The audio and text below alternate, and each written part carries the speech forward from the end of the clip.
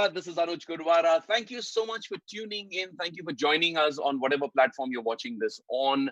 This is a fabulous initiative. 16th of May is going to be a huge turning point for the entire artist and the live entertainment community of India, hopefully the world as well.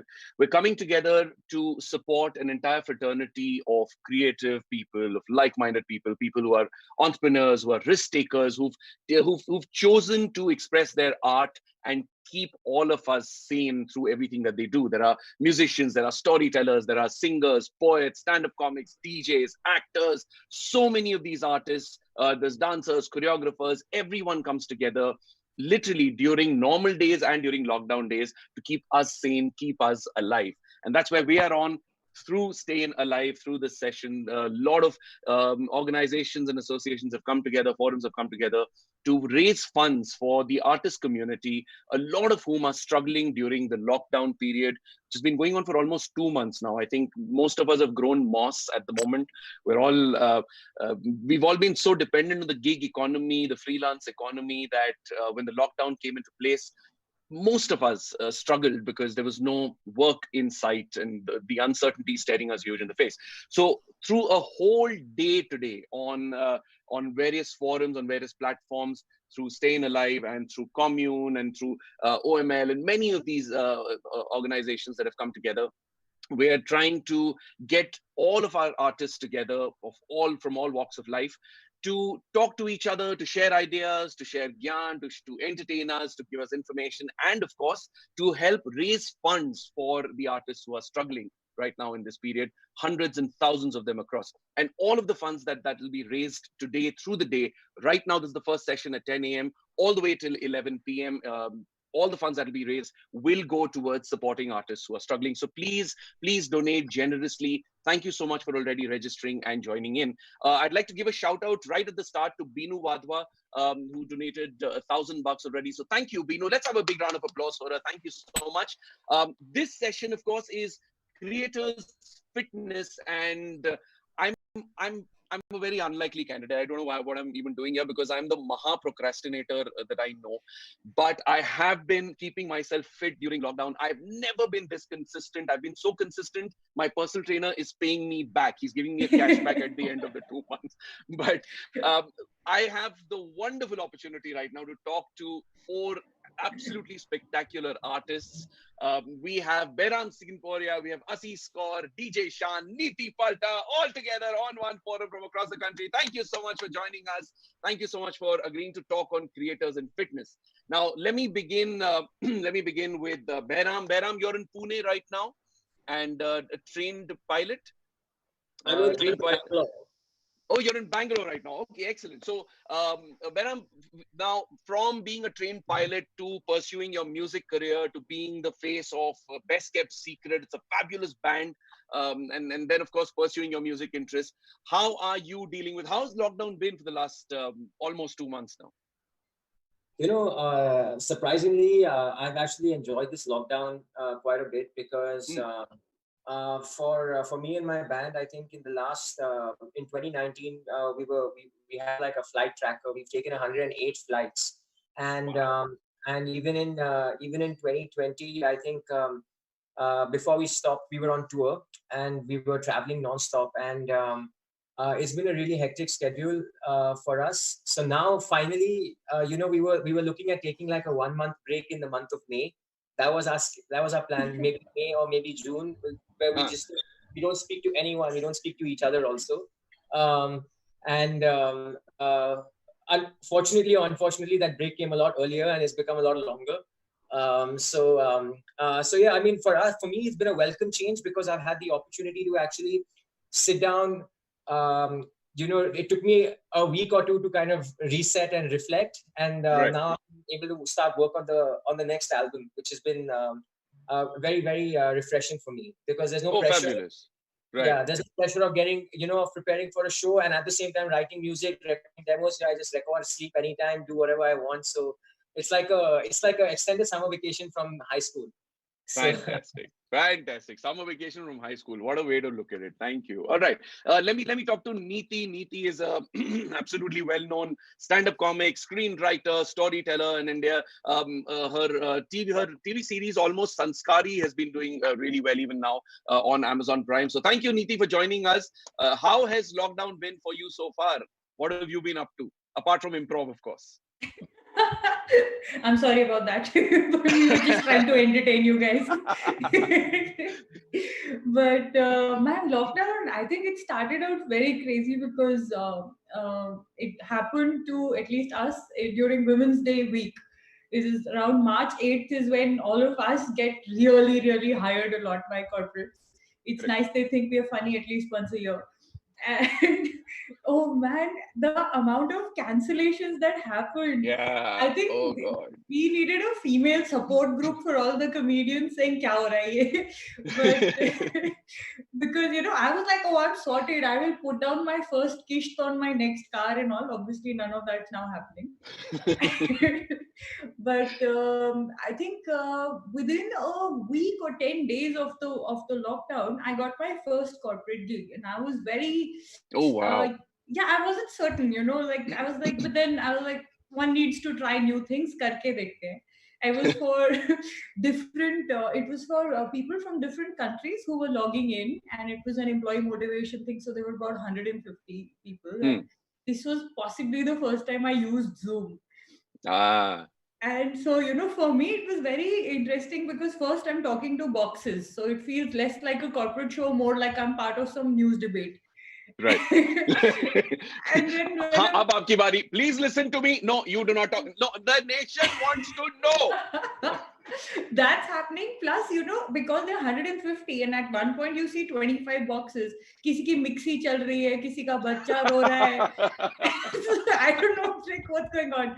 So finally, I had to tell them, guys, can you like just put yourselves on mute and just watch me? So imagine It's the performing. virtual equivalent of telling everybody shut the bar when the artist is performing. Excuse me, please shut your kitchen. Exactly.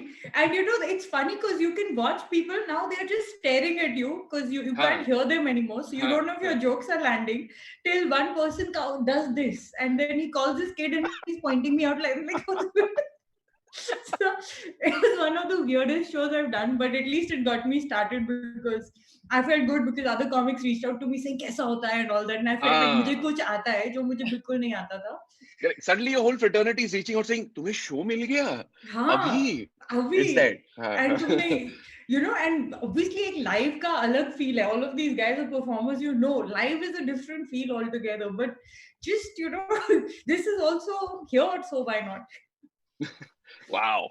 Well done. But you're keeping your economy alive, whatever, in the lockdown for what it's worth. But well done, Neeti. Thank you so much.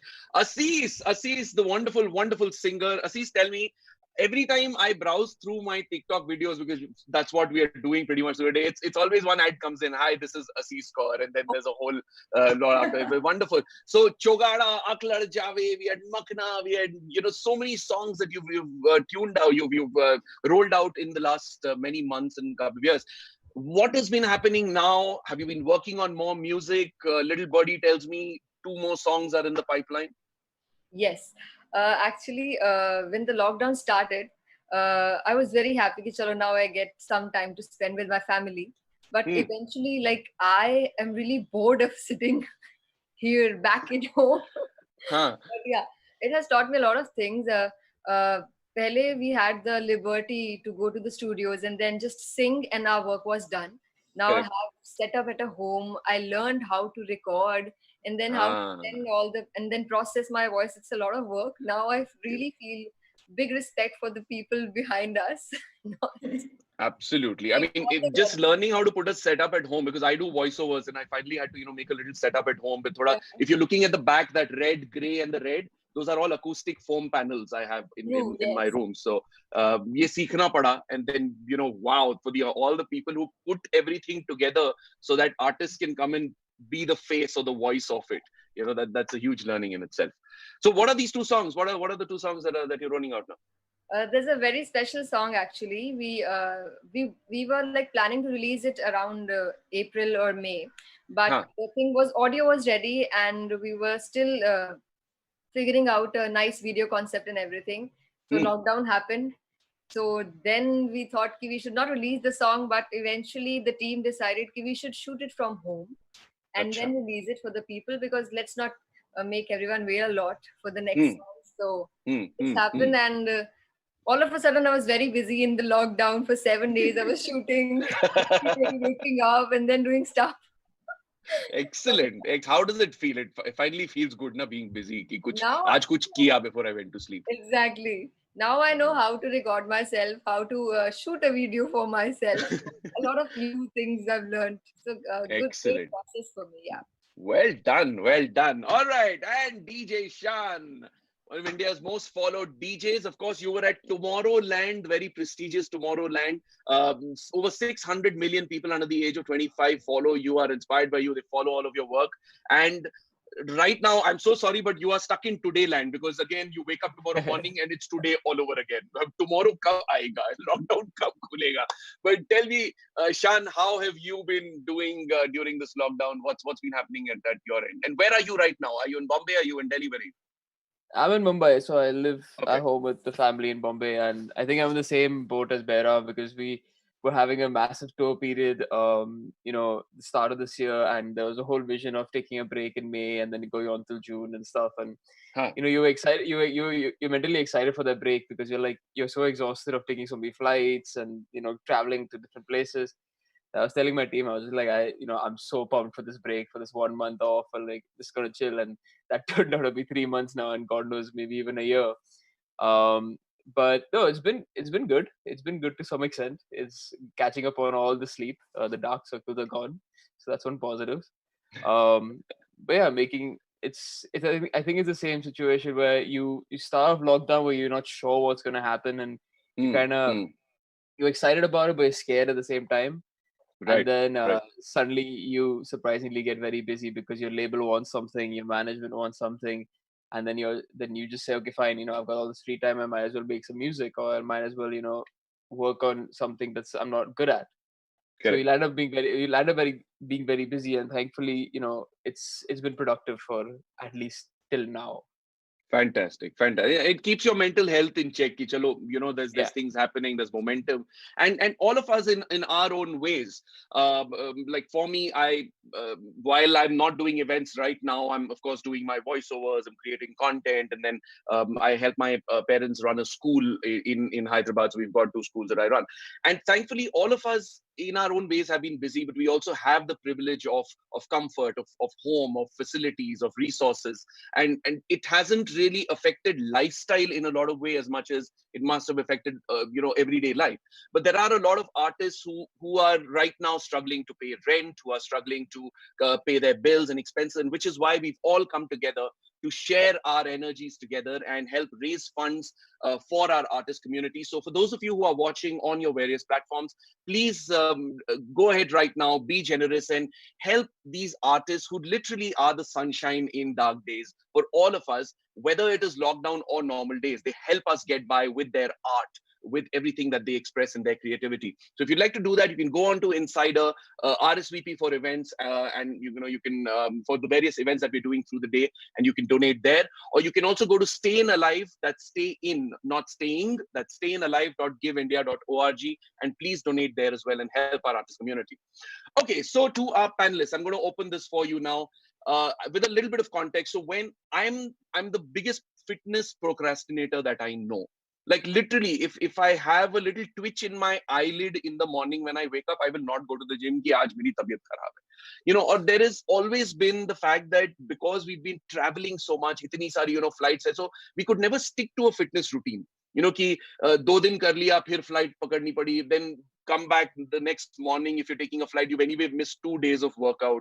So there was no momentum, there was no consistency. But when the lockdown began, suddenly I had no excuses. Suddenly my trainer called me and he said, "Bhai, ab kahan ja rahe ho? Chalo aao terrace pe." So that was one thing that I had no excuses. The second thing was that when the the entire COVID-19 epidemic, the news broke, the big question was immunity. how many of us would, we started thinking about, agar mujhe ho gaya to kya hota, bimari ho gayi kya hota. So I got into a bit of a panic mode where I needed to build my immunity. It just went through that. I went through that thought phase in the starting, and then I just began. So I literally wake up at 5:15 every morning, and 6:30 I'm up on my terrace. My personal trainer comes on video call, and 1 hour he gets me to work out. And literally almost 2 months later, I was having this conversation with him yesterday that he said, I'm his only client who's not taken a day off at all. Because ab aadat ban gayi.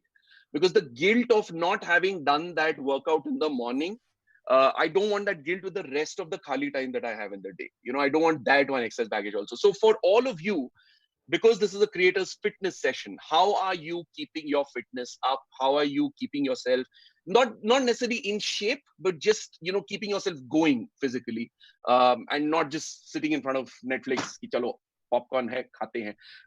What's happening? I'm opening it, whoever wants to go first, go for it.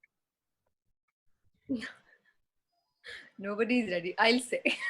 Please, Aziz, go for it. So when the lockdown started, I took it very happily, and I was not working out in the starting few days. But then I realized immunity should be up, and then also when we travel, there's a lot of glitch in the workout routine. So yeah, so then I started doing workout, and eventually I really saw the difference. Uh, there's a lot of stamina I've built, and I think it feels great when you work out, and especially if you are done in the first half of the day. Then Right. you're not like just क्या कहते हैं ना, अपने आप को कोसते नहीं रहते आप बाद में कि पूरा दिन अरे यार रह गया workout, otherwise पूरा दिन Correct. So but yeah, also being into this industry, it's really important for you to be fit, because you have to perform on stage, and then along with singing, you're dancing and interacting. There's so many things going on. Yes. So yeah, I think right now I'm really into this fitness, and also into vocal fitness also, because there's a lot of time on my hand and I'm not traveling. I can take care of my vocal cords as well as the physical body also. So that's a. So you do like a riyaz every day in the mornings. Is that how it works? So how much time do you dedicate for it as a singer? So earlier it was like I hardly got any time, so it was required to be like you have to do this first for riyaz, the first thing in the morning. So that riyaz always happened, but now since I was having a lot of time, so I started going on to YouTube and then finding how to train my vocal cords for the range and for the agility. So there are so many things. I was like, wow, I can do this. So now at least I do the riyaz for like at least 4 hours. So nice. 4 hours. Wow. Like in breaks, not. Of course, but and it's proper like sit down and riyaz. It's not like ande ubalte hue kuch gana ga liya. It's not that. It's proper sit down and riyaz. So I do it on phone. There are vocal exercises, so I can't scroll through my phone also. So it's very serious. Correct. So okay, tell me the first 3 foods that would come to your mind, or food tips that would come to your mind to maintain vocal stamina and vocal health. What should parhez kya karna chahiye? Yeah, so parhez kya karna chahiye? Parhez or what can you eat, or what can you rely on? We should definitely eat nuts, because those are really good for the vocal cords, and water is very essential. पहले मैं पानी नहीं पीती थी, अब workout के साथ पानी जबरदस्ती पीना पड़ता है. That's great. So yeah, water is I think the most important key to keep your vocal cords hydrated and to go for a long run, because eventually when you age, vocal cords tend to dry. So water is very, very important. So water, nuts, and decaffeinated or herbal teas are really nice for the throat. Herbal teas. Okay. Lovely. So great. So that's the 3 things you would recommend to all the singers watching right there. Behram, what's your riyaz routine? Best kept secret, or do you want to talk about it, or is it just a best kept secret? Like you don't want to. So basically, for me, riyaz wise, since I'm more into Western vocals, I have like these different routines of just basically practicing scales and various breathing exercises. So if any of you guys have ever been to a Best Kept Secret concert and stuff like that, basically what I have to do, it's like, anyways, the concert is like a 2-hour cardio session for me. Okay, it's literally, it's like doing like 200 burpees in 2 hours for me. You know, so, because I hate burpees, man. My bandmates are like my drummers in one place, my keyboardist is in one place, my guitarist is like kind of in one place because he's controlling a few panels and stuff like that. Right. So being the vocalist and the bass player, I end up eventually moving around a lot, and sometimes even like moving around without my guitar. So I have to kind of like, you know, constantly jump on stage and constantly get the crowd. That's like an ongoing 2-hour process. And the way I used to do this is, for me, breathing is very important, because if I'm jumping and if I'm singing and if I go out of breath, it's really not very pleasant, you know. So one of the things I actually do is, fortunately for me, I have a gym in my building. Oh, well done. Okay, yeah, that's such a boon. That's such a boon to have a gym right there, huh? Yeah, unfortunately, they shut it down at the start of the lockdown. So okay, I'm so sorry. But I still managed to sneak in and steal a few dumbbells and bring it up to my place and keep the weights and some training material in my apartment. Okay. But basically, what I would do is I would go to the gym when I know no one's going to be around at an awkward hour. I'm sorry, we're getting a chat message from somebody who's watching saying, Behram, I'm your neighbor. Where are the dumbbells? Here. Rehem karo, Behram. Okay. So, go on. So basically, so you know, what I would do is I would actually run on the treadmill and I sing at the same time. You know, so wow, really? No. Wow. If there's anyone else in the gym, they're gonna get really pissed off. So I do this at a time when there's no one around and it's just me. So what I do is run on the treadmill and sing. Wow. Okay. Yeah. Okay. So sing something now, na. I mean, why don't you? Abhi to baithe hue ho, but if you want, you're free to jog and sing if you like where you are. But sing a few lines for us. Oh wow, you're putting me in the spot now. You know. First of all, it's you're literally in a box, Behram. The spot is square right now. This is like 4 hours before I usually wake up. So my voice is. I'm so sorry. Early morning, 10 o'clock. Aapko humne bula liya. Actually, I do have something to say to what Behram just said. Whose bright idea was this to have a panel at 10 a.m. because fit people would be working out at this hour and not so fit people will be sleeping and not watching the panel discussion anyway.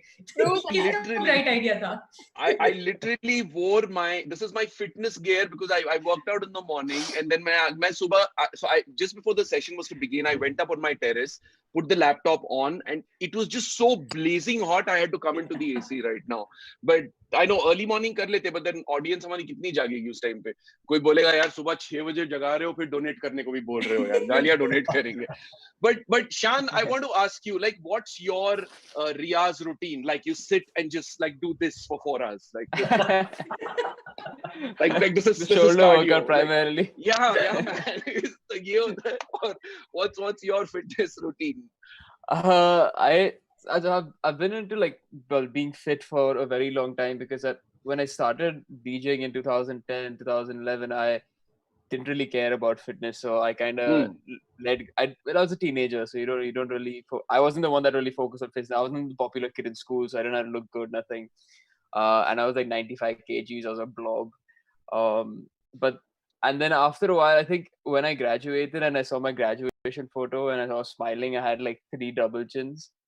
I was like, I kind of sat back and I was like, that's not cool. Like, so then I kind of said, okay, fine, I'll focus a little bit on my fitness. I'll look good because it does matter a little bit when you're on stage and, for your press photos or the content that goes out. So then my fitness routine, I think as again, Behram rightly said, it's, I think for every performing artist, it's a cardio workout on stage. And my weekends, used to be like, I used to track my workouts on my watch when I used to play as a cardio session because I would burn 1,000 calories plus. And Wow. Even because I only just have to jump on stage a lot and move around. Like I'm not singing or I'm singing to myself. And I realized how bad my voice was when I had like the Snapchat spectacles and they record your voice. Because when you're Okay. DJing, when you're DJing, you've got the boost. Like I keep my boost models low, but I kind of vibe to myself. Right. And then I heard my voice in the Snap spectacles. I was like, yeah, that's not gonna happen again. But it's a proper cardio session. Most of my workouts, I was doing a lot of high intensity cardio for a very long time, and then I became like I didn't become a stick, but I became very skinny, and I wasn't losing my belly fat, and I'm honestly fine with that. But Arjun and everyone from Shark Tank team on my international team were like, yo, we need more girl followers. Where's your six pack? And I was like, fine. But I like the problem is what I've kind of done, as you said, also with the traveling, with you're here for one day, then you travel to another place, and then last day I was traveling way too much. Means I was playing a show, and then the next morning I was flying to the UK, and then I was coming back for the weekend shows, and plus jet lag and things like that, right? Yeah, and right. I've done because I run a sports marketing company on the side, so I have to go to the UK to service some clients and this and that. So I've done days where I've flown in the morning, done my meetings to the day, and then next morning from the UK flown back for a show in the evening. So I think fitness also really helps with staying mentally sane when you're doing all these things. When you're waking up early, when you're running to the airport, catching a flight, and also keeps your body immunity in check. But right. I think so I kept a balance. I still always try to train as much when I used to get to the hotel. My like tour manager is a stick, so he doesn't really care. So he used to just sit and eat food all day, and he's like a mad metabolism. So he just keep eating, and I'll just be there watching him eat because I could only eat that one, piece of chicken breast or something. But in this lockdown, I've actually surprisingly, as you said, it's helped be more disciplined. When you kind of presume that you would just be like, yeah, I'm gonna chill, I'm not gonna do a thing, and anyway, no one's looking at my body. But as he said, that it really helps your mental state. You feel good. Correct. I can't wake up early in the morning, unfortunately. Again, this is around 2 hours before I wake up. So most of my sessions are in the evening. I work out in the evening, and then I suddenly become very productive music wise because it kind of clears my head. And it gives a sense of refreshment. But I have to work a lot on my legs because I jump a lot on shows. And initially I didn't care about that. I used to get cramps. At the end of the show, I'm suddenly like on the ground, like holding my calf. But it's mostly high intensity just to kind of keep the stamina going, because I do love playing football and other sports, and then jumping around on stage as a DJ is primarily what we do, I would say. I think you and Behram should kind of wake up early morning at like 2 p.m, say good morning to each other, then jog and sing, do all of that, and just kind of keep each other's calves in check. But, so he'll jog and sing, and I'll just jog and like do hand movements. That's it. And then you can do your thumb exercises because knobs. Niti, tell me what's your routine? Niti, how are you keeping? How important is physical fitness for when it comes to stand-up comedy? Because yes, it looks like you're just standing on stage and saying jokes, and but how important the role does fitness play in your line of work? Well, we don't get cramps on stage, but it's for sure that with all the travel and all the crazy hours and all our crazy diet, because jo khane ko mil raha hai, I think it's important to have some sort of routine going, because I remember when we started comedy, I was into workout even then, and people used to be like, you don't look like a comedian. So I'm like, that's okay. You don't look like a comedian. I'm like, as long as I sound like one, I'll be fine. And I've been like, Behram showed his biceps, so I'm gonna show mine and all that. So I've been working on my little arms thing here. Let me just take a screenshot. Hang on. What is? Baap re. What's your fitness routine though? I do a lot of body weight workout, because ghar pe I don't really have equipment. So a lot of body weight workout, and I do a lot of yoga, and my yoga teacher is nuts because every time she figures out that I've managed one thing, she'll send me a bigger challenge. So my dad is like, how are you injuring yourself doing yoga? Yoga is supposed to be relaxing. So then I form a pretzel and then I show him a photo saying, ye kar rahi thi aur sar pe gir gayi types. But it's not a take on your last name, but I've heard that you do a mean palta. I mean a handstand. You know, so is that true? Is the rumor mill true there? I do a handstand, but I still take the support of the wall.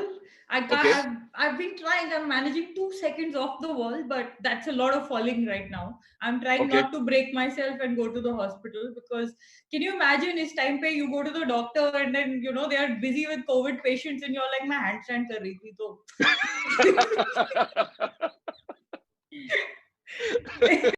थोड़ा सा explaining में difficulty होगा. Correct. But now, being fit, does it help you create more content? Not just during lockdown. I'm saying even during a normal day, because yes, there's erratic routines. There is all kinds of food that's going in, jet lag. Your mind is not refreshed. Does it help you create more content when you're more mentally fit, not just physically? See, for me personally, it's the adrenaline rush that helps. So any comedian will tell you right after a good show, they are at their creative most. At that point, instead of going partying, most of us like to just sit down and write our thoughts down because we have new thoughts. Same way I get an adrenaline rush from my workout. Right after my workout, I'm just thinking of these million things. Acha, ye bhi hai, wo bhi hai. Or even while doing Surya Namaskar or while breathing exercise, anything you will all. I'm not the kind who will have this quiet moment to myself ever. Dimag mein kuch. So then you want to write it down. So the adrenaline rush really helps. And now a lot of comedians have gotten into fitness. And I really appreciated that, when we travel, even before a show, they'll go work out. Whereas I'm the kind who has to work out early morning. I have to. Right. Yeah. So if I'm traveling, either I'll work out and then travel, or because I can't do the sham ka thing. So I started calling for a yoga mat into my room ki kuch to karke jao types. Correct. Also, I'm a foodie. So, I mean, I cannot, I know that fitness is whatever, as Shan said, fitness genuinely is like 60-70% diet and the rest of it workout. But mere case mein, I swear it's not true. I think of food all the time. And if I'm Which on a of the two diet, have you I'll made obsess during about lockdown? food. Banana bread, dal coffee. Which of the two have you made during lockdown? I made besan ka laddu. Oye, kya baat. And homemade pizza and burger, and that was just to escape tindas being made in the household. So, wow. These are my I had a party. techniques. I had a party the day I learned how to make dal. Like it is just because I'm in Hyderabad and Zomato, Swiggy and all is fully banned here because whatever keep the lockdown proper. But I learned how to make dal and I just partied, man. I was like, ab main bhooka nahi marunga. So, but Aziz, tell us now. Talking about fitness, we spoke about vocal health a little while ago. For people sitting at home, give us a little, a 2-minute window into the kind of riyaz that you do. Like, what would you, if you could give us a little sample of that? So basically, for a 2-minute riyaz is very difficult to tell, but yeah, I'll try. The most important riyaz which every singer should do is kharaj ka riyaz and like straight notes. Okay. So put on the tanpura on whatever your comfortable scale and then sing like sa, and for 15 minutes just sing sa and try that your breathing is really regular and you can stretch it to the most like as long as possible. Right. In mind ki aise wo there should not be vibrations or there's no vibrato, ye sab nahi hona chahiye. So it's a very regular riyaz one should do, and apart from that there are so many nice vocal exercises on YouTube, like 15-minute set for vocal dynamics, or you can do vocal extensions. Right. And then that is also very like helpful for singers to like vocal cords are also muscles. जैसे fitness में है हम धीरे धीरे dumbbells उठाते हैं हमें आदत हो जाती है कि like ठीक है अभी 5 kgs हो गया, let's go to 7.5. So vocal cords फिलहाल तो यहाँ सिर्फ बैराम dumbbells उठा रहा है because his neighbor doesn't have any. So same with for vocal cords, if you train your vocal cords ki for that note you have to hit that note, so इतना open होना चाहिए vocal cords, so it धीरे धीरे करके आदत हो जाती है, and then you train your vocal cords to and smoothly sing that note. So that happens. So if I could ask you to, let's say, just give us a demo of like holding a note, जैसे जो सा होता है उसको hold करना है, तो if you could just so just now was a little bit from the tanpura, which I'm not doing right now. So sure. note is like sa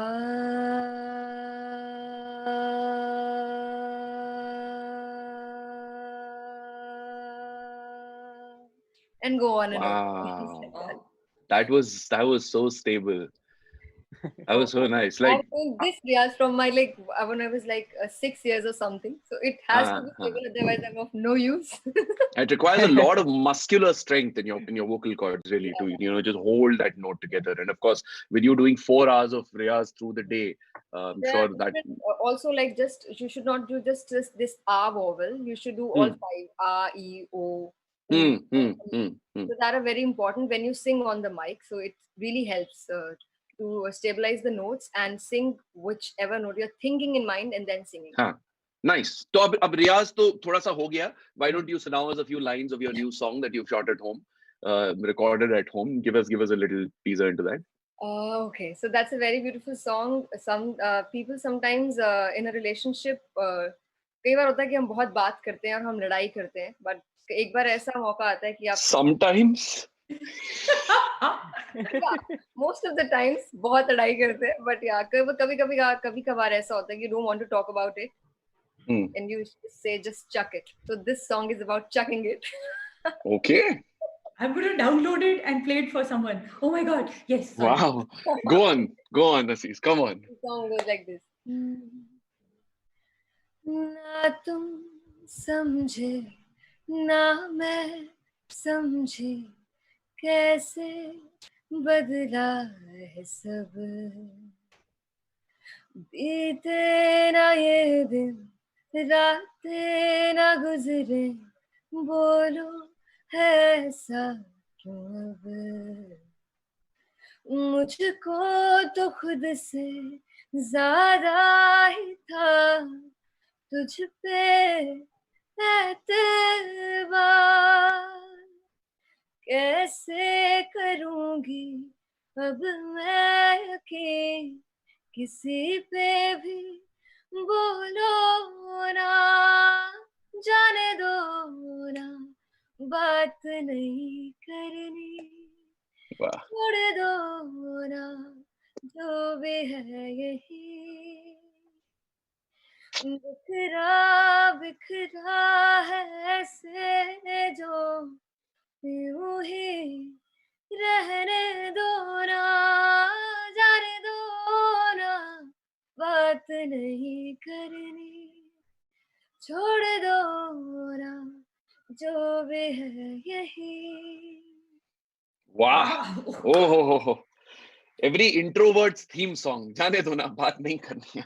Given the number of breakdowns that will be happening in the lockdown, that's going to become the national anthem, dude. Correct. Yeah. So beautiful, Aziz. Thank you so much. Beautiful. And now with the help of all his jogging and singing, we're going to have Behram coming to us.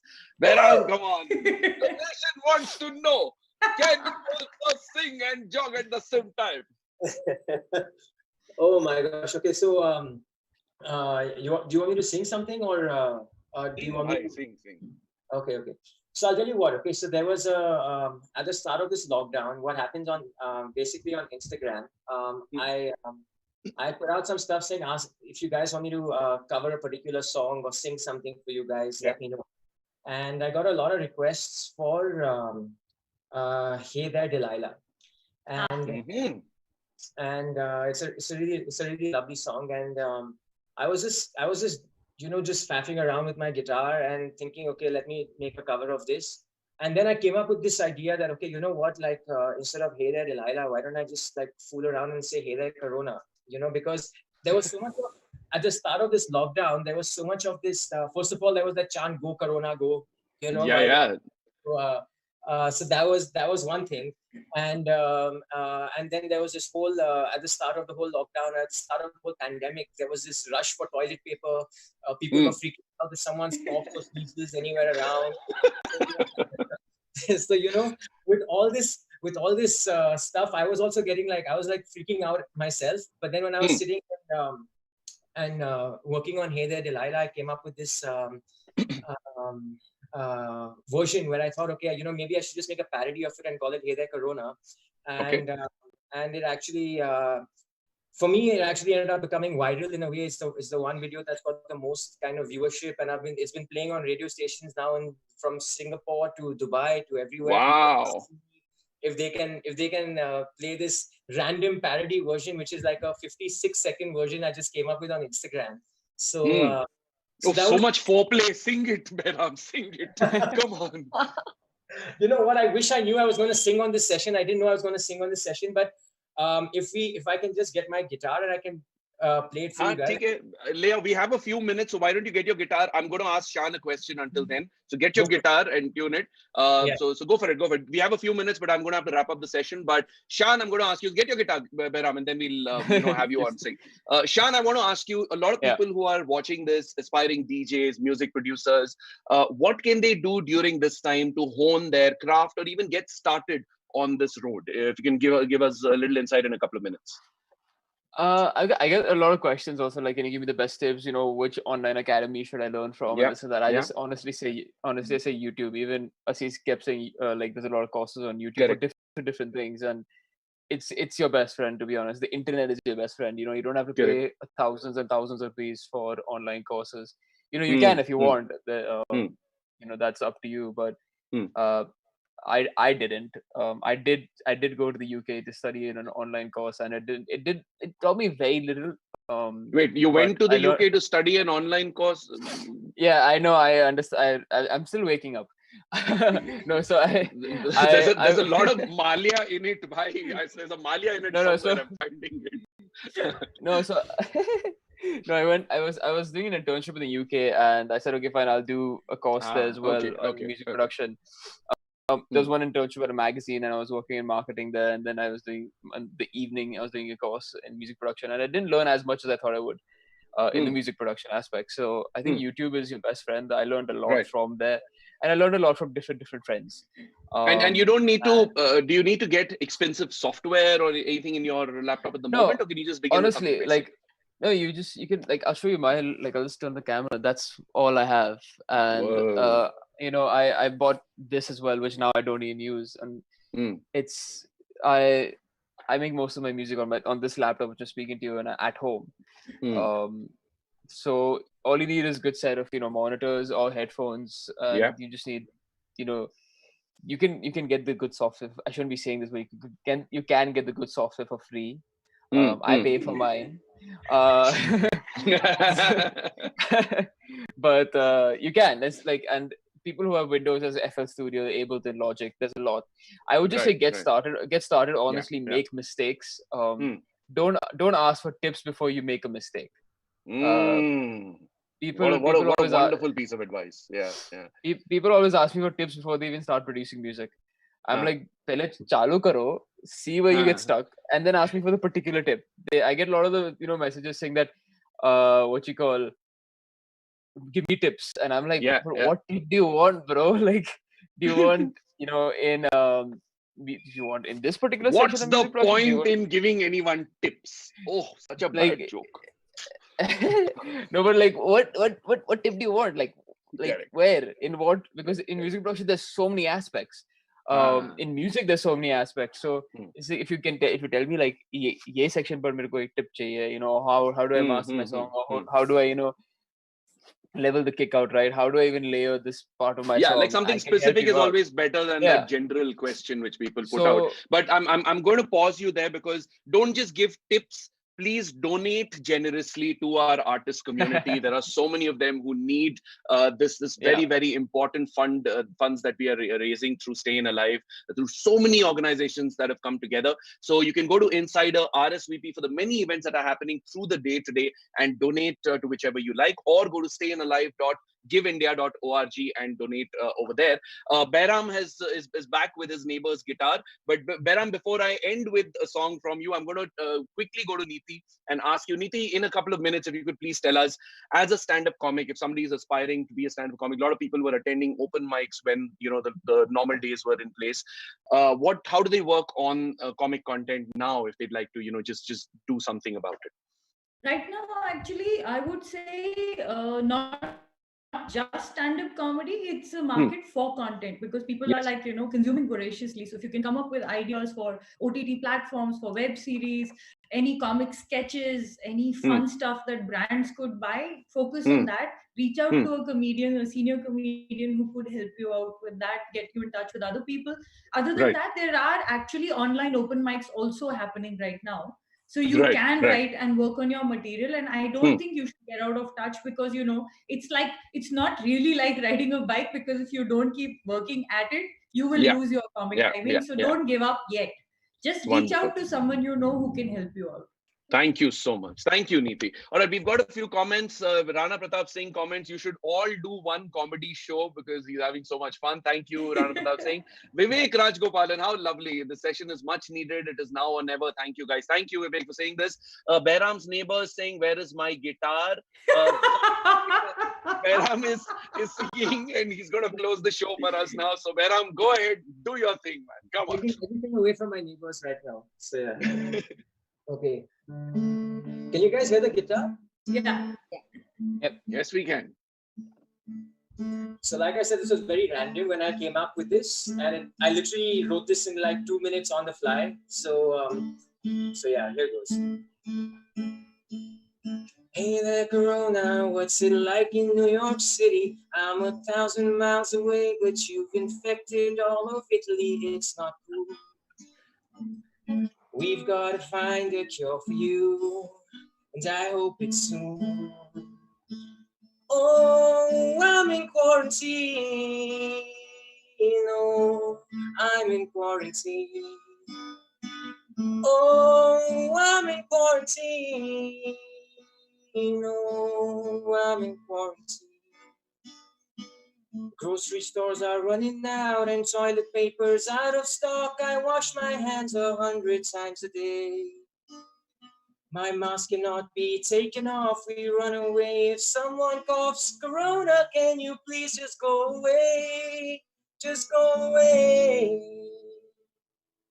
Go, Corona. Go. Hey, fabulous, fabulous.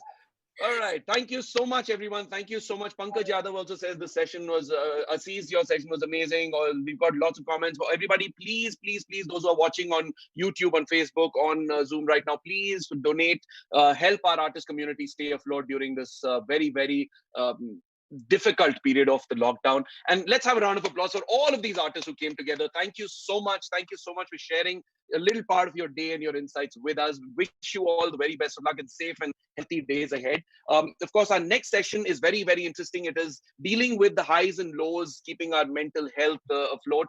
Erica is going to be talking to Duelist Inquiry, Uday Benegal, Anirban Das Gupta, Suhani Shah, Shaswat Singh, and Nikita Gandhi. So there's a fabulous session. And of course, all the way till 11 p.m., all kinds of artists from all walks of life are coming together on StayInAlive to keep our artist community afloat, to help raise funds for those who really, really need them.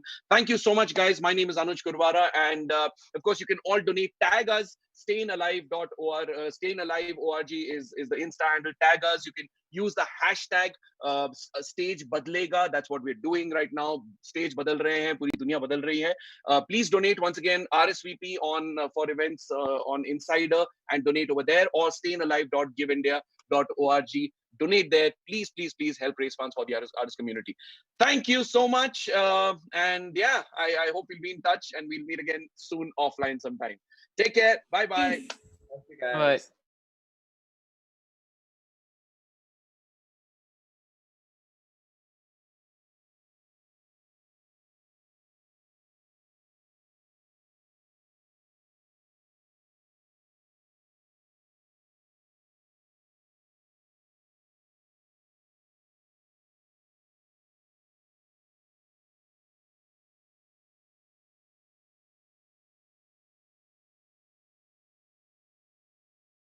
हाँ, मंच बदलेगा पर रंग नहीं, रूप बदलेगा पर रस नहीं। थिएटर नया है, स्पॉटलाइट वही, माइक टेस्टिंग का स्टाइल वही। Hello 1 2 3 4 check, are you ready? Let's begin the show. इस कांच के पर्दे को मिलकर हम नया दौर दिखलाएंगे। टिकटॉक पे नाच नचाएंगे, यूट्यूब पे गीत सुनाएंगे। इन ठहरे लम्हों को मिलकर हम नई चाल चलाएंगे। दुख सुख अपने FB इंस्टा पर लाइव ही बतलाएंगे। So hello hello 1 2 3 4 are you ready? Let's start the show. Mic बदलेगा, आवाज नहीं। लुक बदलेगा, अंदाज नहीं। दूर होके भी पास हम। अब स्टेज बदलेगा पर एहसास नहीं।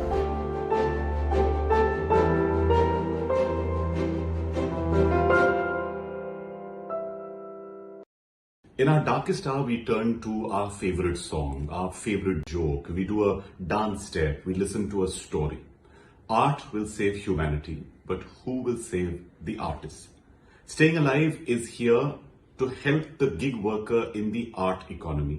And that's why we'd like you to please click on the link, whether you're watching this on YouTube or Facebook. And please also share, put your comments down, be a part of Staying Alive, because there's so much more to come, because we want to make sure that this festival is not just about this festival, but all the festivals in the future. So do your bit for art and the artists.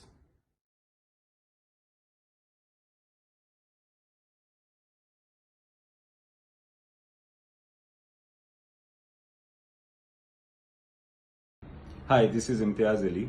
I'll be reading out a part of a script that did not make it to the final feature film that was released. Also, it is written in English. I've never read out the English part of a script before. I'd appreciate if you are there to watch this, please. I believe that business can bring about change, but art can create a revolution. Over 12 collectives and over 100 artists have come together to support the fraternity of artists on Staying Alive. If you want to donate to it, you can swipe up.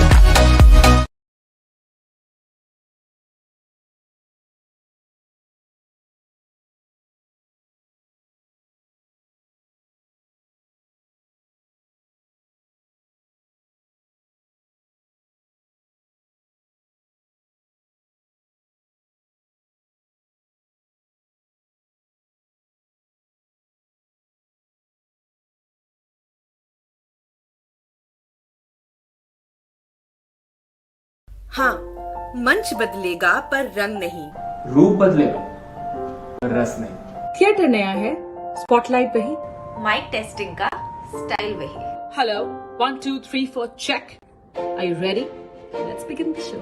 इस कांच के पर्दे को मिलकर हम नया दौर दिखलाएंगे। TikTok पे नाच नचाएंगे, यूट्यूब पे गीत सुनाएंगे। इन ठहरे लम्हों को मिलकर हम नई चाल चलाएंगे। दुख सुख अपने FB इंस्टा पर लाइव ही बतलाएंगे।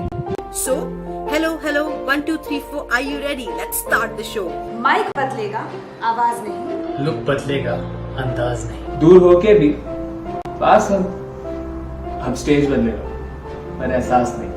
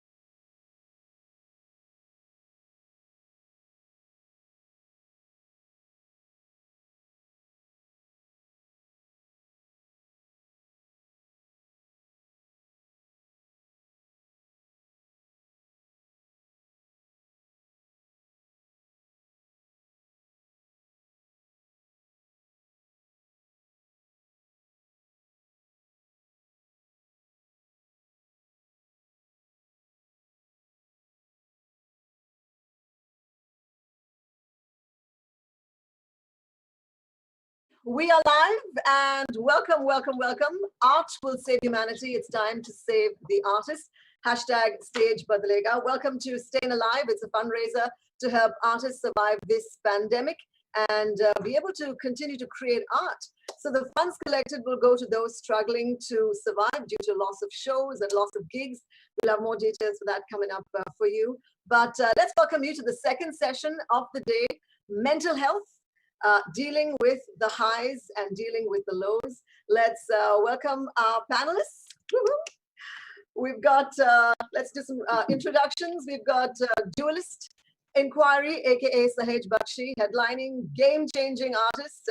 He's been described as a forward-focused music entrepreneur. Welcome. Thank you. And then we have Uday Benegal, one of India's most influential musicians. Everybody knows him. Frontman for Indiscreet. He's a veteran producer, songwriter, TV host, and whatnot. I've known him forever and ever. Welcome to the panel. Thanks, Erica. Happy to be here. And then we've got Anirban Das Gupta. He went from corporate salesman to headlining stand-up comedian. Everyone's raving, of course, about his special Take It Easy on Amazon Prime. Good to have you with us this morning. Hi, Erica. Thank you so much. Moving on to Suhani Shah. Now, she adds the magic to the panel this evening. I'm so excited. She's one of the biggest names in the Indian magic scene today with a terrific sleight of hand and all that mind reading. And audiences, of course, love you. So, great for you to join us this evening, this morning. Thank you for having me. Thank you for having me, Erica. Yeah. Moving on to Shashwat Singh. He's one to watch out for. in the playback space, very gifted singer and composer. He's a product of the KM Conservatory by A.R. Rahman in Chennai. He's loved for all his current hits. And thank you so much for joining us. Thank you for having me, Erica. Thank you. And finally, Nikita Gandhi, gorgeous as ever. Fabulous singer, so versatile. Again, you know, a stack load of hits. So thank you, thank you. Thank you. Right, guys. I just have to say at the start, what a perfect panel. Everything from musicians to magicians to kickstart a conversation. Very important one. Like they said, it gets very lonely for an artist, being a full-time artist. Everyone has their highs, everyone has their lows. Through this session, we're going to try and get you to talk about how to cope with it all. How to cope, and we'll move on to corona anxiety. That is like, you know, that's the overarching theme, I think, in everyone's lives these days. But dealing with the highs and lows, you know, what is your story? Everyone enjoys their high. How do you cope, you know, in the dark times? Let's start with you, Sahej. Well, like, I think the first thought that comes to mind is, you know, being an artist with your work and using your own name, it's pretty much as personal as it gets, right? The thing is, there is no job that you can leave and start another one. There isn't, you know, nobody's going to like change their name if things don't work out. So the stakes are really, really high, right? Not to mention that you're kind of like also a self-sustaining business, mostly as an individual. So everything combined into one, it can be like a real solo effort with a lot on the line. And that I find in my experience has often led to a lot of anxiety just because of how high the stakes feel, because it's so personal. Right. To you, Uday, you've sort of, you know, been around in the scene for a couple of decades. You've kind of, you know, seen it through. And here you are, you know, still here, still with us, still doing fabulous work. But undoubtedly, there would have been some challenges along the way. So talk to us about, you know, when things got really tough for you. I know that you sort of traveled overseas and then you came back to India, had to relocate, resettle, all of that. So some of the low points and how you tackled it. I think the challenge for any freelance musician is to be able to ride the tide, really, whatever that tide is. Don't take the highs too seriously and don't take the lows too seriously either, because everything is temporary. Your successes are as temporary as the lower points in your life. And I mean, I can't really give any advice in terms of how to deal with it, but, you know, staying positive and staying focused in terms of what you want to do, commitment to your own art, your own craft, and certainly to your own personal self. You know, the thing is, one thing that mental health certainly is the thing that doesn't get spoken about often enough, and I'm glad this is happening now. But within the mental health aspect is one's own personal, emotional health. You know, we talk about fitness, everyone's out to the gym, and that's all great. The physical aspect of things is very, very good. But included as much in all of that is just your emotional well-being and balance. And that feeds into everything. When your sort of accolades are being thrown your way, you don't take them too seriously. And when things get really tough, you know this is going to be something that you can get by. It's really a battle of your own wits. You know, it's about whether you succumb to your own your darker instincts or whether you stay with the positivity that you should naturally actually possess. Yeah. Coming to you, Anirban, you know, you make a living out of making other people happy. But what happens in the days when you can't make yourself happy? You know, how do you get out of that? It's like stuck in a bog kind of situation. You know, how do you work yourself out of that? It is a tough ask actually. Like what I feel personally is that you know, because we put ourselves out there on the internet, especially, and you know, people can talk back to you, right? Look, one message can really like spoil your day. And so one of the things that I have started doing in the last year is I've like just stopped reading comments because it was getting too much. Yeah. And I just want to add to what Uday said, like not taking the highs too seriously and not taking the lows too seriously is also something that I've been learning in the last couple of years. That I have a joke on this that I wrote because I was like, you know, going through bouts of sadness in my work, that happiness and sadness comes in phases. Like this is something that my boss at office had told me when I was working. Happiness and sadness comes in phases, but he told me this when I was happy. So this immediately my happiness I became sad, and the quote was proven true. So yeah. Yeah, and this too shall pass. You know, that's like a phase that actually, a phrase rather, that I actually use, you know, for myself. This too shall pass. Everything is so transient. So moving on to you, Ms. Magician.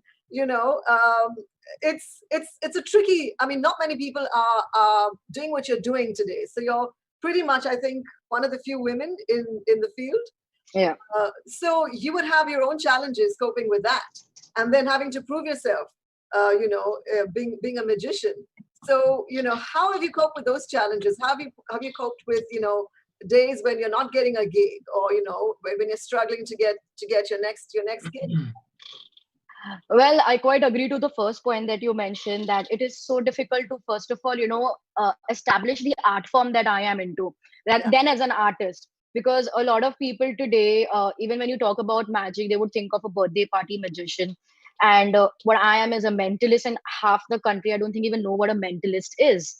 So it is so difficult to, first of all, you know, explain what I do, and then go out and do it, and then do it well, and then make a name for yourself, and then make a living out of it. So yes, the process has been really, really long. But so far it's, I mean, now, if I talk about it now, let's say last 1 year, 2 years, other than going way behind, because that struggle is way too much to go into. Right. Because like a simple thing would be, as I was growing up, I was performing magic. You know, sometimes it's your own people only that would come out and be like, "Arey ladki hai, jadoo kar rahi hai, iska kya hone wala hai?" So, you know, it's when you hear such things, you sometimes doubt that whether you're even doing the right thing. But I think, yeah, when you're in an art form, I think the biggest support, at least what I got, was from the art itself. I loved doing it so much that I was like, you know, dekha jayega jo hoga, and let me just be happy in doing what I'm doing. Yes, there are times where, you know, you are on stage and there's like massive audience and you feel very happy and you're like, this is what I live for. But the worst part is, I think, when you get back to your hotel room and then you're like, you know, the thing is, the hangover is over, and then you're like, oh dude, who's around me? Okay. So I think the switch happens so soon. I think there'll be every artist that, like, the world over there, people want to be with you, they want to like a snap with you, they want to like touch you, and then suddenly you come up and there's nobody. It's like two extremes in like less than half an hour, and it's so difficult to cope with that. Right. But I think with experience, all artists have learned that, and I think that's what's made them emotionally really strong. Right. You know, so now, like, even if it's lockdown, I think we've lived this. We have lived this after every show where koi nahi hai, you know? So interesting point though that you picked up. Very interesting. So with, you know, Shashwat and Nikita, you guys have got like fan bases across the length and breadth of this country, and I'm sure you can, you know, understand what she's talking about. So how do you cope with that? You know, the highs of being on stage and being, you know, loved and admired, and then coming into your quiet spot, into your hotel room, and thinking, oh, okay, it's just me, myself, and I. Let's start with you, Shashwat.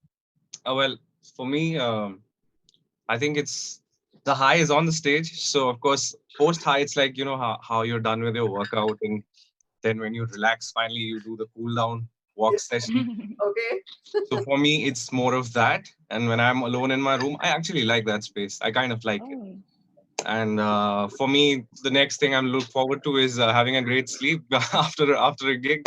But you know, you once you tackle the situation, I think the best way to go about it is to be in solution mode. At least that's what I do, because post my school, I have been a freelancer throughout.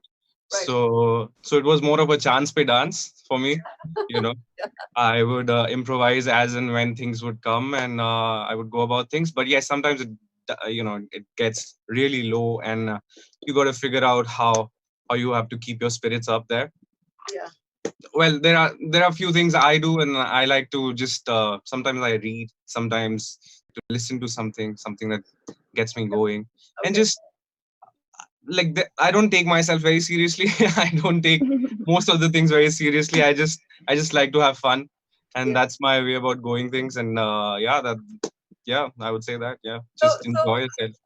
As an aside, by the way, I was listening to Teri Nazar this morning. Loved it absolutely. Thank you.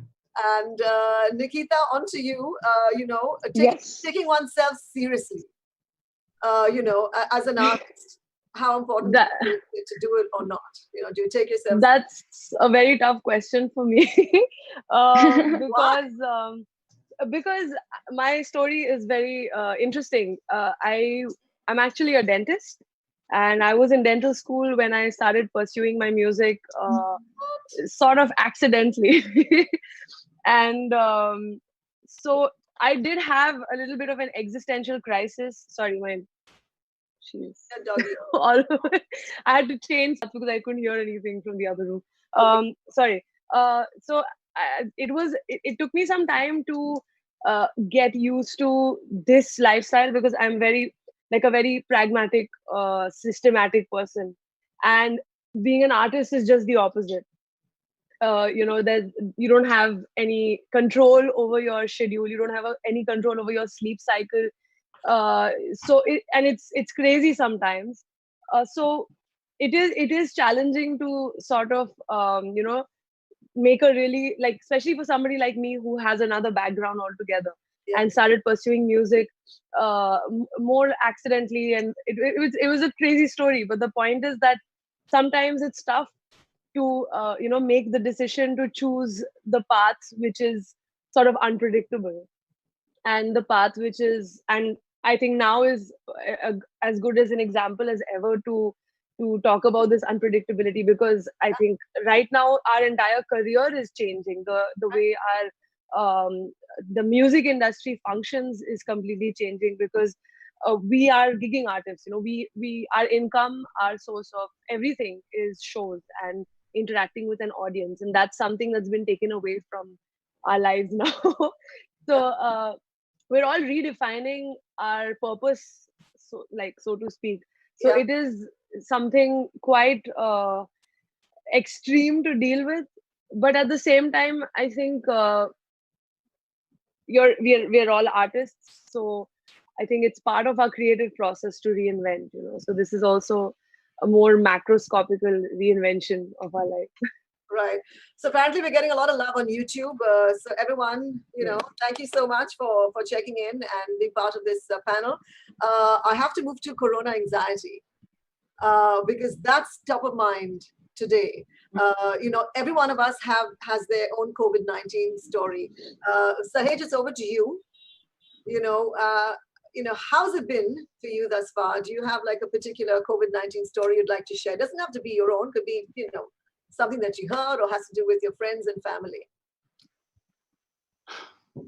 And there's just so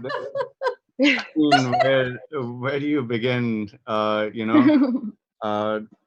think the headline is just that, like, for me, I feel like I've gone through several different stages of like almost grieving, Right. Like, I think at first I was just really kind of in disbelief and kind of in denial, I guess, that like, no, it'll come back in a couple of weeks. I mean, like, how can our whole livelihood and the whole industry just kind of freeze or disappear overnight?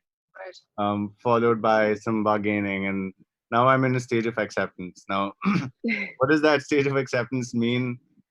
It means that I've just kind of accepted that this is the new normal for now, and that doesn't just apply to our creative careers or to the music industry. It kind of applies to the whole world, that when things do normalize again, lockdowns end and events and all, happen again, it's not going to be like how it was 3 months ago. It's going to be something different. It's going to be an entirely new normal.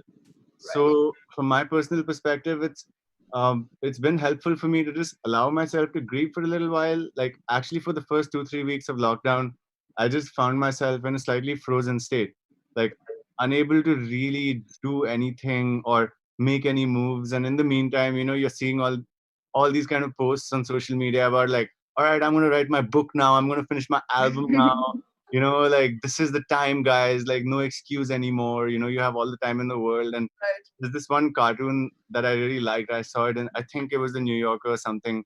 this one cartoon where there's a guy in a little rowboat, right, sitting in the middle of the ocean, and there's like a ocean liner sinking on this side, and there's thunder coming down on that side, and there's a big wave just like all around him, and he's like, now might be the right time to finish my book, and it's just like if that works for you, like if your creative juices get flowing when you're in actual danger, then cool, like like please write the book. But like for me, like stress and anxiety is like a slice of the creative pie. Like I draw from those emotions at times, but mainly like I use music to cope with that, right, to cope with my anxiety and stress. But when like it's sort of weird, like writing music and playing events is like a yin and yang. It's like they're like two sides of the same coin, right? It's almost like I don't know what exactly to do with my music that I'm writing for gigs when I don't know when the next gig is going to be. So I mean, of course, I will release the music and all of that is going to happen, but it just feels like a loss, really. It feels like a loss of something that you knew and loved. And now 2 months into this whole situation, I feel like I'm kind of at peace with it. Like I'm working again, but like I'm not writing lockdown music, like as as you might think. It's not thematically related to any of this, because I can mainly write music when I'm not really thinking about everything. When I read the news, I really don't want to make music anymore, because it's like, like my anxiety kind of becomes a bit unmanageable for a while, and then I'll just play with my cats or listen to some music, and that's it. Cat therapy works. Coming to you, Anirban, and COVID-19 jokes, are they happening? Or are you like done with it, and man, I'm going to focus on the future in a post-COVID-19 world?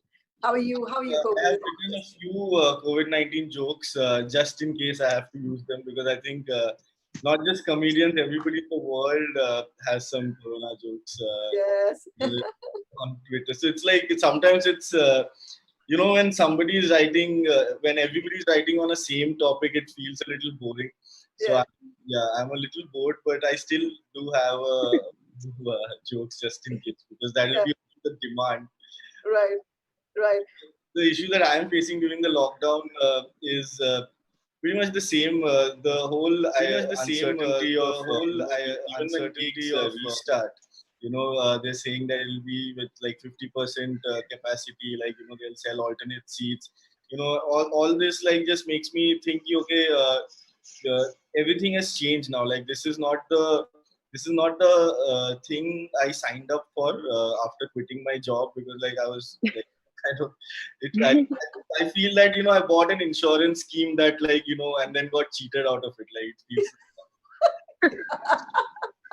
and but I realized that it's important to reinvent and adapt to the situation. One thing that has helped me in the past is tapping into what's going on in my mind, and like putting it into my work. So a show that I did recently called Afsos, which is streaming on Amazon Prime, is a show where the protagonist is suicidal, and he wants to die, and he goes through a lot of hassle. He just goes through a lot of hassle to just like kill himself. And when I was writing that show with my friends, that period I felt really nice, because everything that's in my head, I found an outlet for it in a different way. So so that is one thing. So I'm trying to like use that. Even now I'm trying to write some stories, and I'm trying to like tap into what's going on in my head. Right. I'd love for the audiences to jump in if any of you have any questions for any of our panelists, or you just like to talk or vent or share what you're going through. Please, raise your hand. However you do that on Zoom, just raise your hand and we'll get to you and we'll address your questions. Let's move to you, Nikita. So you're here in this COVID-19 world. You've got your fabulous pet. Pet therapy works, I have to say. But are you hoping that you'll be able to How are you going to ride this one through? It's going to take 3 to 6 months at least before things get back to some kind of normal. Again, it's going to be a post-COVID-19 world. So, what's brewing in your head? Oh, a lot of things. There were phases. I think I would agree with a lot of things that have been said about, especially about the grieving thing that was brought up. That there were phases. Like there were times where we were like very excited. That we're stuck at home, because artists are never like usually stuck at home. We don't really have control, over our lives. Like you're traveling or going to a recording, suddenly in the middle of the night you have to share a recording or something, or whatever. It's usually crazy, and now it's like we don't have an option but to deal with ourselves. And so it did try to spur a lot of excitement, and I was like, okay, fine, I'm going to write music, I'm going to finish all those sessions, all those projects which have been incomplete or whatever. But there are moments of reality check that you just feel like, oh my god, like, but that's fine for now, but what about tomorrow? What about because I think there are not going to be any shows this year for us, and that's pretty much what we do, like gigging artists, singers, performers. That's our main life, and so the main thing is gone. And it's not even a financial issue, because I think we are so much better off than a lot of people, and I think that's what today's conversation is also about. That in the music industry itself, in the framework, there are so many people who are our backbone and who support us, and they have it much more rough than us right now. And I think stuff like this is going to surface, interactive sessions like this. And I have mixed feelings about the reinvention of our lives right now, because I feel this might birth a lot of interesting concepts, a lot of interesting properties, in the entertainment space. At the same time, it is worrisome because of the physical crew not getting. I really hope that when we reinvent, everybody is included in the reinvention. That nobody gets left behind. Because I think that is the most important thing in our ecosystem. That that everyone should move forward together, because it's like this virus or this anything that of this sort is an equalizer. It kind of makes everybody the same in the eyes of the tragedy, because it doesn't matter if you're rich or poor or whatever. Everybody is suffering in their own way. But the hope and the importance is to move forward together. And that's, I mean, I don't think I'm one to influence that movement per se, because I'm the artist and not the curator. But I hope that everybody moves forward together. That's my hope, and I guess the rest is reality. So we have a question. Uday, can you take this one? Amrit Verma says, we are stuck at home, unable to explore anything new outside. How can we write about different topics? Any ways to get more ideas without going outside? Uday? Yeah, well, I mean, Amrit, the imagination is a beautiful thing. We're all blessed with our own innate creative stimuli, whether external or whether internal. I think what we're forgetting through all of this is temporary. All of this is temporary. This is not going to last forever. So I'm going to come in with a slightly different spin on all of this, while without ever seeking to diminish at any point any of the misery and suffering, difficulties and chaos that people are going through, especially the less privileged. I mean, we've seen a number of stories, heartbreaking stories of migrants across the country and stuff. Notwithstanding all of that, and without wanting to diminish any of that, I have a slightly different perspective on the way the virus has come in and sort of stopped the world in its tracks. I see it as a blessing. Now, it's a terrible thing on the one hand, but I mean, it's a coin. Every terrible thing has a beautiful thing on the other side of it. I see it as an opportunity that humanity has been given, handed to us, to make big, big changes in the way we exist with each other, our relationship with the planet, our relationship with each other as human beings, our relationship with everything in nature, because we are of nature. And I think what has worked against us all of these years, very often inadvertently, because I don't think we're not inherently a bad species. I don't believe that at all. I believe we're intrinsically a wonderful species. We get lost along the way. And I think this is a way for Mother Nature to come back and say, you know what, I've given you plenty of reasons to change your ways. You're not paying attention. Okay, here's some tough love. I'm going to stop you in your tracks, and you reinvent yourself. Right. Speaking to what, and completely agreeing with what Sahid said earlier about acceptance, we have to accept that this is just the way it is. I think the anxiety and the depression and the lack of motivation comes from a perspective where we see this as something that has disrupted a system that should be now brought back in its original form. It's never going to come back in its original form. Life has changed inextricably. Yep. And this is the new world. This is the new way. We're musicians. And most of us are. I mean, I think all of us are freelance people. Yeah. We've survived all this while, and we continue to create because we're able to move with all of this. We adapt to a new situation.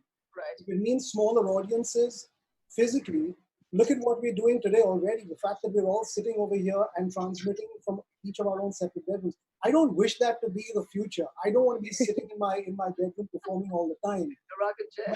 Yeah, what I've loved most about my life as a musician is the fact that I've been on the road so much. And I want to get back on the road. But I do understand that circumstances have changed. And there are ways now that we can add to it. This is one way of doing it. The fact that so many people are doing concerts from their homes, it won't be, I don't think that's going to become the new standard, but it becomes a new avenue, a new wing, a new auxiliary section to what we do. And we will have live stuff again. It just won't be the old way. We adapt to the new way, and everything, I believe everything is going to be fine.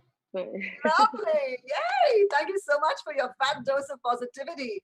You're like a new age sage. We love you. All right. Let's take a question from the audience. We've got Ankush Arora who wishes to speak with us. So can you please unmute his mic? Hello there. Hi. Is there okay, just a moment. Is my video also being turned on, or is it just audio? Just audio. Just audio, Ankush. Moment. We can hear you. We can hear you, Ankush. Go ahead. Okay, so my question particularly moves towards a similar existential angst that I've been facing for a while since I quit my job a few months back, and I have been working on stand-up comedy. Along with that, I'm also working on a startup that revolves around mental health. Okay. Because I've been undergoing the same.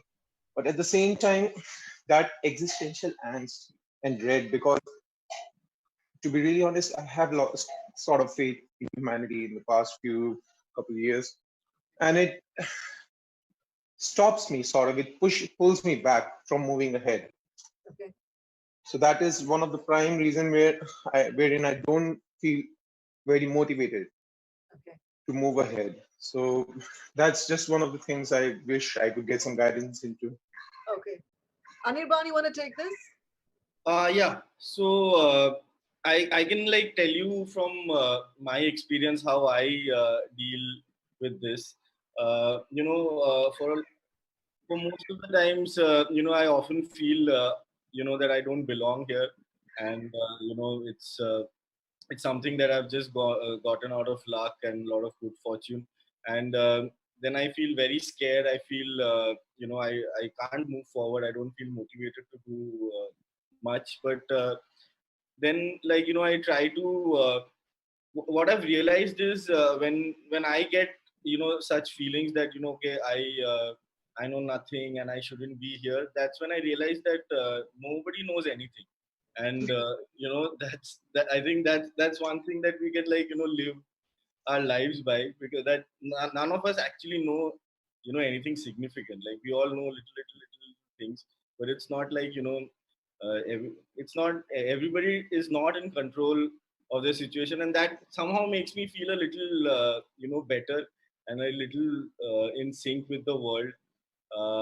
Apart from that, I try to write one joke a day, and if I think and that joke need not be something that I'll use straight away. I can use it maybe like 2 years later, 3 years later, but it's just good to know that okay, I created something small today, and that gives me a lot of motivation, and that's how I try to deal with my situation.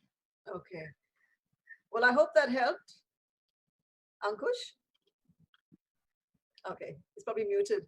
I have to come to, let's move on to you, Shashwat. You know, is it easy talking to peers? Is it easy talking to your peers about your troubles? Whether it's you know, mental or, you know, financial, you know? Well, I think maybe 2 or 3 people I confide into. And of course, that's probably one friend and a couple of family members. And it's of course not easy because you have to let go of the guard and everything, and you have to really honestly speak about it, about the situation that we are all in and how you're feeling about it. A few days ago, I was having a conversation with Nikita about it, and yes, it is kind of, it is hard, but you got to do it because letting that out, I think, is very essential for just your inner peace. And so for me, I gotta figure out where I'm going with this whole thing once the lockdown is over, because you know, the life is completely new. I just started off with my career, and it's been a couple of years, and this is the point where all the shows and everything were supposed to, all of it was supposed to come, and you know, things were supposed to move on. But now it's a new industry. So so yeah, you know, discussing this with someone you think you can get some really good pointers from, that kind of helps. Just, you know, relax a little bit and let that steam out. So for me, yeah, I do share, but very rare. Yeah, okay. Well, that's good to know. Moving to you, Suhani, you know, don't you wish you could just have a bit of magic to wish this all away? And that, my inbox is filled with those questions. Seriously. Every day. How do you maintain your creative output levels amidst all this chaos and trying to find that purpose in your art? I think initially, of course, agreeing to what Raghav, initially even I was more into, you know, being a little, it'll be fine, and this is just everybody's creating an issue out of it, and it's going to be fine very soon. It took time for me to realize, okay, this is not going to be fine, and there is an issue, and the world is going to change. And after that, I'm somebody who can't really sit, and I just get very irritated when there's nothing to do, and like you wake up in the morning and you're like, okay, what? There is nothing. So I think there were a lot of pending projects. This and then we started doing. But I think one thing that helped me to keep myself sane was I realized that I want to perform, because that's like my medicine. That's like once you perform and then you feel the world is a better place. Everything in your life gets fine. And that's how it works for me. So what I did to keep myself sane was I actually performed digital shows. So I performed more than like 23 shows, and I was first doing corporates, but then I released public shows to, you know, just test. I think this is a time there's nothing to lose. I was like, okay, let's see what happens, you know. I just declared a Zoom show, and people just loved it. I mean, I think even they are as bored as I am. So it was a sold out, and then I did like 15 shows. And the good part is that I never expected it to go so well. All 15 shows, I think they got sold out in less than 2 hours. So the idea was that I actually thought I'm doing this for myself. I still am doing it for myself. I'm not going to really say it. I just wanted to, you know, there were so many acts that I thought, you know, if I could read minds or give the illusion of reading minds from across the screen, entertain people for like 30 minutes in their houses, make them smile. That was wonderful. And when I did my first show, it was something that would never have been possible on my live show. Was I could see people from like different places, different countries on a screen, sitting in the comfort of their houses, talking to each other and doing a show. I think that something I really liked it. Yeah, can I just jump and say, how did that feel? You know, how did that feel? It's different for you as a performer who's used to being like on stage and having them physically in front of you, and now to have them on screen. Yeah, because you can't really hear the applause, you can't really hear their reaction. So it, I think it took time for me to at least 5-6 shows to get the hang of the digital bit. It did not happen in one go. I had to understand as to how would it go about, and how are people going to react, how are going to people respond. It took time, but I think staying with your art form really helps in the lockdown. Having a support system really helps, in these times. Right. Okay, we have another question from Amrit. He says, at a point of time, every struggler thinks about, wanting to quit because he or she's not getting what they want. Then at that moment, how can we motivate, ourselves? Which one of you have ever thought about quitting and then deciding, okay, no, I'm going to give it a go? Hands up. I've thought of quitting so many times. Okay. Yeah. Sahej, take this question. What, can you repeat the question for me, please? Okay, it's just disappeared off my screen. But basically, Amrit wanted to know, at that point, when you think about quitting, how do you stop yourself and, get back on track? I mean, for me, like what made me want to quit, I mean, quit is a difficult word. It was sort of coming to terms with the fact that certain things are just difficult about my dream job, Like certain things are freaking amazing and I love it. And, there's nothing else I would rather be doing. And meanwhile, there are just a couple of thorns on my side, just like poking me all day and all night long. And it's just like, do I want to get rid of these thorns? But the answer for me has always been like, no, there's no way that I could do that because like I already have the job that I really love, that this is like it's so sort of intrinsically tied with who I am. I mean, I got onto music when I was 8 years old and I'm 32 now. So like frankly, this is not going anywhere. I mean, I am not going anywhere away from my career and from making music, honestly. And I asked myself, even if I was to say stop doing live shows or if I was to stop making this my primary income, I would still make music, every day. Like I would still need to have a studio that I can go sit in and tinker around like, like a scientist. Like I need that, like regardless of whether it's my job or not. And it is my job. So I actually consider myself really lucky. But yeah, the thought crosses your mind. It's been 11 years for me now. So definitely has at times. Okay. Well, I want to jump in and say to those who've joined us in the panel, please spread the word. StayInAlive continues right through the day today. We're sharing it on social, and please use, when you're sharing it on social, please use the hashtag Stage Badalega and tag it at StayInAlive, StayInAlive.org. I'll say it again, StayInAlive.org. The next session coming up is Artists Mind Your Business, Deconstructing Deals in a Post-COVID-19 World. They're talking everything from music collabs and streaming and whatnot. So please, stick around for that. Okay, let's move on to some practical tips, which, people who've joined in the session can take back with them. Something that works, for you. Could be anything. Could be to do with diet or nutrition or, picking up your passion projects, whatever it is. Some practical tips. Uday, you want to say it?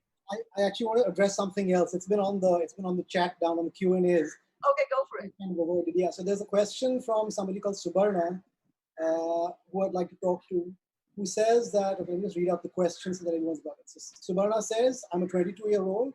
I lost my father on 4th of Jan this year. And before complete lockdown, I was okay, but now I can't ignore all negative thoughts, especially in the last few days of my father, thoughts about my father. Is it possible? It seems impossible to cope with this new life for me. What do I do? So Subarna, I mean, I am, and I'm sure we all are very sorry for your loss, and it can't be easy in any form to lose a parent on the one hand, and certainly to lose a parent and then go straight into a pandemic like this where everyone's lives have been shut down is very, very hard. And I mean, it's easy for me to say, hang in there, and this too shall pass and stuff like that. But only you can really activate it. Now, the way I would deal with a situation like that, I can't tell you what to do, but the way I would deal with a situation like that is, for one, if there's negativity coming to me based on the recent passing away of a parent, allow the negativity to pass, but allow it to pass through. Don't hold it within yourself. It is natural for us to dwell on past memories and to wish that things were different and to wish that your father was still there. But it is a situation that you are in. And the only way you are going to be able to get by it is by accepting the situation. But accepting the situation doesn't mean being in denial of it. If you are sad, feel sad. Allow yourself to feel sad. But allow that sadness to pass through you. while you were doing that, I'm assuming now that you're an artist in some form in the entertainment industry. It doesn't matter if you're not, but if you are an artist, you have a creative outlet. If there's any way you can channel your grief, and I know a lot of people talk about the fact that you must suffer in order to create great art. That is true very often, but if you are suffering and you cannot create your art at the moment, that's fine too. Allow the grief to happen, allow it to pass, and find ways to uplift your spirit. Know in your heart and bring it into your heart that Buddhist cliche of this too shall pass, or all things are impermanent, but they truly are. So I don't want to say hang in there, but I can't think of anything else to say. Hang in there, watch funny movies, exercise as much as you can, meditate if that's something for you, and talk to people, build your relationships with the ones you love, and speak your grief out, let it out, let it free. Thank you so much for that. We have one more from Zakir Khan, who wants to, he asks, please talk about a situation where you joined a new job and we're very excited to meet new people and altogether repaint over some bitter experiences of the last company. So talk about, new beginnings. Would anyone of you like to talk about that? Let's, no? Okay, I'll have to pick, can I pick Shashwat? New beginnings, yeah? Yes. Sorry, the question is from? The question is from Zakir Khan. Yeah. I'm sure you're feeling cleansed, being in this new environment, and new beginnings are always beautiful. So I think it's a ride, and you should just take it and you should enjoy it. And I know now that you've joined the new job, now you're back in your house and you're stuck there and you're not able to go meet your colleagues and everything. But yeah, I mean, maybe count the previous experience as some kind of a lesson, and see what good you can take out from there, what all you've seen, what all you've observed from your experience. And yeah, just enjoy the new one and have a good time. That's it. That's pretty much it. All right, I'm going to request Suhani and Nikita to shout out to a couple of our donors.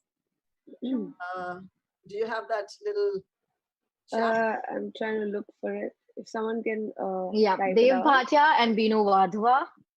Yes, Dave and Yeah. Binu. Thank you so much for contributing.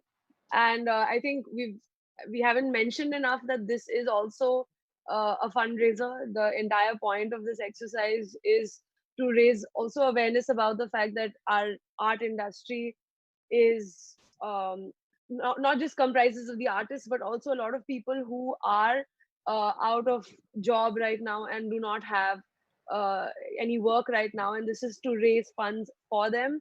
So thank you for those who have already contributed, and for those people who would like to contribute, we have StayInAlive.giveindia.org where you can go and contribute if you want to, and I thought I'd just mention that. Go ahead.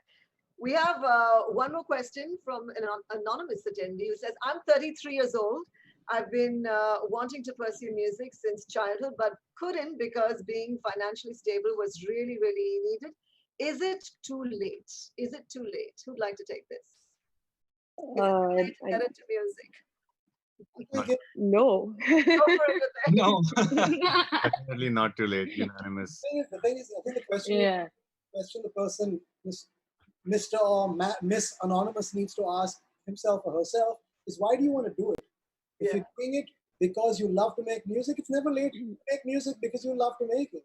If you have expectations from your music that you want it to provide you financial stability and so you can buy yourself a place and enjoy fame and fortune, then you're looking up a very, very tall mountain. But if you love to make music, man. Doesn't matter. It's all about bedroom music these days and bedroom DJs. Yeah, absolutely. Okay, guys, we got a couple of minutes to go. Some practical tips, I want that for sure, to work your way out of the lows. Let's start with Anirban. Practical tips. I just want to tell everybody who's working from home that, don't get bogged down because it's the only way you can have your boss on mute. This one. Good one. Suhani? I think that's one thing helping is to have a routine even in the lockdown. I think it helps to keep sane. So if you're having a routine that you're following even in the lockdown, I think it's going to be a really good thing. And giving and helping people in terms of, even if we can't go out, if we give some calls to our maids or talking to the watchmen, and just giving them some concern calls if they are fine and they are feeling good.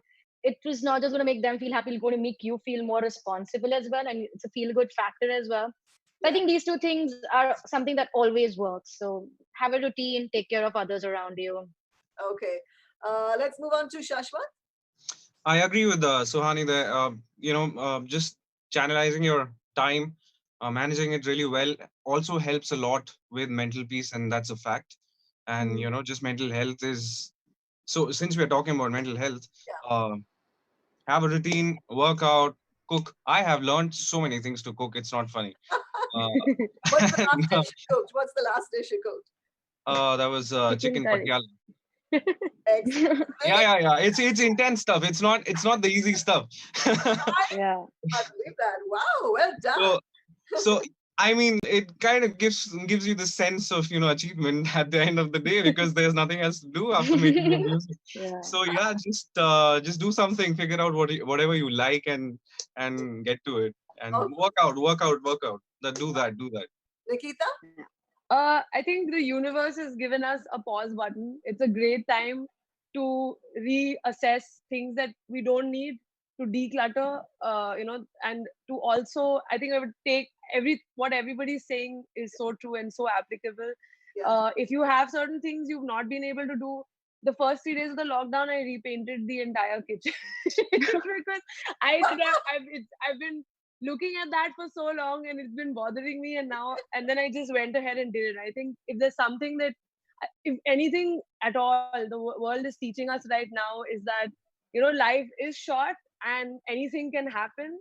So if there is something on your mind, if it's something you want to say to somebody, or if there's something you've been putting off, just anything at all which is doable in the lockdown, I think it's a great opportunity to just go ahead and do it. If you want to whatever is that kitchen of yours which you want to paint, just do it. If there's somebody you've had a tiff with and you've let it slide or whatever, just talk to them. Everybody's home, everybody just wants to communicate in some way or the other. So I think just hold on to each other, and that's what's going to keep us sane, I guess.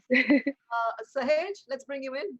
Yeah, I'll make it quick since I can see that we're pretty much out of time. But, in our daily lives, we're all really programmed to be on the move. It's one thing to another all the time.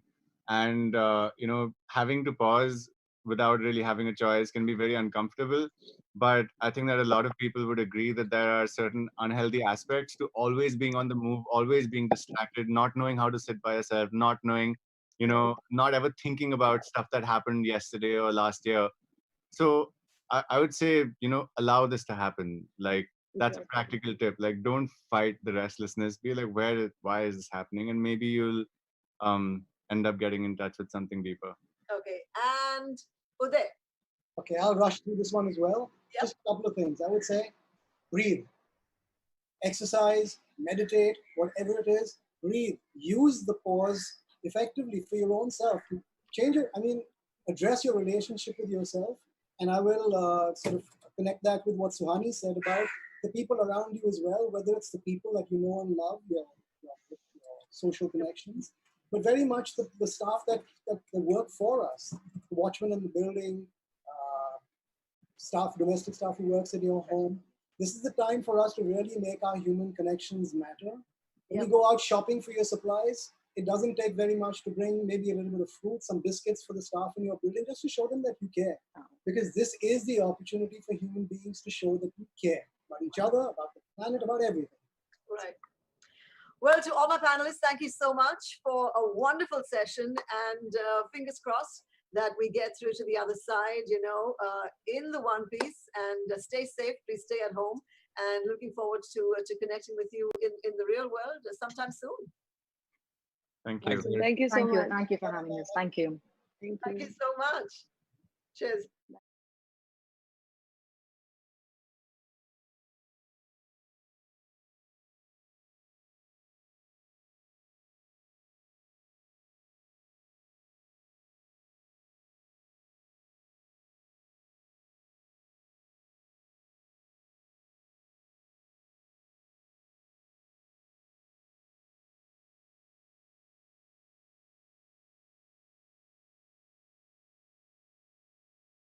In our darkest hour, we turn to our favorite songs, our favorite films, our favorite stories. Now imagine a world without art. No live concerts to go to, no stand-up comedy gigs to attend. What would that world look like? There are many artists who survive from show to show. They've lost out on confirmed projects and the entire revenue stream with zero income coming in. Many artists who just started out didn't have enough savings to fall back upon. They might have to stop creating. Art will save your humanity, but who will save the artist? Well, it's you. You can save the artist. We have put together a whole day of digital conclave which lets you experience the side of a favorite artist that you've never experienced before. All you have to do to be a part of StayInAlive is buy a ticket. So do your bit and click in the link in the description and donate. Save humanity by saving the artists. हाँ, मंच बदलेगा पर रंग नहीं. रूप बदलेगा पर रस नहीं.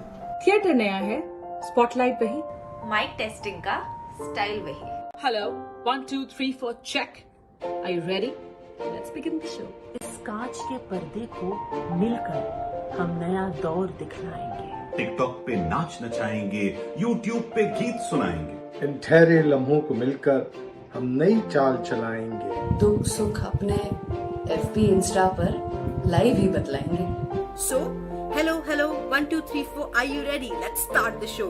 माइक बदलेगा, आवाज नहीं. लुक बदलेगा, अंदाज नहीं. दूर होके भी पास हम स्टेज बदलेगा पर एहसास नहीं.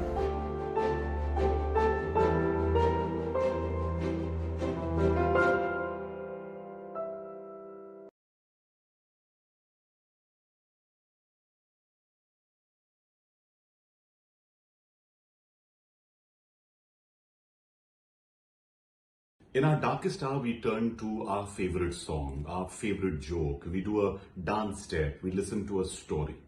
Art will save humanity, but who will save the artist? StayInAlive is here to help the gig worker in the art economy. And that's why we'd like you to please click on the link, whether you're watching this on YouTube or Facebook. And please also share, put your comments down, be a part of StayInAlive, because there's so much more to come, because we want to make sure that this festival is not just about this festival, but all the festivals in the future. So do your bit for art and the artists.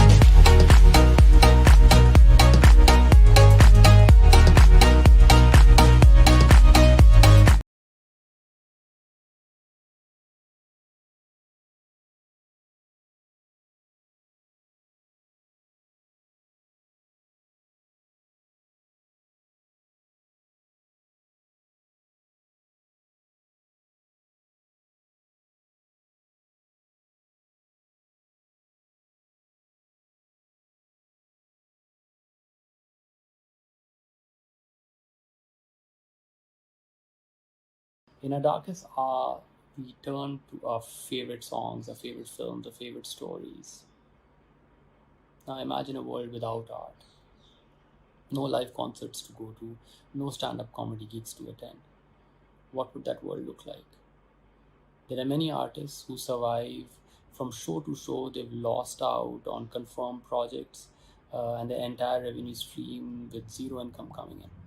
I hope you all are having a gorgeous Saturday morning, afternoon. Thank you so much for joining me and the rest of us as part of this initiative that we've tried to put together to support the live and the performing arts industry and this world that we all so passionately love, adore, and respect.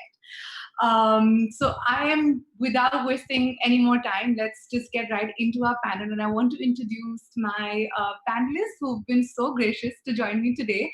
So I think first we have Ankur. Ankur obviously needs not much introduction or no introduction at all. As we know, as I've known Ankur, he's spent the better part of his life discovering different mediums to share his tales. Whether it's performing those beautiful acoustic ballads as part of his band, the Galat family, writing lyrics, composing music, and even films. What I've always loved about Ankur is that his work their stories are simple, they're evocative, they come from a place of honesty and even vulnerability at times, and I think which is why me and the rest of us who follow Ankur's work find it so easy to connect and relate to all of that. And of course, more recently, the fabulous music supervision for the film Gully Boy. So Ankur, thank you so much for joining me and the rest of us today. We also have Swaroop, who I'm very tempted to call as the king of the live business, because he truly is. I think it's almost 2 decades of experience in the business. He doesn't look that old, but yes, it is close to 2 decades of experience in the business, right from IFA to having worked with entities like MTV Asia, Star World, Viacom, Lakshya, Witchcraft. I think the list goes on and on, but presently, he dons the hat of being the COO of Zee's live business and is responsible for everything to do in their live IP, live intellectual property, and original content vertical. So thank you, Swaroop. I'm going to have a lot of questions and totally going to put you on the hot seat, but thanks for joining me today. Next is Dhruv, DC. My go-to person for everything when it comes to celebrities, management. DC, as we all know, is the founding partner of Kwan, which is one of India's leading talent management and celebrity management agencies. I've had such an incredible time working with DC when it comes to approaching brands, thinking of, what's the best way to bring artists and brands together in a way that just sort of goes beyond a routine endorsement. So DC, thank you again for being here this morning. And then coming to the ladies, we have Gunjan. Gunjan, thank you so much for being here. This is our first interaction and I couldn't be more thrilled. It always makes me happy to see women at top management positions. So Gunjan, as some of you may know, is the CEO of OML. Again, comes with years and years of experience and a phenomenal body of work in both the content space where it comes to production, as well as having worked with brands to help them look at content and marrying it with influencers in a way that helps them promote brand equity. So Gunjan, thank you for being here. And I think we also have one more panelist who is going to join us. That's Sriti. Hopefully she'll be with us in just a bit. We're trying to figure out a small technical glitch that we're having this morning, so I apologize. But whilst we wait for Sriti, I just want to dive right into the conversation. So Gunjan and Swaroop, I'm going to dive right into it with you guys, especially given that both of you have dealt with brands, but also come from the world of IP, where you've conceptualized IPs, produced them, taken them to market. A lot of it has been live, has been experiential. So Swaroop, to you, my question is that do you feel just broadly that this whole sentiment that we have that, oh my God, the entertainment is going to change post-COVID or is changing, or, the live business won't be the same anymore, content is not going to be the same anymore. Do you feel that somewhere that reaction is overrated, or is it justified? Are we reacting too quickly before we have enough to see how this unfolds? Thanks, Priyanka. I just want to start by saying it's a huge initiative that you guys put, all the partner agencies, I think, Big Bang, Priyanka, you yourself, Roshan, OML, Kwan, everybody that's been part of this. And I think the larger agenda today is to ensure that all of the artists that help us keep our businesses live today are heard out more than ever before. And having said that, to your question, Priyanka, I think we're seeing a very, very different time. We haven't, it's unprecedented, right? People talk about the 2008 situation, and people are talking about now. So I don't think it's overrated. I think we should be prepared. This is not a usual situation. This is not, and look at precedents around the world. People are telling me, my friends in Denmark are like, hey, the drive-in concerts are on. Or the guys in Dubai at Coca-Cola Arena are saying that, hey, we're going to be on in October. So yes, I think the uncertainty is there. Yes, we don't know. But if we are not prepared for this changing scenario every single day and re-strategize and reset and reboot our strategies, it's going to be very tough. We're seeing revenues coming from here on the digital side of things. We're seeing revenues come from brands. We're seeing revenues come from where it's smaller. It's different. But if we're not prepared, and we don't have our option B as our option A, it's going to be tough. Yeah, no, I understand that, and in fact, the reason to ask you this is also because you've dealt with live arenas, right? Even if you're in your past experience, you've worked with international artists, and been a part of big shows that have been put together in different parts of the world, Netherlands, Amsterdam, and a bunch of other London, and a bunch of other places, right? So, I was going to ask is, from a ticketing point of view, I hear talks of we're going to sell, not filled stadiums to capacity, or so that you're still maintaining some sort of social distancing norms. At the same time, you have some audiences who are thinking that, I'm not sure when's the next time I'm going to feel comfortable stepping into a crowded place or going for that next big concert. And, I hear all sorts of timelines. October, in fact, one of the other events has been pushed to next year, October. But do you think that we're being overly optimistic when we're saying end of the year? See, there are three things. There is the consumer, our guest, our final messiah in all of this that pays for every experience that we put together. The advertiser that is supporting it in a way, and especially for India, unlike overseas where sponsorships are not a huge thing. And the third is the government that's going to react to the situation. So you're going to see there is going to be a midterm and a long term to this. So I'm asking everyone not to think about this as an eternally doomed situation. It's not. There is a midterm. We've seen the short term where everyone course corrected. Every Coachella, every Olympic, every fashion show from Shanghai, the Grand Prix, everything got shut instantly. But when you saw the Shanghai Disneyland open up, and in 10 minutes flat, 7 days of tickets were sold globally, and what you were seeing in Denmark or some part of Europe as well, Australia, New Zealand, Taiwan, Hong Kong as well. What you're seeing is that the consumer may actually be positive while coming out. Yes, the consumer will be worried, will not want to kind of, sit next to each other. But we're talking about the live business, right? We hug and cry when Ankur sings on stage. We're really thrilled when someone scored a 6 and in that IPL stadium. It's not live. It's a very physical game. We're physical about the live business. And the third is the arenas. You will see 35 to 40% attendance. I don't want to sound like someone who's forecasting, but because I'm speaking to the Maharashtra government literally on a daily basis, and so is Gunjan, by the way, and she'll be able to give you a huge fill in this. But I think three things: consumers' mindset will be positive. They will not be overtly worried, but they will come out. I think the stadiums will allow for at least 40 to 50% capacities. And I think the government is going to help. Again, midterm first, long term later, we should be prepared for the midterm for now. 100%. So Gunjan, again, I know Sarup's addressed the whole life bit, but given your experience also.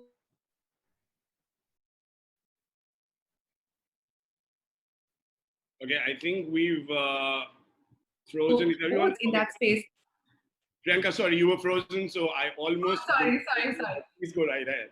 Sorry. So Gunjan, I don't know if you're able to hear me, but I was saying that, given the body of work that OML does with influencers, with creators and brands, one is of course live, but I know that brands, like we were chatting before, do you feel that there is a change in how they're approaching reaching to market, reaching to their consumers, or do you experience any sort of pushback or them just sort of stepping back and saying, what, now's not the time, let's figure out how this goes and we'll decide? So is there any change in the way business is happening day to day at your end? So overall, obviously there is a bit of wait and watch for a lot of industries that are obviously not functioning as normal right now. But to Swarup's point earlier, it's not necessarily comparable to the 2008 crisis because that was just a financial crisis. This is obviously more of a social and economic crisis as well.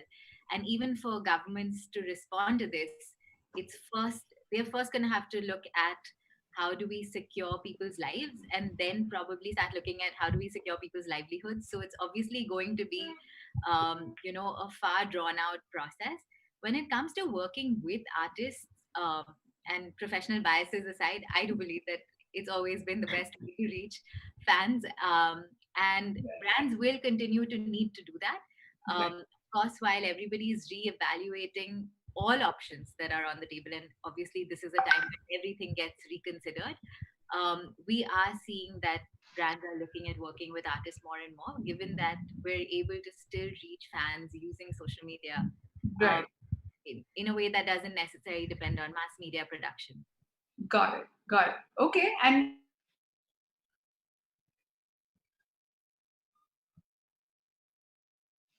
Swaroop, time for you to jump in. So I'm hoping she's going to come back sometime soon. She's back. Right? She's not letting me. She won't let me be the host. Okay. Sorry, I thought Sriti was here on this chat. Go on, Priyanka. Oh, she's not here. Okay. Sorry, guys. I didn't realize Sriti wasn't here. But then I'm going to move on to Ankur and get an artist's point of view in the meanwhile. Ankur, you just constantly shown, I think, artists, independent or otherwise, that literally there's opportunity in every adversity, in every difficult, challenging situation that you're put in. I think this, safe to say, for at least most of us, is really one of the most challenging situations we've been in as part of the industry. Do you think this is affecting what you do, or do you think that it's just yet another medium for us to discover and that there's opportunity in this as well? Well, first, hi, Shruti. Welcome to the panel. Oh, it is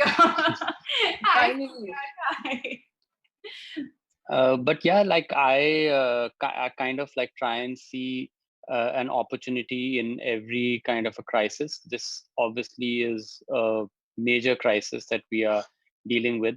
But as an independent artist, we've been dealing with different kinds of crisis right from the top when you start doing. When you start deciding that you're going to be an artist in this country, it doesn't make any logical sense at all.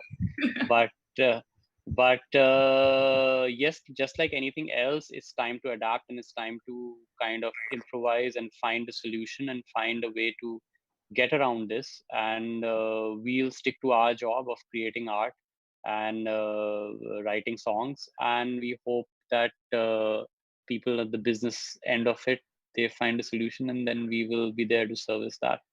Yeah, but so Ankur, coming to this, I also want to ask, over the last few days, I've had a lot of creators or independent artists, especially in music, right, reach out to me and say that, look, yes, the stage has changed quite literally. We see a lot of live streaming, lots of live concerts, even some of them that have brands integrated to them. But do you feel that it's not possible for every artist to be able to tap into it? Because not everyone has necessarily had that sort of social media following or that sort of presence. And today, I think they find themselves suddenly caught in this flux between, or have always performed for an actual live audience to today, making sure that there is some sort of online presence. And if not, they perhaps might not be able to tap into this wave of social, online streaming on social media platforms or online concerts that we're seeing. Do you feel that some artists might lose out because of that? I mean, firstly, that's why we are here today. It's Staying Alive, to make sure that everyone kind of like benefits from whatever we do. I feel that one should not just, this is a time when one needs to work with people. And there are young artists who've just about started. There are artists who are established. It's also a moral responsibility of the artists who are established to look out for artists who are just about starting. And it's a time to work together. It's not a time for competition. It's not a time for like, am I making money out of it, and is that person making more money? Is that person getting more likes, or am I getting more likes? It's not a time for that. And that's why I'm firstly so happy that Staying Alive is happening, because that's the purpose of that, is to make sure that the unfortunate ones who just about started, who just about start finding their feet in the business, also get benefited. And we should look out for more ventures like that. We should help everyone out. If you feel that you have access to fans, then make sure that your fans get exposed to music and art by other people who don't have that exposure. So that's, at least that's the point of view that I have. Right. No, you're absolutely right. And I think it goes to the heart of what we're trying to do at StayInAlive. So absolutely second that. Shruti, hi. Hi. It's lovely to have you. I know that everyone watching this chat perhaps needs no introduction, and at the same time, I am not going to introduce her as the actor that everybody knows on screen. I've had the privilege of knowing Shruti for years now and working with her. She's, of course, she is a phenomenal, gorgeous, beautiful actor. I love her music. She's an extremely talented singer and songwriter. I wish personally that I get to hear and see more and more of that, but that's my own personal greed when it comes to Shruti and her music. But besides that, she's been a great champion, not just for me, but I can say consistently for a lot of people in the business, in the industry. A lot of women, of course, goes without saying. So thanks a ton, Shruti, for joining us today. My pleasure. Sorry I'm late. No. Sorry about all the confusion and the technical difficulties. No, I'm also kind of like a technological grandma, so it totally makes sense that I was late. I think you and I have a track record of this, so yes, keeping with that. But listen, how much are you missing being on a set or being inside a studio? Do you know what? I'm one of those people, I think, who genuinely feels if this is what it is, I don't think of what I can't have. It's like being on a mental diet at this point. There is no option of going on set. There is no option of working with people. So I'm not even letting my mind go there. And that in a way has been very positive for me to work productively in the given scenario. Of course, I miss it, but I don't think that it's ever going to be the same for a really long time. So I would rather work towards kind of thinking innovatively, even in my own mental state of how to cope with it.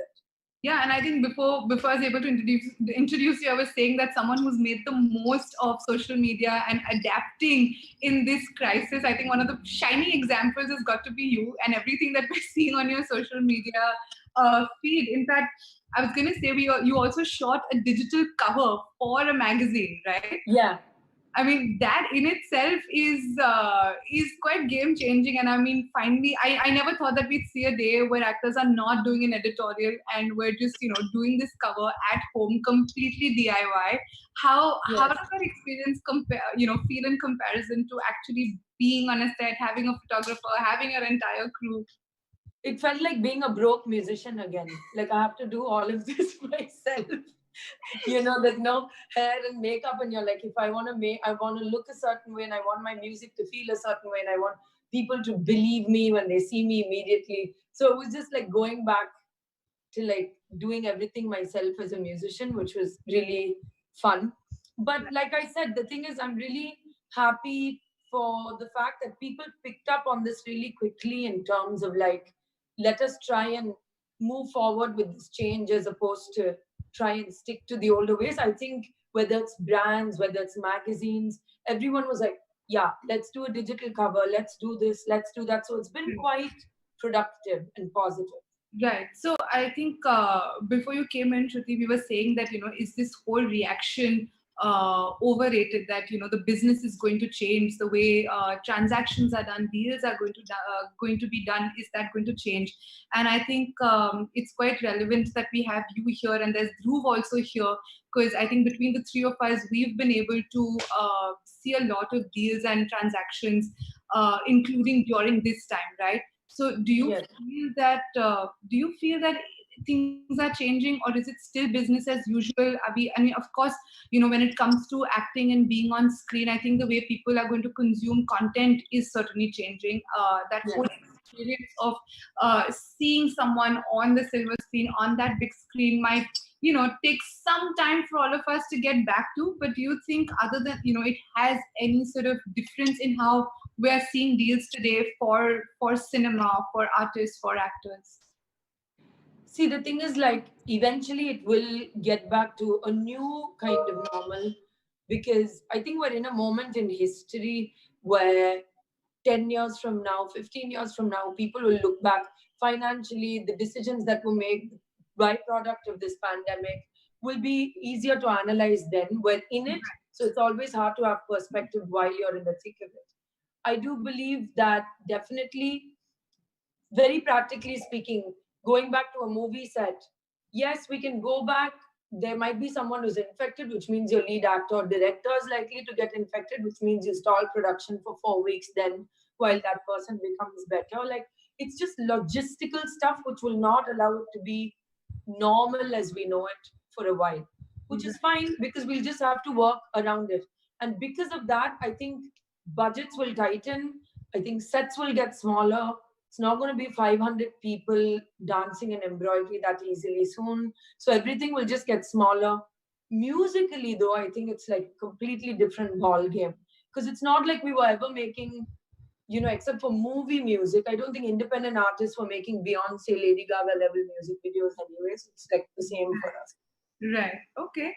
Dhruv, I think since you and I have worked together on a bunch of things, and including some of the things that involve Shruti, tell me, we've in this conversation, I think what I understand from everyone is the common sentiment that, look, business is still happening. It may be happening in a different sense, but it's very much there. Brands are very much still trying to find different ways and improvise on how do they reach out to their consumers, to their audiences.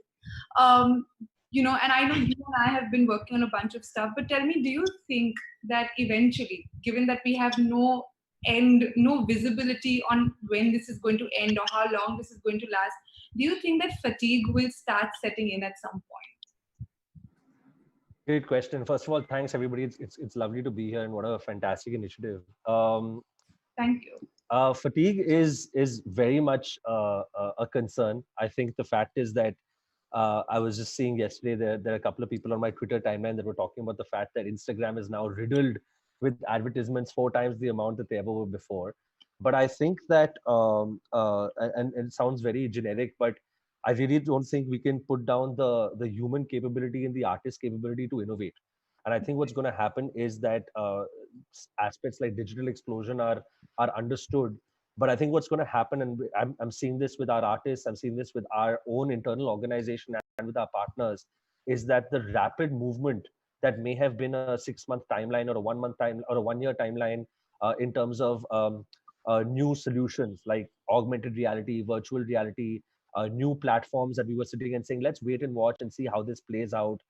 New partners who are coming up with tech solutions. There's always sort of that comfort factor we had pre-COVID and pre-lockdown. And I think what's going to happen now is that all of those opportunities are going to be fast-tracked. And now it's not going to be a function of let's wait and watch. It's going to be a function of dive right in, understand the modalities, use the knowledge of what we've known of the artist industry and the entertainment industry as sort of a baseline, use that as a structure, but not be boxed into that structure. And that's really the business side of it. And I think the other side of it, which is critical, is what we're doing right now, which is that the human element, the quality of relationships, the quality of trust you build internally within your industry and with your brand partners and with your buyers, publishers, and so on. The need of the hour, and I think somebody said in the panel, I don't know if it was Sarup but somebody said that right now we need to have honest conversations with one another, and we need to ensure that this doesn't become about who's grabbing a piece of the pie. I think the fact is this is going to be about, let's make the pie and let's ensure that as an industry we're all getting an equal or so piece of it, because once we come out of it, things will go back to being healthily competitive, and things will go back to being, I need my piece of that pie, and so on. But right now it's a matter of, and we can't bullshit ourselves, right now it's a matter of really survival and ensuring that we're not losing the essence of what the offering is to the consumer in the larger base. Because the one thing, I don't mean to sound negative, but the one thing we all hear in the entertainment industry is that we're going to be the last out of the gate. Retail is just one level worse than us, but entertainment, live shows, shooting, endorsements, we're going to be the guys who are going to be hit the hardest. And I think the fact is that what's great is that the entertainment industry is showing that we're finding innovative ways to survive and thrive, but it's not going to happen without a sense of collaboration. So to answer your specific question, number one, for sure, fast tracking the tech solutions that are available to us, which are so democratized now, there is not a barrier for entry for tech at a certain level in terms of investing in it. It just requires human time. And secondly, I think that the quality of the human relationships that we have within the industry, with the consumer, with our buyers, is going to be paramount during this time. No, and I'm glad you brought up collaborations, Dhruv, because I'm also seeing one of the questions that's come in actually from one of our viewers is, what's a way for artists to collaborate in this time? So, Sriti, Ankur, I think you will realize, right? We're usually inside studios or having jam sessions, and that's just the way the creative process works, right? How does one, or take, for example, theater or dance, everywhere, I think the whole creative process of making art inevitably involves creators, artists, collaborators come together and sit and brainstorm and jam. How does one sort of substitute that process today?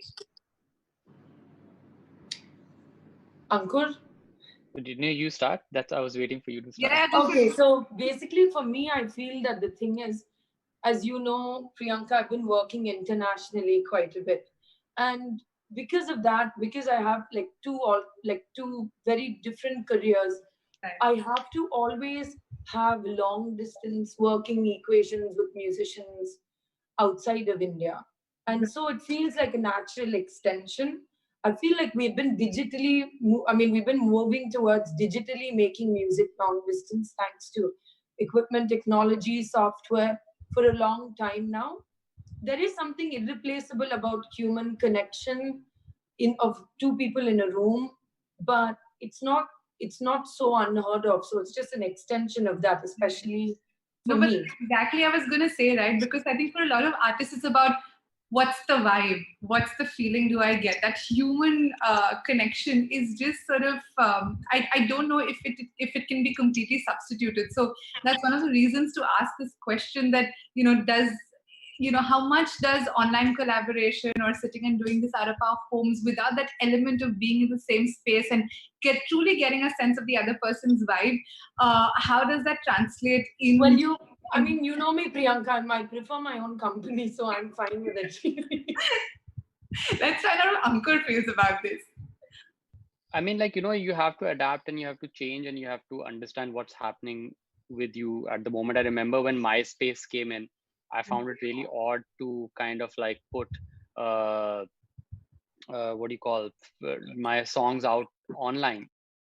Because I prefer to sing in living rooms and bars and things, because that was more personal. But then you changed with time. And I feel that what I have learned, you use the word called process. And I feel this is the time to understand that word in many different ways, process what's going through the process of what we are creating. Right. Maybe this might not be the time where you might end up getting a lot of finished product. But I, for one, get so many emails these days of people sending their like lyrics, some people sending their scratches, going through it and talking and having conversations. And so I feel that a sense of human connect that was missing because I was busy with my life earlier has also come back. So life does strike a balance somewhere, right? Always. And I feel like this is the time to process and go through the process of things, and maybe all your passion ideas, passion projects that were hidden somewhere in some trunk, it's time to bring them out. Probably some songs that were unfinished, some music that was not completed now. And as artists, we are very selfish because we look, as I always feel that, at least for me, even if you go through a heartbreak, each heartbreak means at least 15 songs. So I think the pandemic would mean maybe like a few songs. But the panel And would certainly mean at least one song for this panel, which I will hold you to at the end, towards the end. I'll do it if people who are watching donate for other artists, because as I said before, I'm not singing for free anymore. So everyone, so there are, if there are people there, you know how we sing in bars, people go to the bar and buy a beer, even if it's 150 rupee beer. So buy some beers for us, for other artists who need it, and I'll definitely sing some songs. Thank you. That's very beautiful. Thanks a ton. I'm going to quickly move back to the business guys on this call. So Gunjan, Swaroop, DC, I was reading a very interesting Washington Post review of what the entertainment or the media business is going to look like. Believe it or not, there's a 91% net income plunge in Walt Disney Company, right? And that's because majority of that revenue takes a hit because of their theme park business that's had to face regional lockdowns in different parts of the world. But at the same time, almost 16 million people have signed up for Netflix. And that's more than twice of what Netflix itself had predicted before the pandemic. So I think that's clearly a telling tale that people are consuming content in a whole different way. Gunjan, DC, all of you guys have been also involved in the OTT world in content production. Like Ankur said, I actually see a lot of clients surfacing now to bring back that old project that was on the back burner, or close a deal where certain rights needed to be optioned, or there was a life rights issue on a particular interesting subject, and getting to that project now. But tell me, do you also see a remarkable sort of, I wouldn't say increase, but that there is a focus back on, more focus on OTT and content production? I know we can't get into live production, but certainly development and pre-production, are you really also experiencing a lot of conversation, whether it's with the platform, whether it's between brand and creators? What are your thoughts, Gunjan? So that's definitely happening, right? A lot of creators like Ankur are working on ideas that they didn't have time to develop earlier. Right. And those calls are happening with platforms. We are talking to brands, and the volume of conversations across the board has gone up. Similar to the levels of viewership that have gone up for platforms across the board. But the value of those are what we're waiting to see how they convert. And But whether they convert at the same level as before. Sorry? I'm curious to understand, and because again, that's one of the questions that we've received, is that how do you run a writer's room? So I know that there is no real proxy for an in-person meeting, whether it's artists working together or writers working together. However, given that this is the situation we're in, I do believe that there are a lot of people doing the things that they wouldn't have done earlier that would have actually helped with discipline. So for example, putting your ideas down, you don't need to be in that room to actually talk. But if you have the discipline of writing, I believe it really helps, especially for writers at this point of time. But to your point earlier, yes, also you can write in your pajamas now. yes, more comfortable, get more done. Yeah. But yes, there are conversations with platforms. We are closing deals in terms of packaging, etc. In terms of shoot, we're obviously waiting to see what happens. Some of our projects are still continuing in countries like Kenya and Poland, where we also work. So different countries are sort of flipping the switch at different levels. And actually, maybe it's not even a switch, it's a dial. You dial back and you dial up and dial back down, depending on the situation. And that's what we're really seeing. Right. DC, do you also feel that the way content or OTT platforms are approaching content is seeing a more focused approach in this time? Yeah, I think right now it's a mad rush for just acquiring any content that they can.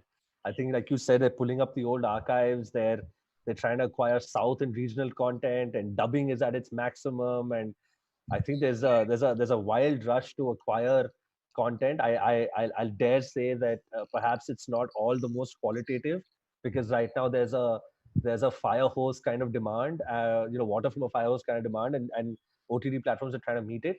So I don't know how sustainable that is, to be honest, and we'll see how that plays out.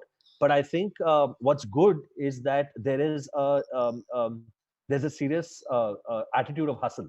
There's a serious attitude of let's make the most of the time. Let's find new avenues of content. Let's bring more consumers onto the platform. OTT's biggest challenge was it really breaking beyond the metros? And I think right now is a great time for OTT platforms to think about pricing. I think right now is a great time for OTT platforms to look at acquiring the next set of 50 to 100 million consumers, and to start talking more vernacular and to start talking more deeper. I mean, there's some hilarious stuff going around of OTT platforms globally picking up content about models cutting and gutting fish, and even that's finding audiences today. So I think that it's a bit of it's a bit crazy right now. Development, of course, is fantastic, and I think this hyper growth and hyper demand will peter out in due course. Things will go back to having a bit of a qualitative approach as well. But I think for right now, like I said in the start, for survival and for thriving with this difficult environment and new environment, let all business go the way it has to go. And as long as there's a science and ensuring that the artists and the creators have their respect and have their due monetization, and the platforms are doing what they need to do from a business perspective, I think that the fair market economy will find its way of balancing itself out.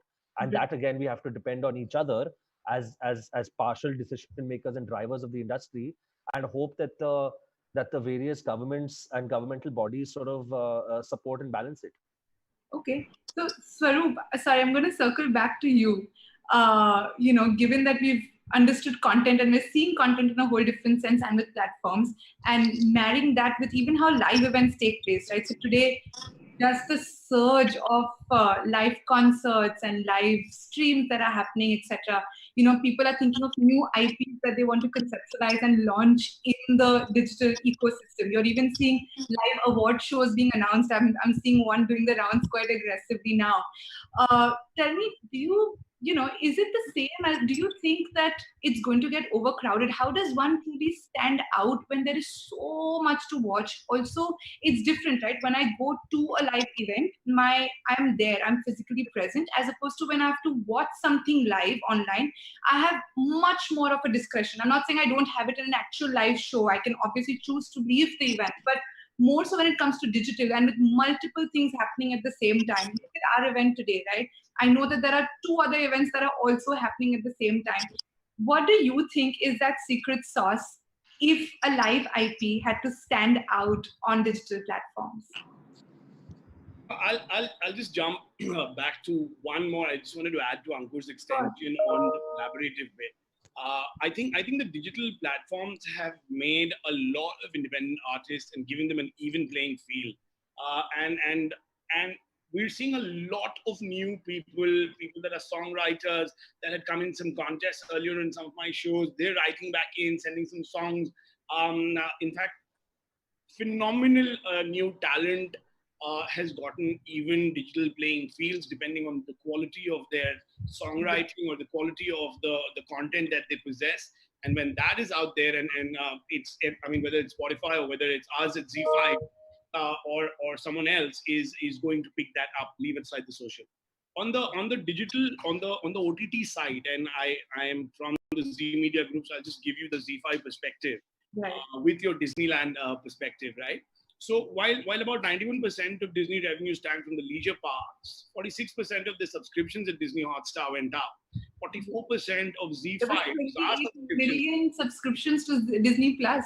Yes, right. So we went up by 46-47% on Z5. Now please understand that this is not the average Netflix user all right, that we have a demographic target segmentation to. This is the tier 2, which Dhruv was saying, the tier 2, tier 3, or the vernacular, if you may, or the regional, like I prefer to call the markets, is the YouTube watcher is also moving in. You probably have Z5, you have Hotstar, you have Netflix. Most of us have all of that with an Amazon stick and an Apple TV, right? So those have already perpetual subscriptions. Today, the ones that are coming in are very, very new people. So this 40 million people, this 40% upside the subscription is happening from people that otherwise consumed raw social media. Now are okay with consuming that on the OTTs, right? So therefore, you'll see a lot of VODs. In fact, Gunjan and I are working on something very, very closely right now, and you'll see that go up on Z International. But it's shot at home.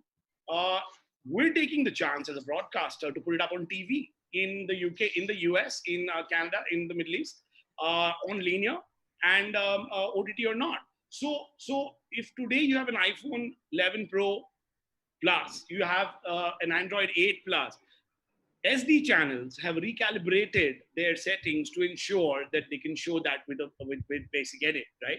So raw content, to my opinion, is here to stay. I don't think, and I won't go away from what Dhruv is saying, but whether it is fish cutting that gets let's say a few million views, if it was YouTube and we were okay with it because it's YouTube, because it's supposed to be there. OTT is also catch-up TV, right?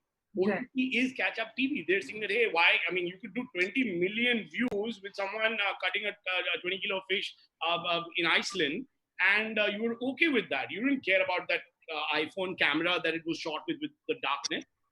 We're simply saying that is expensive. On the digital event side, to come into your question on what will stand out, I think if you see what has happened all over, I am supremely impressed by what Naver did with Super M, for example. I mean, the Koreans, I mean, I have to tip my hat to them, right? $26 a piece, $30 a piece, 70,000 tickets. That's 2 million euros. Sorry, euros, not dollars, right? When they did the technology, like Dhruv said again, is democratized to a manner where, depending on where your lockdown is partial, where it is not, how much can you go out even through social distancing. But you saw an IP because a band interacted two ways with their audiences. People paid $30 without having them in front. The Denmark bit that I was telling you as a drive-in was 200 euros a car. Right. Wow. 900 cars parked. 200 euros a car, because each car could take about 4 to 5 people. Right.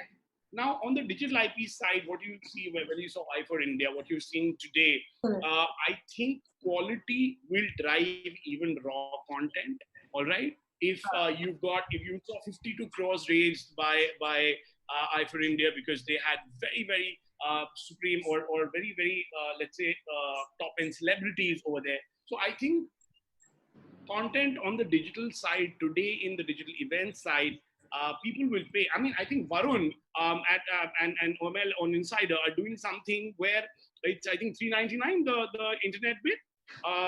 When Varun and his friends are going up and doing their act with 4 of them, it's $3.99 rupees, and you're watching them just like that. I think a lot of us have to start saying that, hey, for the fans, we're there. We're releasing social media. I just have one request to artists, and because it is for artists today, and I don't think anyone fights harder for the artists than Dhruv, me, Gunjan, and a lot of us people, and we know that, right? We'll try and pull every penny from a brand and try and put in the artist's hand and work closely with the artist and so on and so forth. But I think we should have 2 or 3 brackets today. And like Imtiaz Ali in the StayInAlive promo today said that business might bring in a change, but arts always will bring in the revolution. Right. I think there is one step further to be added. I think business should bloody well fund that revolution, right?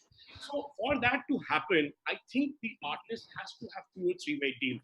There is a digital size deal. There is something that's going digitally and plus, and there is something that I would do for brands. Composing is different, and then not putting a lot of original great stuff out there for fans on social so that it remains of value to a business environment. And it's not one size fits all, right? But I think we should be, I mean, while we love the audiences, they already know that what we have. But to put everything out there on Instagram literally takes Dhruv and me and Gunjan to a wall that, all right, Banda, I mean, has gone yesterday. He's done the entire chart. Now I'm trying to go to Amul butter and say, hey, this is what we're trying to do. And the brand manager is telling me that, yeah, but he just released everything yesterday. There were like 20,000 concurrent viewers. How will it work out? Why don't you give it another artist? So I think what artists should help us and everyone along, and the younger artists as well, is safeguard some of that quality stuff. All right, let us fight for you, fight with you, get you the maximum buck even today. And yes, the fans are not going anywhere because they just love you. Absolutely, absolutely. So I thank you so much, Saru. That's been absolutely insightful, and I think almost sums up everything that we were discussing about during this panel. I have one absolute last question for Shruti. Srirat, after you've heard the business side of things, and you and I have experienced work, and we're constantly exploring newer opportunities and newer ways of bringing, showcasing that work to audiences. Tell me, as someone who wears multiple hats, someone who is a mainstream actor, pan-India, Bollywood, and down south, someone who has strong social media presence with the kind of numbers that we see on your social media, and who is also a very active musician, right? Tell me, do you feel that given the times that we're in, as an actor, do you feel that some of them feel that, maybe I shouldn't be doing this. I shouldn't make myself too available on digital, or, given that we're not going to see theatrical releases the way we think we would, or the scale of films that we think we would. Do you think that it is cool, or it's perhaps another new opportunity to stardom for mainstream actors to switch to OTT? See, I think that we've already seen that switch pre-pandemic itself. I would say that people were starting to become open. I think reinvention and renovation has to be a constant. And I think in a sense that this situation has forced us towards thinking that way, be it the business side of things, be it the creative output and how we want to look at it. Again, when we were talking about productivity, and as well as, the process that Ankur was talking, as well as what is the final output, as Dhruv was referring to. I think now it will become about innovation in working within limitations to the best of our capabilities. And that, in a sense, will bring about the best in art and in music and in cinema and in writing and in business and in economics, hopefully. Right. Thank you. Fantastic, guys. So I think this session is going to be incomplete if I didn't wrap it up in the most perfect way that I can think of, which is, Ankur, I'm going to take you up on that offer very, very shamelessly. And, I know you've put our message across beautifully to everybody who's listening, and I think so have the rest of us today. But if we can also have you say that with a few lines of your beautiful music, then I think I'll sing a song, but as long as everyone goes to StayInAlive.giveIndia.org and buy a beer for themselves. 100%. We're getting that Saturday brunch beer happening right now. Yeah. So this is the time you go to that handle and you can just put it out in chat for everyone. And I'll sing a few lines. Okay, done. I'm going to put it out to everybody.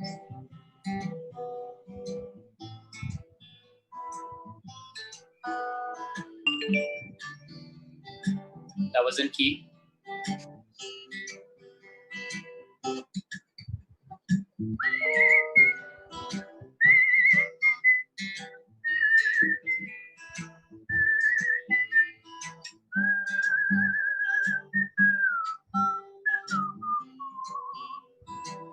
जरा नजर उठा के देखो, बैठे हैं हम ही,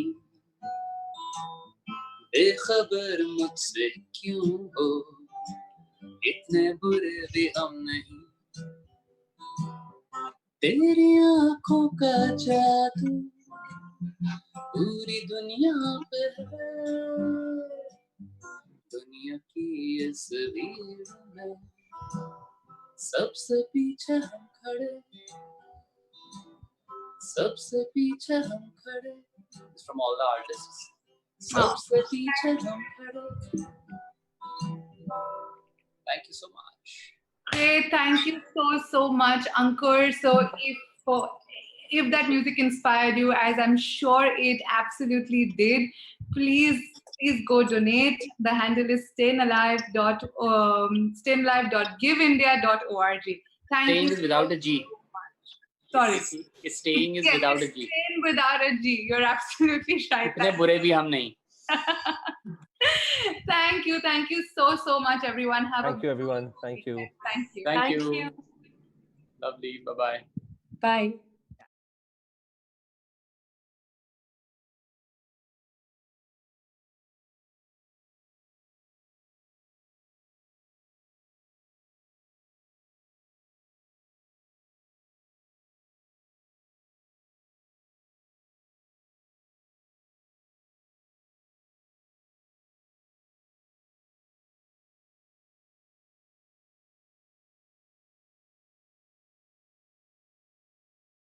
In our darkest hour, we turn to our favorite songs, our favorite films, our favorite stories.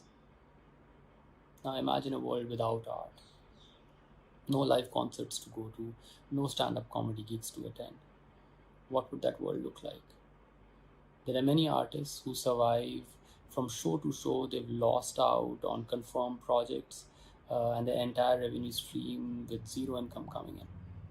Many artists who just started out didn't have enough savings to fall back upon. They might have to stop creating. Art will save your humanity, but who will save the artist?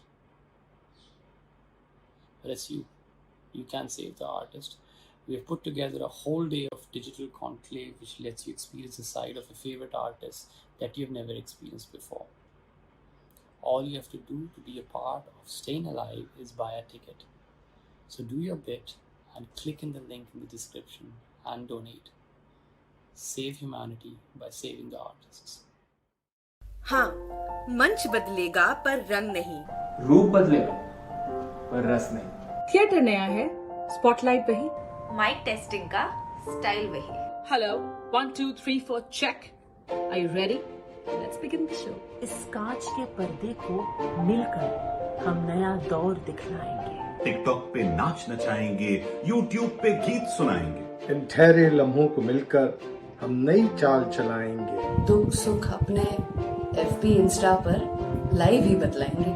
So, hello, 1 2 3 4. Are you ready? Let's start the show. Mic बदलेगा, आवाज नहीं. Look बदलेगा, अंदाज नहीं. दूर होके भी पास हम स्टेज बदलेगा पर एहसास नहीं.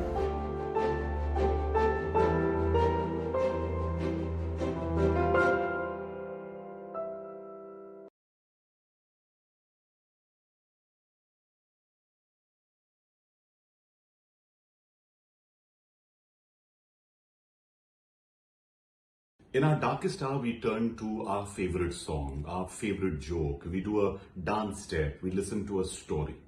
Art will save humanity, but who will save the artist?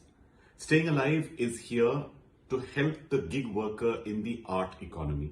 And that's why we'd like you to please click on the link, whether you're watching this on YouTube or Facebook. And please also share, put your comments down, be a part of StayInAlive, because there's so much more to come, because we want to make sure that this festival is not just about this festival, but all the festivals in the future. So do your bit for art and the artists.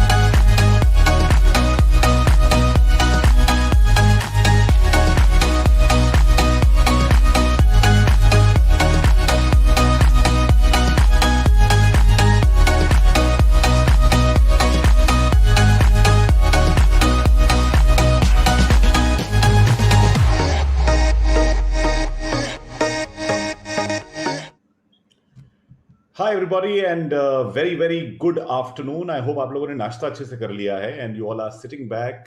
Firstly, wonderful to have all of you here with us. The attendees जो हमारे साथ यहाँ पर personally बैठ के बात कर रहे हैं, जो बाहर YouTube, Facebook पे हम लोगों को देख रहे हैं, हमारे रूबरू हो रहे हैं.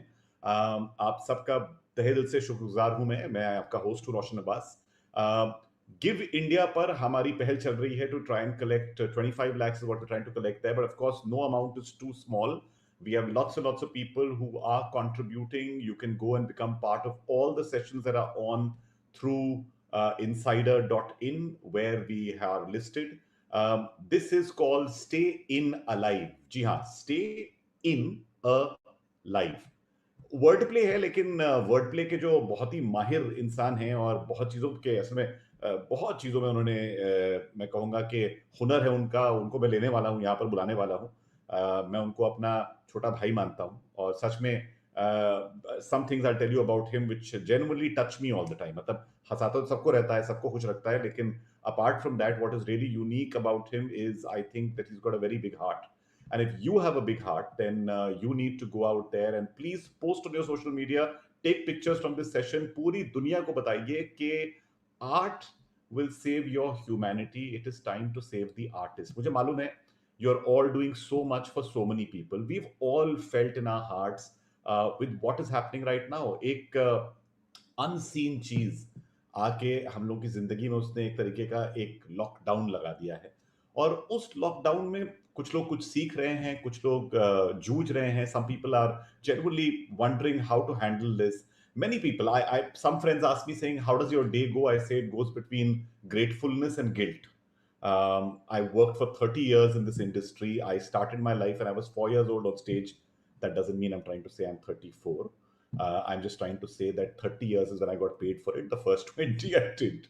But you know, there was a joy of being on stage. वो लोगों की आंखों में झांक के देखना, वो तालियां सुनना, वो ऑडिटोरियम में चहल पहल, वो लोग आना, वो माइक पर टेस्टिंग 1 2 3 4 करना, वो सारी चीजें they contribute so much to an artist's life even if you don't get paid. But there's a whole bunch of people who move from gig to gig, who go from show to show, from a stand-up night to another stand-up night, from an open mic, from a storytelling show, the dancers, the other people, the support staff. There's so many people who also have had a pause button pressed, and we are hoping that we can unpause their life. If you're posting anywhere, please use the hashtag #StageBadlega. Stage बदलेगा क्योंकि जिंदगी का एक stage है, ये भी बदलेगा. और हमारा परफॉर्मेंस का स्टेज, जो कि अब तक शायद एक वो वुडन स्टेज था जिसमें बहुत लोग उसको छू के जाते थे. मैं जब भी स्टेज पर जाता हूँ उसको छू के जाता हूँ क्योंकि मुझे बताया गया था कि आप उस जगह पर जा रहे हैं जो आपको इज्जत देती है, जो आपको नाम देती है, जो आपको शोहरत देती है, और उसकी इज्जत करना is the first thing you do.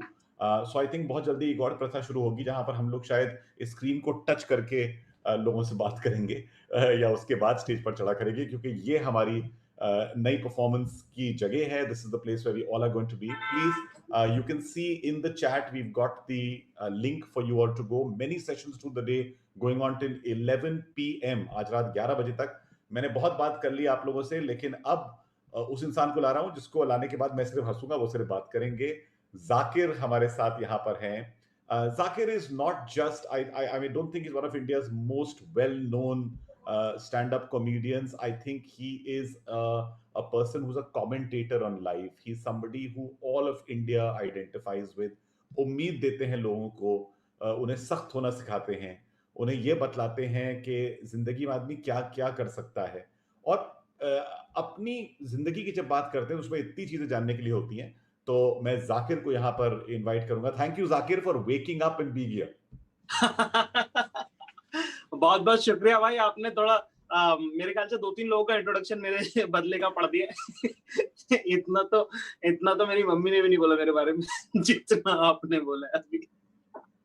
यार मैं वही बोलता हूँ कि जब भी मैं तुम्हें देखता हूँ मुझे बहुत ही ये बड़ा प्रिविलेज मिला है कि हम लोग कुछ शो कर रहे होते हैं. मैं आप लोगों को कहानी बताता हूँ. हम लोग एक शो कर रहे थे बॉम्बे में जिसका नाम था महफिल, जहां पर उर्दू पोइट्री की बात हो रही थी और उसमें जो थे वो राहत इंदौरी साहब एंड में आके परफॉर्म कर रहे थे.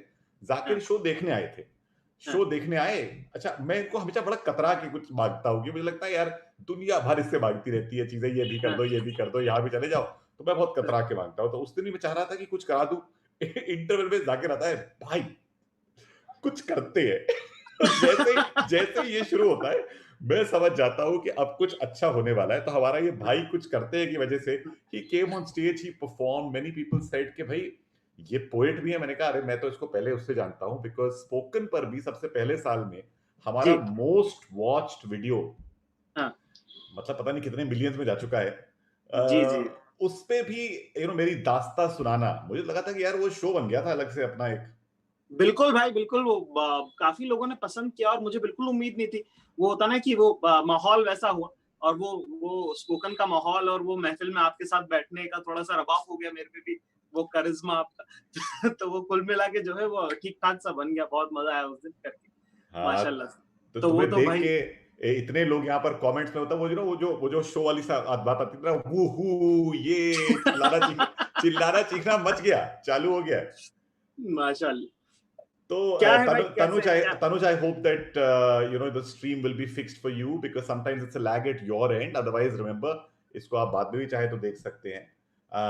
जाकिर भाई की सख्ती, यार ये सख्त लौंडे वाली बात ये कहाँ से कब शुरू हुई थी? यार भाई ये एक तो बात मैं थोड़ा इसका लार्जर पॉइंट इसके एक्सप्लेन कर दूं कि बड़ा जेंडरलेस वो कॉन्सेप्ट है वो, ठीक है।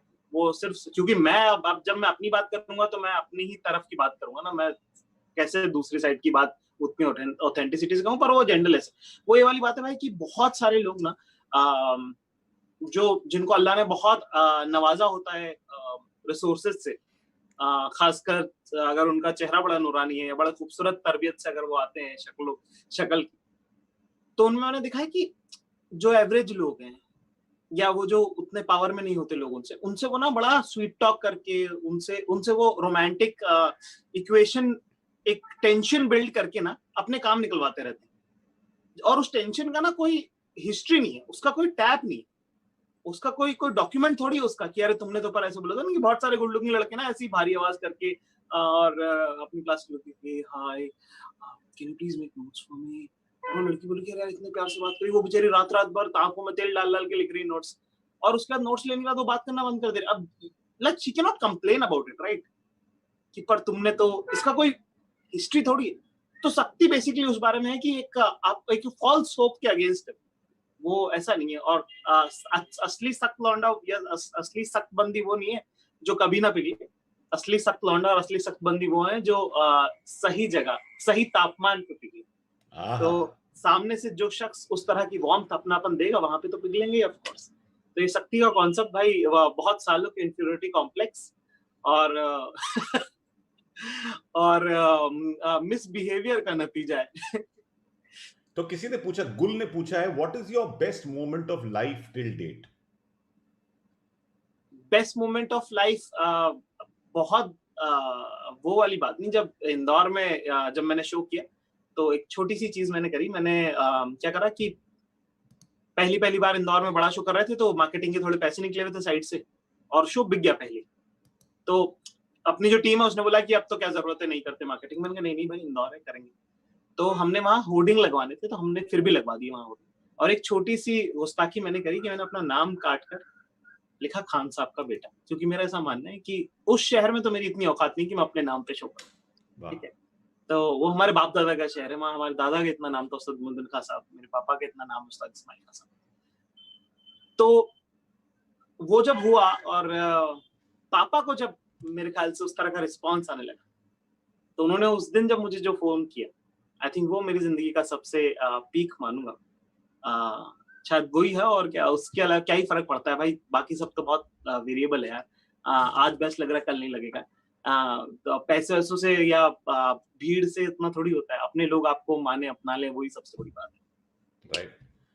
ये एक बड़ी इंपॉर्टेंट चीज जो है जो पिछले 2 महीने से मैं देख रहा हूँ कि लोग जो है वो इमोशनल बड़ी अप एंड डाउन से गुजर रहे हैं यार। मतलब किसी दिन आदमी को लगता है चलो हम गनीमत है घर पे हैं, दूसरे दिन लगता है हम बंद हैं, कभी लगता है कि अच्छा मेरे पास बहुत कुछ है, कभी लगता है कुछ भी नहीं है।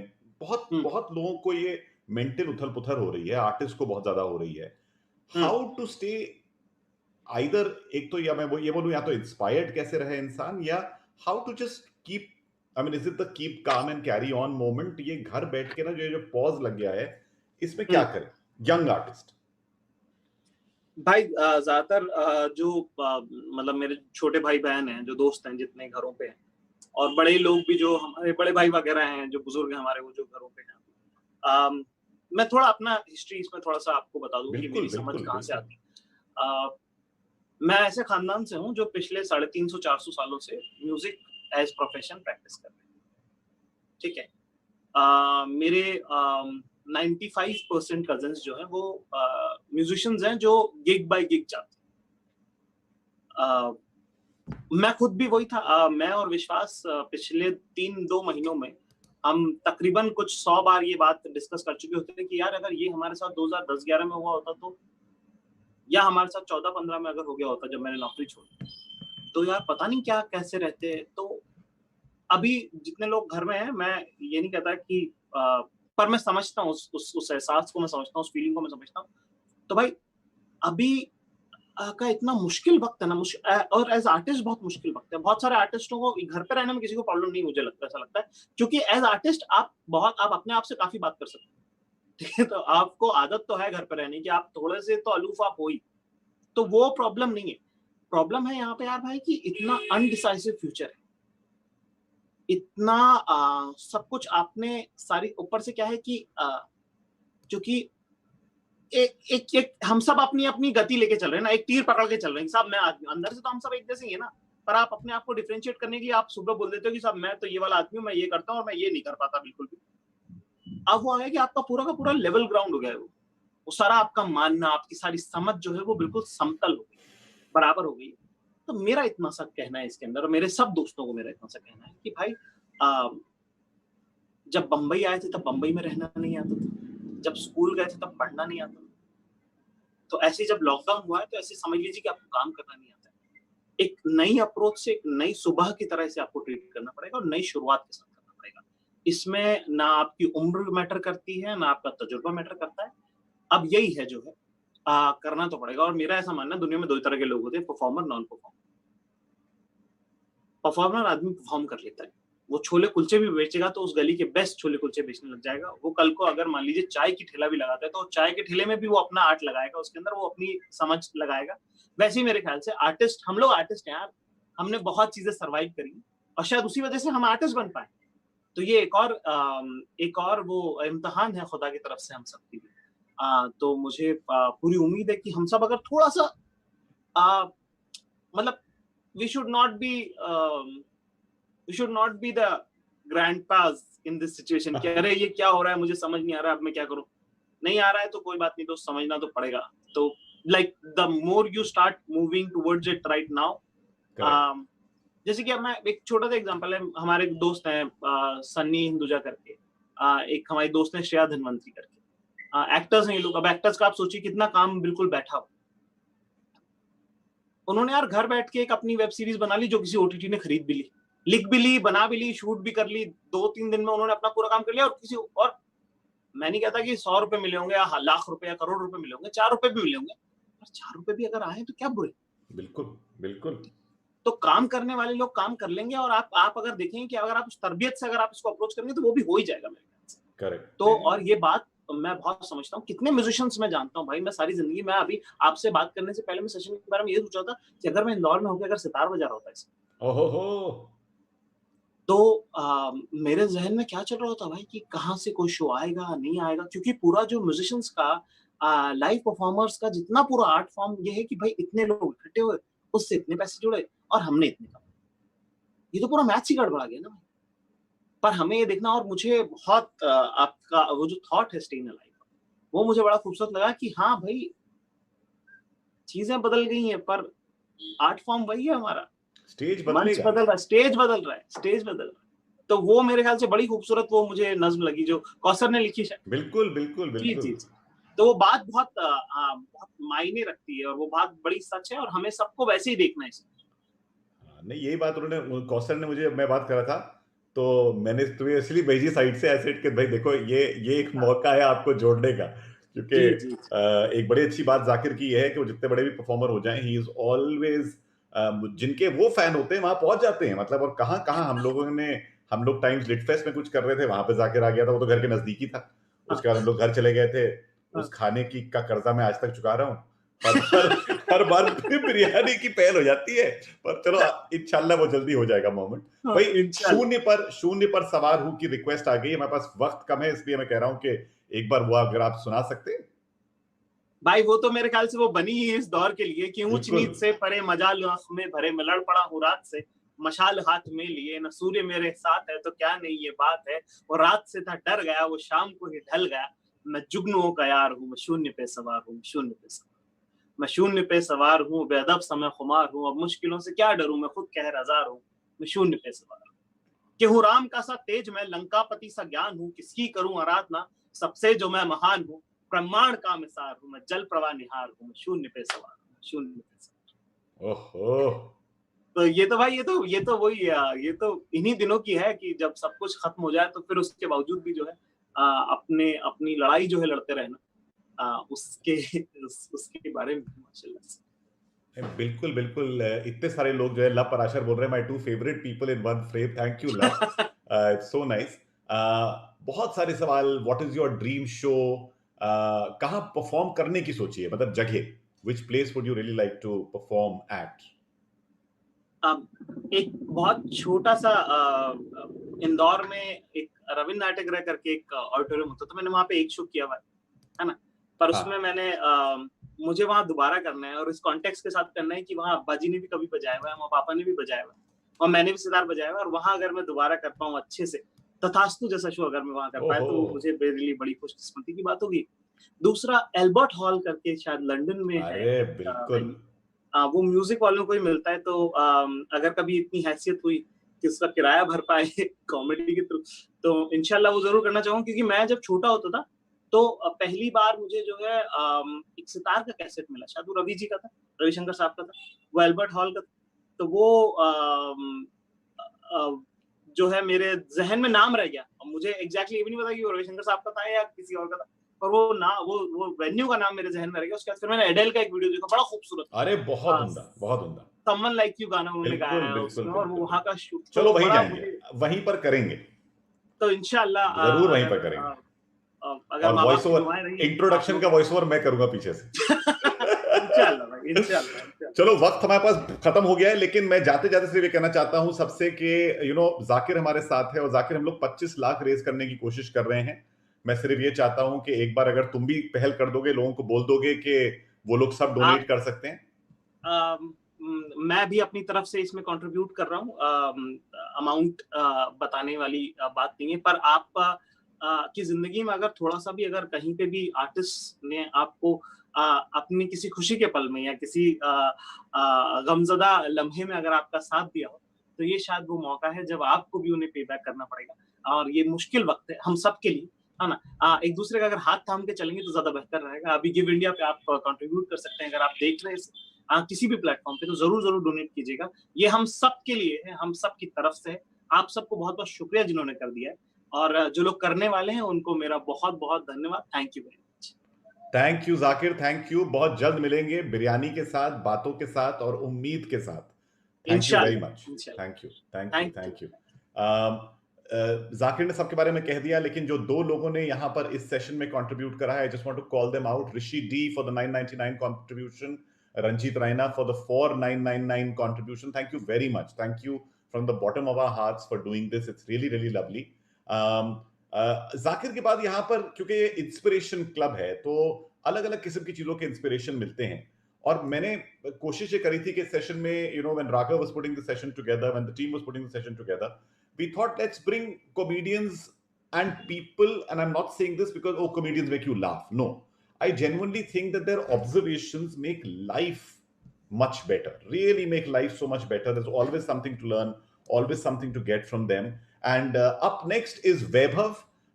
Vaibhav, who's joining us here, let me tell you, when I saw the wedding video, when I saw the airline video about यार चलता तो ऑटो पायलट पर है तो फिर क्या जरूरत है, but the best one, the biggest lesson was when he talked about users of some mal. मतलब वो देख के तो मुझे लग रहा था कि मैं जो नसीहत कभी बार मैं लोगों को देता हूँ ना, वो जब बात होती है, so I've seen a lot of youngsters, so Vaibhav and I are going to have a fun chat on a lot of things. By the way, in 2000, if I'm not mistaken, 14, he was a winner of a big comedy. You know, it was almost like a talent hunt that was going on, and he'd won that. But apart from that, he's done so much more. Let's get Vaibhav over here. Vaibhav, Hey Roshan, hi everyone. good to see you. Hey, same here, man. And it's even nicer to see all your hobbies behind you also. The healthy ones. Yeah, unfortunately, I normally try to do some sessions from my house upstairs, and but here in this room, there's a little quiet. Oh, this is, and it's nicer. It's almost inspirational. कि थोड़ा exercise and थोड़ी reading. The नहीं, best और thing सामने we can do. और सामने बीच में by the way एक टीवी भी है जिसमें मजेदार चीज क्या करते हैं कि मुझे तो इतना नहीं है लेकिन when my wife actually when she is out there and gymming, she'll make me put on a virtual run for her. Oh, So okay. the most incredible use that I've seen is this, that she says, okay, today I'm going to run in Paris, and she'll put it on, and I'm like, यार ये क्या चीज है, देखो screen पर देख के आप क्या क्या कर सकते हो. So Vaibhav, how are you? How's the family? How's the wife? How are you all surviving this? Oh, it's a lot of cooking and cleaning. A lot of cleaning. For the first time, I realized कि धूल खत्म हो नहीं रहा है कहीं से भी. How much ever I clean. I make sure I don't know as much of cooking, so I can't cook as much, but I do my own part, try to make up for that otherwise in doing other things. But more than that, it's just been, I suddenly realized like if I wake up late, like around 10ish, 11ish, I wake up usually late, and मेरे 6 घंटे तो दिन के कम से कम खाली घर के कामों में निकल रहे हैं. So that's been mostly it. थोड़ा बहुत काम इधर उधर, but that's mostly been about it. अच्छा ये बताओ कि yesterday you were up to something that I still find hard to believe. You were doing blindfolded chess? Yeah, so it's been about 3.5 years. मैं बहुत chess खेलने लगा था. And me, समय रैना and बिस्वा कलेंद्रा, हम लोग तीनों जन मतलब बहुत ज़्यादा chess खेलते थे आपस में भी. So समय Raina had started streaming chess and वो बहुत सारे matches कराते थे, लोगों को बुलाते थे. And कल तो he tries on with different formats of chess, जिसमें कल मैं और बिस्वा blindfolded chess खेल रहे थे. पहली बार life में we blindfolded ourselves and there was a game going on जो समय खेल रहा था according to the moves that we were saying. And honestly हमने सोचा था कि हम लोग मतलब 5 के बाद भूल जाएंगे, 5 moves के बाद, but I'm really glad we went on like around 25-30 moves or something like that. Wow. So yeah, it all started because there's this grandmaster Vidit जो इंडिया में रैंक 2 है अभी, वो मेरे बिस्वा और अनिर्बान दासगुप्ता 3 कॉमेडियंस के साथ साइमल्टेनियस ब्लाइंडफोल्डेड चेस खेला था उन्होंने 3 बोर्ड पे simultaneous, and we were just blown away. So we were like, we have to try this out. It's incredible, you know. I mean, while they used to say chess is the game of kings, and chess teaches you strategically, and people say, you know, he's thought so many moves ahead. Isn't it? It's an incredible game, right? Is it? Oh, I cannot tell you how much I'm in love with chess. I feel like it's you know how I always used to wonder what pleasure people get out of golf, and you know like, and I always knew that it's a play, you know, it's a leisure thing कि आप थोड़ा खेलो, थोड़ा दोस्त के साथ गप मारते हुए मजे करते हुए कर रहे हो. I feel like chess is my perfect way. It's मैं अपने एक दोस्त के साथ अगर बैठा हूँ और मेरे को 2 घंटे उसके साथ बैठना है, I'll play like a couple of 3 games with my friend and keep on chatting with the friend, and it's a beautiful game that we are playing. So it's probably my favorite way to pass time, and I think it's going to stick around in my mind for sure. Amazing. I've got a question. Somebody's asking, saying, Animesh Sahu is saying, how does one stay optimistic? I mean, I think chess is one great idea. Just I mean, do it, but optimism. What do people do for optimism at a time like this? Okay, first of all, I feel like you know we come from relatively backgrounds who are not as troubled right now. I mean, there are so many people who are facing so much more. Fortunately, but इस time पे especially people who can manage themselves at least financially, उनके लिए तो I feel optimism would come out of only one thing, is working on oneself. Like this is one thing I figured out during this entire lockdown thing, is that this is the only time where I have nothing else going on except I can give this time to myself to become a better person. And by better person means not just honing your skills or doing something that you wanted to do. ऐसा नहीं कि हाँ यार मेरे कभी मन था कि मैं ये करूँगा तो ये वो खाली नहीं. I feel like for the first time in my life, I've tried to change my sleep cycle. As a comedian, मेरे साथ ये issue था कि यार late night हो ही जाता था, show खत्म होके 12-1 बजे तक घर पहुंच रहा हूँ. So I could never do the sleep early, get up early. अपना health मैंने देख लिया कि अगर मैं health maintain कर सकता हूँ, तो मेरा mental condition हमेशा healthy रहता है. So I figured this, that कुछ भी हो जाए, the best way to keep yourself sane and to keep yourself, avoid being unhappy is being healthy.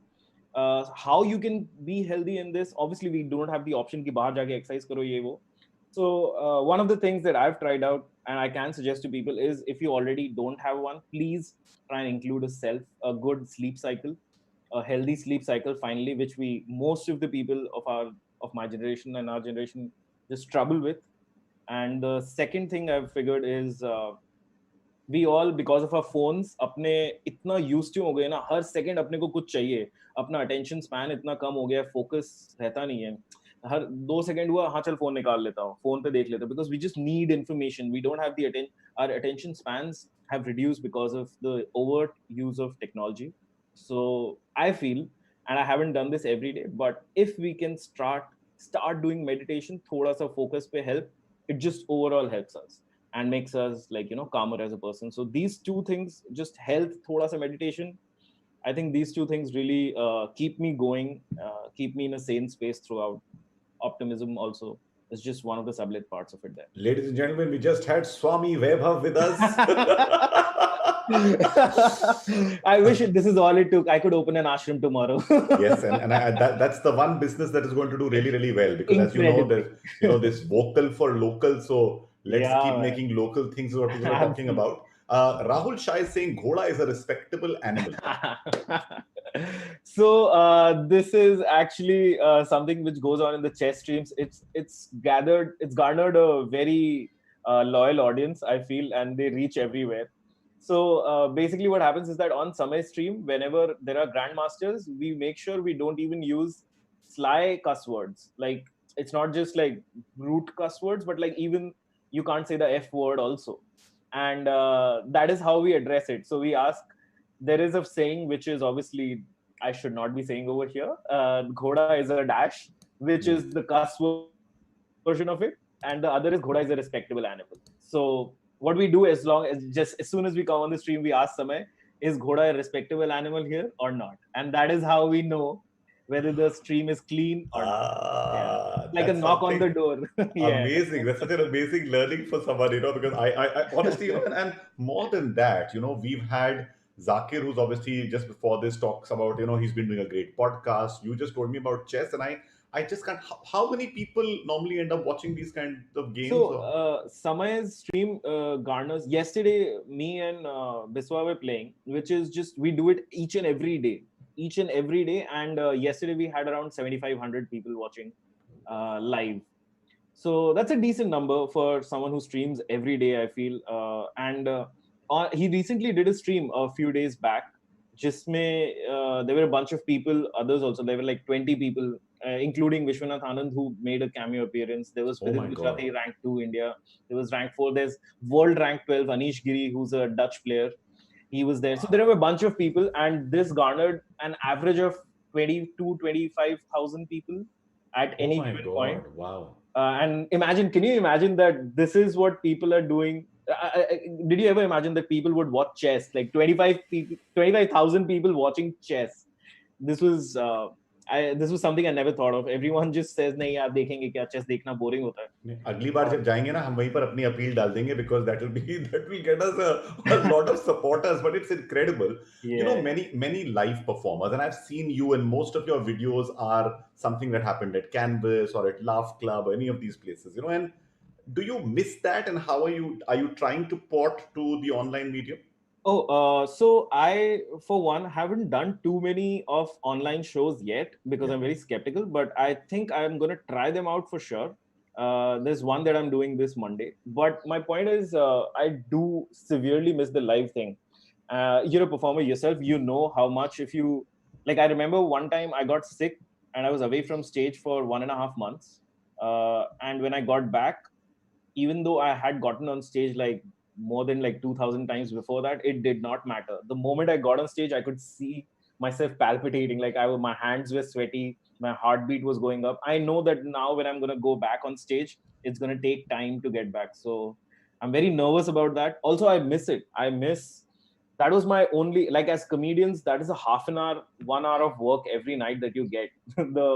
That you step out. Baki pure din ghar pe zyadatar spend hota hai time. I'm not much of writing and content, so my life is mostly around live. So I miss that terribly. Just my every day of going out and just that 1 hour outside and just perform, try something new. It kept me going every day. It kept my mind working.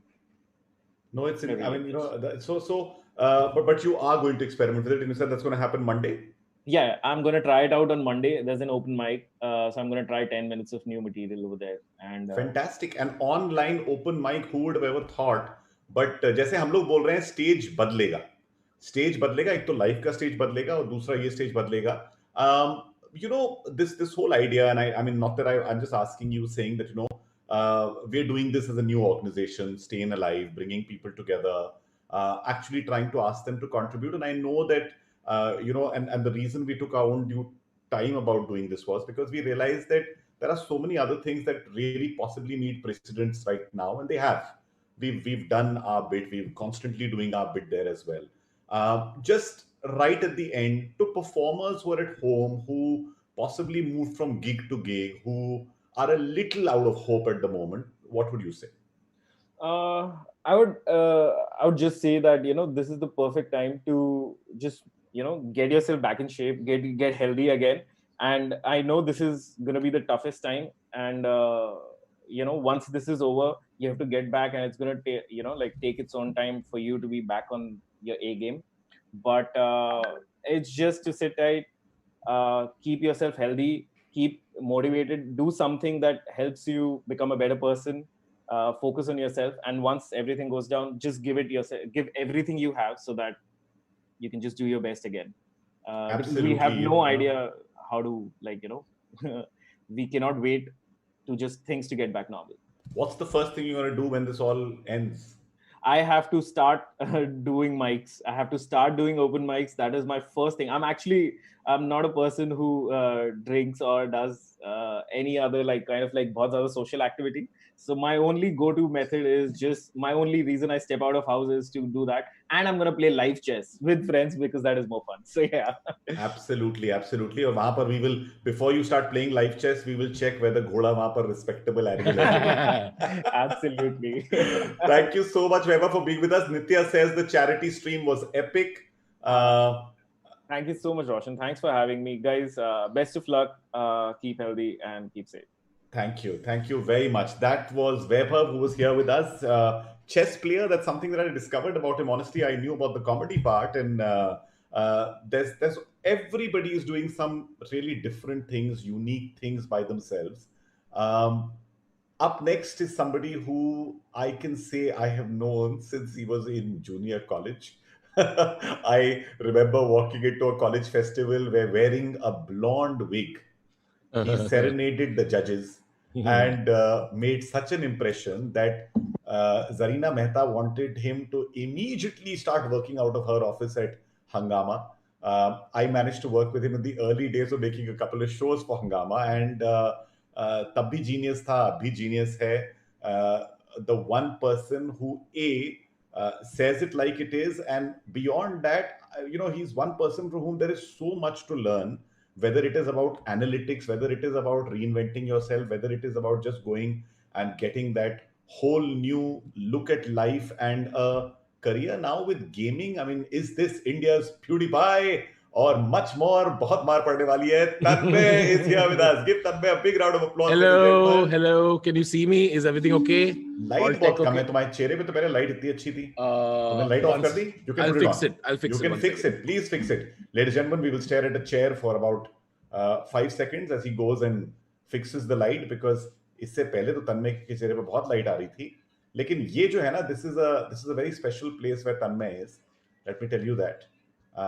That Tanmay is in his gaming streaming room, which was meant to have been done in so many different ways. इससे ज़्यादा नहीं होगा light, burn out हो जाएगा. अच्छा हाँ ठीक है Can I? Yeah. How's it going, Oshan? All good, you tell me. So I realize that every time we ever do a session together, the junior college story comes up. हाँ यार, because you know पहली memory है, सबसे पहली memory वही है. Till date I repeat that story, which is how did you get started? I'm like, it actually all started at a college festival. Correct. The first gig was television, which was very fun times. No, Giroshan, can you believe how far we've come? My goodness. Nah. कहाँ से कहाँ तक? नहीं, और you know, and what is? Let's tell you one thing. Give me something. The bot army, OP, bot army. What does this mean? Man. For a boomer like me, please explain. So I'll explain to you where it started. Right. So I started playing games online, and I am terrible at games. So in a game where someone is really bad, like as a joke, they are called bots. Bots in a game are computer generated. They're correct. So bad at playing. It's to get players used to the environment, get their first kill to get their dopamine release, so they feel like playing the game more. Wow. So bots are almost the sacrificial lamb by artificial intelligence to get players addicted. So I started getting called a bot from chat, and since then I've just embraced it, saying yes, I'm a bot. And you know what? Being a bot is the way to live, because when you're a bot, there is only one way, which is up. You can only progress. So I just have embraced it. OP क्या होता है? OP means overpowered. In gaming terms, it means like some gun is overpowered, which means this is too good.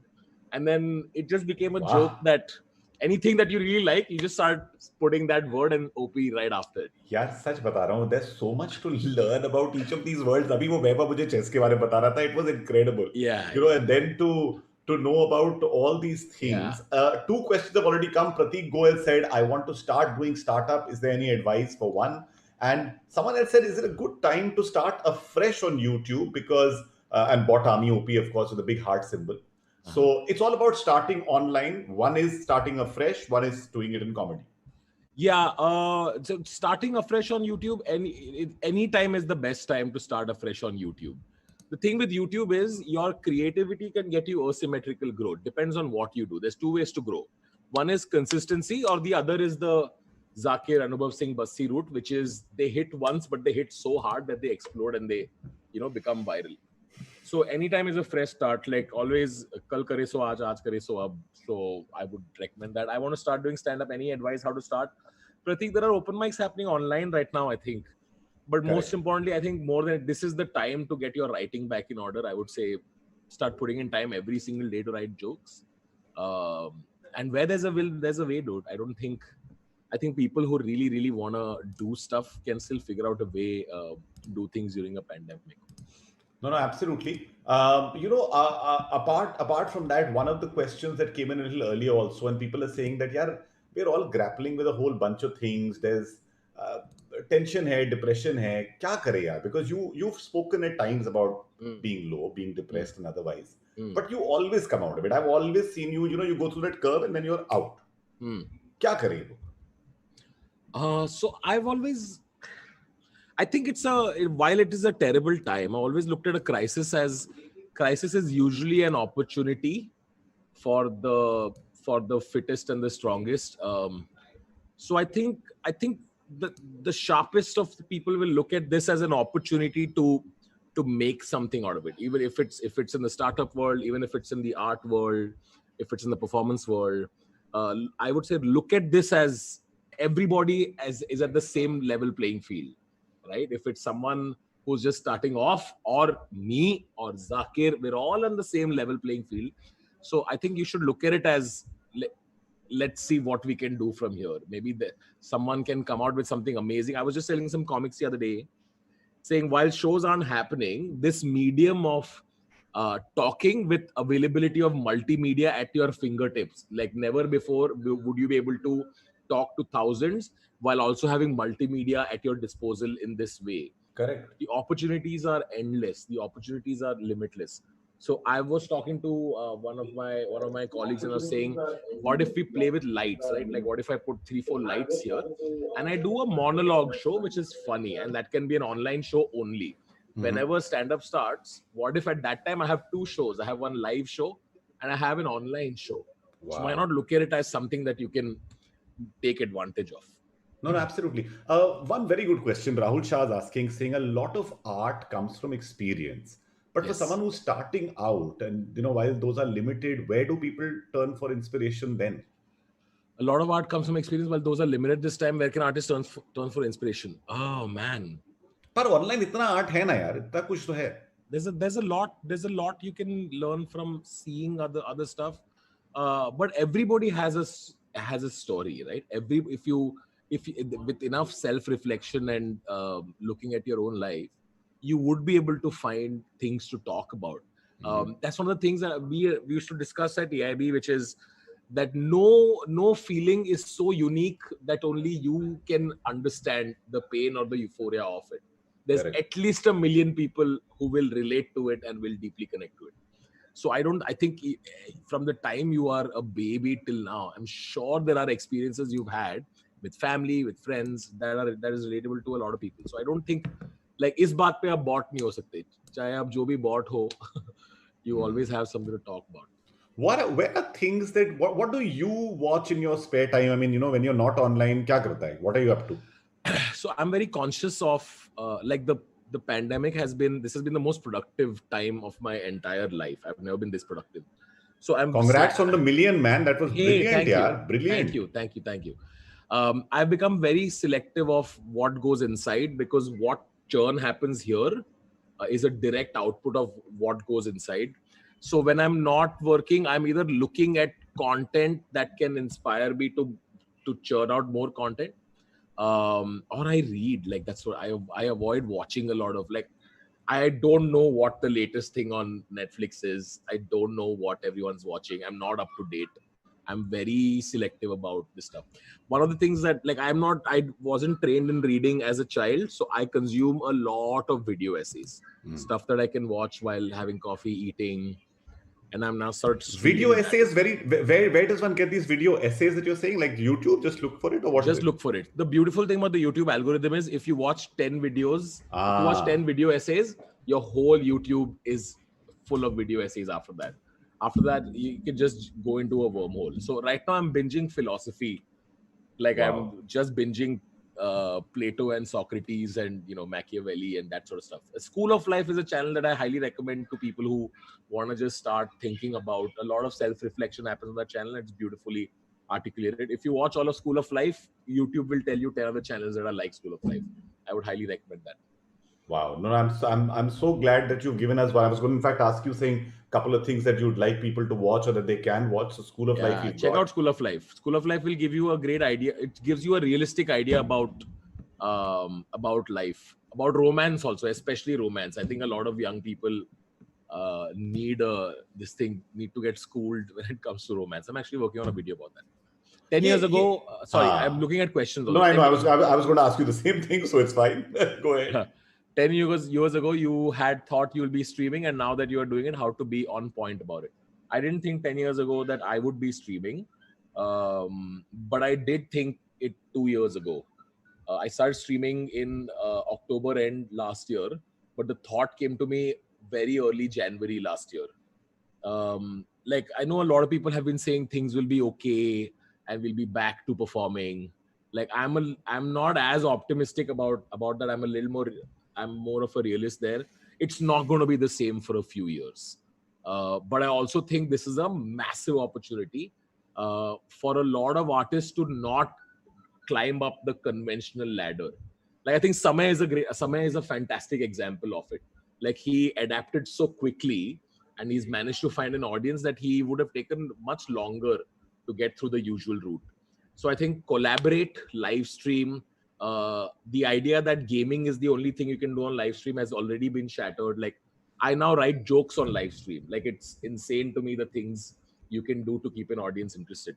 So yeah, I didn't think I'll be streaming, but I do think that most of my, at least the next few years, is going to be streaming a variety of things. Tanmay, how are you feeling now? I'm feeling good, Kalpit. Thank you for asking. No, so so the whole thing apart from this is that does a person put a lot of their personal experiences into art? That's what Anonymous attendee is asking. The Honesty Channel streams help a lot to learn about sketch and joke writing. The Honestly channel. I haven't seen it. How much of personal experience does one put into art? It's all of it, right? I think you're a product of all your personal experiences, and your art is going to be about that. Your worldview is going to be shaped by your experiences. You are what your experiences are. So, what are you? Tell me what ghar pe right now? Who all are there right now? I'm with Naveed, Revant, Raghav, and Akash. Revant and Raghav are extremely young, extremely talented professionals. Revant was someone that I found when I was doing 6 months in Bangalore. I just put on my Instagram story saying I want an editor, and he just showed up to where I was staying. And then one day I was moving back a week later, and I said, "Do you just want to move to Bombay with me?" But here's a catch: I'm a workaholic. I am going to be streaming. My work hours are going to be crazy. That's on you. He's like, no, I just want to learn. So he just lives. He just came and started living with me. And I think that relationship with your creator editor is so important. I'm able to output this much purely because Raghav and Revant live, breathe what I do. So yeah, that's who I live with. That's amazing. So, acha, ye batao, house work, do you play the nepotistic house owner or what is it? No, I play the... No. Sorry, what's your question? How? No, I'm saying that तू भी कुछ काम करता है या करवाता है? मैं करता हूँ. I have my days where before everybody else is awake, I am up and I am obsessively cleaning the floor, and yeah, I have my days. but tell me, being in a, I turned and said it, apart from wanting to meet 2-3 people because my family is here with me and stuff, and thankfully with the grace of God, one is well provided for. One is really realizing that there were a lot of things that one just did maybe to fill time, or what were those things that you've cancelled, saying ye nahi, ab to ye nahi karna? I don't think I'm ever going to go back to working at an office and wanting an office, or I don't think I'm ever going to do that. I'm very I realize how much time goes in travel. It's a crazy amount. I realize how much time goes in I think a social activity takes way more time than you think. I am very, very happy talking to friends. I'm able to connect way more with friends now than I did earlier, because it's that easy to just click a link and then have a conversation and then bounce back. So I don't think I'm going to go back to that. So one or two people asking about collaborations, and of course some people saying how to feel less depressed in this time. How to feel less depressed in this time? Oh man, that's a tough one. Man, I don't have an answer to that, man. But I know that having a routine really helps. If you can find 2 or 3 things that are constant in your daily routine, that's what really helped me feel less sad over the last year. A routine will help. It's very... So what's your routine? What's your routine? Give me just a little bit of an idea. Yeah, so I am at this computer by 2 p.m. compulsorily. So my phone starts going off by 1 p.m. Once I'm here, my wake up and get into the groove mode is between 2 to 4. That's when I schedule anything that doesn't require me to really consume anything, where I'm chilling, having fun, catching up with the day. 4 to 8 p.m. is my creative hour. If I need to get some stuff written, done, shot.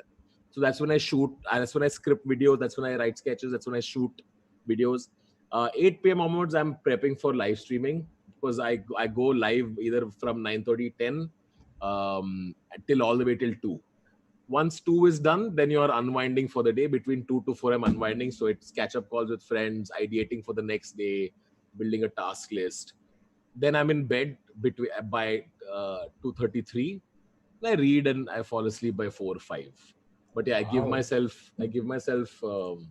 Yeah, my sleep cycle is very messed up. Roshan is looking at me like, the generation of today. No. I'll tell you what. I'm actually thinking. Saying, yeah, my son sleeps at about 3:34 and he's gaming and he's streaming, and it's okay. It's okay. I swear to you, I'm so glad that I know all of you, because sometimes what happens is that I generally think of saying, acha, he's 18. Who else? Acha, Tanmay is doing this, Zakir is doing this. Sab theek hai. I think if you're getting 8 hours of relax and rest, it's fine. I don't think it's... Yeah, that keeps changing though. We've got the last 2 minutes, but I wanted to ask you two quick things. One is that somebody talks about saying, Tanmay, the master chef, are you cooking? I am cooking. I have challenged Kavita's kitchen for a collaboration you could have never ever imagined. Wow. What is it? Kanda poha? I made kanda bhajia poha in the last video. But this time I'm going to bake something in the next video, hopefully. So I am on a trip of... So my insight is comedian plus any genre equals to fun, right? So I started off gaming. Now I'm like cooking karunga. My next makeup tutorial, tech review, मैं सबके पीछे आने वाला हूँ. Until this experiment is done. Superb idea. So cooking, overpowering हो गया, सब कुछ हो गया. ये I really wish we had so much more time, because when I talk to you guys, मुझे लगता है कि इतने अरसे के बाद इतनी लंबी बात होती है, and then again I'm taking notes. So now I figured a whole bunch of things. So Tanmay, be prepared for a long call between your waking hours from me. But thank you so much for doing this. Anytime before 4. Thank you for helping people go and contribute to StayInAlive, because guys, please contribute. And I really love that this idea is really cool to get artists to discuss, because I think I don't know, I just feel like when I listen to someone like a Zakir or something, with super skilled artists are able to articulate things that you didn't even know that you felt, right? Which I really liked. So thank you for doing this, Roshan. Not at all. Thank you. Take care, Tanmay. Bye guys. Bye. Always love you always, and thank you for always being there. It's always so good. Roshan. From the first Spoken Fest, where I heard the most incredible story from Tanmay, and I can't tell you about being relieved कि उसकी building में कोई और बना है.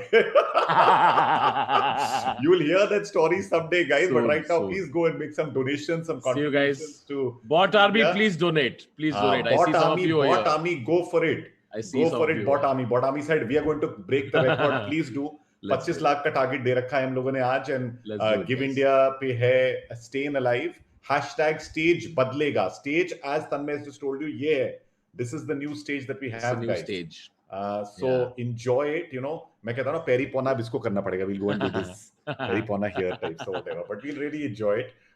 Thank you once again. Bye, Stage बदलेगा. Everybody go out and please watch all our sessions. There are so many more sessions that are going to be coming up. We've got a lot of things that are planned. Coming up next, very, very shortly, well, I'll tell you what. Lakshya is going to help me with that, I hope, and everyone else who's there, about what's on, because there are so many things on that I must tell you. I promise you I knew before the session, but right now I'm like, okay, I know there are many more things which are going to happen just now. So thank you everyone who's here with us with their questions, everything else that you all are asking. It's great. If anybody wants to, remember, please tell your friends to go out and start watching this on YouTube, on Facebook. Share this link, go out, tell them to be a part, tell them to go to Give India. There is so much that we can do together for the art and for the artists. बहुत लोग कर रहे हैं, बहुत लोग आपको हंसाते हैं, बहुत लोग आपको हर रोज खुश रखते हैं. और अगर आपको क्रिएट करने में, many people who in the chat who talked about the fact of saying यार क्रिएट नहीं कर पा रहे, अगर राइटर्स ब्लॉक है, घबराइए नहीं, राइटर्स ब्लॉक भी हट जाएगा, because we have the writers block session that is coming up in just a moment. Please stay tuned on the hour, every hour till late tonight. StayInAlive on every platform. Watch, contribute, donate, and be a part of history.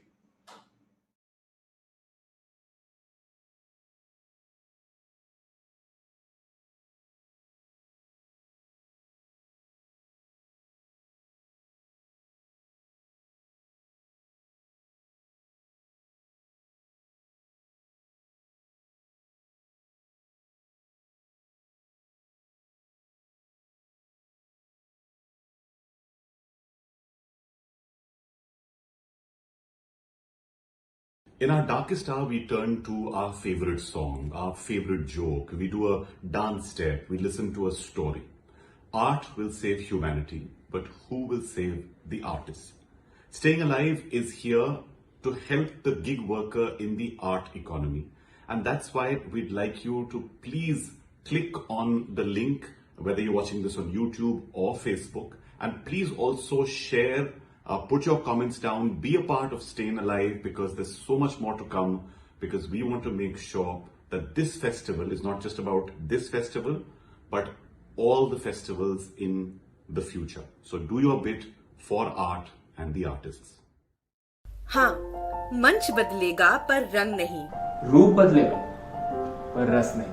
Theatre नया है, spotlight वही, mic testing का style वही। Hello 1 2 3 4 check.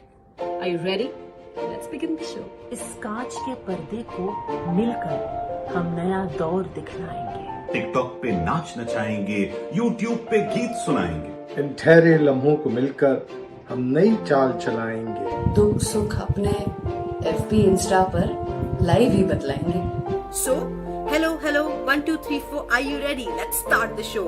Mic बदलेगा, आवाज नहीं। Look बदलेगा, अंदाज नहीं। दूर होके भी पास हम स्टेज बदलेगा पर एहसास नहीं।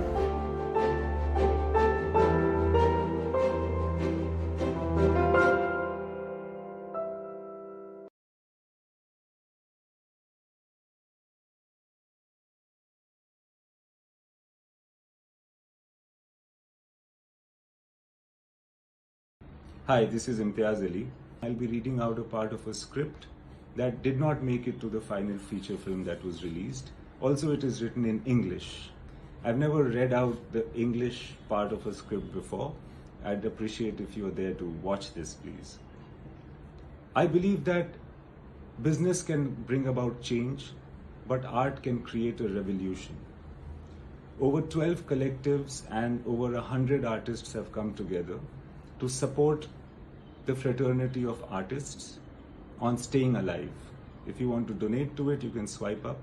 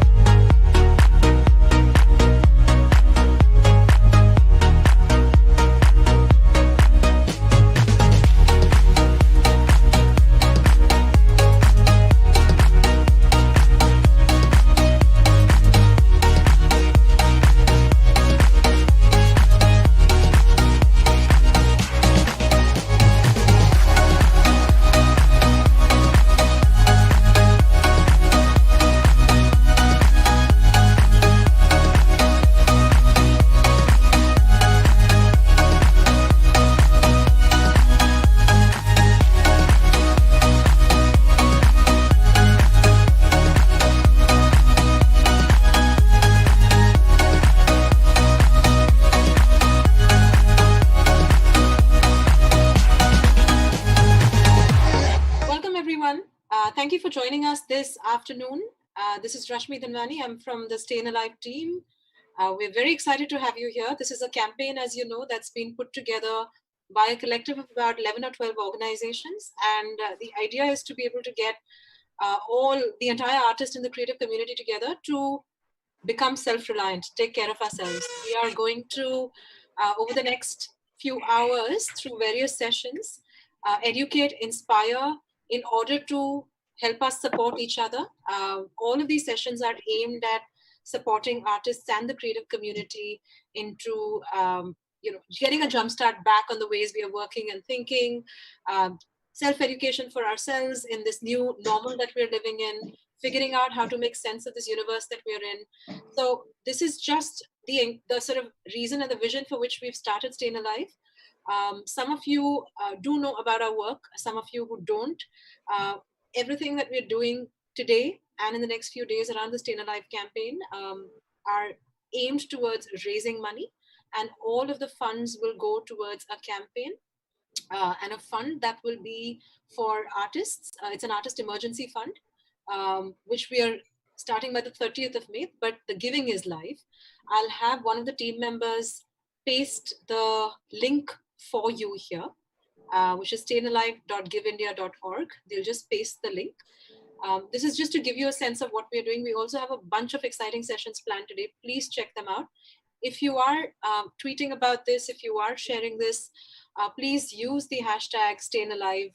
We'd really appreciate that. I'm also going to, post some of that on the chat window. You can take a look. You can tag us at StayInAlive.org and also use the hashtag Stage Badlega, because the stage is changing, at least for the next 6 to 18 months.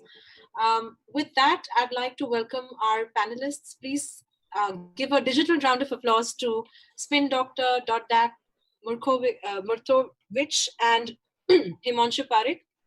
Thank you so much for joining us today. Big wave, everyone. Has to be some sense of being live. Yeah. Great. So I'm going to also, we don't have that much time, so I'm not going to spend a lot of time on their biographies. We'll be posting that on the chat window as well. Please take a look at it. But what we have here is an amazing collection of artists across this entire contemporary music space, music and dance space. And I'm really excited to hear from you about your journeys.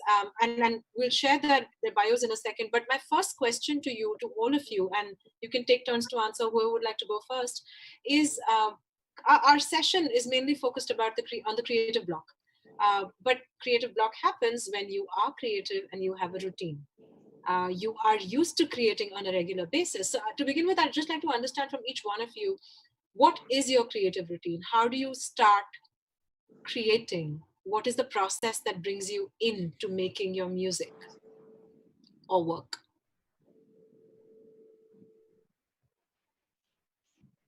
Anybody can starting the first. Yes, go for it. Can I? All right. So basically, when you talk about creative routine, we as an artist, we were in such a routine where we were working and doing gigs more than creating. So when all this lockdown happened, actually it made me happy because I had my own time. I didn't have to worry about going and working out. So technically worked in my favor for initially 2 weeks, and I was like pretty focused and doing a lot of things, lots of work, because you get that freedom that, I don't have any deadline. I don't have any work. I don't have to go to work. I don't have to do any gig. I don't have to catch flights. So technically all the artists, I think initially for first or 2 weeks, they were like, all pumped up, and they were like, I'm going to do this. I'm going to do that. I just sat down and, I figured out entire thing about how to go live on OBS, doing various visual kind of stuff. And yeah, I learned a lot initial 2 weeks, and then it kind of gradually faded for everybody. So let's talk about the second part, the actual block later. But yeah, that's how the whole thing started for now. Can I go next? Please, yeah. Yeah. So I feel like you mentioned, like it's important to feel creative at first, and everyone has their own thing, of course. But somehow for me, I believe it's very important to get enough sleep, because I feel like that helps keep my brain alert. So my brain is like waiting for like inspiration to strike. Because if I'm like groggy or I'm zoned out, like inspiration just bounces off and I don't even see it, you know. So like I need to like sleep enough. I need to shower before I enter the studio. So I just feel like really clean and fresh. And I just like, I think that's the most important part of my routine. I don't have a routine otherwise. As long as I'm woken up and I'm fresh, I'm like good to go. That's usually part of my routine.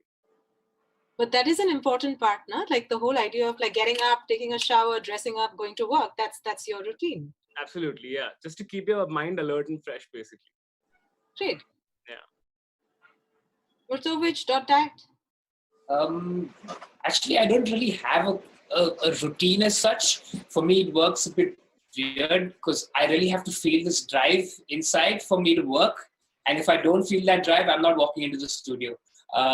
So it really depends on how I'm feeling on that particular day. And if I'm not feeling it for a few days, I'll just sit down and not do it, do research for a whole week or read about things or read about techniques. But it's weird. I really have to crave the feeling of like trying to create for me to be able to create. So I actually just wait for that moment where I don't actually wait, but I wait. I figure out a moment which is right for me, where I'm really like feeling the drive to work. And that's only when like the inspiration strikes for me. Because if there's no drive, I can spend 10 hours in the studio and there's nothing productive going to come out of it. So I actually wait for that drive to kind of hit me and be like, okay, I really want to work and I'm feeling this right now. So I think that would be my kind of routine, is just kind of wait for that drive to kick you in the butt and then like go for it. So is there a trigger for this drive? Like for me, a great trigger for my drive is coffee. Black, strong coffee, several times a day. What's yours? Coffee, yeah, but I don't think coffee is a trigger for me. Being inspired by somebody else's work, or listening to something and being like, oh wow, wait, how did that person create that?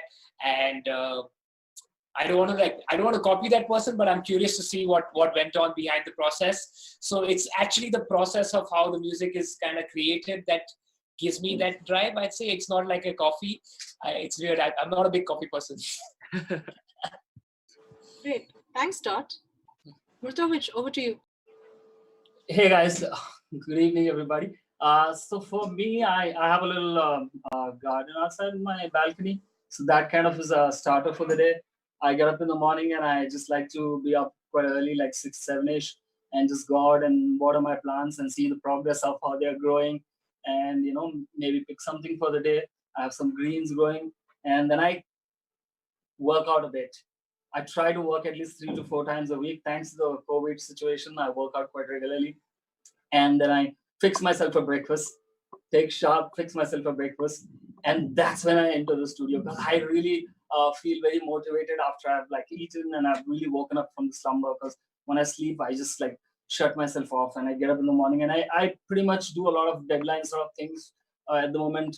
Many are stalled, but it's more or less like sort of a deliverable kind of work. So there is a creative workflow which is in practice for many years, and that's something that I just stick to. Even if I am not productive, I just come and spend the time in the making room and just hang out and waste some time. If nothing is happening, go out and do other things and come back to that. Yeah, that's a kind of routine. Roughly, some things fall in place, some things go out of line. But yeah, this is roughly the kind of creative sort of flow that I follow, and this is something that I voluntarily put into practice over the years. Yeah. And what's great to hear from you is everybody is different, right? Like clearly with someone like a Himanshu and Murtovich, you have you need a little bit of structure to start off. For you, Murtovich, it's the greens, right? It's watering, and a lot of people say that plants or earth gives them that connection to as a trigger. Himanshu, for you spoke about sleep is absolutely important, which is, all of these are scientific. We know about the fact that doing these things well makes you, a happier person, if not a creative person. Yeah. But clearly in your case, that works for you. But in the case of Spin or Dot, for you, you're waiting for that inspiration to strike. And there are things that may happen to give you there. But once you're there, you're extremely productive. I think that just goes to show that every creative person creates differently. And hence, it's important for all of us, and all the attendees are here, is for us to understand what is our creative routine, gets us into the space of creating. And if we know that, I think acknowledging the problem is the first step, right? So once you know where you are, where you stand, I think you can begin to then understand how to unpack the problem when it occurs. So I just want to sort of take this back to spin, actually, because you started off by saying that, you had a lot of freedom initially. But I just want to pick up on one point you said, oh, we're always catching flights, we're gigging. And that's interesting, right? Because as a creative person, you would love to create a lot, but you also have to make money. So you've got projects, you've got, gigs to go to, and you've got all of these things. And when COVID-19 happened, suddenly there were these cancellations, and now it's 2 months down the line. I don't know how much of the work has restarted. So I'm just curious about what was your, in some sense, you've already covered what you did in the first 2 weeks, but balancing this creation with creating so that you're able to get income in, how has that played out for you? So basically, when the things were normal, in back of my mind, I had like 15 other things to do, but I never had time for those things. And I because I was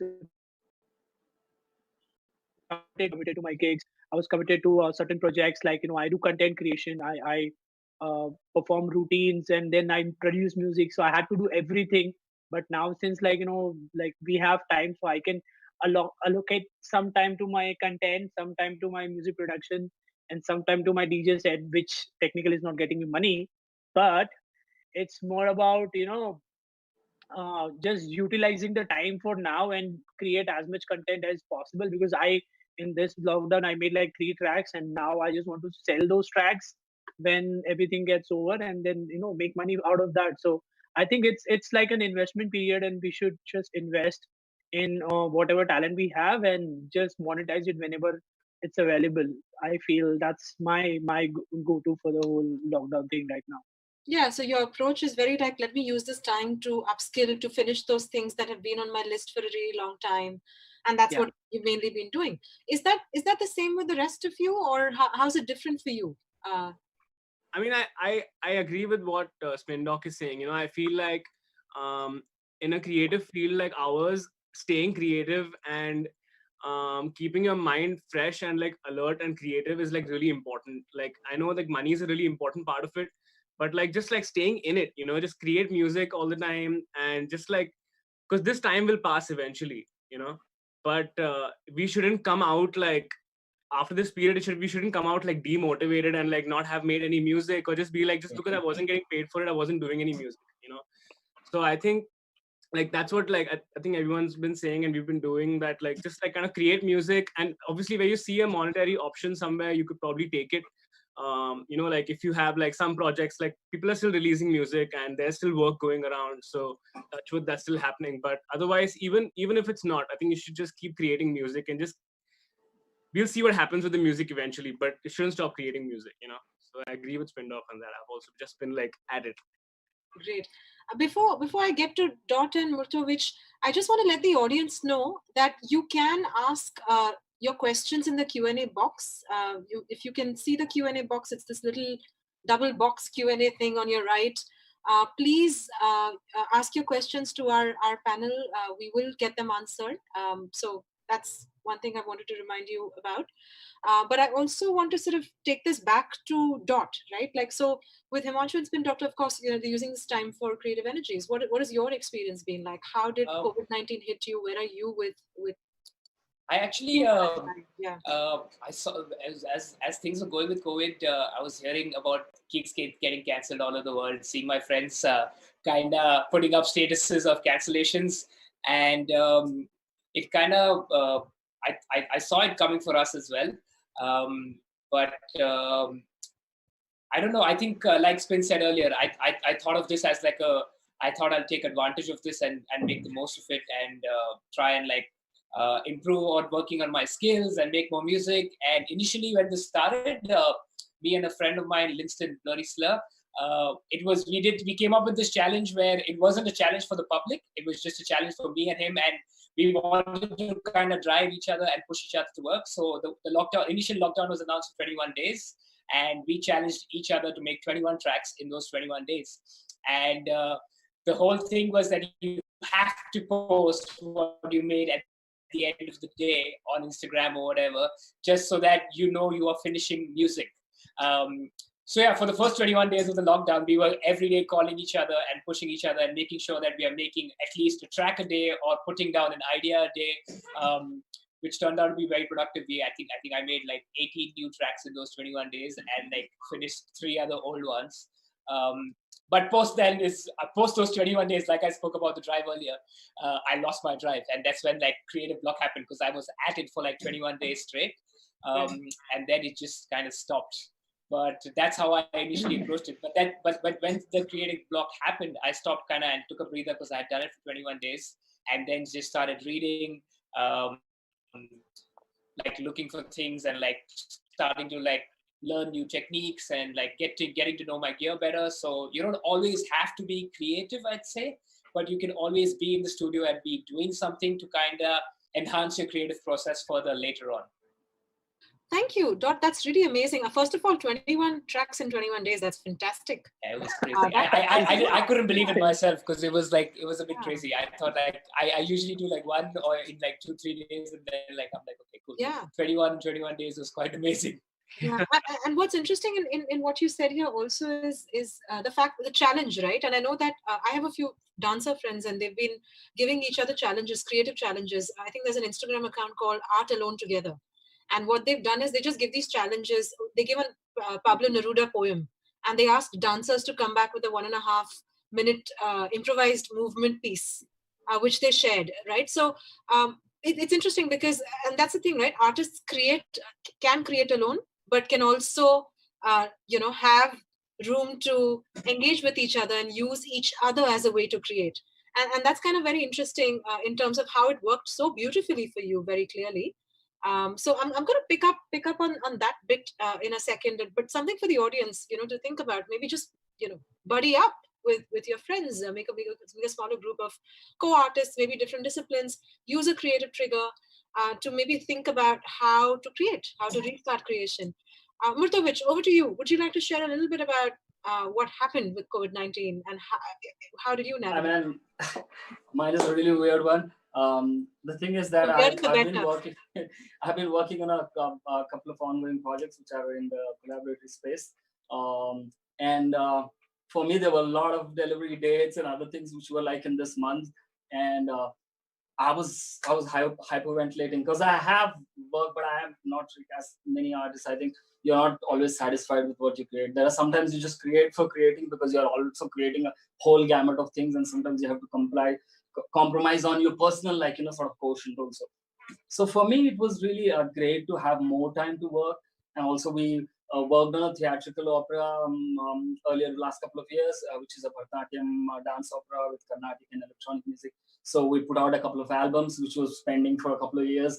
For many reasons, we didn't put it out earlier. So that came out, we put out a music video. All of this happened just because all this happened. I don't say that this is a great thing to happen, but the silver lining here for me personally has been just all these things just fell into place, and I found more time to write more music. I've been very productive, and I'm also very fortunate to be quarantined with my 2 interns who work with me at the studio. I have a lot of a semi-professional studio where I have 2 interns who are working with me and also learning, and plus they work on the projects as well with me. So they are there. So it's nice to sort of rub off inspirations of each other. We wrote a whole lot of material, more than an album actually, about 20 tracks in the last 40 days of being in. I haven't gone out from maybe say post-Holi. That's the last time I went out to do a gig in Pune, and that was it. And I think it's sort of helped me to get back, put everything in front and just sort of look at it out of the box. Earlier it would be weekend engagements to go to another city, have a gig, rock this, rock that. It's so tough to do that every time, and it's a different turf in different cities, and it's challenging to even get the hotels or whatever. One might think that it's very cool. You are traveling in the aircraft and going to a hotel, but it's taxing as hell. And now I don't have that, so I just sit back, relax, and think about my work. I haven't touched the piano for a while, so I get to like sort of get up and play, learn a new raga.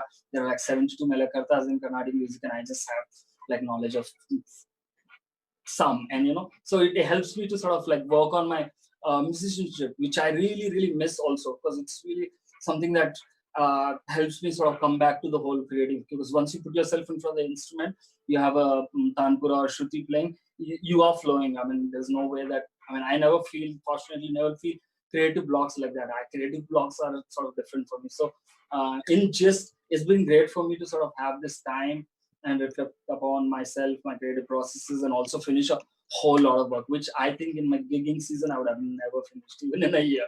Yeah. Yeah, that's very interesting. I just want to pick up one thing here. It seems that all of you have become quite productive, which is amazing in this time.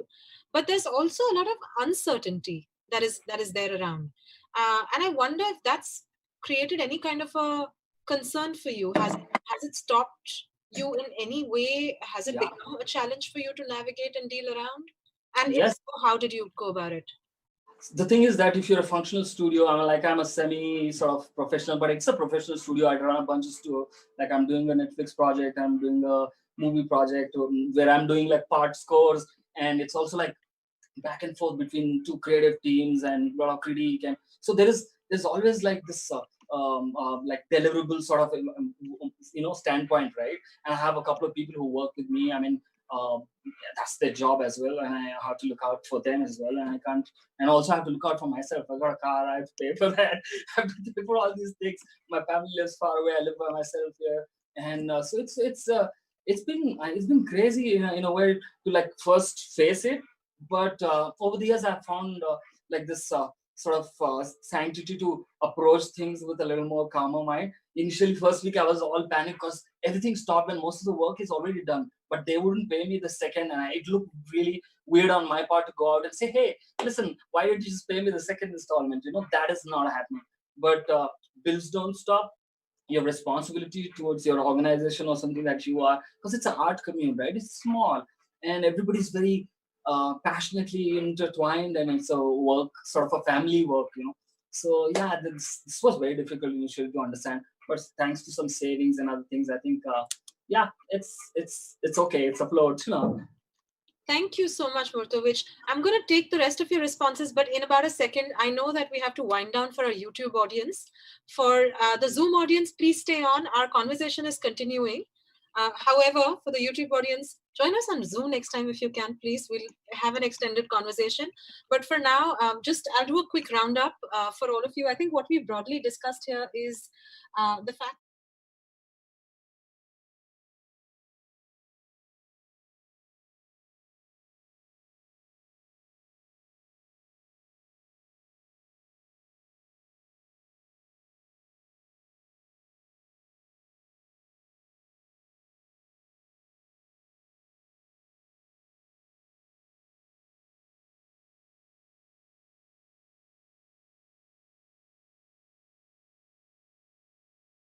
In our darkest hour, we turn to our favorite songs, our favorite films, our favorite stories. Now imagine a world without art. No live concerts to go to, no stand-up comedy gigs to attend.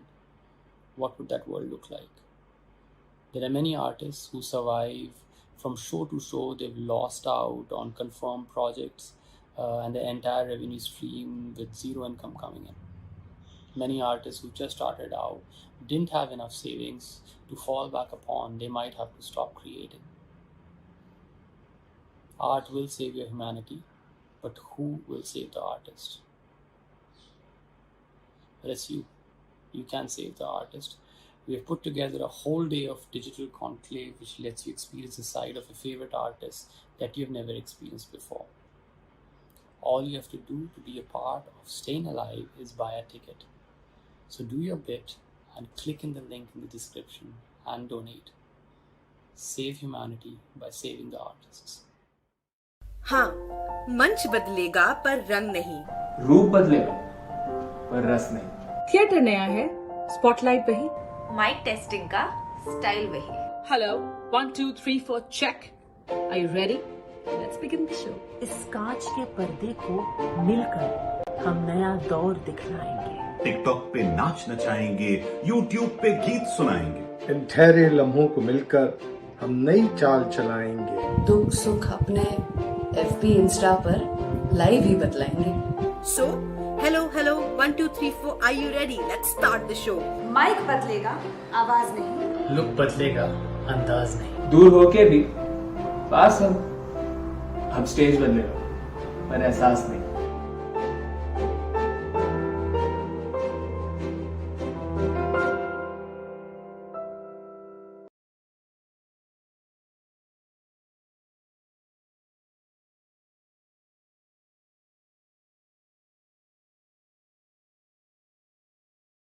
Hi, this is Imtiaz Ali. I'll be reading out a part of a script that did not make it to the final feature film that was released. Also, it is written in English. I've never read out the English part of a script before. I'd appreciate if you're there to watch this, please. I believe that business can bring about change, but art can create a revolution. Over 12 collectives and over 100 artists have come together to support the fraternity of artists on StayInAlive. If you want to donate to it, you can swipe up.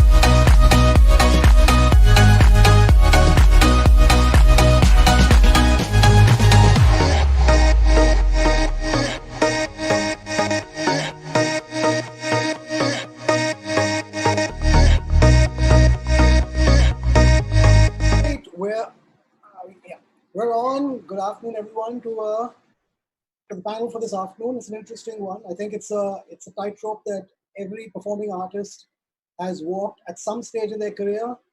How to balance your passion versus the need, very often the desire for a paycheck. We've got 6 luminaries from the entertainment world. I want to rush through them because it's a very short session. So I'd like to give you guys longer intros, but you guys can speak about yourself when you get your chance. So starting, we got Sartek or Sarthak Sardana, who's a DJ and music producer who's played alongside Justin Bieber in India. All his tracks have charted on Beatport Top 100, and his music has been supported by renowned artists like Hardwell, Tiesto, Afrojack, Nicky Romero, Freddy Legrand, and many others. We've got Helium Project, which is the title for Arijit Basu's electronic project. He's been, I think, electronic project, right? He's been headlining a lot of recent live acts with a progressive tech set and teamed up with Techno Boy very recently for Fuga in Bangalore, supported by Submerge. We've got Harshita Gupta, who's a former radio jockey with Radio Mirchi. She's popular for playing fun and witty characters online and is a digital creator with Just Human Things and has followed her passion to reach her paycheck. We have Tejas Menon, who's a singer-songwriter from Bombay, who's traveled and played many music festivals, including NH7 Weekender, Kalagora Arts Festivals, VH1 Supersonic, opened for Damien Rice, Lucy Rose, and frequently guests with Blackstrap Blues, or Mendonça that is. We have Bosco Martis, one half of the famous duo of Bosco Caesar, leading dance choreographers of Bollywood. In their career of 20 years, they've choreographed more than 400 songs and done work in over 100 films. And we have, the shortest bio I have here is Zakir D'Souza is a singer, songwriter, and guitarist from Mumbai, India. I think everyone knows who Zakir is.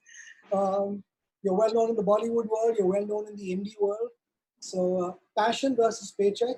I'm going to start with Nikhil, since you were last on the list with the shortest bio. Also because I think you've been most visible recently with not just the Bollywood work you've been doing, but your songwriting projects in Nashville first and more recently in London. So I think, speak up. Man. Yeah. How do you do it? Well, I mean, that's a long history of me. I have to go through all of that. But let's just say that, I had a full-time job in like 2007, and I was working on oil rigs and I was working for the oil industry. And then I gave it all up and I came to Bombay and I wanted to be a musician. I started off just doing ads. I started singing for ads. My voice got noticed, and then Bollywood started calling me for films. But what happened is there was a bit of a conflict, like an internal conflict, because I had come back with the express purpose of doing my own music and putting that out. So I wanted to be, the indie musician, stays true to his art and doesn't, compromise with any of the, like say the general perception of what compromise is.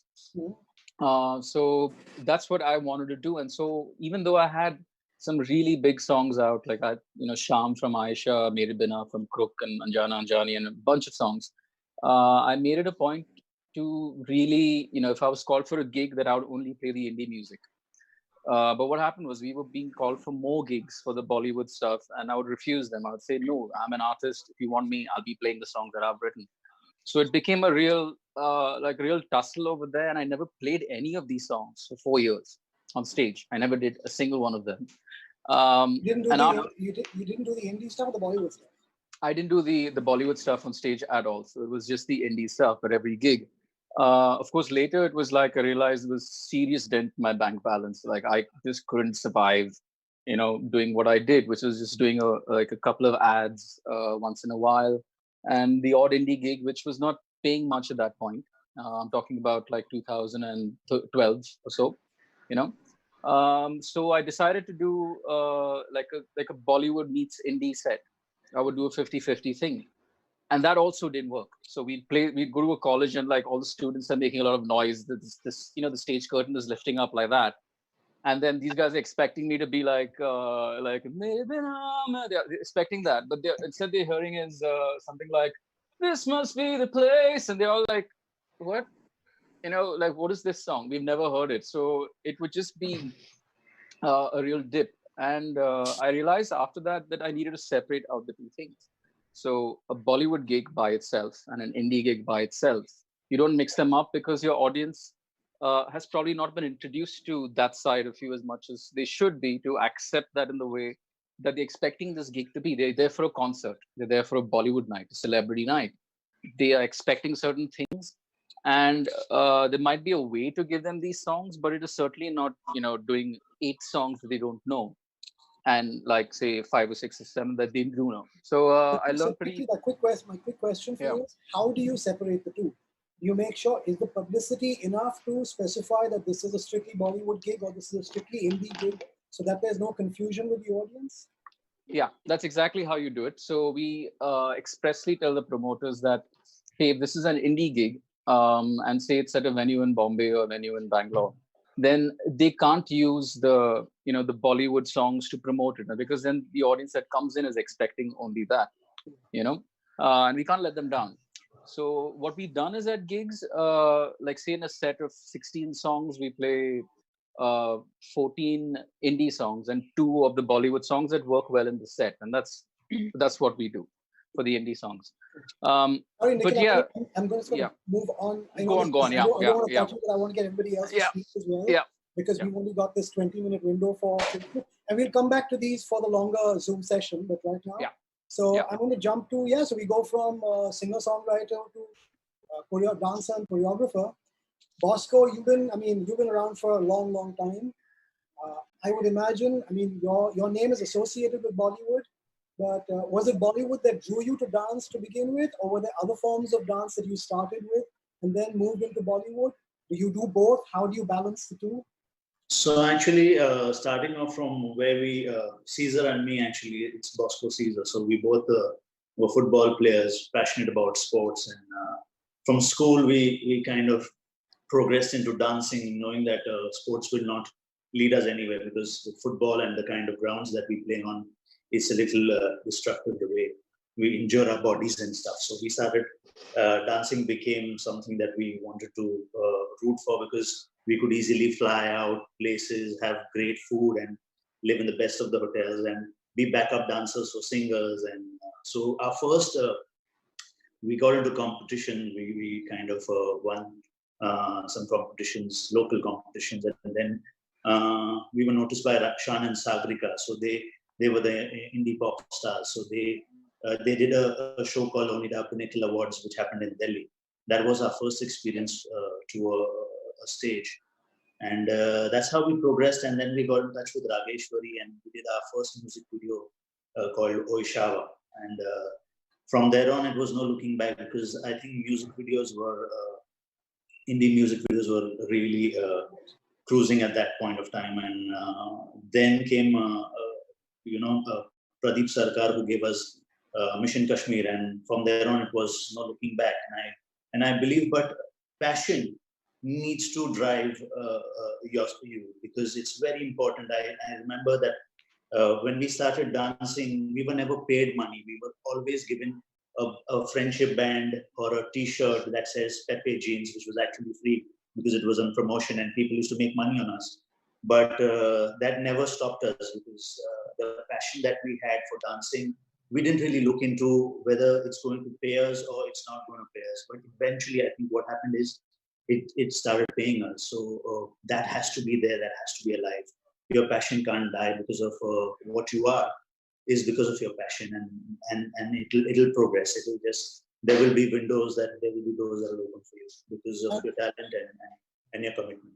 Fantastic. I completely, that resonates with me, because that's been a similar thing for me. A lot of what has transpired has been accidental, but the accidental part has been the fact that people have paid me for what I do. The love for what I do is what drove me to it. So, So I'm going to jump now to, we'll come back again, Bosco. I'm going to jump now to Harshita. So Harshita is a radio jockey. Harshita, tell us your story. You've been a radio jockey with Radio Mirchi for a while. And how do you balance the passion versus earning money tightrope? So I always really liked to be on camera, but I was this very huge, fat, bulky kid who was a very camera conscious person. And then I decided that I'll do radio, because that I'm not seen there. I'm not seen in radio. It's just an empty room where I have to sit and talk on mic. So I thought, cool, I'll be able to talk also, and I'll not be seen also. But then this whole digital wave came in, and my company started asking me that you have to do a lot of digital stuff. I'm like, oh God, dude, I am a very camera conscious person. How I'm going to do this? Then somehow I just consoled myself that no, something will happen. You will have to try. You will do it. And then my first video I ever shot on camera, where I was shooting a video, I was looking here, lens was here. It was a disaster. And from there on, by practicing, now I even play characters. So I think training your passion is very important to get you paychecks. So what you're saying is taking your passion and making your entire operation more professional.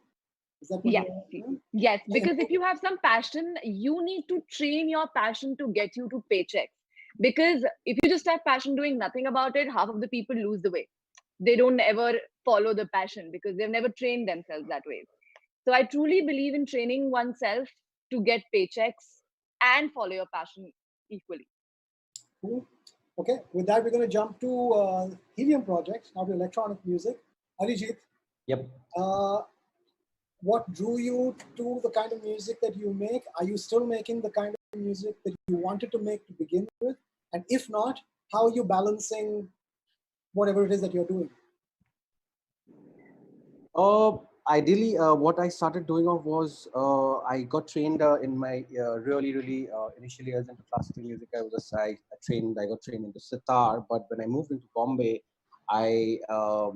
there was a lot of influence of Western music. There was a lot of influence of dance music that came through. And I was always a professional in terms of when it comes to earning money. I always had a sales background, so because of that, I realized that it has to be a good mix with if I want to become a DJ or if I want to become any other professional of that sort. I have to have a mix of things that I want to get done with. So my sales career or my sponsorship-led career then intertwined with me choosing to work with MTV networks of VH1 and eventually Percept, where I was working with Sunburn. My job entailed the fact that I was getting sponsorships, and at the same time, I was interacting on the artist side. So there was a big mix. There was a really cool mix. And I realized that, okay, this is the balance that I need to achieve, because while I'm performing, I'm also earning money. So that is the kind of mix that I kind of generated in the last 15 years of my career. Brilliant. Excellent. So let's get back to the indie scene now. As against Nikhil, who's managed to balance Bollywood and singer-songwriting stuff. Tejas, you've stayed away, as far as I know. To my knowledge, you haven't been doing the Bollywood stuff as yet, right? I have actually, yeah. You have. How come I missed this stuff? Okay, well, I mean, it's fine. It's not, again, I mean, like very similar to Nikhil, it's like I'm trying to make the distinction between both of those things. I actually originally wanted to answer your question, which is passion versus paycheck. For anybody out there, pick paycheck. That's the way to go. Paycheck? I'd say paycheck first, yes, if you want to sustain your passion. I think, I mean, everybody's pretty much said kind of maybe the same ideas that I have about following your passion. I think people sometimes conflate like the word passion with like dreams. If your passion is to be like a rock star and like play to like thousands of people, that's probably like not the right way to go. You need to kind of have a love for something which does not have like a fiscal kind of side to it. The only thing that I've really done, and I pretty much stumbled into my profession as well as a musician. Like I was working in advertising, like Harshita, I was a radio jockey also for about 3 years. So I kind of like picked up a bunch of skills along the way, and really just honing that skill set over time has kind of allowed me to kind of sustain myself without kind of thinking about my job too much about being a musician. I do believe in having like skin in the game, which is like, you need to be able to rely on the thing that you do the most of, or at least that you want to consider as your primary function, so that you have a lot riding on it, so that kind of drives you. But I also kind of made the decision like maybe a few years ago to make sure that, the thing that I love is not the only thing that will kind of, leave me disappointed in the event that, I don't make money off of it or something like that. Because, something that I like as an artist is very pure, and, I don't want to deviate from that plan. But at the same time, you have to kind of consider that if it's your business, then you're going to have to pivot at sometimes. You're going to have to do a bunch of things. Having said that, yeah, I mean, everything that I've done basically in my career, whether it's in advertising, radio, or music, has kind of allowed me to have a set of skills that then kind of makes me good at making money. So, whether it's like doing jingles because I'm a singer, or whether it's doing branding work for another company that I have, or podcasting, or whatever it may be, I think those are the things you really want to, if you have a passion for music, then you got to do everything. Like whenever I hear musicians and like kids out there go like, listen, man, I'm just a musician, I don't do like marketing or anything. I'm like, dude, you're not allowed. It's not enough anymore to just be a talented singer. Like, you got to be more than that. Like, the one piece of advice I give most like artists is like, learn Photoshop. If you want to be a good musician, you should learn Photoshop, because everyone is invariably going to mess up your poster or your branding or your perception, and that's little, if not most, of what we have to offer. So I'd say, my advice, or at least my opinion, is to kind of hone your skill set. Like Harshita was saying, train your passion is actually a really good way of looking at it. And ideally, there would be multiple passions and therefore multiple paychecks, so then you can. Sure. Why not be like Da Vinci, a polymath, who basically, entered every industry and made moolah off of it, It's fine. Yeah. So I'm going to jump now. We've got 10 minutes left for the YouTube and Facebook bunch, and we will return to the Zoom gang and speak more. So I want to bring in Sarthak Sardana, or Sartek, as he goes by for his live gigs. Sarthak, tell us your story. I mean, my inputs match a lot with Tejas, exactly the same kind of inputs I have. But so I come from a family full of chartered accountants. So it's a rule in my family. When a child is born, you have to be a CA. So I'm actually a student. But luckily, this music thing became very big for me, and the whole career shift happened. But when I meet people, when I do gigs, when I meet with fans, when I meet with new producers, I feel there's a very big misconception between what is a passion, what you love doing. So passion is something which is going to sustain throughout your life. And people think that if they like music, they like painting, they like cooking, that's what they love to do. It can't pay them. So I saw this Venn diagram, which I really believe in, is what pays well, what you're good at, and what you love doing. So you have to be in the center of that. You can't. So passion can get you money. Having said that, passion can get you money, but money can never. You can never follow money for so much money. You cannot follow your passion again, right? Amen. It's a big confusion there, but I would still stick on the passion side because after when I'm 60, the zeros might not matter that much. The stories which I'll have of traveling and meeting new people, doing this Zoom conference, will make a big difference. Which is very much part of the passion, which is the reason why I think any of us got into whatever we're doing, is the love for what we do. I think that's really what the passion is, the love for what we do, but the love enough to create and express ourselves, that all the crap that comes with it. I think a lot of people don't see that, because when you see a marquee name and you see people who are already getting attention, getting big gigs, getting big audiences, getting big songs and movies and all that kind of stuff, it's very, very easy for the person viewing that to not even consider the fact that there was a considerably long road of struggle, potholes, smooth pavement, everything. And that can only be sustained really if you've got the love for what you want to do. I mean, it's a question I often ask people is, are you making music? Because it's musicians who come to me. Do you want to make music because you want to be famous, rich and famous, or do you want to make music because you love making music? You start with that question and a lot of answers, then everything falls into place. So we're going to wrap up the YouTube and Facebook bunch right now. So whoever's been watching us on YouTube and Facebook, thank you for tuning in. We are continuing on.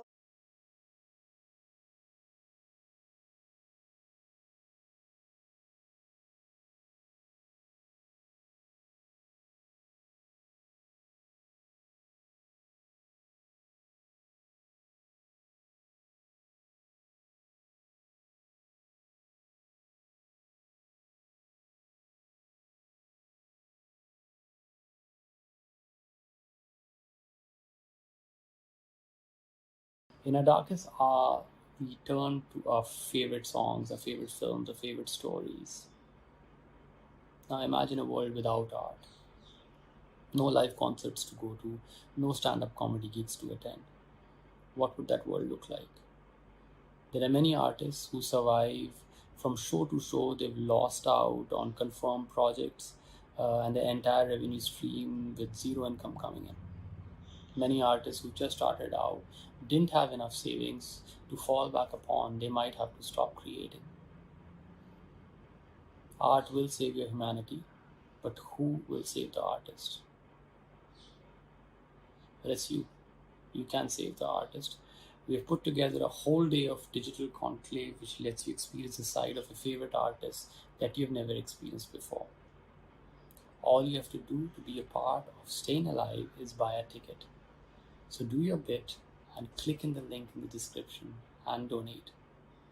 save humanity by saving the artists.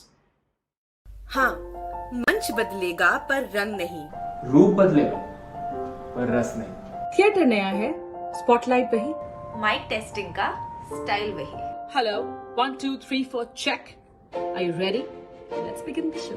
इस कांच के पर्दे को मिलकर हम नया दौर दिखलाएंगे। TikTok पे नाच नचाएंगे, यूट्यूब पे गीत सुनाएंगे। इन ठहरे लम्हों को मिलकर हम नई चाल चलाएंगे। दुख सुख अपने FB इंस्टा पर लाइव ही बतलाएंगे। So, hello, 1 2 3 4, are you ready? Let's start the show. Mic बदलेगा, आवाज नहीं। लुक बदलेगा, अंदाज नहीं। दूर होके भी पास हम। अब स्टेज बदलेगा पर एहसास नहीं।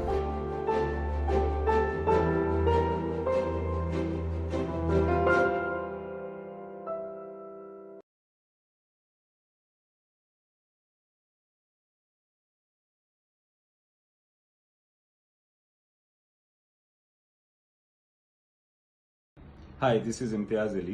I'll be reading out a part of a script that did not make it to the final feature film that was released.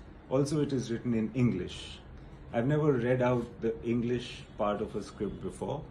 I'd appreciate if you're there to watch this, please. I believe that business can bring about change, but art can create a revolution. Over 12 collectives and over 100 artists have come together to support the fraternity of artists on StayInAlive. If you want to donate to it, you can swipe up.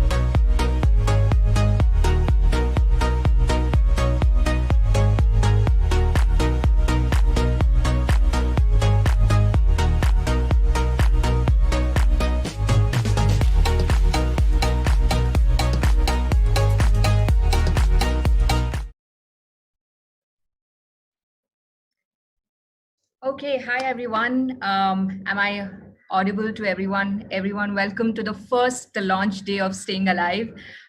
Thank you so much. Firstly, thank you for everybody who's tuned into this session. We all have worked very hard, and this is only the beginning. Like I said, this is the first day of what we are trying to do with Staying Alive as a platform, which is really for the artists, by the artists and art lovers. And with these discussions, with the support of the panelists that are here and everybody else who's joining in, we hope to only make this body a body that everybody can reach out to, especially performing artists, because I think that's lacking today. So before we begin, I would really like to first thank the panelists and do a quick introduction.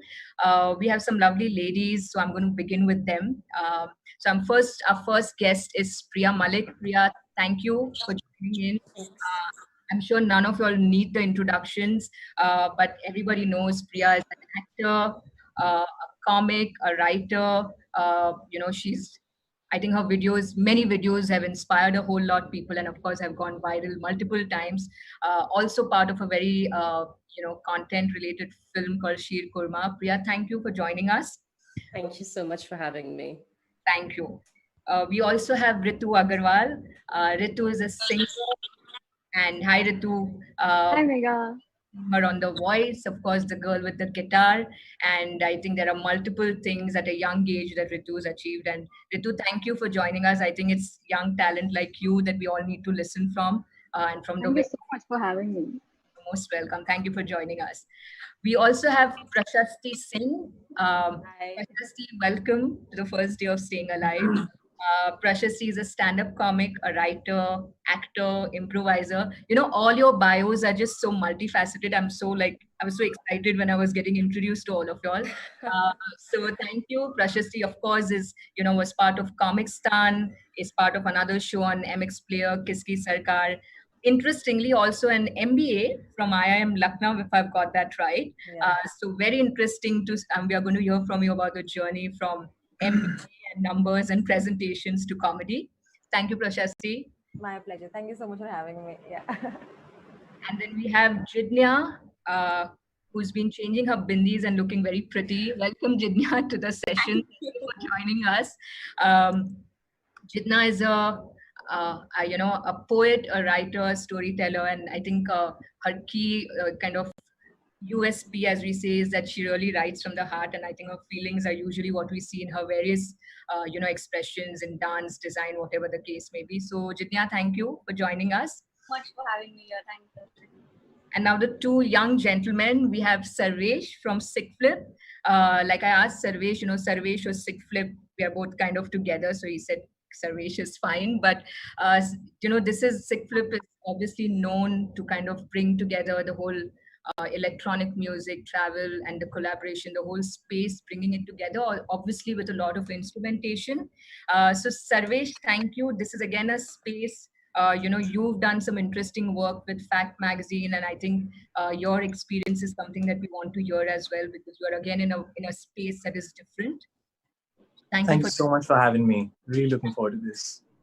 And last but not the least, we have Vaibhav Pani from the Yellow Diary. Like I said, he's again a man who creates music on strings. Vaibhav, also a former MNC slave, as he called himself. So a beautiful transition into a different kind of a life and now. So thank you, Vaibhav, for joining us. It's really the subject, like I was saying, self-motivation versus validation. It's a subject that all of us artists struggle at various points in our lives. So I'm quickly going to go into, I'm going to ask Priya the first question. Priya, Sure.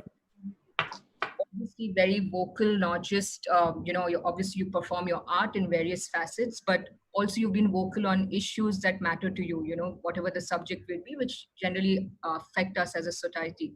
So how do you kind of draw the line saying, you know what, yes, I love the appreciation and the external validation that comes from my fans, but at some point I'm going to say, this is what I need to keep doing.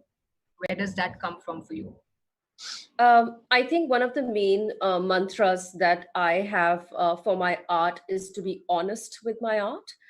Be it me creating art as in a spoken word poem or a video clip, or be it me just being vocal on issues, right? So if I don't feel that I am knowledgeable on the topic, B, that I'm representative of the topic, C, that I am not in a position to be able to talk about it, then I don't talk about those things. If I feel honestly that I should be the one talking about it, or that I can talk about it, or that I should talk about it, then I talk about it. So I try and not let my motivation come only from external factors. I don't like being pressured into my art. Obviously, we all do commissioned projects. There will be a time when a brand will be like, okay, this is happening in the country. We would love for you to write a poem about it. So that does happen. But then again, thankfully, I'm now at a time in my career where I can say no, and that is very empowering. I think learning to say no as an artist comes after a few years, when you are in a position to be able to say no, right? So thankfully, I'm at that position where I've now started being really selective. So I let myself motivate my art, my honesty motivate my art, rather than external factors such as validation, be it commercial validation, be it personal validation, or be it online validation. So that's something that I think I've grown up in the last 2 years, and that started reflecting in my work as well. Okay, so that's an interesting point you made, because today, like you said, you've reached a stage where you can choose to say no to certain projects. And so I'm going to move, kind of taking this forward to Ritu, because Ritu, when you came, in The Voice, you were much younger. You're very young even right now. So I just want to know what has anything changed for you from that part till now, and what has changed internally for you? I think for me, first of all, as an artist, you should know yourself better in comparison to what something else or someone else has to say about you or your art, because you should always remember as to why you do what you do, because I think that is something that has kept me grounded. And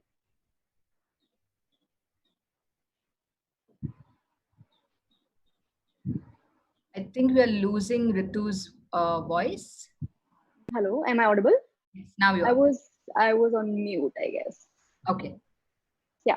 So as I was saying that while I was on The Voice, I was still learning and getting used to the environment that I was at that point of time. But now I am currently shifting into a phase called as an independent artist, and I'm trying to be that, trying to be who I am first, and then moving on to the factors like external validation and everything like that. So I think firstly, it all comes down to what I want to do.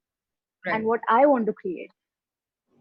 Right. But I think, I mean, let's be honest, a validation also includes all the praises that people shower upon us on our performance, right? Yeah. So with the praises also come the criticism. And so how does one kind of put a point to say some of it is feedback, but some of it, I can't move away just because everyone has not liked my performance or this particular piece. So where does that internal battle happen, and how does one tackle that? I think again, that comes down to how much confidence you have on your art. Because I'm sure if I am singing one song, the other person might not like it, because let's just face it, you can't please everyone. So you really have to keep that in mind, that, okay, whatever I'm putting out, it is for my own, self-satisfaction first, and then we can take it out from the audience or the response that we are getting. And again, it's a perfect balance that should happen between the validation and the motivation. But yeah, validation does matter. It's a every morning wake up and tell yourself thing, I guess, right? Yeah, you have to. So interesting. You said something that, you have to have confidence in what you're doing. So I'm going to then, ask Vaibhav, who also made a very confident transition, like I was saying, from being an MNC slave and then, becoming this passionate, ardent musician. Vaibhav, when did that happen for you? Like, what was it that made you decide that enough?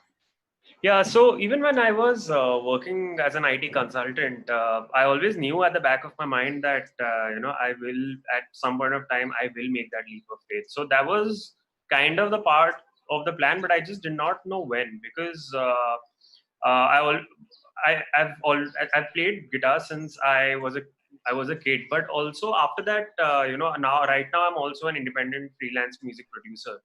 which I took my guitar playing. I took my guitar playing.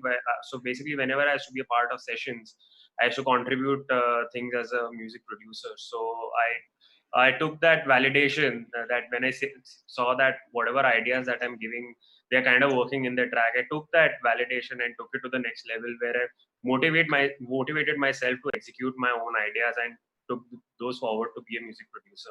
So I think the journey has been very interesting from a college guy with a guitar to an engineer to an IT consultant to moving here in this particular profession. Yeah. But yeah, so music, but always was part of your life. It was probably not center stage like it is right now. So yes. Yeah. So Prashasti, I have a question for you. We read that you are yourself an MBA, and you decided to completely again. You worked as an MBA and in a regular corporate organization, and then you switched and decided to do what you do now full time. So how has that happened for you? For me, actually, to be honest, when I listen to the rest of you, I realize that I have worked all my life pre my stand-up stint for validation and only validation. In the sense that I am that kid who has to go to an IIT and then has to go to an IIM. And I could not go. I got some 288 rank in IIT. I still remember it, and I could not go there because the branch was not up to my parents' choice. So I had to go to an IIM to compensate for that. And I had to get the best job, and I had a great job. I used to work in marketing for one of these broadcast channels, and great job. But I was like, oh, banker nahi ban pai. So I've been that kid like till the age of 27. Not kid. I've been an adult like that. And I think stand-up really freed me in that sense. That again, when I started doing comedy, it was more to do with I need some sanity in my life, because I think when you're working all your life for validation, it starts with you trying to get validation for your work, but then it becomes a validation of you as a person, right? You don't realize when you're looking for approval from everyone for who you are. So I think I was in a space where I needed something to hold myself together, anchor me. And that is where comedy came in, say, as a hobby or as something I would do on the weekends. Even my entry into comedy was a competition. It was a reality show where people would give me marks, and that really went with how I looked at the world. Okay, of course, this is how it is done. And I think it's only in the last year and that's the thing, that the transition happened because I was lucky that I did the comedy, that reality show put me at a place where I could take my career forward, make that switch financially also, and not worry so much, because again I was about 30 when this transition was happening to me, and I could not afford to just leave it all and start this. So again, for me, it was a very well calculated transition in that sense that, okay, for 1 year I can survive on this momentum and then I have to figure it out. But that 1 year has really changed me in the sense that now I never saw myself as an artist. I saw myself as a person who has this new skill, and now I need to milk this new skill. But I think when you start writing and thinking, you realize the importance of going inwards, of what we're talking about, the other part, the self-motivation. And the fact that, okay, initially you will be good, but then when you start going inwards, you should probably be really bad for some time. You will be confused, your voice will be confused, and you'll have to live with that. The money might not flow in. So I think I'm there in my journey, where I'm figuring out. Wow, what honesty you've answered, because it's interesting, because money is another not in the traditional form of validation, but it is a validation that all us artists seek, right? Because we can't live on thin air, and that's the honest truth. So you have to at some point say, okay, 20% I don't like the project, but I'm going to do it because it's paying me well. And that's also a different sort of a validation, because there is somebody who's approached you to do a piece for them specifically, whether it's a brand or a company or whatever it may be, right? So Sarvesh, then I have a question for you stemming from this, because also the space that you're in is still a niche space, if I may say so. Of course, it's growing leaps and bounds, but it's still not say Bollywood, which is all encompassing. So what What do you tell yourself every day when you're going to work to say, this is what I'm meant to do? And yes, there is a group that likes me. There is a group that may never hear of me, but this is what I'm going to do. So what keeps you going? I think in the recent times, the way the music industry is shaped in order with just reaching out to fans and people has been really different. There's been a lot of different kinds of music which are not Bollywood, but still make a breakthrough in a lot of youth population in our country. There's so many artists which have a slightly different way of going about their music sensibilities, yet they get considered and they get acknowledged with all the music fraternity. And I think the internet has a big role to play in that. I would like to say with my existence as a music producer, the internet has had a really, really important role with self-motivation and validation, both, because of just how I was influenced in the beginning on everything which was not Bollywood. I took influences from there and looked at the internet with and just with love of digging out music which is not from my country was something I was really interested in. Right. So it was tough to seek validation in the beginning of peers and people who are already making music to get into a new arena of music, which I also have not been like grown up with. But the idea was to do something different. The idea was to bring to the table something which was not pre-existent. Right. So my struggle always is to how does one make art and not come across as copying or being extremely inspired by someone is one thing, but having the same template and applying the same template to your art is another, while seeking validation of that peer group that already pre-exists.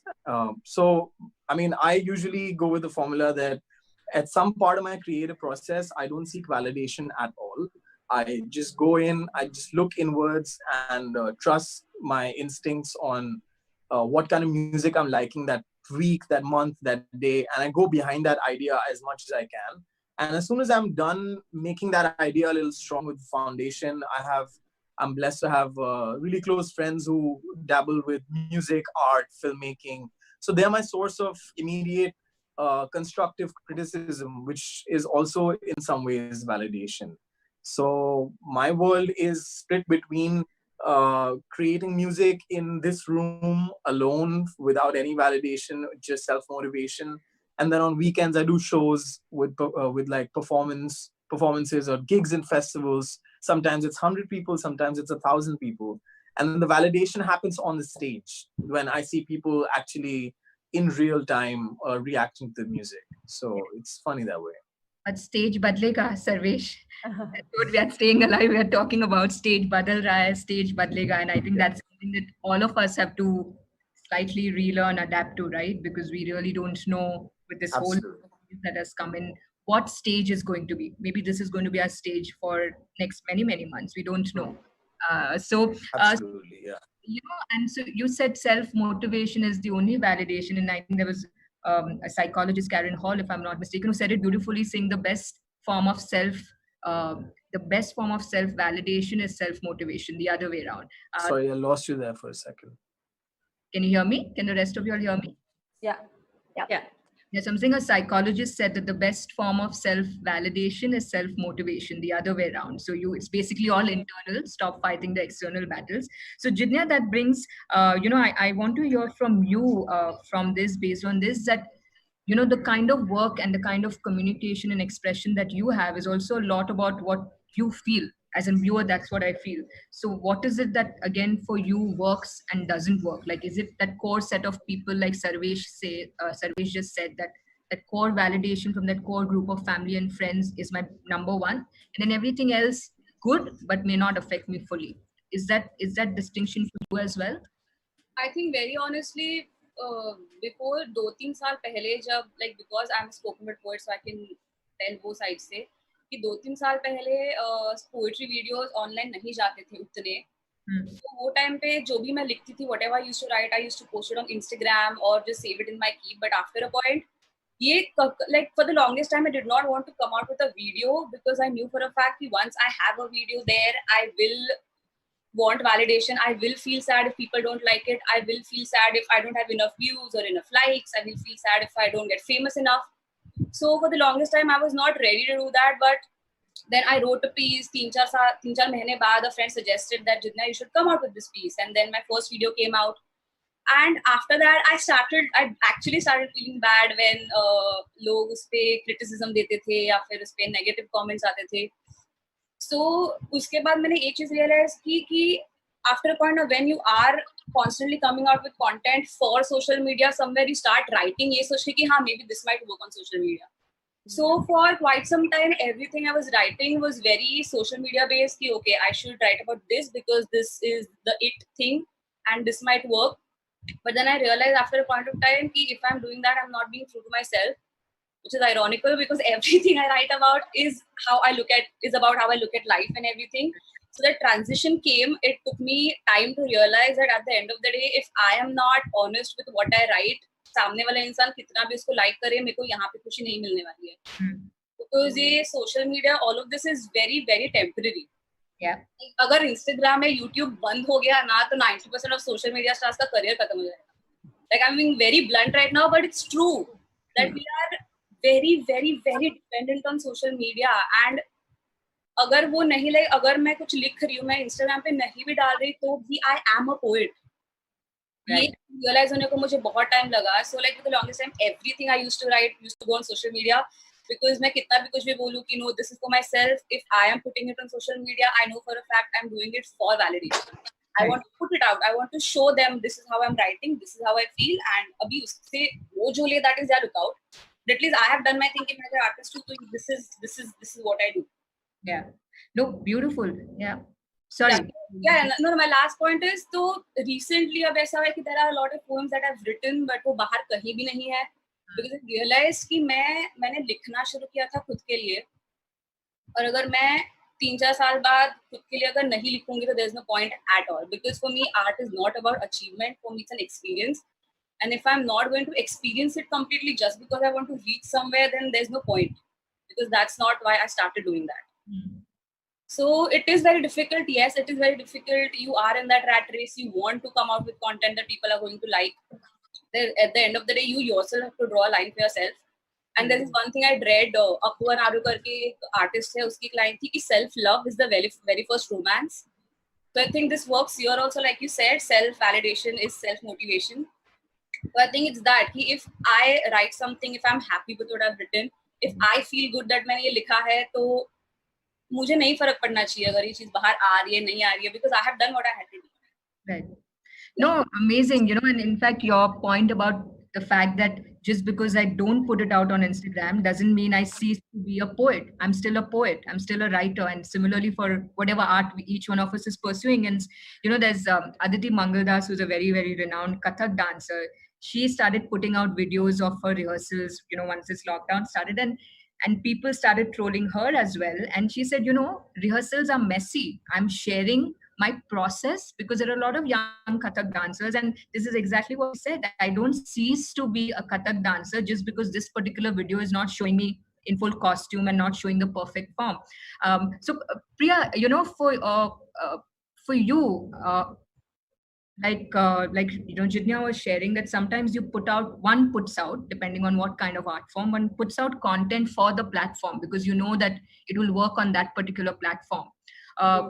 Does that decision making sometimes come into your play? Because you, as an artist, we want to perform, right? So does that come into play sometimes to say, let me not do this, let me do this because it will work?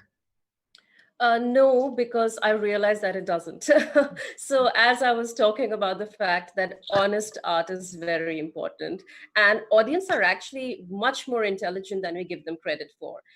I've been a school teacher at one point in time, and I used to say the same thing about students, that if you don't know the answer to a question and you try to fake it with them, they're the first ones who are going to get to know.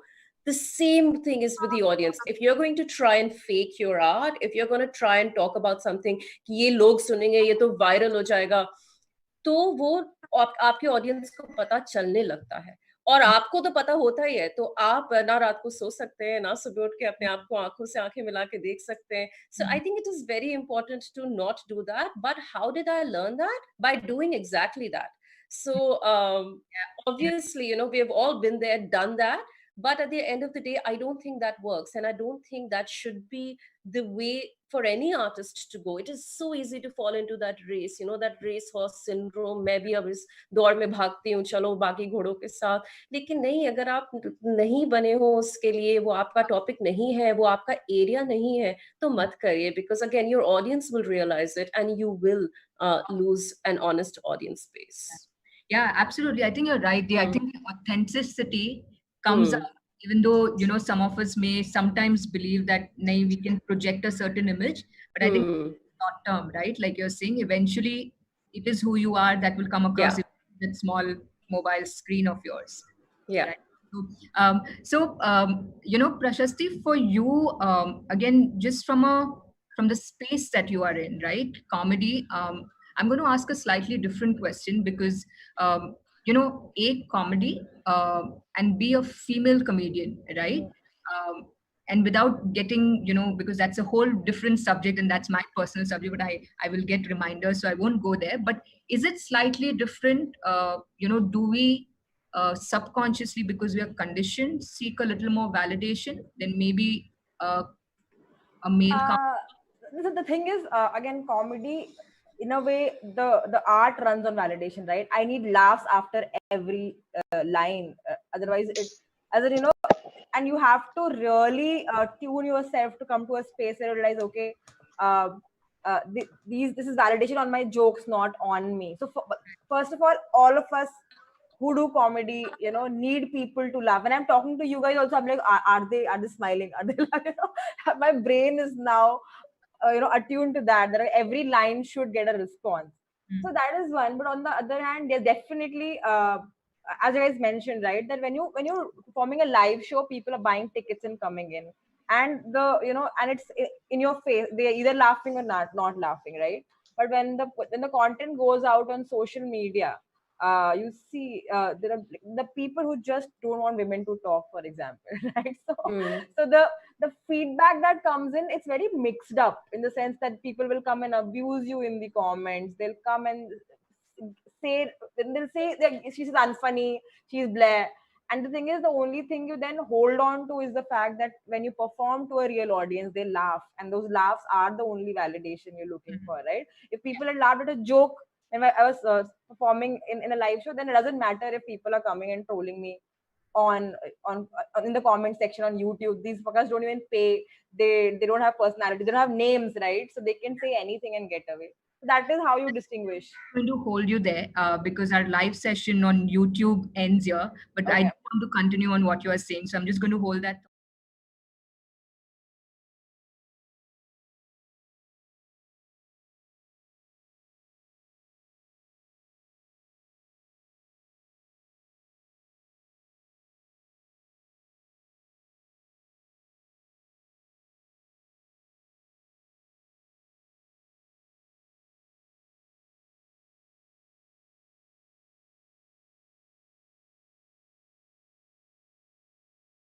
In our darkest hour, we turn to our favorite song, our favorite joke. We do a dance step, we listen to a story. Art will save humanity, but who will save the artist? Staying Alive is here to help the gig worker in the art economy. And that's why we'd like you to please click on the link, whether you're watching this on YouTube or Facebook. And please also share, put your comments down, be a part of Staying Alive, because there's so much more to come, because we want to make sure that this festival is not just about this festival, but all the festivals in the future. So do your bit for art and the artists. हाँ, मंच बदलेगा पर रंग नहीं, रूप बदलेगा पर रस नहीं। थिएटर नया है, स्पॉटलाइट वही, माइक टेस्टिंग का स्टाइल वही। Hello, 1 2 3 4 check. Are you ready? Let's begin the show. इस कांच के पर्दे को मिलकर हम नया दौर दिखलाएंगे। टिकटॉक पे नाच नचाएंगे, यूट्यूब पे गीत सुनाएंगे। इन ठहरे लम्हों को मिलकर हम नई चाल चलाएंगे। दुख सुख अपने FB इंस्टा पर लाइव ही बतलाएंगे। So, hello, 1 2 3 4, are you ready? Let's start the show. Mic बदलेगा, आवाज नहीं। लुक बदलेगा, अंदाज नहीं। दूर होके भी पास हो। अब स्टेज बदलेगा पर एहसास नहीं।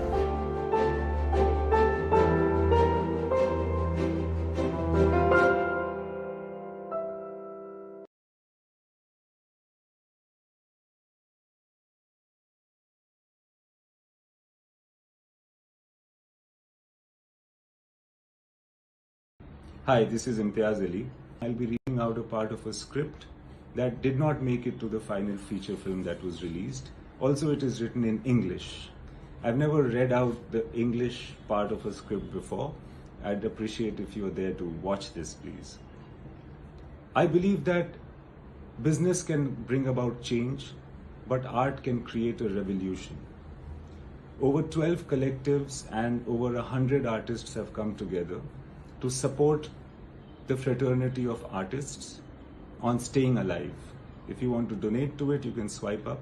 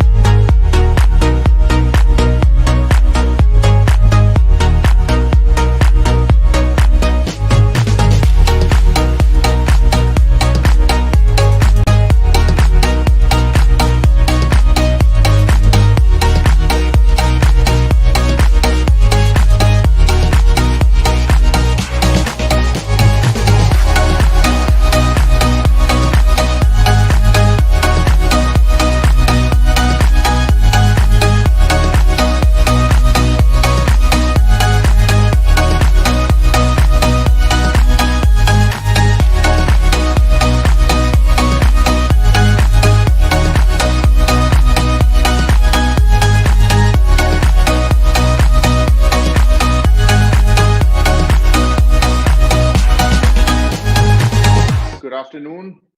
Welcome to StayInAlive. We're very, very excited to have some amazing artists amongst our panel today. I'm particularly very excited because I have a host of amazing musicians here today with me.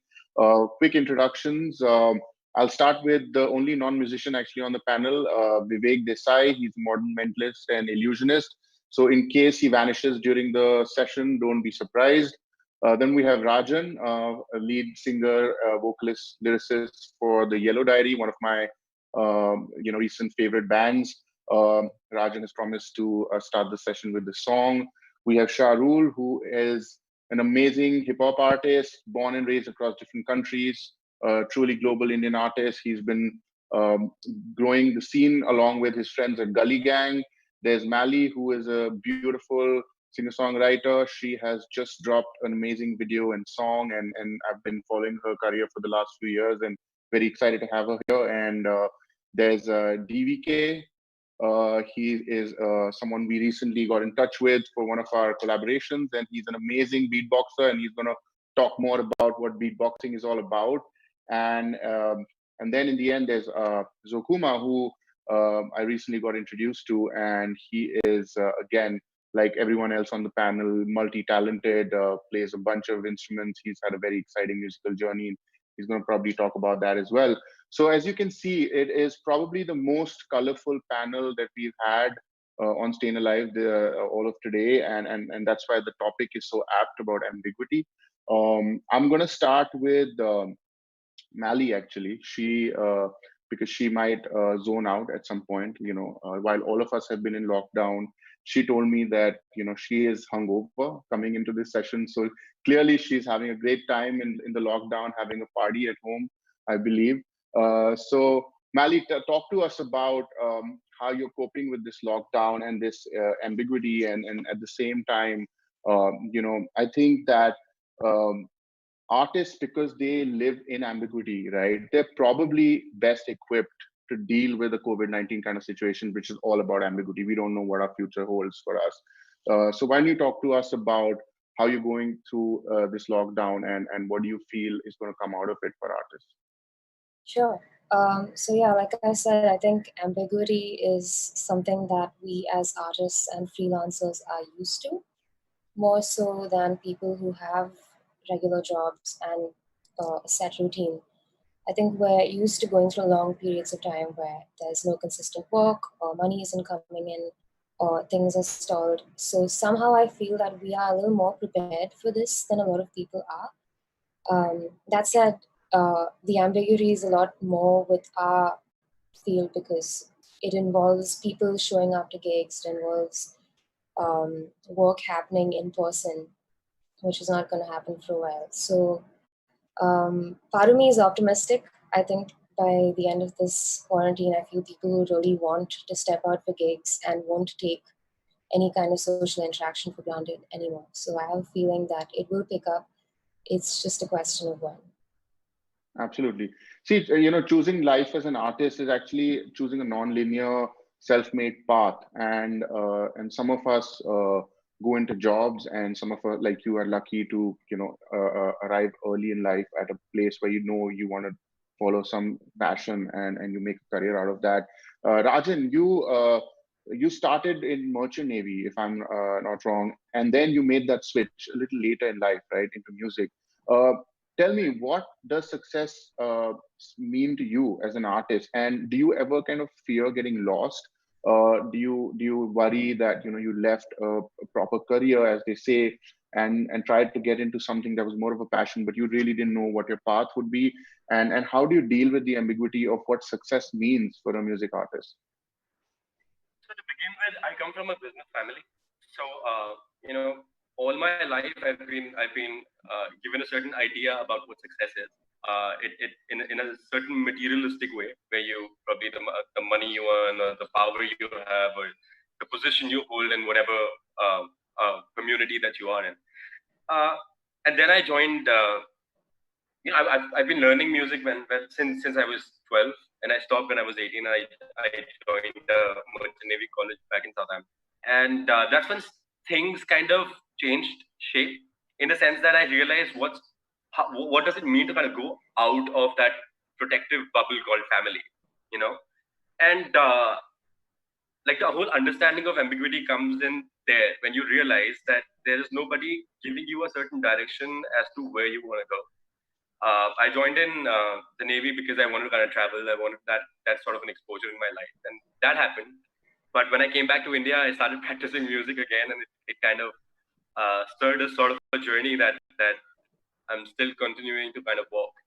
So that's that. But talking more about what led me to it, I think I during my training or during my time when I was spending a lot of time by myself, I realized that there's something about intuition.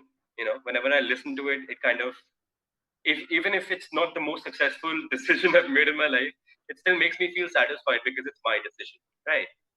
And so I mean, it wasn't like rocket science for me to choose music, because it gives me a certain satisfaction that I want to kind of feel over and over in my life. Yeah. And so the moment music gave me an opportunity, I kind of held on to it, and I didn't let go. But that being said, it's been 8 years since I've been in Mumbai, and it's been a journey, and I'm guessing all of us go through a certain journey.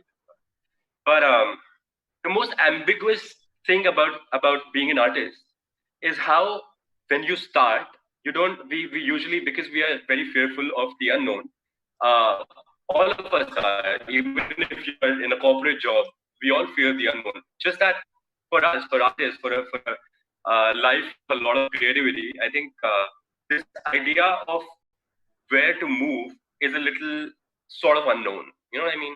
It's like, imagine a kid trying to learn how to walk. So the first time he starts to walk, he falls down a couple of times. But where he is going to walk is not defined. The idea is to start walking. And then eventually when he gets onto his feet, he starts walking. The idea of where to go kind of comes to him with time. Right? It's the same with how I believe I would want to kind of work through ambiguity, where it's like learning how to walk in the beginning, to kind of not jump the gun to where do I want to go, or what do I want to do, or what can I do, but just to understand, just to learn the art of starting to walk. And then eventually with time, the moment you start walking, it kind of gives you your direction.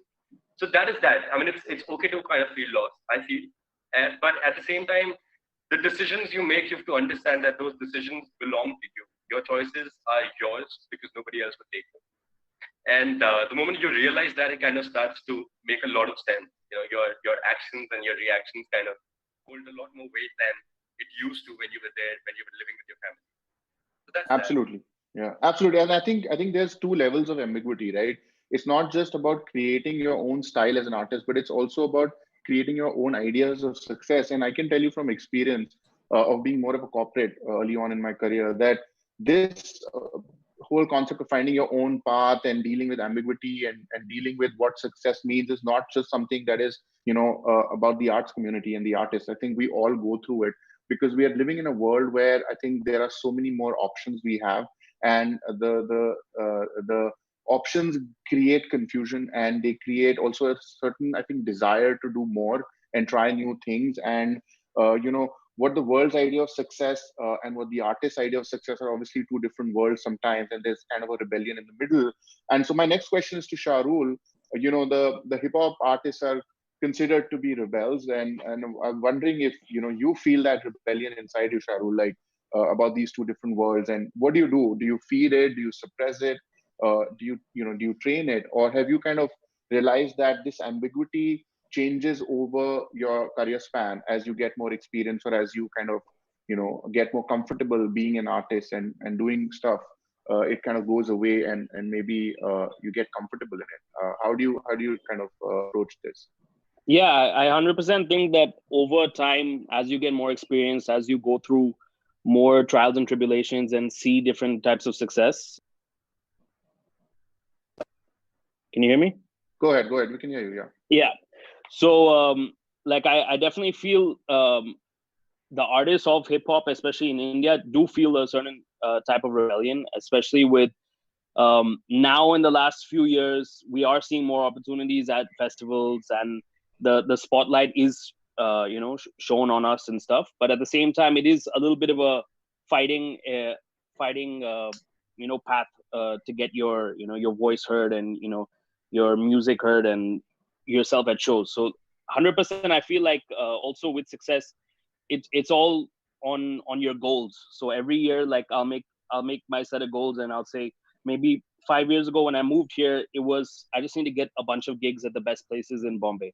The next year it was I need every person in that room to be there for me, not just to go out. Third year it's I need a headline at a festival or whatever, so it grows on. And I think that with ambiguity, it is scary at times, but also I think I like it because you don't know where you're going to be next, and creativity wise you don't know what's going to hit you next. And at the same time it's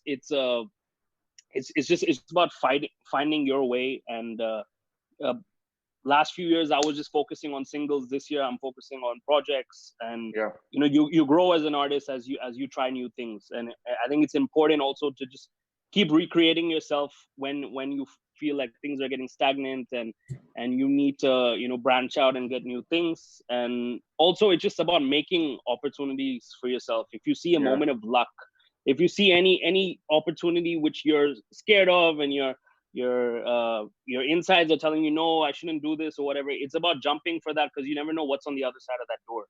And I think that's great about being an artist. There is no like set way of, oh, I need to apply for this job, I need to go here to do that. You go out, you meet people. A place like Bombay where everywhere you have the music community, you have the arts community, just all over Bandra or wherever. It's about networking and making the most out of where you are. And so, I think absolutely. And I think as in when artists get confused, the business side of arts and especially music, I think does a really good job of showing you some objectives which you may not necessarily agree with. But as and when artists start getting ambiguous about success, someone will come and say, come on guys, start chasing views on YouTube, or now there's this new thing of which song is trending. And I think it keeps everyone on their toes. But I think ambiguity can probably get uncomfortable. It can get scary. And my next question is to Zokuma. What do you think? You grew up in a household where obviously there was your parents, were around. You were around music growing up. Your parents encouraged it. You also went in and tried different things within music, from a guitarist to a producer now in the electronic space. And you've had that journey. Are you someone who thrives in ambiguity? Is it your guilty pleasure, or you get scared and you kind of get uncomfortable in that space? What do you do, and does that lead to more creativity at the end of it? I wouldn't say I'm really comfortable being in ambiguity, but it's you can't deny that it's there, and it's okay to accept it. Also, you shouldn't be afraid to deal with it alone. It's always nice to have people around you can trust, maybe a manager, a friend, a support group. It's, as an artist, you feel like you're going through these things alone often, but the truth is there's actually a lot of people who can relate to what you're going through, and it's okay to ask for help, Also, your goals keep changing. I started off in a metal band, and I wanted to play like big metal festivals for like the first 8 years of my music career path.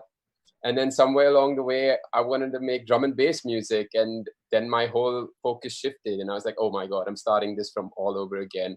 But once you get into it, and if you're doing what you love, you will find fuel to just keep pushing through. At the end of the day, like, we know what we got ourselves into. Absolutely. So absolutely, we just got to trust our gut, and you don't have to do this alone. That's one thing I want to say. Like, it's okay to ask for help. Absolutely. Trust. And that's what StayInAlive is about, right? We realize that artists sometimes forget that there's a large community that backs them. All of you are artists that can support artists, and that's why we have this initiative that we started. But we want to support the community. We want the community to come and start thinking about the new normal.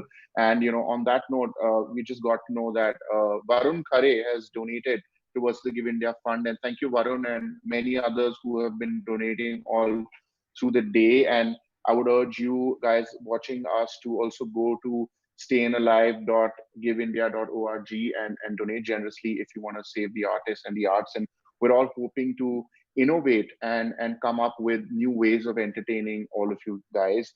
My next question quickly, to both DVK and Vivek, right? You guys are somewhat a bit more, you have chosen more unconventional careers than the regular creative careers. One is a beatboxer, the other one's an illusionist and a magician and a mentalist, right?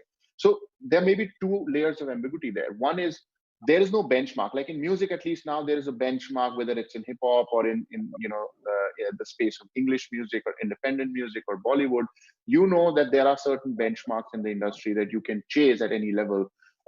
Creatively, you have a lot of projects you can go to. But what about your fields, right, which are fairly new? And quickly tell people what you actually do.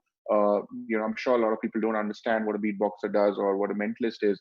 But how did you choose? And Vivek, you're 23, you're the youngest guy on the panel. You had so much clarity at such a young age, which is amazing. So you'll probably already know what your goal is when you're 45. But talk to us about how do you deal with this two-layered ambiguity of one, how to find the right goal and how to kind of go about it. And the second is, will you ever be successful in a field that's not even that prevalent? And do you then see that as an opportunity to be the hero in that and grow it, versus worrying about what success will come or not come? So maybe DVK, you can go first and then we'll end with Vivek.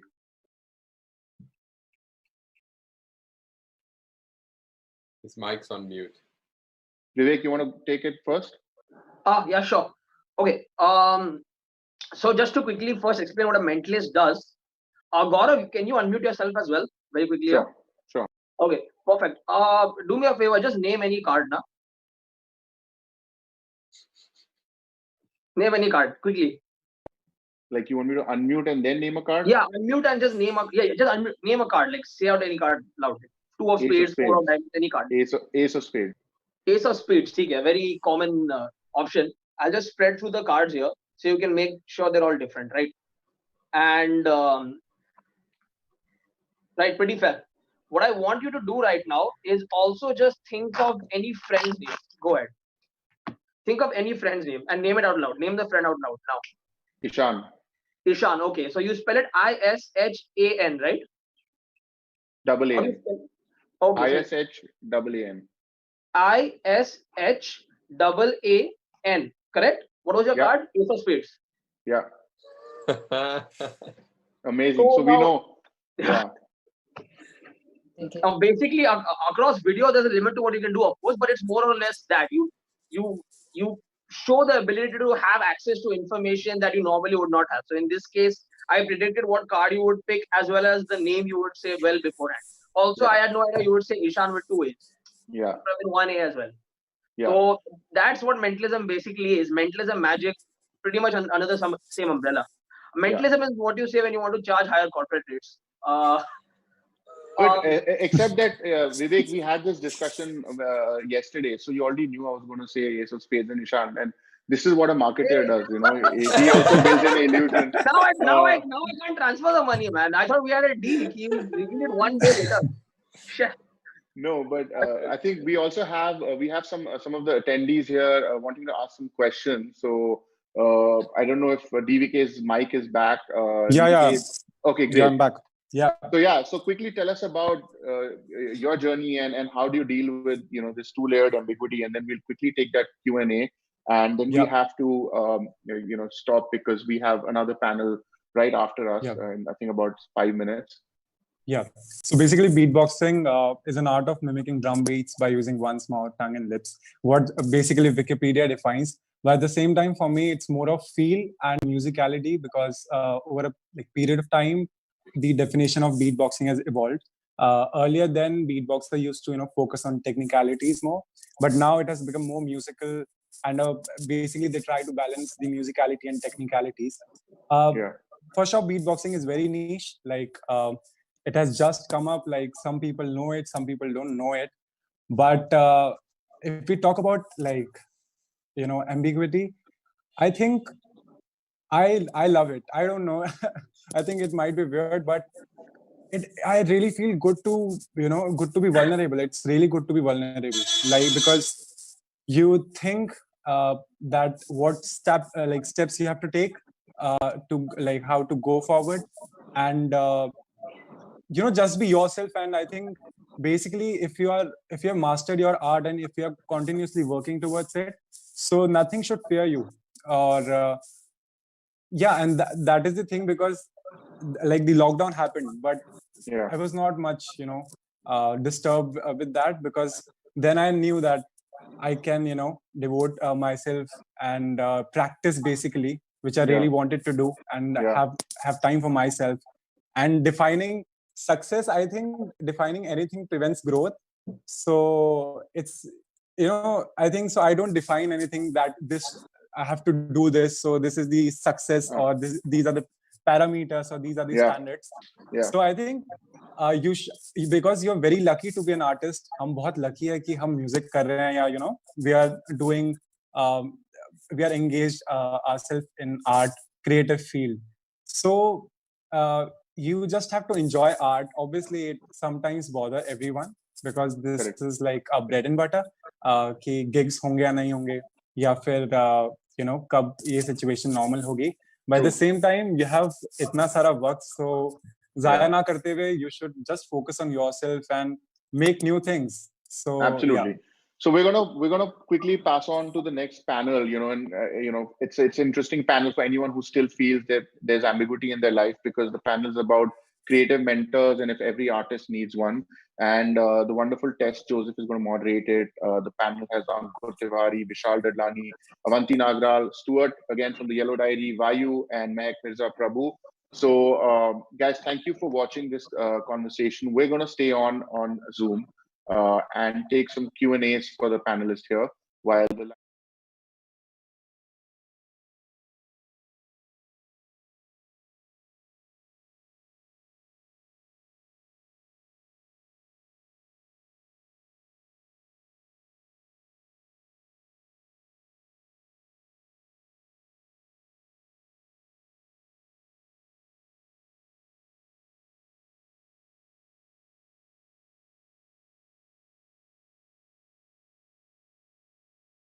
In our darkest hour, we turn to our favorite songs, our favorite films, our favorite stories. Now imagine a world without art. No live concerts to go to, no stand-up comedy gigs to attend. What would that world look like? There are many artists who survive from show to show. They've lost out on confirmed projects and the entire revenue stream with zero income coming in. Many artists who just started out didn't have enough savings to fall back upon. They might have to stop creating. Art will save your humanity, but who will save the artist? Well, it's you. You can save the artist. We have put together a whole day of digital conclave which lets you experience the side of a favorite artist that you've never experienced before. All you have to do to be a part of StayInAlive is buy a ticket. So do your bit and click in the link in the description and donate. Save humanity by saving the artists. हाँ, मंच बदलेगा पर रंग नहीं. रूप बदलेगा पर रस नहीं. थिएटर नया है, स्पॉटलाइट वही. माइक टेस्टिंग का स्टाइल वही. Hello 1 2 3 4 check. Are you ready? Let's begin the show. इस कांच के पर्दे को मिलकर हम नया दौर दिखलाएंगे. टिकटॉक पे नाच नचाएंगे, यूट्यूब पे गीत सुनाएंगे. इन ठहरे लम्हों को मिलकर हम नई चाल चलाएंगे. दुख सुख अपने FB इंस्टा पर लाइव ही बतलाएंगे. So, hello 1 2 3 4 are you ready? Let's start the show. Mic बदलेगा, आवाज नहीं. लुक बदलेगा, अंदाज नहीं. दूर होके भी पास हम स्टेज बदलेगा पर एहसास नहीं.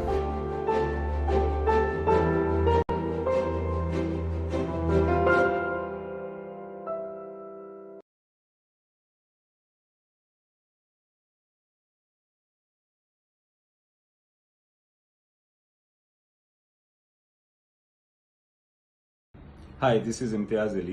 I'll be reading out a part of a script that did not make it to the final feature film that was released. Also, it is written in English.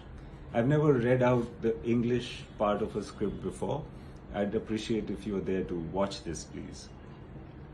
I believe that business can bring about change, but art can create a revolution.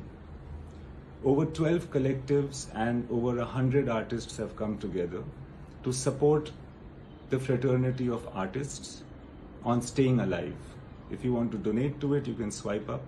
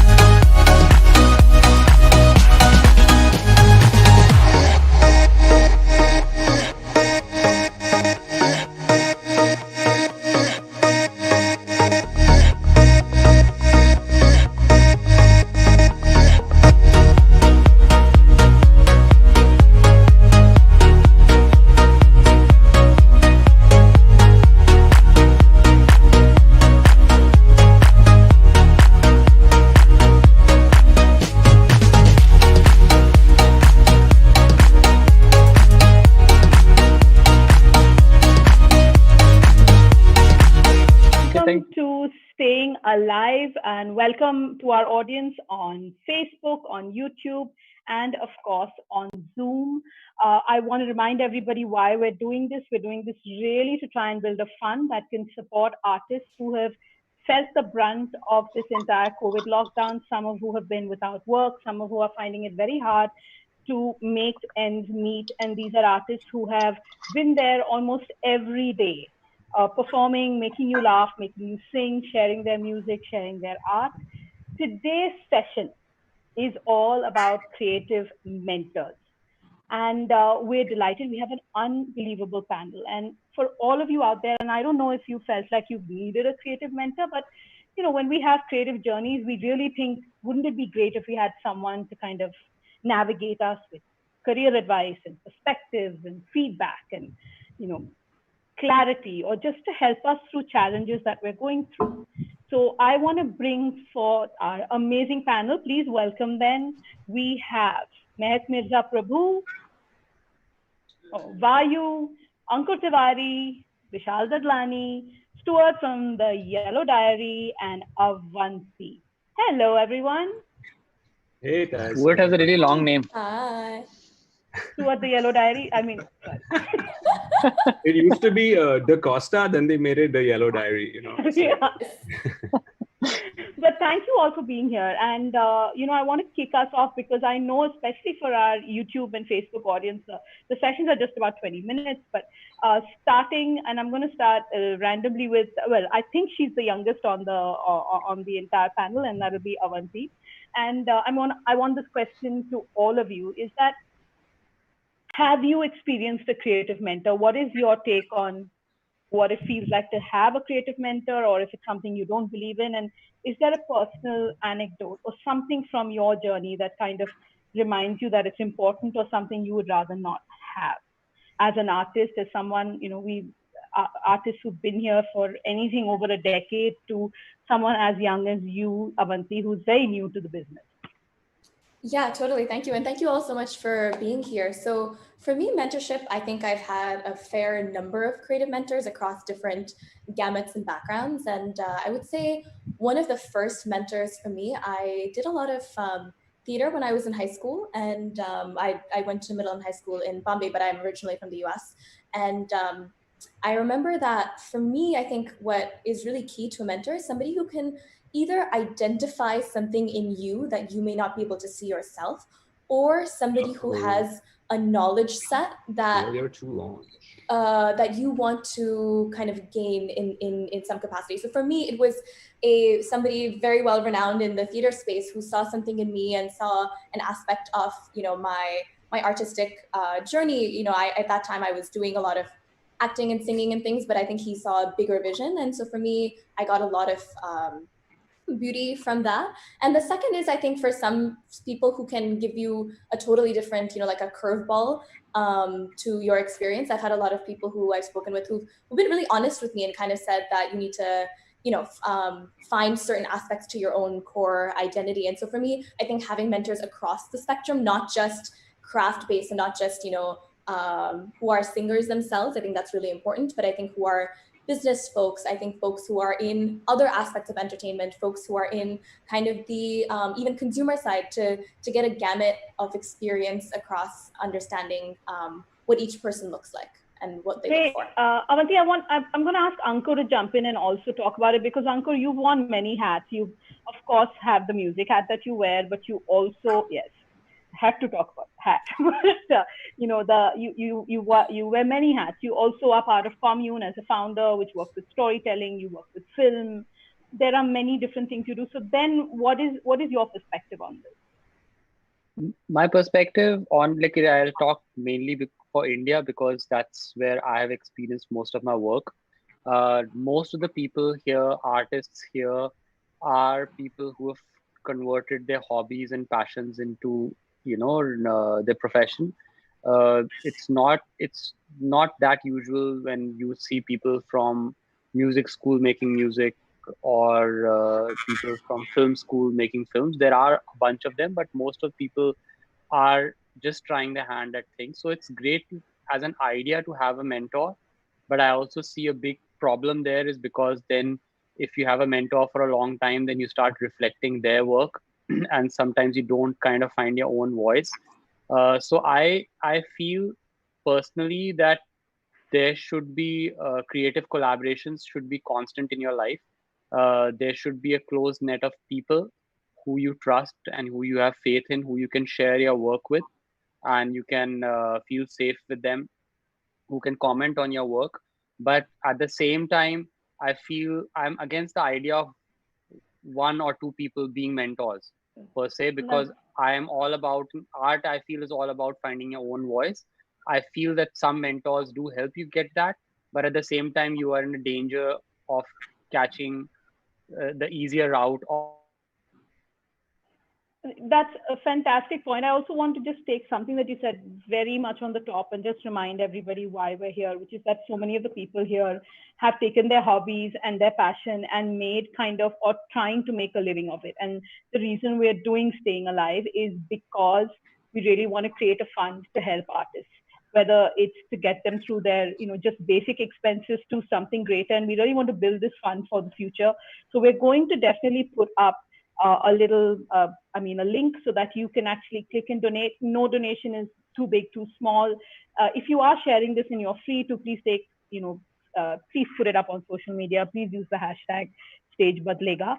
Moving from Ankur, and I want to ask Vayu this question, especially because you have done stuff with, Bollywood, and you do a lot of, stuff which the masses love and consume. Is that how have you kind of had a mentor? Has there been a lot of influence? Have there been times when you've been asked to steer things certain ways and you've worked for it or against it?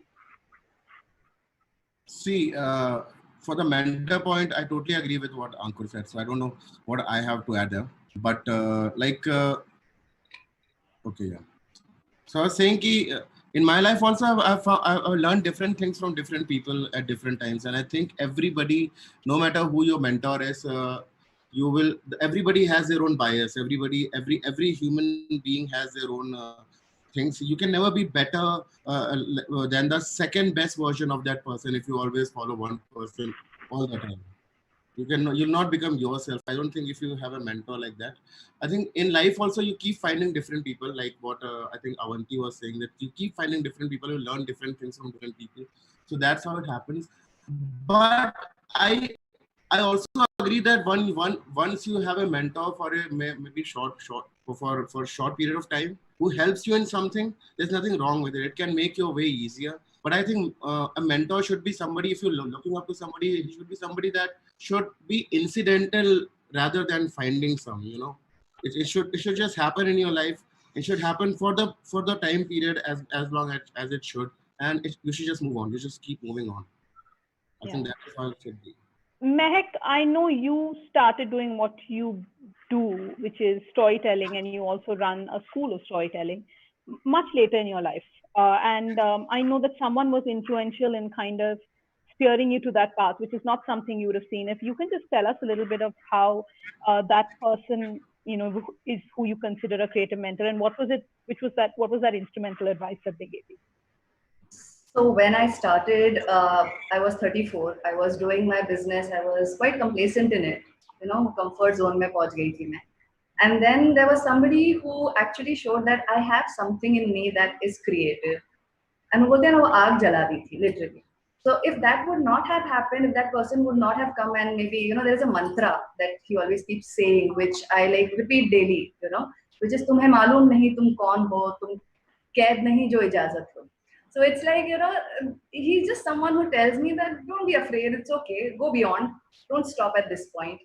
And like Ankur rightly said, you don't have to imitate someone if your mentor is not expecting that of you, that he's going to put you in a mold, but just be a child, be curious, fight what you believe in, have these creative arguments, and then take good criticism. So all of that, when you get from some places, it definitely helps your journey a little bit to start off with. And eventually then, obviously, you have to find where your heart lies, what your heart is wanting to express and say.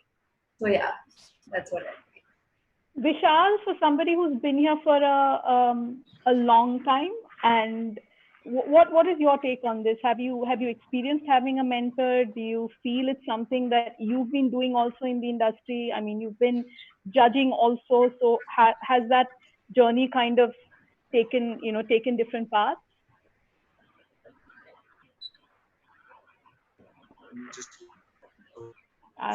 We can't hear Vishal. Can everybody else hear him? No, he's on mute. Oh, Vishal, you're on mute. If you can unmute yourself. Can you hear me now? I'm yes. Unmuted. You hear me No. now? Yes. How about now? Can you hear me now? Okay, good. I'm sorry I missed your entire question because it cut out, but that's the beauty of Zoom, as I was just telling you guys how much of a fan I am of this peculiar platform that we're using. So Vishal, I was saying that you've been in the industry. Have you experienced having a creative mentor? And also because you've been a judge on shows, is that have you has that had a creative mentorship role in a sense? Yeah. So two things specific to address. For example, when I started out, even before the film industry with Pentagram and with the whole rock and roll space, all the bands that existed before were all mentors in a sense that they were all encouraging. They were all, it was micro mentoring. Micro mentoring is a term that I actually learned from my paragliding school, because people would pick a topic and have one discussion about that one topic, and it'll change your perspective on that one thing. Similarly, in the music space, when I remember being at sound checks at Rang Bhavan, where someone like Uday Benegal would just say something offhandedly to me, and I'd be like, damn, that's incredible. Like, because he'd seen so much of it, so much more of it than I had, that it actually made a difference. Now, he may not have known that he was my mentor at the point, but he was. Similarly, people like Shankar Ehsaan and Loy, who were ahead of us on the curve in terms of the advertising stuff they were doing, even before the films came out, even before any of us were in films. Someone says, can't see Vishal. Count your blessings, bro.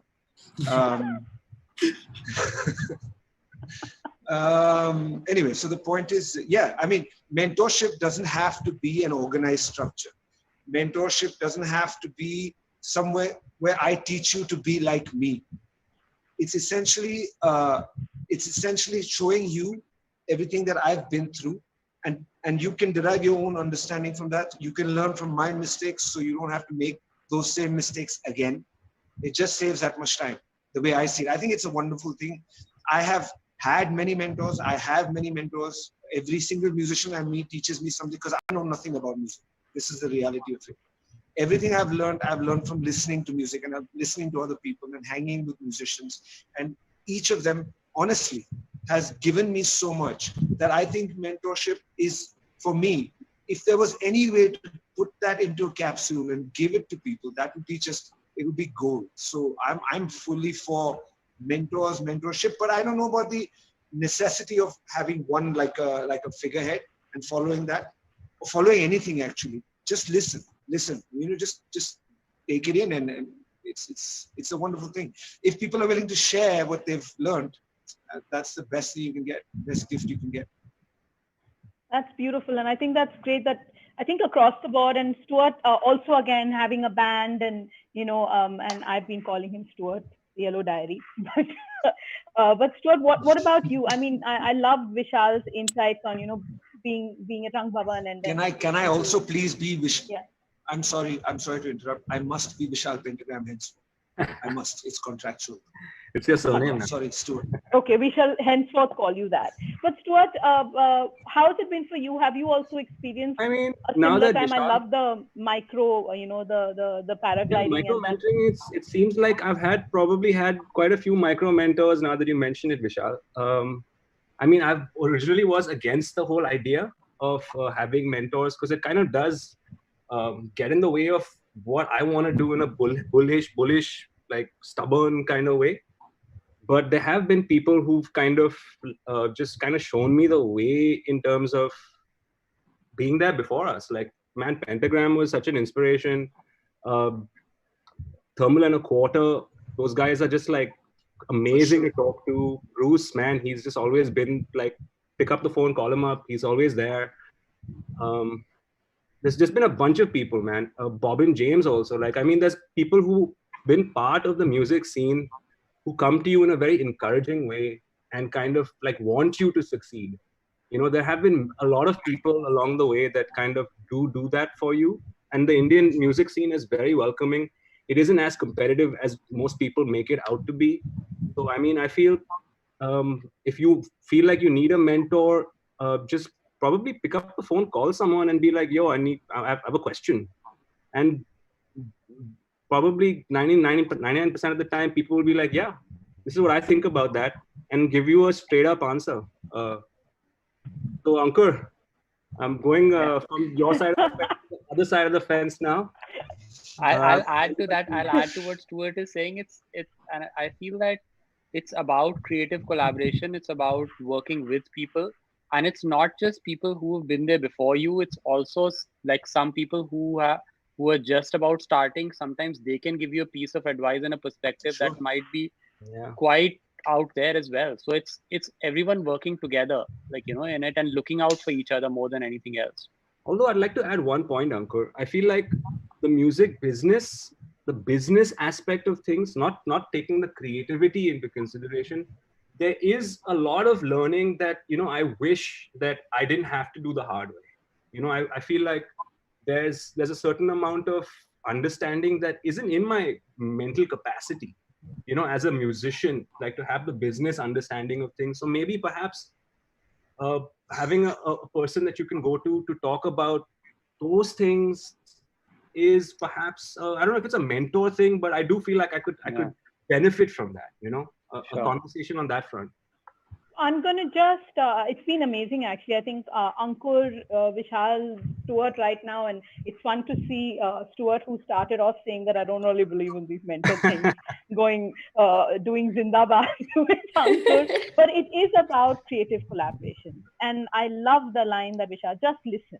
You know, whether you are backstage, on stage, in the audience, if you can be there when someone's setting up, if you can be there while they're working and just be completely quiet and invisible and listen, you probably will learn a lot.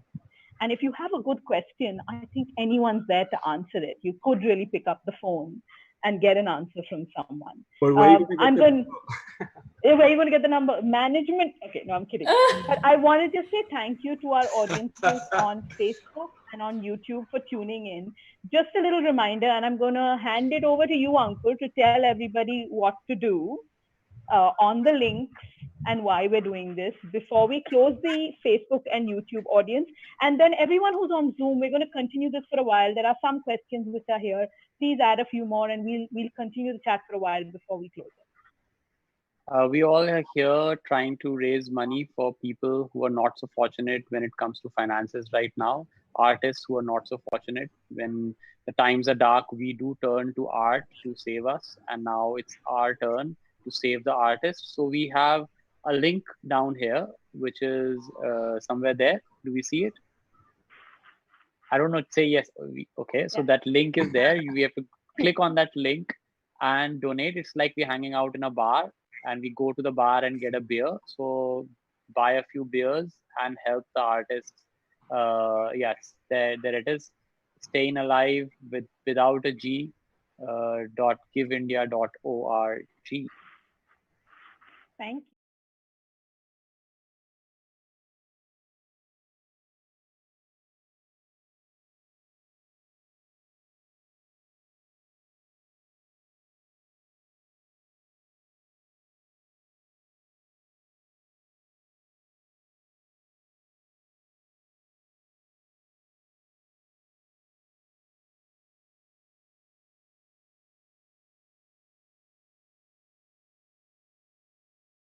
In our darkest hour, we turn to our favorite songs, our favorite films, our favorite stories. Now imagine a world without art. No live concerts to go to, no stand-up comedy gigs to attend. What would that world look like? There are many artists who survive from show to show. They've lost out on confirmed projects and the entire revenue stream with zero income coming in. Many artists who just started out didn't have enough savings to fall back upon. They might have to stop creating. Art will save your humanity. but who will save the artist?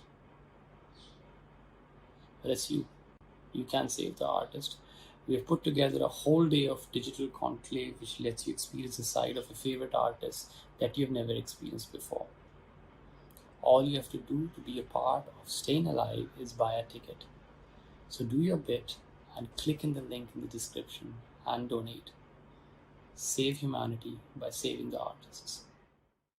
हाँ, मंच बदलेगा पर रंग नहीं. रूप बदलेगा पर रस नहीं. थिएटर नया है, स्पॉटलाइट वही. माइक टेस्टिंग का स्टाइल वही. Hello 1 2 3 4 check. Are you ready? Let's begin the show. इस कांच के पर्दे को मिलकर हम नया दौर दिखलाएंगे. टिकटॉक पे नाच नचाएंगे, यूट्यूब पे गीत सुनाएंगे. इन ठहरे लम्हों को मिलकर हम नई चाल चलाएंगे. दुख सुख अपने FB इंस्टा पर लाइव ही बतलाएंगे. So, hello 1 2 3 4 are you ready? Let's start the show. Mic बदलेगा, आवाज नहीं. लुक बदलेगा, अंदाज नहीं. दूर होके भी पास हम स्टेज बदलेगा पर एहसास नहीं.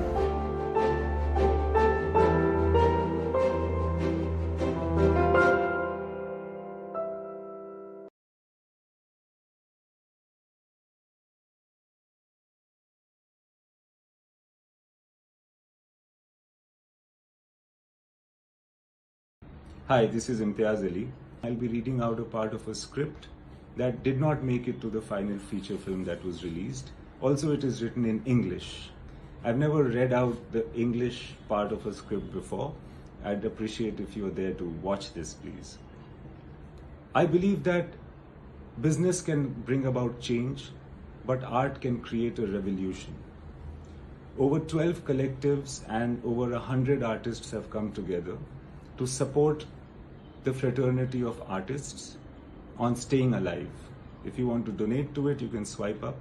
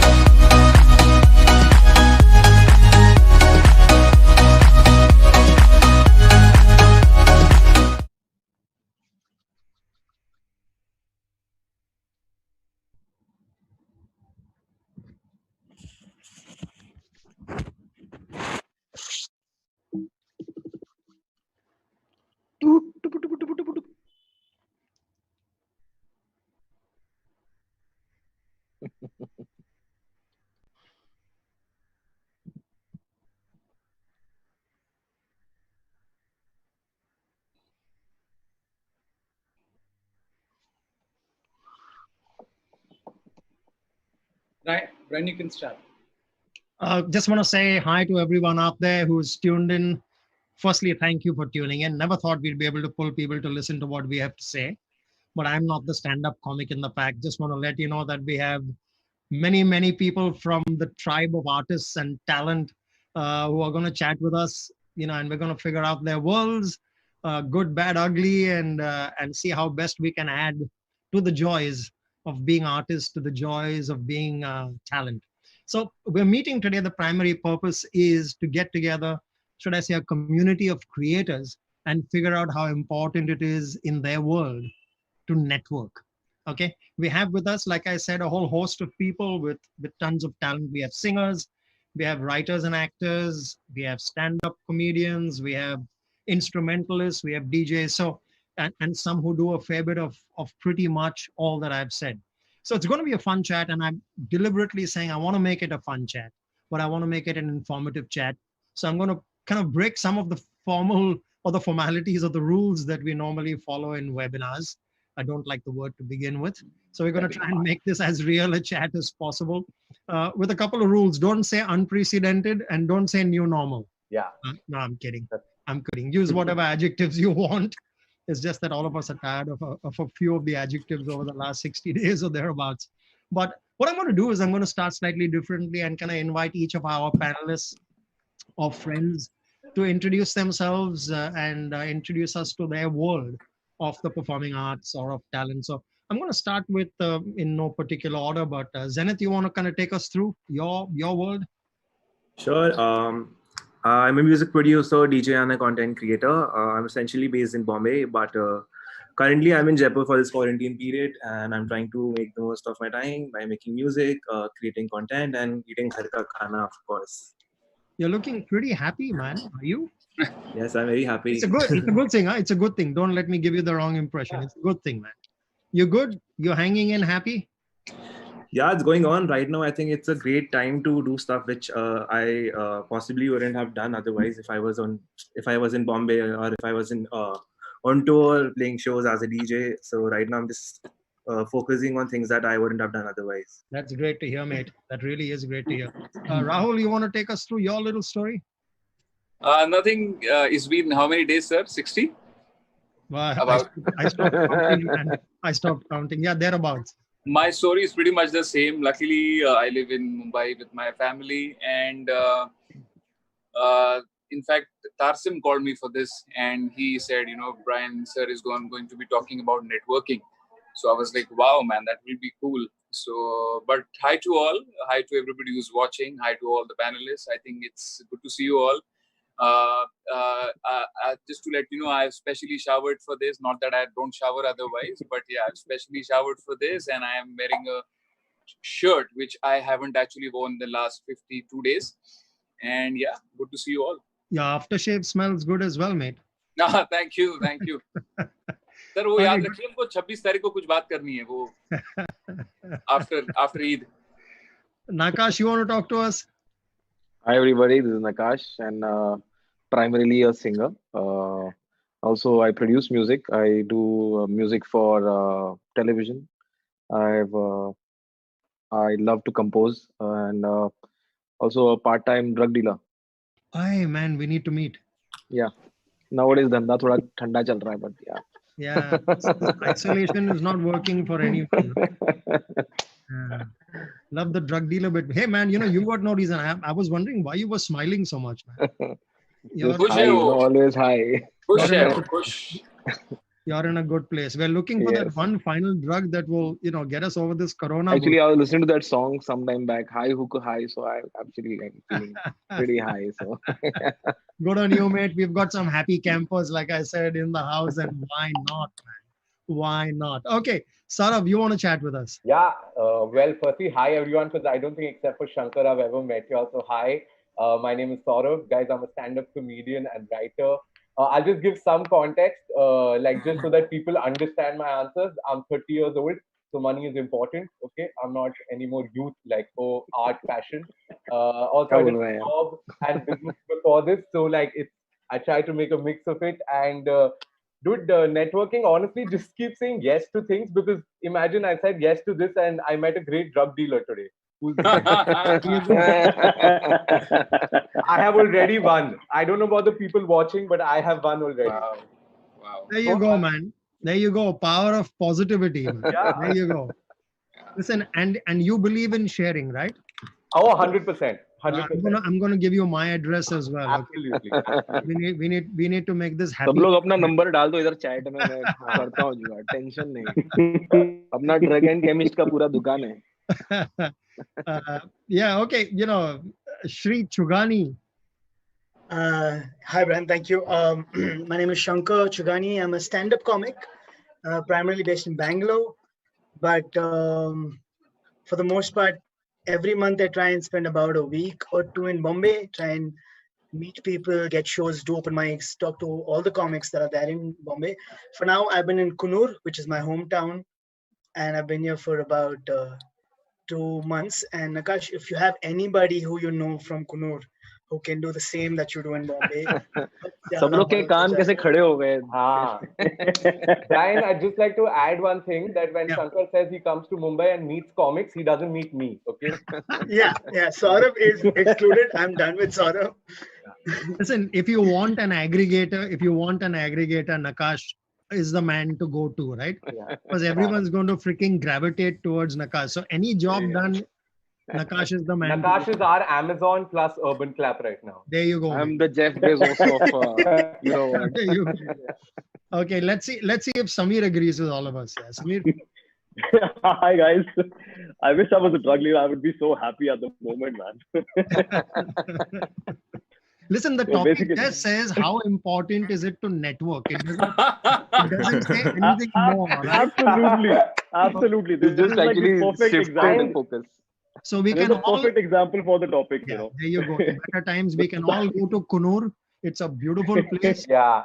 Nakash is the go-to man. There are people who will make us happy beyond all the ingredients that Nakash will bring. Dude, we've got a community going. And dude, Brian, we got a variety of music like Nakash, Rahul, Zenith. It depends on our mood. Whatever we want, we've got it. I'm telling you, man. And you have chai all the time, like chai on the house. Like how many cups of chai you want? You'll have a drug and music for every mood. All day long. I have a feeling they're going to snap all connectivity with us. Yeah. If we don't move to some other levels of construction. I am sure. Right, yeah. So the new normal, okay, Brian? Let's talk about the new normal now, okay? Thus far in the program, it has been unprecedented. But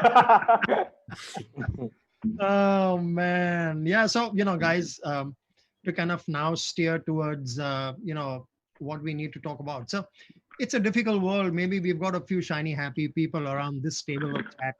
But on a slightly more serious note, if you look around the geography of this country, if you look at artists all over the country, folk artists and the others, people are going through not so happy times, right? I mean, it's tough to survive in the normal world. I mean, I deal in a couple of capacities with artists, both of the classical and folk variety and otherwise, the likes around this table today. And I know that they're going through not that comfortable time. So the idea really today is to kind of throw some light in our individual capacities and hopefully collective capacity to see how we can kind of get some joy going, right? So I'm gonna start with maybe Nakash. You come from a family of artists, Nakash, if I'm not mistaken. You've won a whole host of awards going back, and I'm not even including dealerships of the variety we just spoke about. You want to throw some light on this, man, about the gig scene, about earnings, about how important it is to network. Take us through some of your thoughts. We'll chat. And I just want to say to everyone that, while Nakash is sharing his piece with us, if there's anyone who wants to throw, a thought or two into the mix, let's make this more a discussion rather than a Q&A. Let's all contribute. I'm sure for each of the questions that we're trying to address, all of us have a point of view, but let Nakash drive this one. Nakash? You'll have to tell me what, because I kind of... No, that's cool. Nakash, so I was saying, you've got some great experience behind you. You've been acknowledged, with a few awards. You're kind of in a happy place as far as the stuff you've done. I was just saying that there are a host of Indian artists beyond you, me, and Bobby McGee who are struggling. who are trying to earn their living, who are trying to stay loyal to their art form. And we want to create an empathetic world around us. We want for people to share, to come together, support each other. So I just want your broad thoughts on this. And I said to the others, we'll make it a discussion rather than a monologue. See, actually, totally, I feel very lucky to be doing what I do actually. And there's two reasons for that. One is basically I like doing what I do. The second reason is I've seen my father when I was growing up. Like he worked in a bank himself, being a singer. He worked in a bank for 38 years, and I know it cannot be very easy for an artist to basically do something that is not his passion but he definitely was he was very good in banking, and everybody, all the staff and everybody, they love him so much. But it requires a lot of emotional and physical and lot of investment in many forms. Normally when you're doing a 9 to 5 job or something, not taking anything away from them, but आप एक बार जब घर आ जाते हो तो you can basically take an opportunity and forget कि आप क्या करते हो. बट अपने लाइन में मेरे को तो स्पेशली मैं अगर बोलूँ तो मेरे को ऐसा नहीं हुआ. It's all connected for me. It's one thing. My life reflects in my work, and my work reflects in my life. It's so interconnected, and I try to take whatever my experiences in my life are and bring it into my work, so that other people can connect with what I'm trying to convey. And I think we have a lot of stand-up comedians also who मजाक मजाक में कितनी सच बात बोल जाते हैं वो लोग कई बार. और तो I kind of love the fact about that kind of fact about artists. And अभी जैसा जो भी time चल रहा है, I know it's very difficult, but it also giving us opportunity to create whatever content we want to create. जो भी मन में आ रहा है, like I realized 3 days into the lockdown, the most talked about thing in my friend circle was कि तूने Money Heist देखा. Like that was like the primary tension वाली बात. ये नहीं लॉकडाउन में क्या हो रहा है, ये कोरोना वायरस से कैसे बचे, ये सब नहीं. वो लोगों को टेंशन थी कि मनी हाइस्ट देखा कि नहीं तूने. बेसिकली ये सब बातें चल रही थी. तो मैंने उस पे कुछ गाना बनाया. तो I wanted to step out of the house. Then एक गाना बहुत पॉपुलर हो रहा है, मेरे हालात ऐसे हैं कि मैं in so many weird ways content is being used, and it's very creative time for all of us, I feel. And I'm trying to make the most of it. वो pressure अभी आ गया है, like so what am I doing? Am I making the most of it? Yeah, you've raised two very pertinent points. One is you said you do what you love. And if you do what you love, you end up loving what you do, and it manifests itself in the result. And the second thing is you spoke about using this time to inspire you to write music. Some of the finest music globally has been written about the times. In fact, genres have evolved. If you look at the blues, it was revolving around the pain. If you look at reggae, it revolved around Kala Appetite and the like. So I mean, that's a really clever pointer, and important pointer towards what we can be doing. Networking obviously is something that's exceedingly important, good times or bad. And right. So I'm gonna move on to Saurav. Saurav, I think we've told our viewers that stand up is where you are. You're a writer obviously, and an actor, which helps you do what we conventionally call stand up. Now correct me if I'm wrong, but you are signed on whoops you are signed on to OML, right? Yes. To an agency that manages you. Yeah. I just want to ask you, besides the other thoughts you have, also dwell a little bit on the importance of being managed and being managed well. Yeah. So, and also before I come to the OML part, I'd just like to add one thing. Like I'll tell you, like I'm not from Mumbai.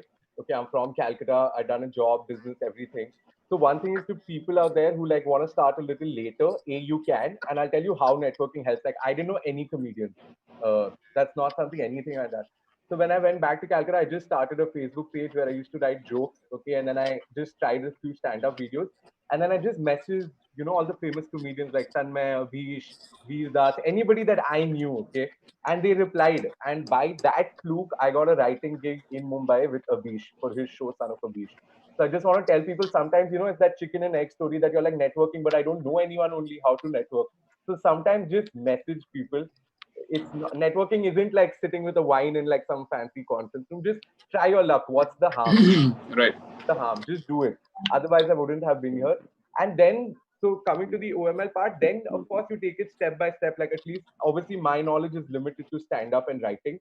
Like, see, when I came to Bombay, I needed money to survive. So writing happened because of that. Like, stand up is my real passion. But I was like, you write some scripts funny. Like nowadays, all ads, all digital stuff. Everyone wants to be funny. But brand managers, if you are watching this, just listen to us. Anyway, so I'm saying, okay. What was that you said? What was that you said? I said, brand managers, if you're listening to us, just we are the funny ones. Sometimes they come back and I'm like, buddy, we are in front of the audience every day. Okay. So, but anyway, so so that's how networking. Like, so what happens? The good thing about Mumbai networking is that like say for example, if I work with you and you like my work, the weird part about Mumbai is there's a lot of talent, but not a lot of people who you actually reach out to. And there could be a number of reasons: affordability, time, everything. So like, wow, the crow was like, sort of that. Yeah. The crow was like, can he just please shut up and talk about drugs? But yeah, I was just saying, like, if I meet, like, if you work with people and work well, and I know it sounds cliche, that also helps with the networking angle. And having an agency, like, the reason I'm saying all this is, I'm not trying to be a politician who's avoiding the main question, but just so that people know the journey. And that's how you get signed. A lot of times people are like, how do you get signed? I'm like, I didn't know anyone in Mumbai. It's not like I had any friends even in the industry. So then, just keep doing your work well also, and the networking then helps.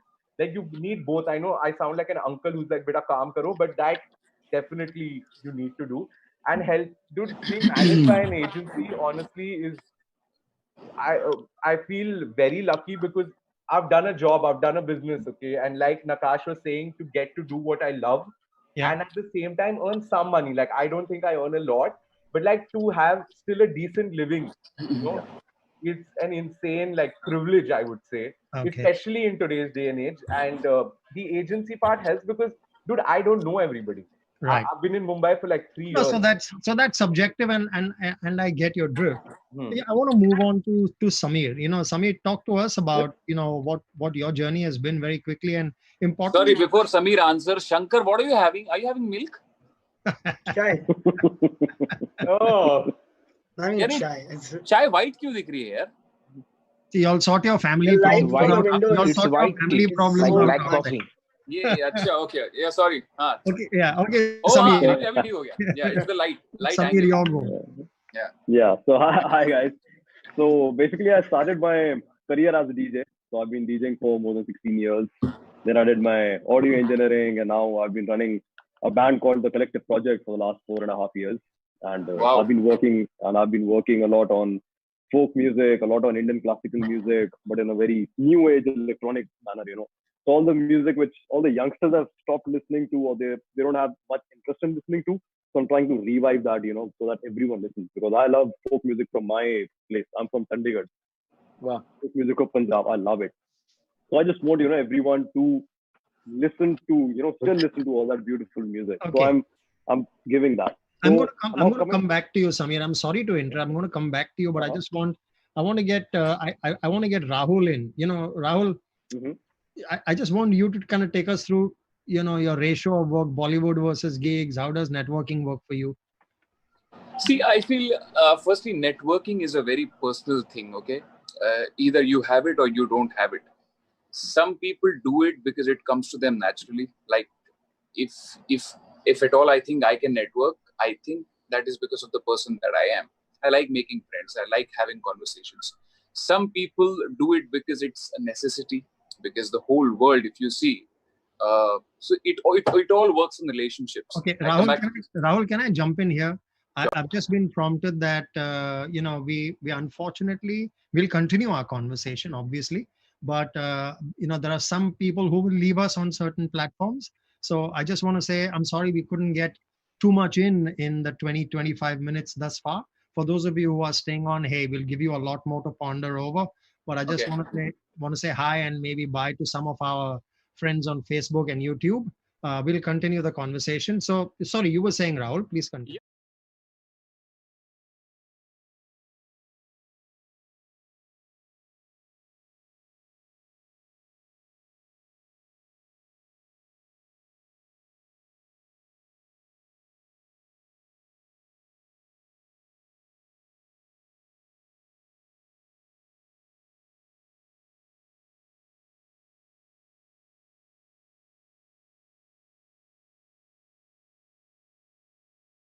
In our darkest hour, we turn to our favorite song, our favorite joke. We do a dance step, we listen to a story. Art will save humanity, but who will save the artist? Staying Alive is here to help the gig worker in the art economy. And that's why we'd like you to please click on the link, whether you're watching this on YouTube or Facebook. And please also share, put your comments down, be a part of Staying Alive, because there's so much more to come, because we want to make sure that this festival is not just about this festival, but all the festivals in the future. So do your bit for art and the artists. हाँ, मंच बदलेगा पर रंग नहीं. रूप बदलेगा पर रस नहीं. थिएटर नया है, स्पॉटलाइट वही. माइक टेस्टिंग का स्टाइल वही. Hello 1 2 3 4 check. Are you ready? Let's begin the show. इस कांच के पर्दे को मिलकर हम नया दौर दिखलाएंगे. टिकटॉक पे नाच नचाएंगे, यूट्यूब पे गीत सुनाएंगे. इन ठहरे लम्हों को मिलकर हम नई चाल चलाएंगे. दुख सुख अपने FB इंस्टा पर लाइव ही बतलाएंगे. So, hello, 1 2 3 4. Are you ready? Let's start the show. Mic बदलेगा, आवाज नहीं. लुक बदलेगा, अंदाज नहीं. दूर होके भी पास हम स्टेज बदलेगा पर एहसास नहीं.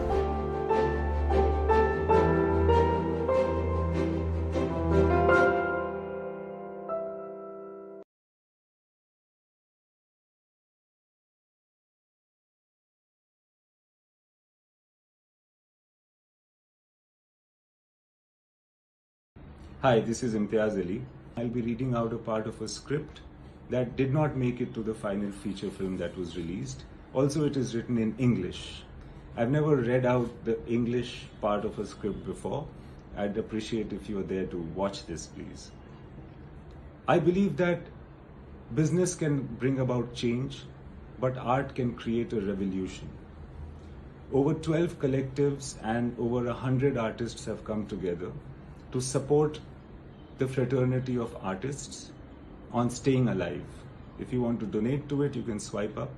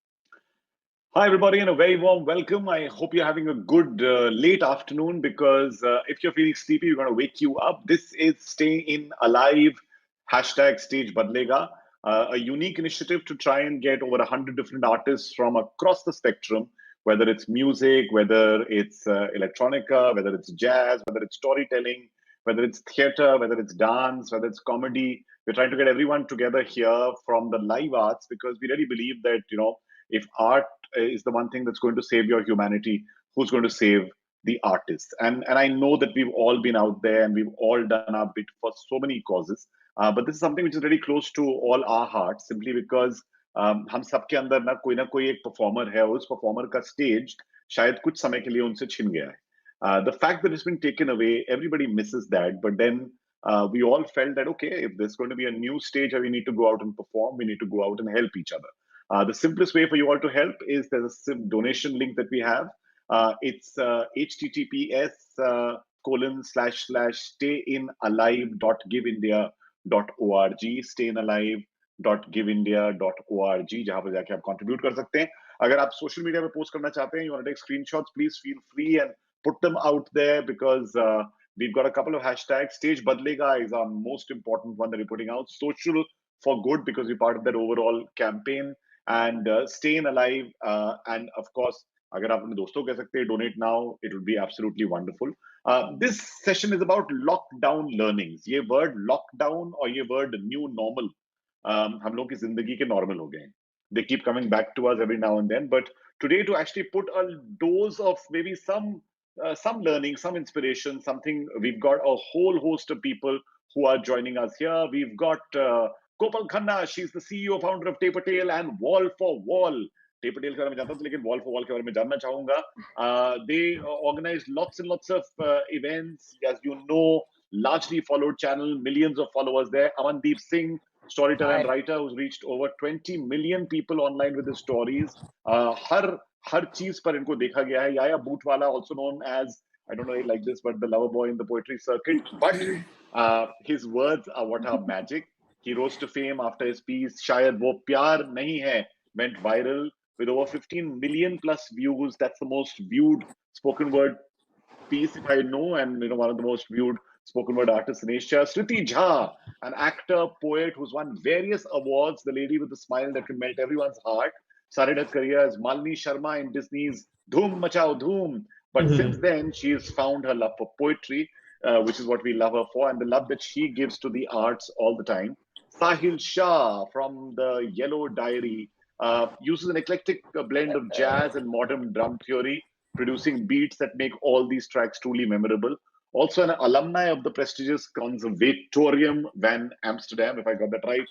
And G-Force Arjun, who looks nothing like his profile picture, part of the Jalebi Cartel music collective, who have single-handedly put India on the international dance map during the 10 years, 2004 to 2014. I don't know whether there's some music, etc. suddenly started coming in the background. I don't know whether you all were getting that. Were you all getting that as well? No? Not. Great. I think that was my mind playing tricks on me. For everyone who's there, let's start off with the week one. Week one of lockdown. Quick going around things. Sahil, how are you feeling? Week one of lockdown. Yeah. I lost my sleep cycle completely. I started to sleep at 7 in the morning and wake up at 3. So it was just still getting used to the fact that there is a virus outside that because of which we are all stuck at home. I've seen this kind of stuff only in films and stuff, and it was actually happening. So at week one, for the most part, I was still getting acquainted to this new world that is existing as we know it right now. So okay, great. Yeah. Arjun, how about you? Most of my week one was actually spent trying to think about what I can do. Most of my time was actually spent in hey, okay, I'm comfortable in my house, but there are so many other people who aren't. So, what can I do about it? That was one of my main things. And also, I also run a small company. I make video games as well. So I was trying to think about, how we can manage the people at work and stuff like that. So why didn't you make a game called Go Corona Go? I would have loved to actually, but I don't think Google and Apple are taking submissions for such games right now. Chalo, it's a good thing. I must tell you, I did a podcast where the first episode I called was "Kuch to Corona," because really, kuch pata hi nahi tha yaar. It was just crazy. Sriti, you've got that big smile on your face. Like in week 1, were you smiling? Were you worried? No, I, like Sahil, was coming to terms with the fact that there's something in this world because of which the whole world is sitting at home and is on a lockdown. I was still coming to terms with that. And I obviously did not expect myself to take care of myself. I didn't know how I was going to manage by myself through the lockdown. So yeah, I was very nervous. The first 1 week, I didn't know what to do. I didn't know what to do. So I'm sorry, it's a question I wanted to just ask you, saying, do you have help and family, etc. with you here, or? No. I am by myself. I am loving तुम it. सब कुछ खुद ही कर रही हो? हाँ जी, बिल्कुल. Wow, crazy. Okay, and you're still smiling. It's amazing. Amandeep. Yes, sir. My first week was again like what Sriti said. What the worst thing I did was I watched this movie on the very first day called I Am Legend by Will Smith. And that wasn't a good idea because whatever it was happening in the movie, I could figure out happening around me, and I was stuck alone in Mumbai, and like I'm still alone in Mumbai. So basically, the first week was figuring out will we survive or will we not? Because I was also following the news, and it said that in Italy and other countries where the lockdown has happened, it is going to be for long. And so this was how my first week was, basically scared, not at all thinking that how I can utilize this, because in my mind I mostly had how I can survive this alone. So yeah, that was the first week, but now it's all cool. Okay. Kopal, had you already reached Lucknow, or did you in the first 1 week say chalo ghar? No, so basically my mom started putting pressure on me, just like I think 5 or 6 days before the lockdown was announced, and she's like, you have to come back. And so I was like, okay, mom is panicking, I'll go back. So the first week was just me trying to settle in ghar pe, thinking that, I'll have to stay here for maybe like 2 more weeks, or, like maybe 2-3 hafte ki baat hai. And it was a lot of that. It was a lot of understanding my privilege. I think it was a lot of that was me thinking tape ka kya hoga, live events kaise honge, brands ke liye shoots kaise honge. It was a lot of that. And then I remember finding a book of Harry Potter lying in my bookshelf that I had been wanting to read ever since. Like every single time I used to visit Lucknow, I used to be like, ye book meko padhni, and I would never read it.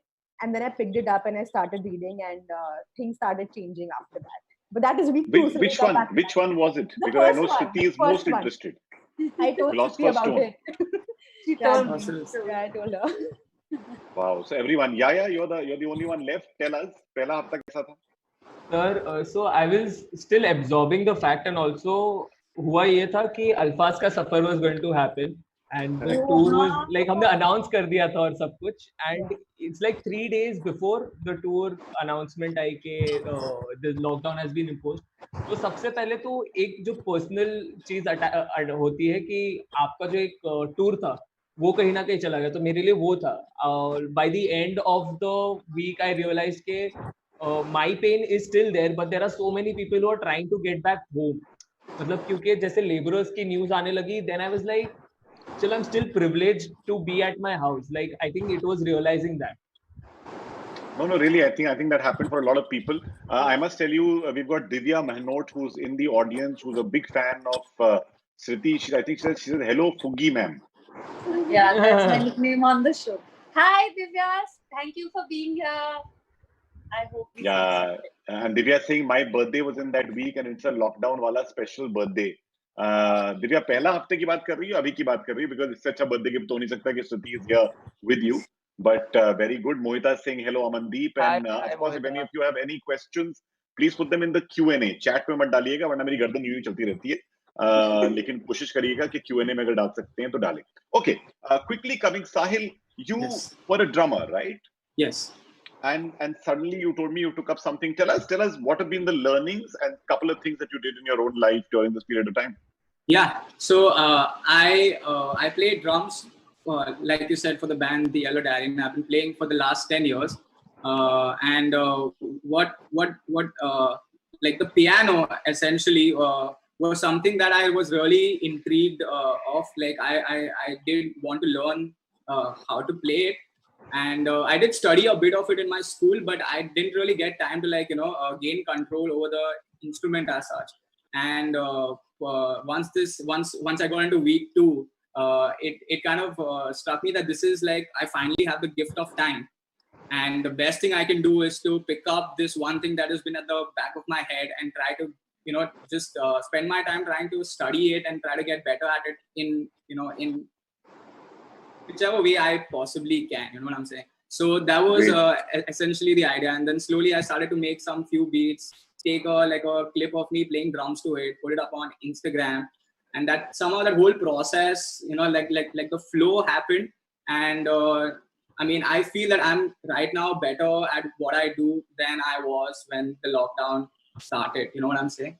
So it's kind of like I've tried to follow like a growth, like a upward sloping curve, in my work, because like these things can really get to you, and it can kind of make you feel a little low because all the work has dried up. There is no gigs. We came out of a very heavy tour, and like we finally had set ourselves up to a point where we like. The next time we go on tour, we'll be doing a lot, and like there'll be a lot more shows. And suddenly we've all been pushed back like 6-8 months back, So it's trying to make the best of the time and trying to keep yourself keep the positivity high. Yeah. But that's why I think everyone's trying to do their own things at that level. Sriti, what were your learnings, during this time? Oh, so many. First of all, I think I am enough. I can be responsible for myself and take care of myself. And also, I think this lockdown for me personally has been very peaceful and very fulfilling somehow. Although I have not written anything and not created anything. So I am rethinking the existing life that I had, and there's some changes need to be made to that, and look for more peace in life, and just apart from running to things and just living every day after the other. I am enough. It's a beautiful, beautiful thought that you've just put down there. By the way, let me tell you that Tess is learning, which I've just learned, was that she can do Zoom without pants. So she actually said that, I can do that, just makeup and earrings is enough and whatever, etc. And she can roam around in shorts if she wants to. It's just that life can be easy and you don't need. So there's this whole movement of waist up dressing. Everyone is only thinking, Amandeep ka to iske niche lungi hai. So, okay. Let me check. Arjun, what about you? What was something that you picked up, one or two learnings that you've had? So a couple of things actually. Go ahead. So like I said earlier, I was really worried about a lot of people how they are dealing with this whole situation, and I wanted to do a little bit, so that I can help out. And obviously I have only like a limited skill set. So I reached out to like a couple of schools, music production schools in Delhi, and told them that, hey, you know what, I'm available. Students, or even people who have graduated and so forth, who are making music, who are just starting out their careers. For them, this is like a really difficult period because you want to hone your skills by performing and so on, and you don't have that anymore. Or you want to like put music out there, but you really can't go and get that sort of mentorship from anybody. So I said, you know what, I'm available, so people can get in touch with me. And I thought there'd be like 5-6 people who would get in touch with me, but I was overwhelmed. I mean, like some 50-60 people have gotten in touch with me, sending me music, and I critique the music, send it back to them. A couple of them have released the music also. So it was like a fantastic learning experience for me, because I was going through a writer's block. And after listening to like so much music, varied music from so many different people, I think I wrote a song after some 7 months and just finished it like a week ago. So that was like a massive. Are we gonna get a preview? It's sorry, no. Don't worry. Just share the link with us, or share your handle with us so we can post it there. There are 2 questions that have come for Sriti. So while I'm coming to everyone else, I want to quickly ask you. Sriti, Sai is asking, which book are you reading now? I am reading this book called The City of Mirrors by Justin Cronin. It's the 3rd of a trilogy, and it's obviously based in post-apocalyptic future. The world has ended and people are starting a new world order, and the troubles that come with it. इतना सच मत पढ़ो. And there is another interesting one which has just come in again from Sai, because I think she's a big fan, saying, just being with yourself and your thoughts, how does it feel? What? To you, how does it feel to just be मैं और मेरी तन्हाई अक्सर ये बातें करते हैं, कैसा लग रहा है? मुझे बहुत मजा आ रहा है. मुझे अकेले रहना बहुत पसंद है. मुझे ये बहुत ही ज्यादा अच्छा लग रहा है. मैं कभी-कभी दिन में I just sit and just look at the sky, and I don't know whether I've looked at the sky for half an hour or 2 hours. And you put lots of pictures of it also, I've seen. Yes. Everything I see, the internet sees. But it's very good. It's beautiful to see that. वक्त मिल रहा है, लोगों को वक्त मिल रहा है, as you can see, for all the creators who are watching, because this is really for artists and creators who are there and anybody else as well. लेकिन everybody is trying at some level to be productive, one thing, and people are discovering a side of themselves that they didn't know. Moving on, Kopal, क्या discover किया अपने बारे में apart from the Peephole series? I think the biggest thing that I've learned about myself, and this is a very serious one, is that I can get really competitive while playing Ludo.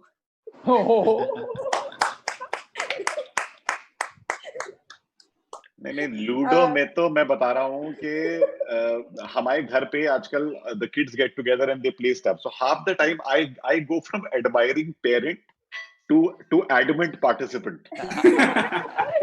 मुझे कभी भी लगता है वाह मेरे बच्चे, फिर मुझे लगता है क्या मुझसे आगे मेरी पक्की गोटी मारोगे तो हाँ मेरी गोटी मारी ऐसा करा ऐसा all this keeps happening. Yeah, there have been like serious fights in the house because of this.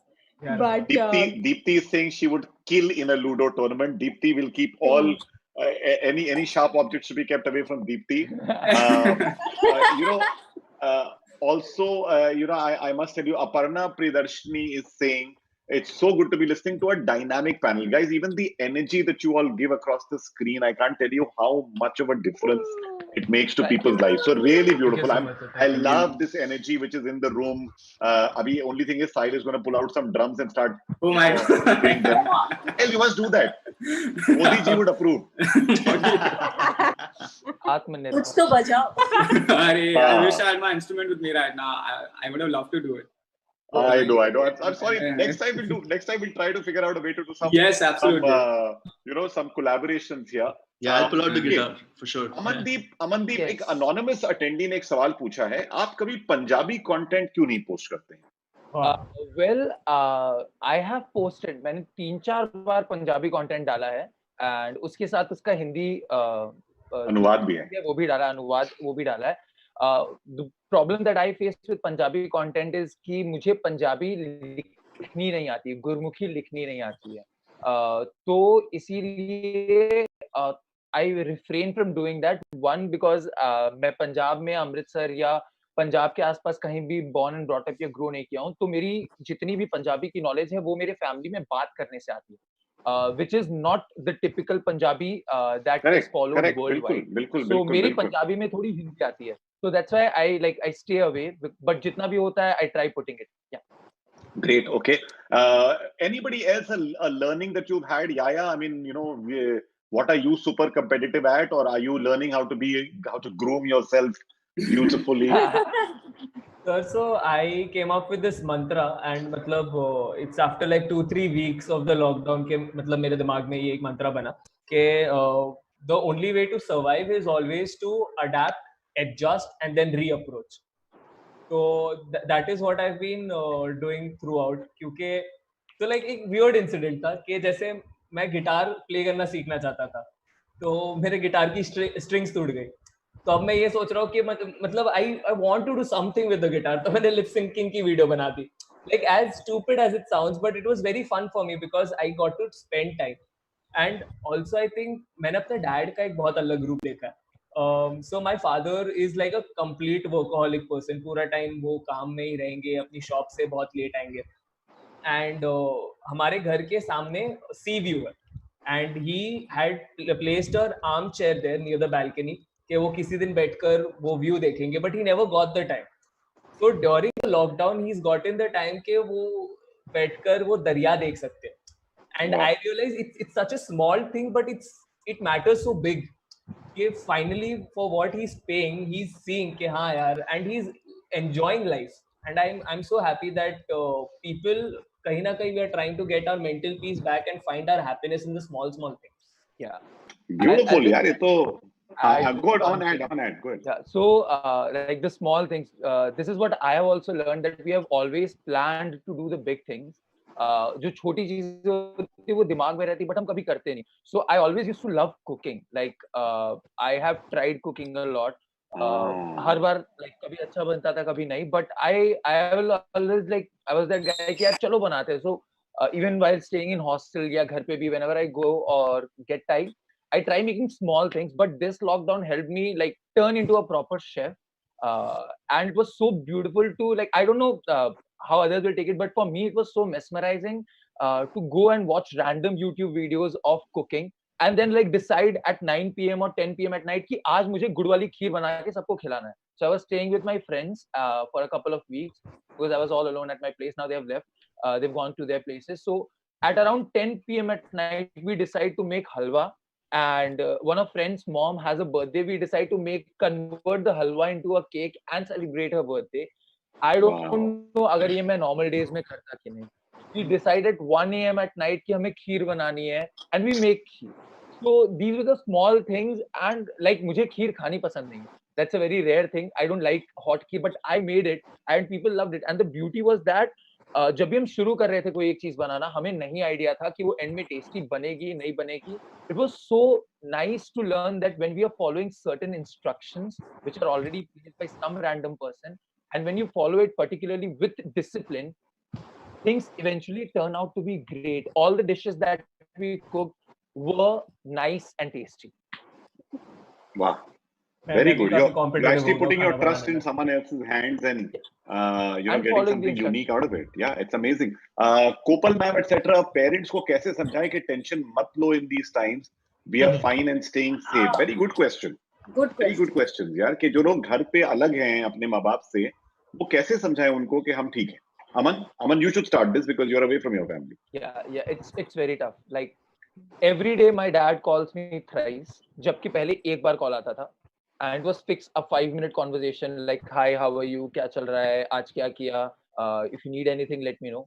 Every time my dad calls, every time he says this कि please घर से बाहर मत निकलना, please ये मत करना, please वो मत करना. And at the same time he's telling me that he is going out to get the essentials, and I'm telling it मुझे जाना पड़ेगा ये लेने के लिए. Like नहीं मत जाओ. Like अगर खाने का सामान नहीं होगा घर पे तो मैं कैसे होऊंगा. Every time like this is a 4-set instruction जो उनका हर रोज, क्या कर रहे हो, अच्छा ठीक है, बाहर तो नहीं निकले, नहीं, वहां पर आसपास कोई प्रॉब्लम तो नहीं है, नहीं, तुम्हें कुछ चाहिए, नहीं. He knows he cannot provide me anything right now, but he asks this question, कुछ चाहिए क्या भी. And every time there's a train opening or there's a news of flight coming, like flights running and all, is like the next moment I have a call ki aa jao. So that is a very tough thing. And at the same time I'm also worried because my mom and dad, they're both alone, and I know like right now मुझे पता है technology के हिसाब से I can order foods or I can somehow manage things online, but they can't. So at the same time, it's mutual. So I'm telling him कि कैसे आप online food order कर सकते हो. So my friends who stay there, I'm trying to get local contacts from where food online वो सब चीजें हो सकती है. And my dad at the same time, whenever he's calling, he's just giving me an insight of what's happening in the job location where he's working, which is a very different perspective which I'm learning from him. Got it. Honestly, I think a lot of people are going through a tough time in terms of just, if your parents are at home, I think just do this. Make sure you call them. Make sure you tell them you're safe in the morning. Tell them you're safe in the evening. That's all they want to really know.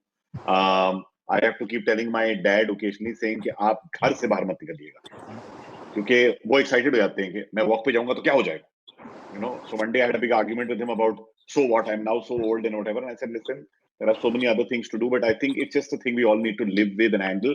2 or 3 really fun questions. Kopal, auntie cool कब बनेगी? Auntie is a very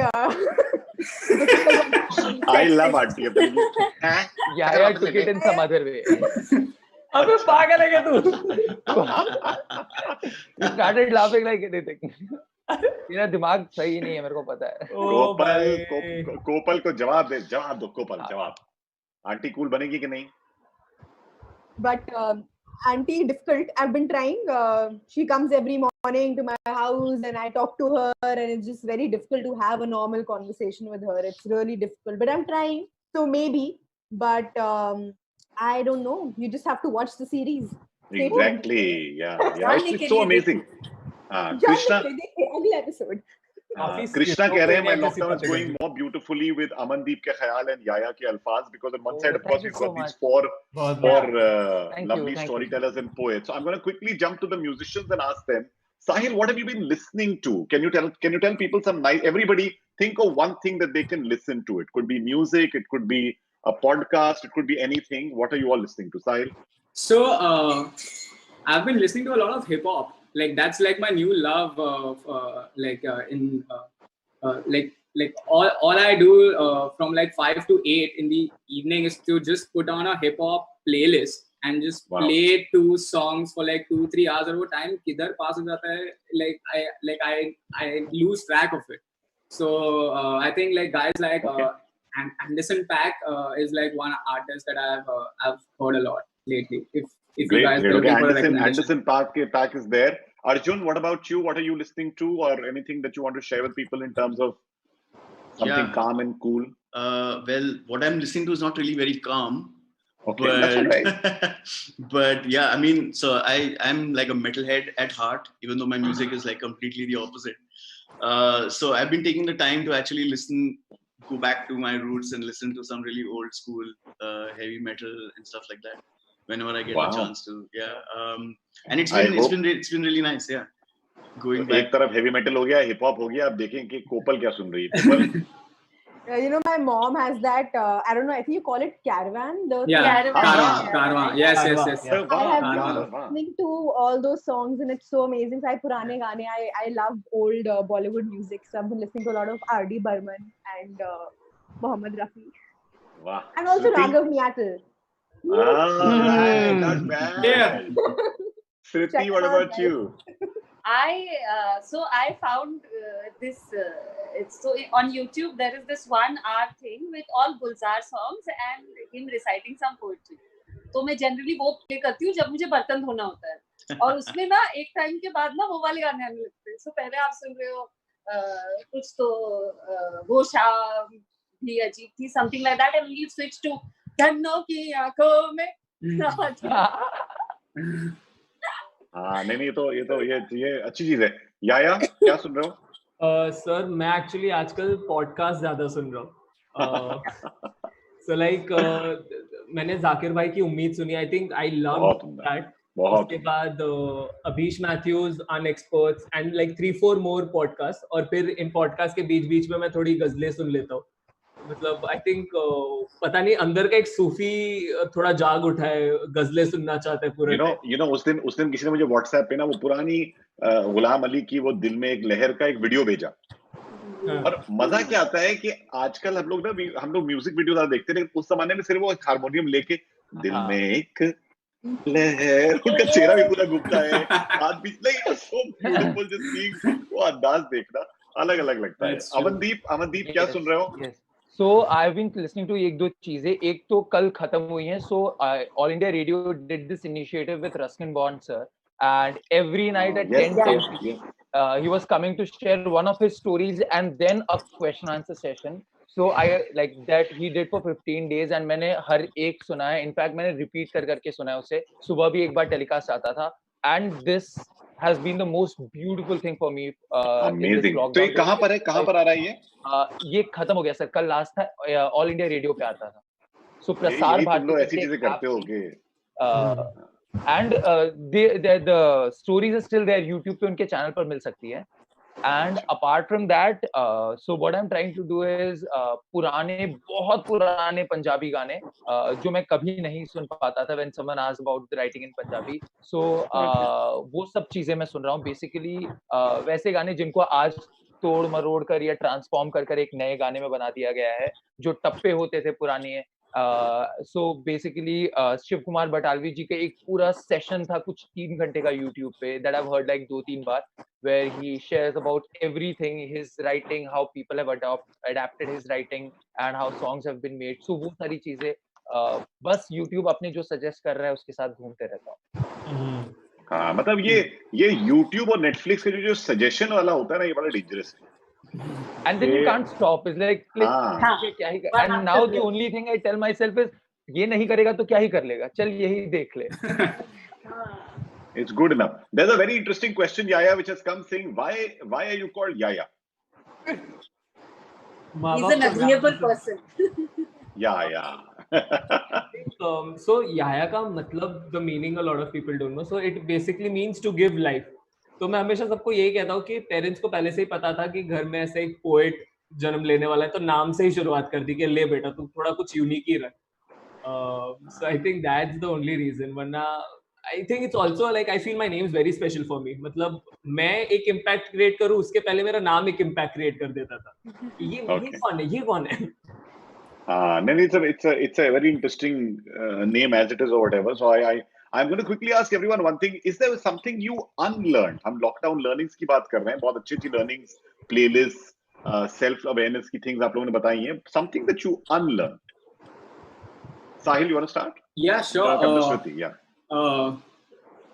Well, there was this. I mean, I would get impatient very quickly, very soon. Like my temperament would shift very quickly from one thing to the other, and I feel like spending this time in the house. There's no two ways about the fact that you can't get through with this without being patient.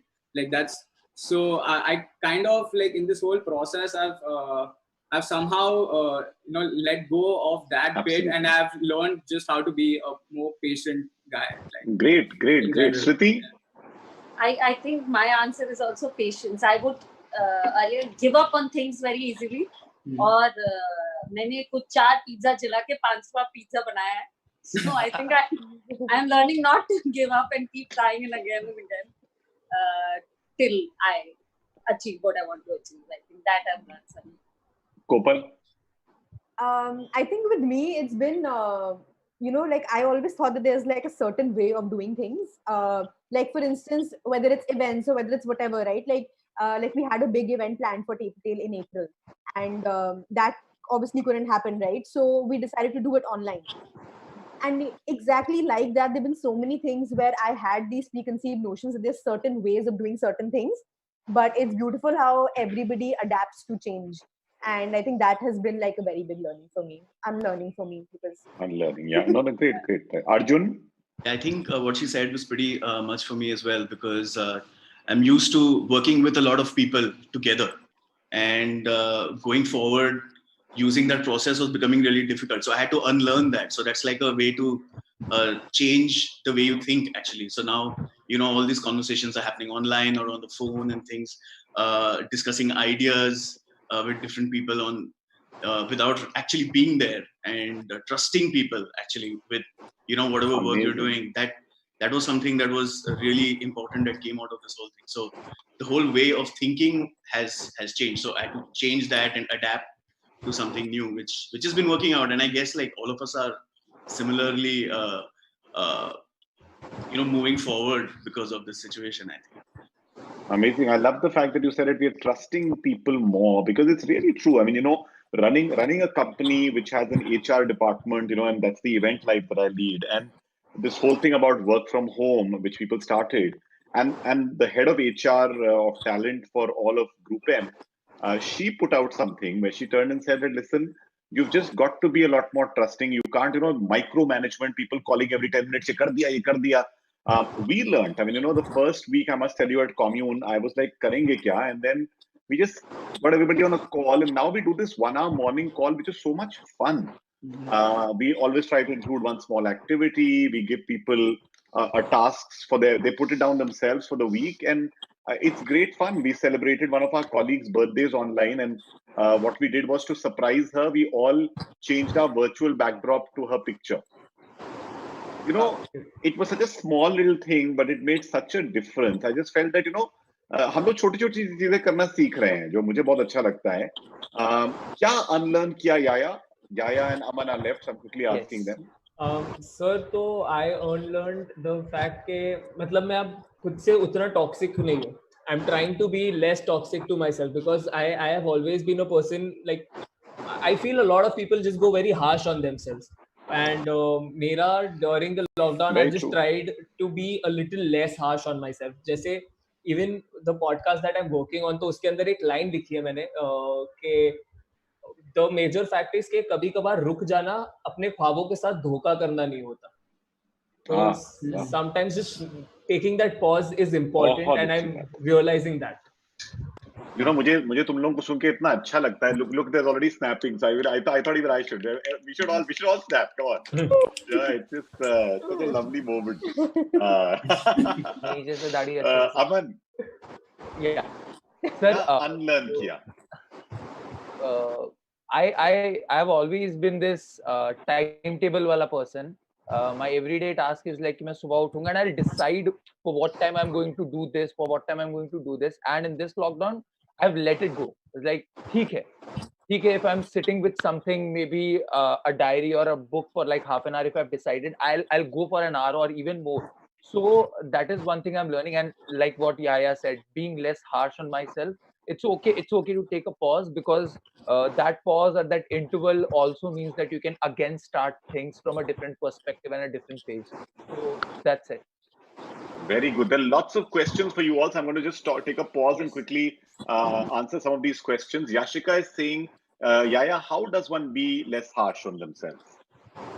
I think the acceptance कि आप जो कर रहे हो, क्योंकि I realized कि हम जैसे घर में बैठे ना, तो एक fact आ गया कि we had this whole time to have conversations with ourselves, and the only thing I had to convince myself is जो आज मैं देख रहा हूँ ना, जो मेरा सपना है, हाँ वो मुझे पूरा करना है, but I don't have to put it on a timeline. I don't necessarily have to say कि अरे तू एक साल में पूरा कर. You have to do it anyhow in 1 year, and no matter how much your happiness is at stake, it doesn't matter. You still have to complete it in a year.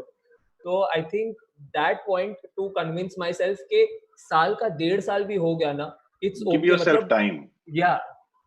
नहीं, it's a very good thing. ये don't be harsh on yourself. इतने judgmental मत हो, इतने goal oriented.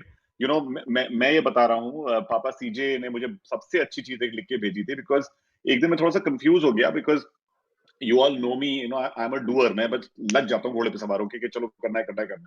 And maybe that's my positive, and sometimes it becomes my negative, because and somebody one day, this was when I was doing a thing with Kenny, and Kenny had done a chat with Kanan before, तो मैंने वो सुनी थी. उसमें Kanan ने कहा था, यार Kenny, why do you have to keep doing?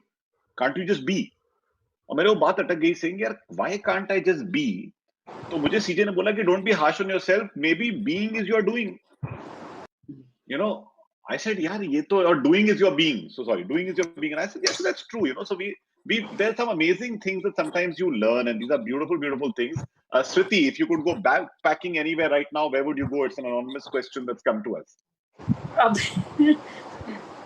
I'm backpacking in my house.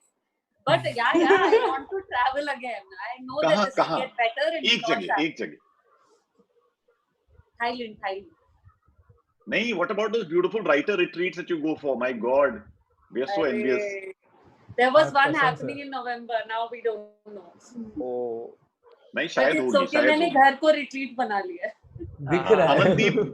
Amandeep, Yashika पूछ रही है आपका फेवरेट पंजाबी गाना कौन सा है? Oh wow, वो तो बहुत सारे, but right now I'm hooked up to this song called सानू नहर वाले पुल ते बुला के खोरे माई किथे चला गया. ओए होए. Can you hum us a line? Okay. That no one has ever asked me to sing. Thank you so much, sir. अरे अच्छा है, चल रहा है, मजा है. जरा ईयरफोन निकाल लो. Hey, I have my guitar. I have my ukulele. I'm learning this. I can try with it. अरे superb. हुसैन नहर वाले पुल सानू नहर वाले पुल ते बुला के देखो रे माई किथे रह गया साडी अखियां चों निंदरा चुरा के साडी अखियां चों निंदरा चुरा के देखो रे माई किथे रह गया. Yeah, I'm learning. Ladies and gentlemen, Amandeep का आने वाला है Sahil, you should give him some beats Yes. and maybe we can get Arjun to add something Yeah, to it. you know where I made mistake, like all. Absolutely. I'm gonna ask this question to both Sahil as well as to Arjun. Is it necessary to create every day? People who are, because many people are saying we live under this pressure of having to create. Arjun, you wanna go first, or shall I take this? No, please. Okay. Take it. Okay, sure. So this is something that I've also been doing since since I have I'm trying to acquire a new skill. I give myself this end goal that आज कुछ create करना है. But that's like I mean it is, I feel, important to try and create and try to push yourself. But what Jaya also said, like, it's important to not be too harsh on yourself.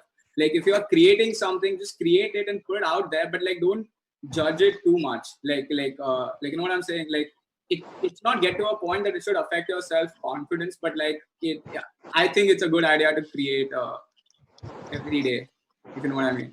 Yeah. Okay. मतलब अगर हो रहा है तो हो रहा है, नहीं हो रहा तो नहीं हो रहा. Yeah. It's fine. Don't judge what you've created maybe, but go on creating. It's fine. Yeah, I think you should not put pressure on yourself that exactly. That if I don't create something is going wrong, or I'm not giving it my best. I mean, some days you just don't feel like it, but you should try and keep at it. I mean, if you don't do it for 2 days, it's okay. Maybe the third day some new idea will come in your head. Yeah, I think the bottom line is don't put too much pressure on yourself. I mean, not just now, in general. Yeah. So while the question was for Sriti, but I'm going to ask all of you, if there was one place you could be right now, and if you could go, I mean, suddenly everything's opened up, there's a place you can go to, where would you go and why?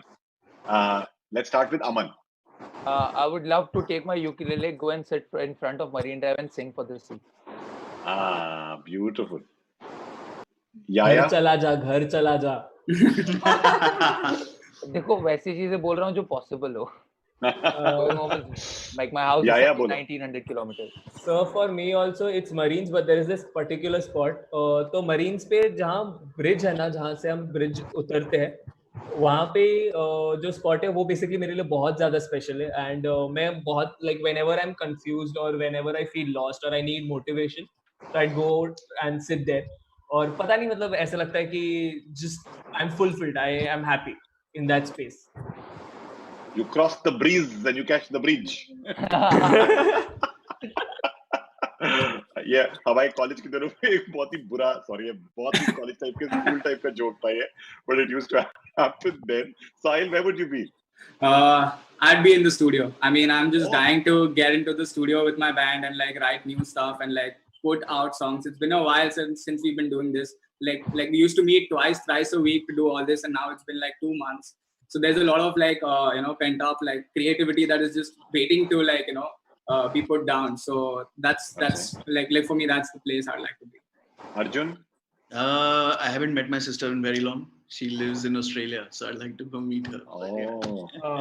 That would be really beautiful. Koppal, yeah. Sorry, yeah. So no, go on. No. I mean that's what it was. Yeah, I'm just looking forward to whenever that day comes by. Yeah.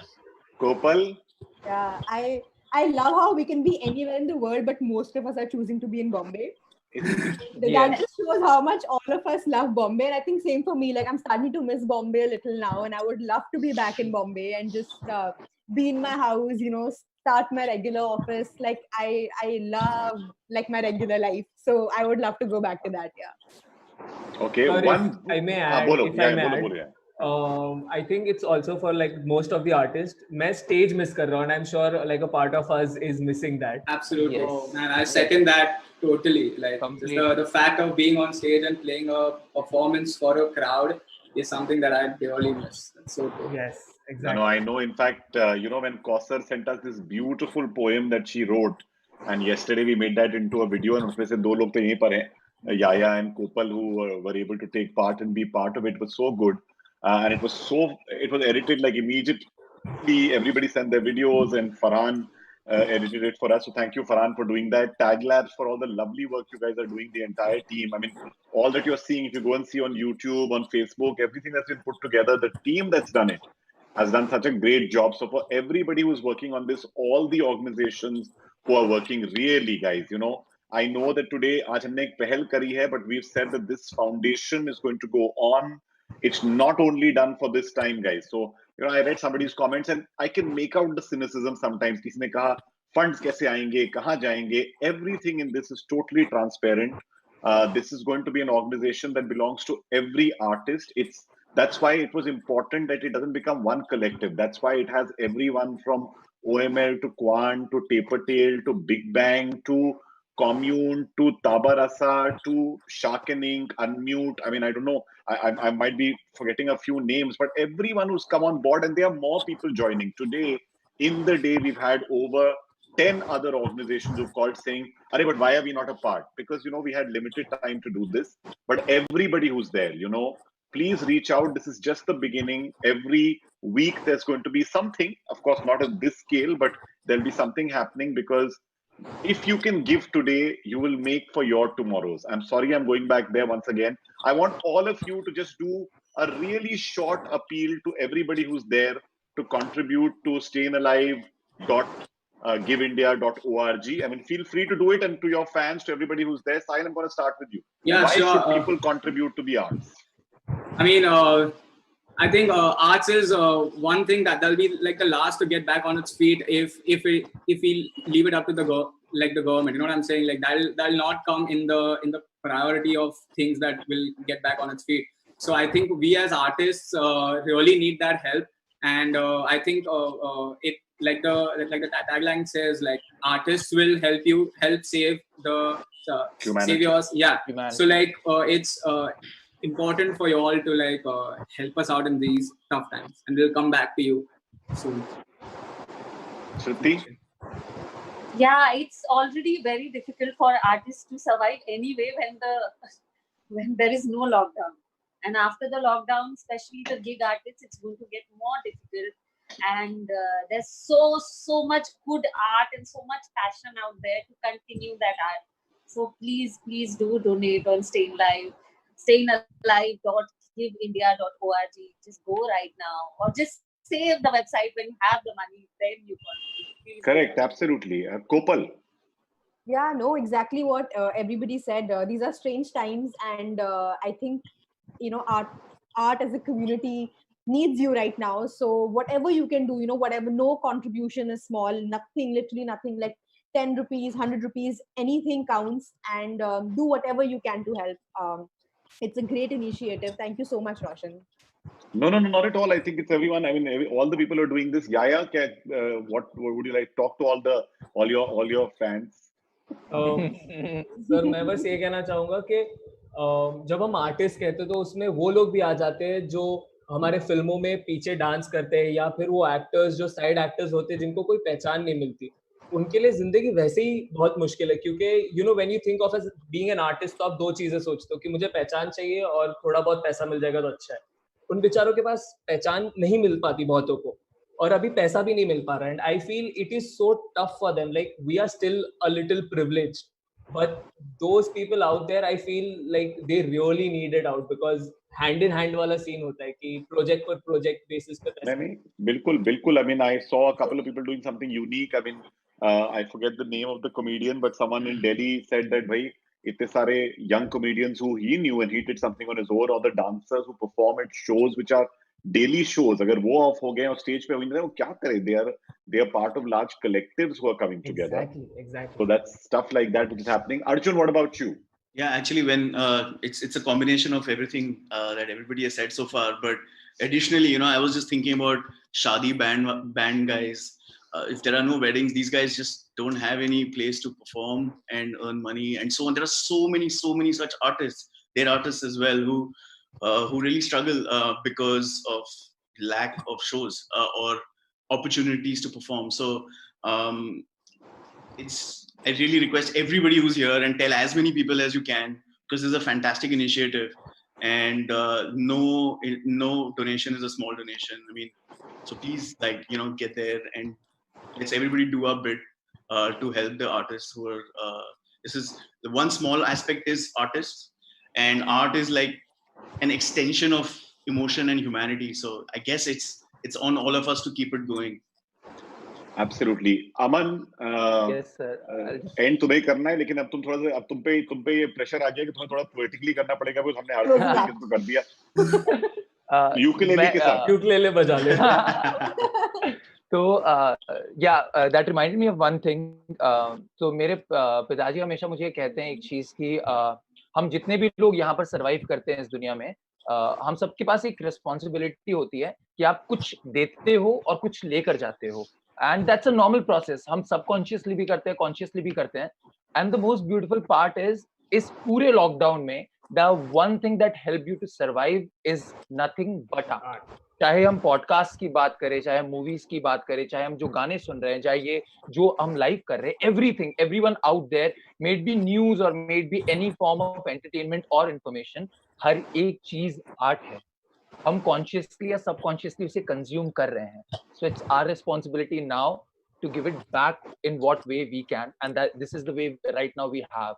So it's all that, it's all simple कि आप consume कर रहे हो उस चीज पर, आप उस चीज पर सर्वाइव कर रहे हो अपनी खुशी से, जितनी आपकी मर्जी है, जितनी आपकी क्षमता है, उसके हिसाब से अपने तरीके से उन्हें हेल्प करो, बिकॉज आपकी हेल्प तो हो रही है उनके through. Thank you so much Shruti and कोपल. जाते जाते हमारे पास लास्ट 1 मिनट जो बचा है, उसमें सिर्फ मैं एक चीज कहना चाहता हूँ, वो ये है कि लोग कह रहे हैं कि अगर आप अपनी वो हैरी पॉटर वर्स में आप दोनों एग्जिस्ट करते हैं, what if you could be one person in that Harry Potter universe right now, just to answer it one question right now, who would you be? One person. Hermione. Same. I was going to say the same thing. Yeah. Hands down. दो हरमोइनी वहां पर आप लोग के पास हैं, और अगर इसका हैरी पॉटर बनना ही नहीं चाहता. नहीं, देखिए जो है ना, ये हर मोहिनी भी हो सकती थी और बहुत सारी और चीजें हो सकती है. बहुत जल्दी आने वाला है आप लोग के पास कुमकुम भाग्य में हर मोहिनी नया character. But thank you all of you for being here. Thank you. It's really wonderful to have you with us on the panel. Everybody who's here. It's really a pleasure to have had all of you. Thank you for all your learnings. The best thing that I could feel was the energy that all of you have given, I think, to everybody who's out there. Thank you, Sahil, Arjun, Yaya, Aman, Kopal, Sriti. It's really been a pleasure. And thank you, everybody. We'll see you again. There are lots and lots of sessions that are going to keep coming up till 11 p.m. tonight. Go out, cajole someone else to pay if you can, and go and support the arts. Thank you. Goodbye. See you soon with the next section of success stories. Thank you so much, Roshan.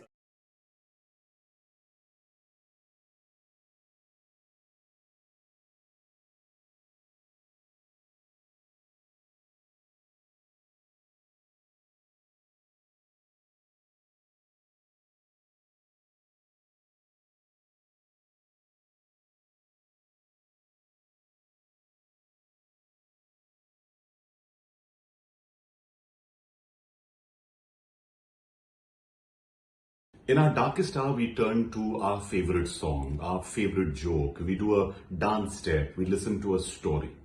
Art will save humanity, but who will save the artist?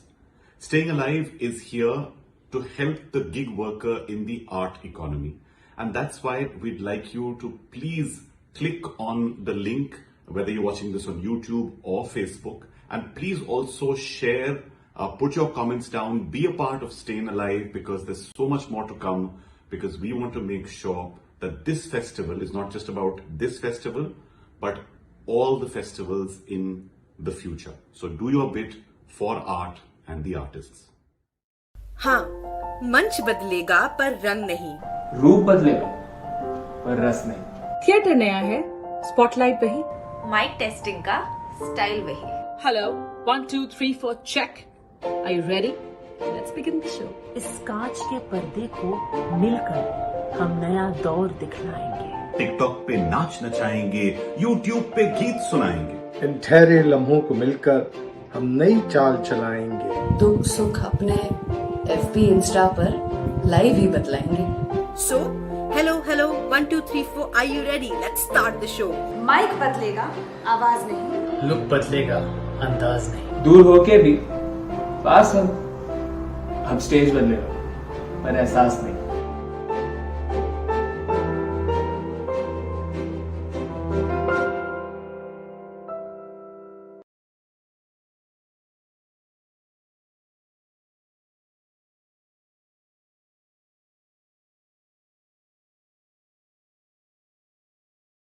Hi, this is Imtiaz Ali. I'll be reading out a part of a script that did not make it to the final feature film that was released. Also, it is written in English. I've never read out the English part of a script before. I'd appreciate if you are there to watch this, please. I believe that business can bring about change, but art can create a revolution. Over 12 collectives and over 100 artists have come together to support the fraternity of artists on StayInAlive. If you want to donate to it, you can swipe up.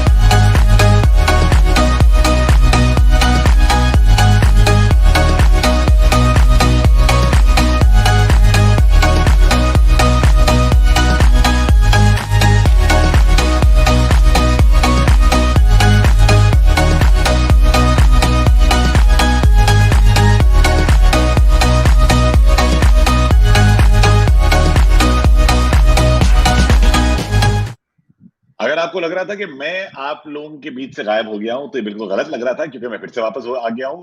Reason ये है कि this session is about success stories, and जब हम success stories की बात करते हैं, so it's a good time actually to just learn from some people. You have seen one part of their life, what about the journey here? I mean, they must have had their own ways of getting here. How are they dealing with this current situation, which will just be a part of the conversation. पर अगर आपके कोई भी सवाल है, उनको आप मुझे भेज सकते हैं यहाँ पर on Facebook, on YouTube, of course in the comments and chat. That's very, very good if you can do that.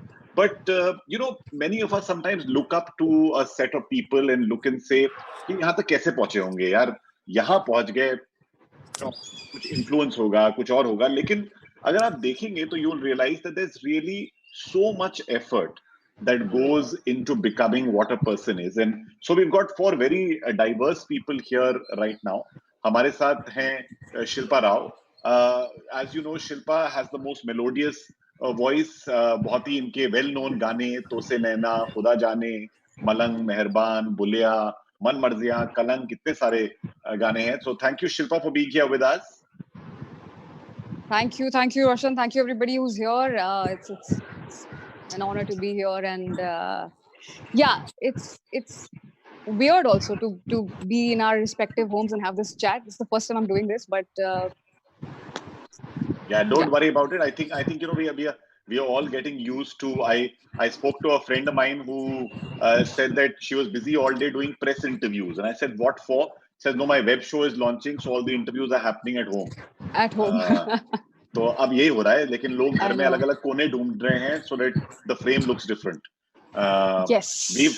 We've also got Shreya here with us. Shreya Pilgaonkar, एक film and theatre actor हैं from Mumbai, a sociology graduate from St. Xavier's College. You know, she's done a lot of work, and of course, you all would have seen her in Mirzapur and the Netflix original House Arrest. She started her career with Fan in terms of films. लेकिन अब सब इनके fan बन चुके हैं.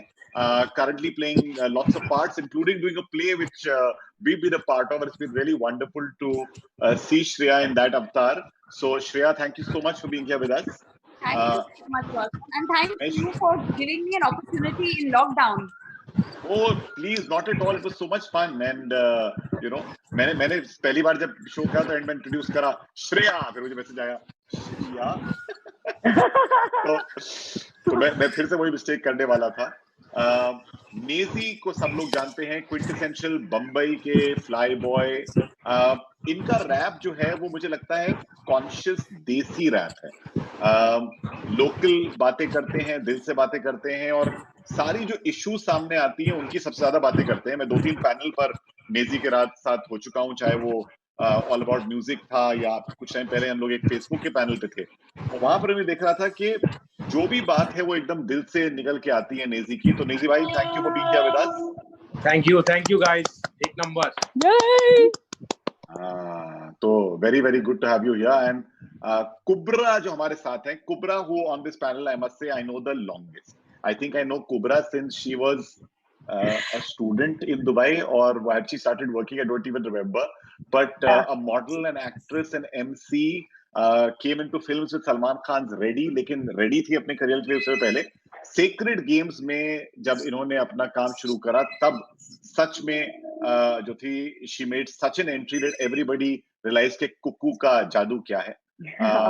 Winner of the Best Female MC Award. She's won so many awards otherwise. She's used the stage and the mic to share her own personal stories with us at Commune. So thank you so much for being a part of that, as well as being here with us. Thank you very, very much. Thank you so much, Roshba. This is really special. It's such wonderful people. I know everybody on this panel. It's awesome. हाँ, तो मैं तो पहले लोगों से कह रहा था कि देखो यार, हमारे पास तो इतने सारे होस्ट पहले से ही हैं, तो फिर मैं साइड में बैठ जाता हूँ. ये लोग पूछ लेंगे because ये सबके सब एंकर है. They've all done their own bits or whatever. You know, I'm going to start this off by saying that lockdown की वजह से बहुत लोगों को लग रहा है जैसे कि उनकी लाइफ में एक पॉज का बटन दब गया है. बहुत लोगों को लग रहा है कि शायद अगर वो लोग कुछ कर रहे थे स्पेशल लाइफ में, वो एकदम से एक you know, it's almost a moment जब किसी ने एक full stop लगा दिया है. लेकिन were you ever in your life, and I'm not asking about now, आपकी जिंदगी में कभी ऐसा एक मोमेंट आया था जब आपने इस करियर की पहल पर थे? Shilpa, I'm going to start with you. When you felt that something had happened which was like a pause or a full stop, how did you deal with it if it happened? Well, I think that comes after every project is over. And, freelancers like us, we go through this every year. There are times when you are doing a lot of work because what people see is the work that's released. But there's so much back end work that we do in studios, in auditions and shoots, in screen tests, like so many actors do. A lot of our recorded work doesn't come out, it gets delayed. So we are going through a lot of these full stops and commas and pauses in our lives, that every year I feel, okay, I think I'm done. So this year is it. Iske baad aur ho gaya ye. I think I should resume my studies, which I left at some point. So I have these, stop blocks every year. But then again, there's some sort of a song, and then you feel that there's something else that you need to say. You're not done talking, and you keep putting out work every year. So, of course, this stop is definitely not something any of us imagined. I mean, even if I ask my parents or my grandparents, I mean, they've not seen anything like this. So this is a different kind of stop. For freelancers, it's not so much of a our whole world's not turned upside down. But for a normal office goer, for them, I think it's too much of a shock, because our plans keep changing all the time. You know it yourself. You make a plan and suddenly some project comes in and you cancel all your tickets and you're back in the studio. We're quite used to changing day-to-day plans, but for a lot of people, it's not a normal way to keep changing plans. Right. So, there are a lot of people who made plans for the year, for the next 5 years, next 10 years, So I think what the new normal is going to be like, where do you see yourself 5 years from now? I think you should ask yourself, where do you see yourself 24 hours from now? That should be what we should be asking. So I think that's a good place to start, because many people are suddenly saying that try to live it day by day rather than live it with these big, मेरा 2020 का गोल ये था और मेरा अगला गोल ये था, लेकिन अभी तो लोग बस मैनेज ही कर लें तो बहुत बड़ी बात है. मैं नेजी से पूछना चाहता हूँ कि नेजी भाई, आपकी तो म्यूजिक में ही मुझे नजर आता है कि इतनी बार आप जद्दोजहद की करते हैं, आप बात करते हैं लोगों की स्ट्रगल की. आपकी अपनी स्ट्रगल इतनी वेल नोन है कि लोगों ने तो उस पे बड़े बड़े पर्दे पे चीजें कर दी है. लेकिन कोई ऐसा टाइम था आपकी लाइफ में जब आपको लगा था कि लाइफ पर एक पॉज आ गया है, और फिर उससे कैसे निकले? जी बिल्कुल, मेरी लाइफ में तो अच्छा खासा पॉज आया था. जैसे ये जब से ये शुरू हुआ है, जब से हम क्वारंटाइन हुए, मुझे ऐसा लग रहा है कि ये सब तो मैं देख चुका हूँ ऑलरेडी. मैंने अपने लाइफ में इतनी सारी चीजें सही है, और इतने ब्रेक, इतने पॉज, इतने स्टॉप्स, और ऐसे दौर से गुजर चुका हूँ कि मुझे मैं अंदर रह के आ चुका हूँ भाई कितने दिन तक. तो मुझे मतलब कैद रहने का और आइसोलेशन में रहने का और ये सब चीजों की मुझे आदत थी पहले से. तो मेरे लिए काफी आसान रहा ये क्वारंटाइन का समय, कि मुझे पहले से एक्सपीरियंस था कि मैंने सेल्फ आइसोलेशन में अपने आप को डाला था 2017-18 में. तो मेरे साथ ये ऑलरेडी हो चुका था, तो मेरे लिए काफी आसान हुआ इसमें अपने आप को समा जाना, या अपने आप को इसके भीतर लेकर आना. चलो, कम से कम कोई है जो कह रहा है कि भाई मुझे लगा था कि ऐसा आइसोलेशन में देख चुका हूँ. जिंदगी लोगों की देखिए कैसे कैसे उनको रास्तों से ले जाती है कि पता ही लगता है कि कब वो एक्सपीरियंस किसी और तरीके से वापस आ जाए. Kubra, your career has gone from being a person who used to wait backstage to being waited upon backstage. And you know that there are so many people who sometimes, even now you and I have talked about this, react to it saying, oh, ye to hamari Kubra thi and whatever. But how do you handle it? How do you handle it today? And when this kind of pause must have happened, I mean, I remember the Dubai to Bombay move must have been one shift, or being with your mom and your brother and then moving, all of these things. You've seen so many different moments, right? Roshba, I think, I never considered any moment like during the career to be a pause as such. Always try to do something in between. And I think when I moved to Bombay, I didn't want to wait on one particular project to happen or one particular event to happen. Always kept keeping myself busy doing something or the other. I always called it work. I always called it, an investment of your mind, of your space. But after a point, I realized I was some sort of a wholesale artist, like आप महीने में शायद 20 event कर रहे हो और आपके पास time नहीं मिल रहा है.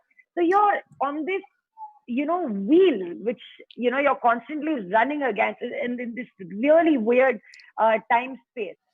So then I realized I needed a pause. And that's when I used to take pauses. I used to go away into the mountains or go away into, these adventure trips, whether it's diving for a week, or climbing a mountain where you're away from everything and taking deliberate pauses. And that's when you realize how important a pause is. So if you are somebody, for example, who's never had a pause in their life, this is a good time to actually experience what it takes to, push that button down and be like, I have so much more to like offer within me, but I can only discover that if I calm down for 1 second. If you don't calm down, you'll never understand and you'll keep chasing the same goal. If you have one. No, I totally get what you're saying.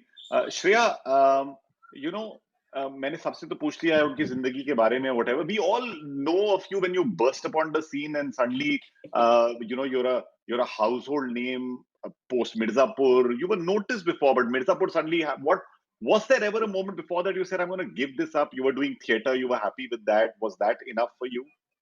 No, never. I mean, not once did the thought come to me that I have to give it up. Also, because my parents are in the same field.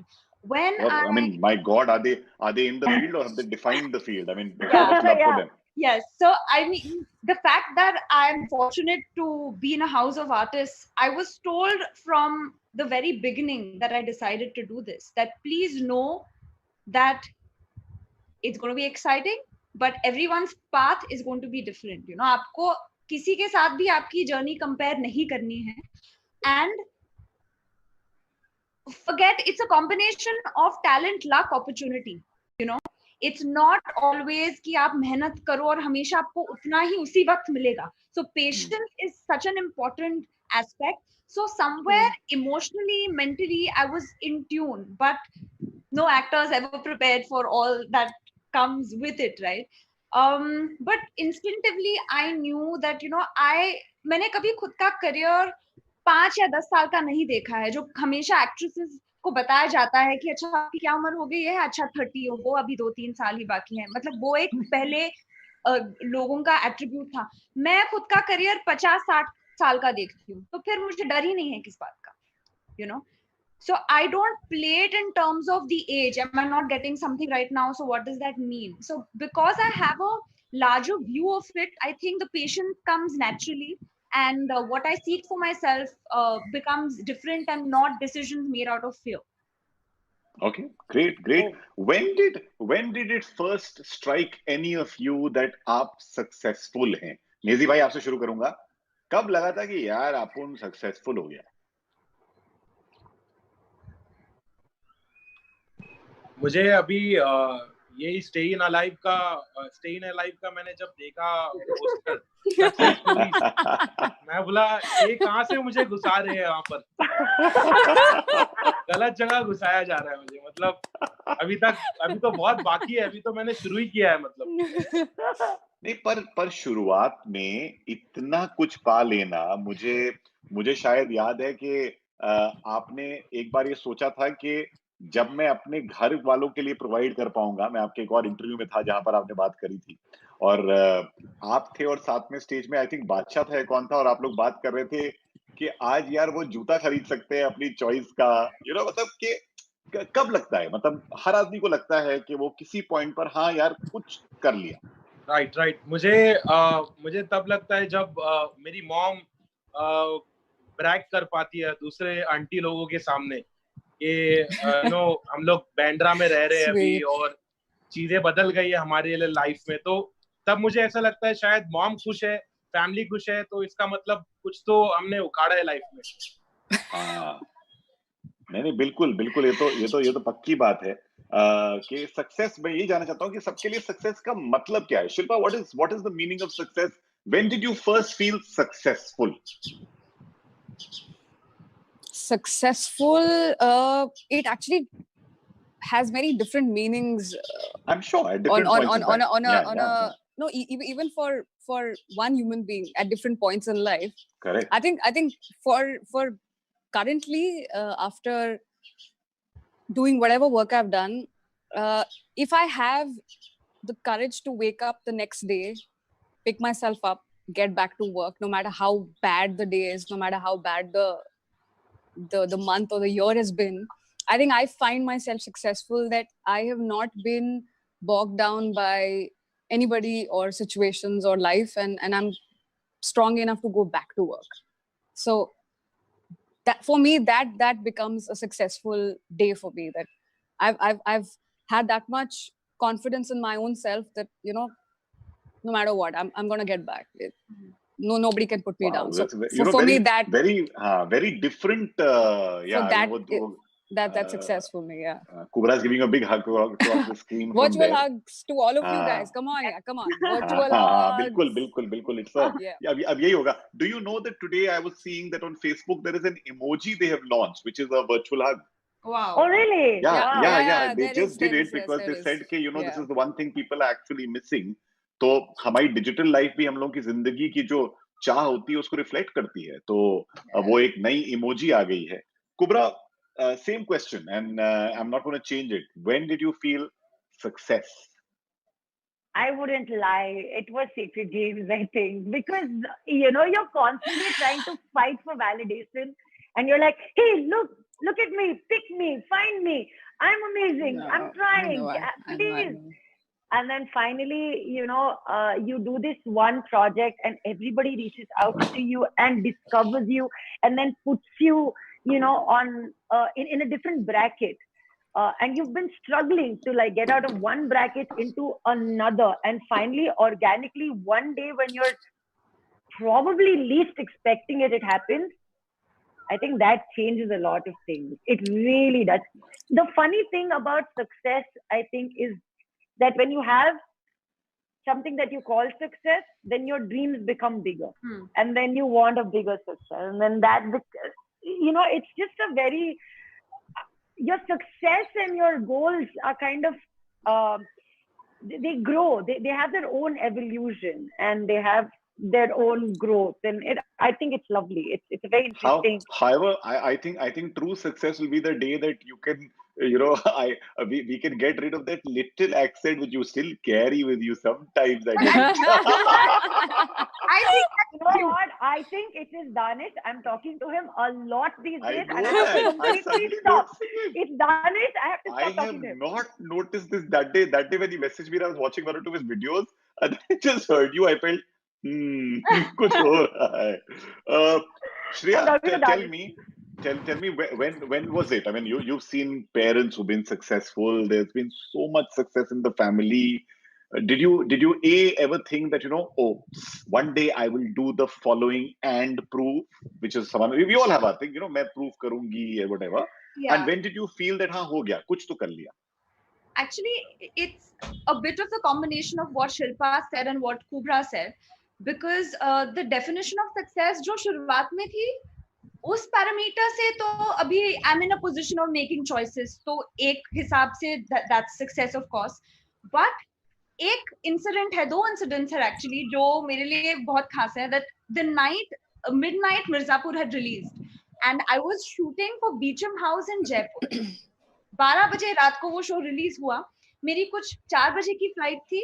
I was on the flight, 2 घंटे की flight, and when I was about to land and I got up, as I was walking, I'm not exaggerating, 10 to 12 people were all watching Mirzapur, and when I got out, all those people came rushing to me, and I didn't know what hit me, and I realized that okay, this perhaps will be something special.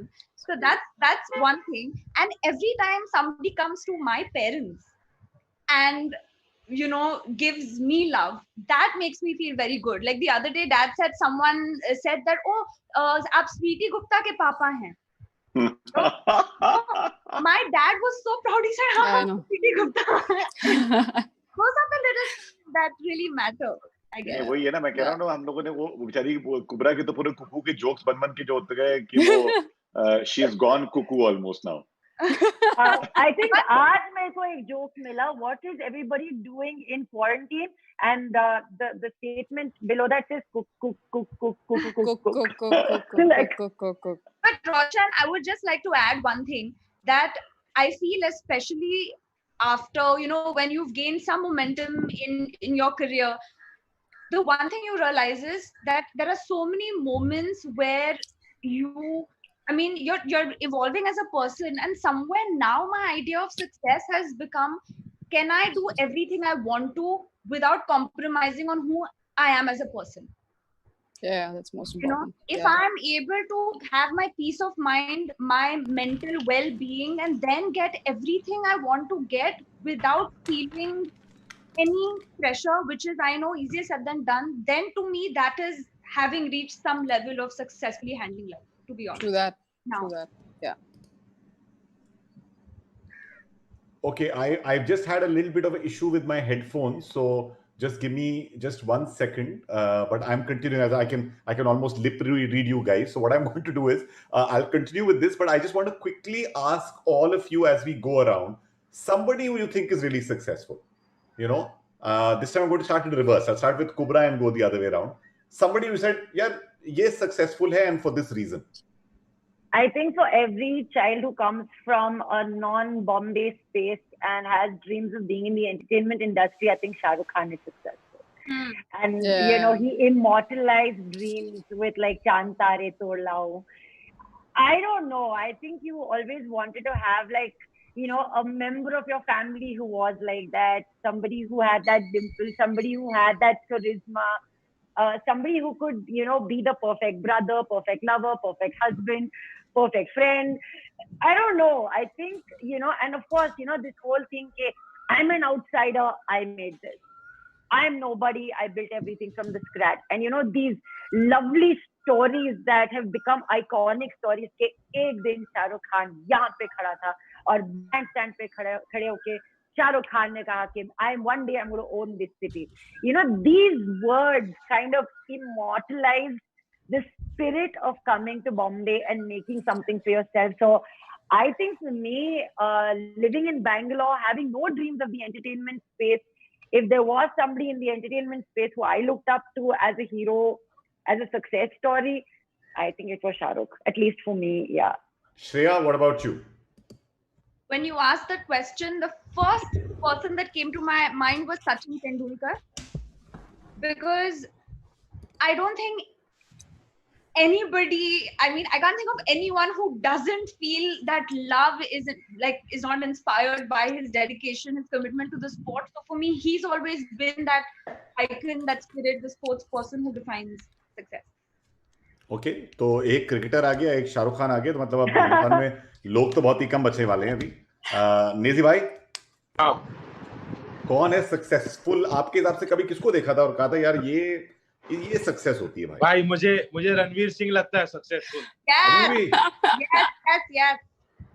Ranveer मतलब जिधर जाता है उधर public पागल हो जाती है. उसका जो एनर्जी है और जो पब्लिक उसको बदले में मिलता है, उसको जो वो देता है वही बदले में मिलता है उसको. Yes. और उसको देख के मुझे ऐसा लगता है कि यार बॉलीवुड एक्टर रहना भी बुरी बात नहीं है. मतलब बहुत सही. जो भी मैंने कितना सक्सेस किसी का अपनी आंखों से देखा नहीं है, सिवाय उसके जो मैंने खुद देखा है. और जिस तरह वो कैरी करता है, जिस तरह उसको चीजें जो हासिल किया उसने अपनी मेहनत से हासिल किया. करेक्ट. और मुझे लगता है उसको देख के ऐसा लगता है कि नहीं, रैप में भी मैं उम्मीद रखता हूँ कि आगे चल के मेरे साथ भी ऐसा कुछ हो, रैप इंडस्ट्री भी बदल जाए और मैं उतना सक्सेसफुल हो पाऊं लाइफ में कभी. इंशाल्लाह. नहीं जरूर होगा. Shilpa?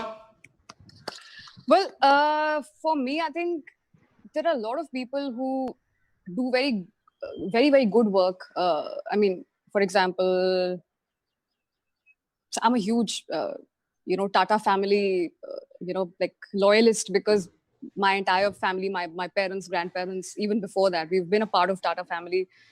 So whenever success comes to my mind, I think of people like Ratan Tata, who've done such great work in what they do. Plus, they do so much for people. For example, people like Iqbal Banu, who sang ghazals, but then the poetry also stood for a change in society, questioning the government. For example, you cannot tell me what to do. I know what I should be doing. You cannot force things on me. Faisal, by his poetry, where as in artists have that power, and in fact it's their role in society to question that imbalance that's there in society, amongst people, between governance and people. So if my art, and anybody who does whatever they do and can make a change in society for the good, I think those people are successful. So these people who I name, their art and then their work stood for change in society. So I think that's something of an importance for me. Yeah. No, absolutely. I want to ask some very, people have asked this on some of our feeds, saying, what are the habits of successful people? I'm going to start with you, Shreya, that just a couple of habits that you would say that you've noticed and that you would like to say, or some that you have inculcated since all your successes in what you all have achieved. Well, I don't know if I've been successful to inculcate it yet, but I can tell you what I aspire is people who I have observed who are successful in that sense truly work on their craft because of the genuine passion they have, and it's not as much as how it's perceived, but putting that effort into the craft much more than figuring out the other aspects. So for an actor, more than figuring out stuff like, okay, PR, how am I coming across, my social media, really working on where is the act in the acting, Yeah. The effort that goes into that sincerely and without not letting the expectations come in the way as much, because the minute that happens, it can get to you. So I feel somewhere successful people tend to surrender a little bit also. Many successful people feel कि यार जिस चीज ने successful बनाया, जैसे ही पैसा, नाम, शोहरत वगैरह आती है, हम उससे अलग होने लगते हैं. Does that happen, Shreya? अलग नहीं, पर आपको लगता है कि और बहुत कुछ चीजें भी उसके साथ आपको करनी पड़ती हैं. मतलब आज के जमाने में सिर्फ ये कहकर नहीं चलेगा कि अच्छा मैं काम कर रही हूँ, अच्छा वो PR का भी देखना पड़ता है, फिर वो आपको सोशल मीडिया का भी देखना पड़ता है. So it's not just about acting. It's become much more about many other aspects. And then you see people who are not performing, but who are good at the other aspects and they're doing very well. So for a second, you question saying, what am I doing? And it gets into that self-doubt space, which is dangerous. So कहीं ना कहीं वो grounding आपको आपके वे में पकड़ना पड़ेगा. कुबरा के लिए सक्सेस होती है जिस दिन उनकी घर पे उनकी जो बिल्ली होती है वो उसका दिन अच्छा गुजरता है, because half the time everything she posts is about Shefu Seth and Shefu Seth ate and Shefu Seth had a bath and ये हुआ और वो हुआ है. Yes, he had a bath. Yes. In fact, I had to just open the door for him, which is why I popped out. I could see the concerned parent in you coming out. Yeah, I think I can only be a concerned parent to one child, and that is Shifu for now. But yeah. So, are we still talking about success? Yeah, we are. But even that is, because I can talk about Shifu for days. I know that this could become a conversation only about my family and Gerald Dull's book, My Family and Other Animals. There's so many of these crazy things that we all have done. But that's what I was just saying. That do you feel that after getting success, and the author of Eat, Love, Pray said this, that I wrote a very successful book, And then after that, somebody said, "Oh my God, now what you going to do?" And she was like, "What do you mean? I'll write again." She said, "But look at the expectation and लोग का expectation. Naezy भाई का गाना आ गया, लोग कह रहे हैं अगला वाला उससे बड़ा hit बनेगा. Shilpa, it's the same. So ये expectation का बोझ एक तरफ, दूसरी तरफ as Shreya said, हम ये कैरी कर रहे हैं, सोशल मीडिया भी कर दो, पोस्ट भी कर दो, वीडियो भी कर दो, ये भी बेच दो, वो भी खरीद लो, यहाँ भी पहुंच जाओ, वहां भी खड़े हो जाओ, इसके बारे में भी लिख दो, उसके बारे में भी कमेंट कर दो, एक अलग जिंदगी शुरू हो जाती है. क्या ये कभी कभी हमको अपनी सक्सेस से दूर करती है कुबरा? I think इसीलिए you have to decide to take pauses in your life, because कभी कभार ना ये भसड़ ज्यादा हो जाती है, हमारे काम से ज्यादा ये भसड़ हो जाती है. And honestly, like I don't know if I've had this conversation with you, Roshba, before, but I remember, मतलब आज भी मुझसे पूछा जाता है, "Oh, don't you consider Cuckoo to be like your greatest character? और इसके आगे क्या होगा?" I'm like, इसके आगे भी हम काम ही करेंगे, और हमारा एक ही जॉब है और एक ही रिस्पॉन्सिबिलिटी है towards what we do, and that is to keep doing something that's honest and to the best of your ability. अब शायद वो तीर हर बार निशाने पे ना लगे, मगर कौन डिसाइड करता है कि निशाना कहाँ पे लगा है? And who decides where does that arrow actually need to land at the end of the day? If I know that I have given my 100% or I have given my best to that particular project, I think I should be happy and satisfied, and that is where everyone needs to draw the line. But in most cases, when, like how Shreya said, we are not just actors today, we are brands, we are products, and we seem to have a shelf life. I think that is why everybody needs a pause in their life. It's only then can you renew your energies, come back and give your 100% to something new, and not allow the pressure, because at the end of the day, the pressure is on the outside. How much of the pressure do you want to take inside you and stir it up inside you? That's up to you. Very good point. Naezy, मैं यही पूछ रहा था कि जावेद साहब का एक शेर है, मुझे बहुत अच्छा लगता है.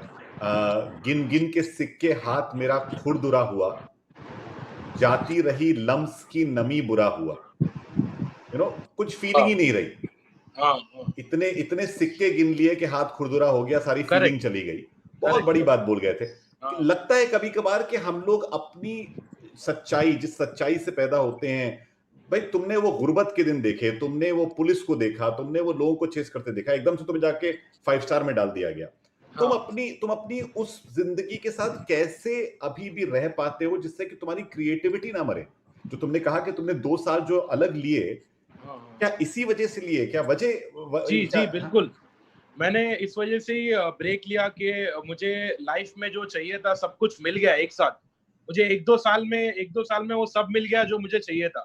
पूरी दुनिया मिल गई मुझे. मैं इंटरनेशनल ट्रिप्स कर रहा हूँ, होटलों में घूम रहा हूँ, रह रहा हूँ, कपड़े पहन रहा हूँ ब्रांडेड, जो मुझे चाहिए थे, जो शूज, कैप वगैरह, चश्मे वगैरह, लड़कियां, हर चीज, पॉपुलैरिटी, फेम, मुझे 2-3 साल में सब कुछ मिल गया. तो उसके बाद जो हंगर होता है ना, जो भूख होती है, वो भूख मेरी कम होने लगी. तो ब्रेक लेने से मुझे यही पता चला कि ये सब चीजें आते जाते रहने वाली है. जो असली चीज है वो तुम्हारे अंदर है, और उस चीज को मैंने ब्रेक लेके समझा, और उस चीज को मैंने बाहर निकाला, और उस चीज को फर्क नहीं पड़ने दिया सक्सेस से. मुझे कितना भी सक्सेस मिले, मेरे अंदर की जो चीज है, जो मेरा फाउंडेशन है, जहाँ से मैं अपने आर्ट को लेकर आ रहा हूँ बाहर, वो उस चीज को बदलने नहीं दिया. सक्सेस कितना भी हो जाए, या सक्सेस आए या परेशानी आए, वो चीज नहीं वो फाउंडेशन नहीं बदल सकती. तो वो सेल्फ डिस्कवरी के लिए मैंने ब्रेक लिया, और मुझे इस बात का पता चला. और आज भी मुझे ऐसा लगता है सब कुछ मैंने हासिल कर लिया है. मैं मर्सिडीज में घूम रहा हूँ. मैं मेरे फैमिली में जितना सक्सेसफुल मैं हुआ, शायद कोई उतना है भी नहीं. तो ये सब मैं हासिल करने के बाद मुझे लगता है कि अभी तक मैंने कुछ किया नहीं है. अभी मुझे इन सब को कैपिटलाइज करना है और इसको बड़ा करना है. और अपने कॉम्पिटिटर्स बदलते गया. मेरे को ऐसा लगा मेरे फैमिली वाले बंदे के साथ मुझे कम्पीट नहीं करना चाहिए. मुझे कम्पीट करना चाहिए उस बाहर वाले बंदे के साथ जो मुझसे आगे है लाइफ में. और हमेशा ऐसा अकलमंदी वाला कंपैरिजन कि अपने से नीचे को देखता हूँ और अपने से ऊपर वाले को देखता हूँ. दोनों को देखकर दोनों से अलग अलग सीख हासिल करता हूँ. कि अपने से नीचे जब देखता हूँ जब ऐसा लगता है मुझे कि मेरे पास बहुत है, और अपने से ऊपर जब देखता हूँ जब मुझे ऐसा लगता है मेरे पास बहुत कम है। तो दोनों चीज को एक बैलेंस में बना के रखता हूँ, और सक्सेस का मजा लेने नहीं मिला मुझे अभी तक। मतलब काम में ही लगाओ, पब्लिक की उम्मीद बढ़ गई है कि अच्छा गाना आएगा, अभी और अच्छा गाना आएगा, अभी नया एल्बम और अच्छा आएगा, इंटरनेशनल कोलैबोरेशन होगा, ये होगा वो होगा। तो पब्लिक की उम्मीद बढ़ते जाती है, तो इंसान सक्सेस का मजा नहीं ले पाता है, उसमें ही मेहनत में जुटा हुआ रहता है कि मैं उनकी उम्मीद पर कैसे खरा उतर पाऊं। बहुत बड़ी बात बोल गया। यही होता है, देखो मैं इसलिए सवाल पूछ रहा हूँ बिकॉज मैं सिर्फ ये नहीं चाहता था कि लोग चकाचौंध हो जाएं 4 सक्सेसफुल लोगों को देख के। सबके पास घर है, सबके पास अच्छी आमदनी है, लोग यहाँ पूछ रहे हैं मिर्जापुर 2 कब आएगा, मिर्जापुर 2 कब आएगा। ये मुझे यहाँ पूछा जा रहा है श्रेया। और मैं सिर्फ एक बात कहनी है कि ये सवाल उनसे पूछा जाए जो जिंदा है, जो मर चुके हैं उनको मत पूछो। मैं यही लोगों से कहने वाला था कि अरे भाई वो तो आखिरी एपिसोड में अब सबके सब ऐसे देख रहे हैं कि नहीं नहीं नहीं ये नहीं हो सकता। आई प्रॉमिस यू, जब एपिसोड खत्म हो रही थी, ये आपके फेवरेट कैरेक्टर के साथ होता है, कुकू के साथ होता है। सेकंड वाले मैंने कहा कि कुकू वापस आएगी। मुझे किसी ने बोला कि देखो कुकू जो थी ना वो मरी नहीं थी। मुझे पूरी कहानी बता दी। लोग अपनी this is called fan fiction, लोग अपना अपना फैन फिक्शन बना देते हैं। शिल्पा ये मैं जानना चाहता हूँ कि इतनी बड़ी बात यहाँ पर सब लोगों ने कहा है। One is the pressure of success, one is this dealing with success, one is losing your muse to success, one is this whole problem of living up to other people's expectations, managing the brand, managing your social media. How do you come across so chill? I swear to you, I'd like to, like, it's this thing, I'm just finding this to be like, okay, you wake up next day, it'll be fine. Like, what's your guru mantra? What is this? Are you doing private consultation with Sri or something? Kya ho raha hai? No, I have 3 Sris in my house: my father, my mom, and my brother.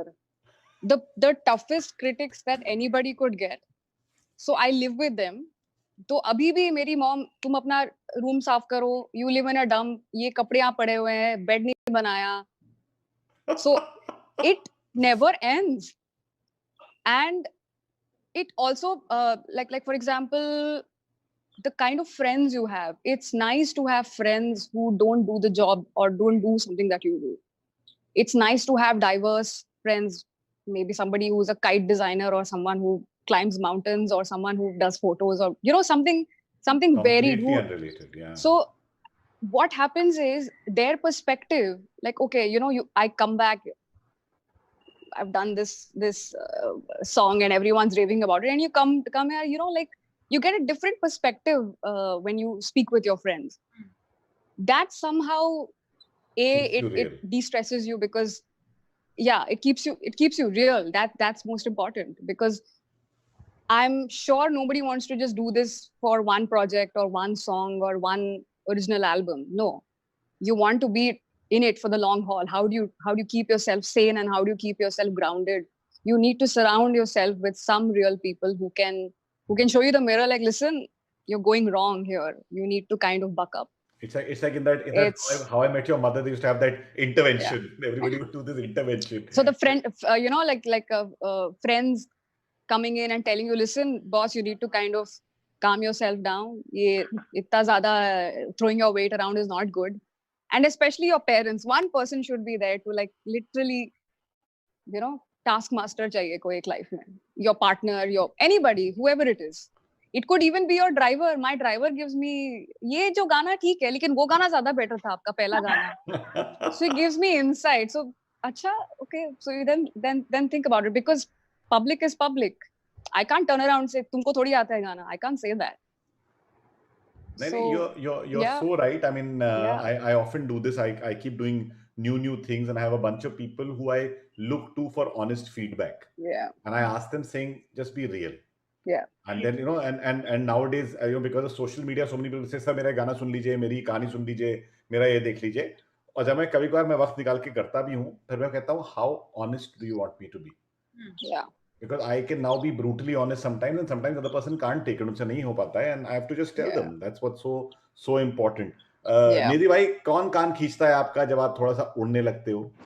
हाँ, मुझे तो जरूरत है ऐसे लोगों की.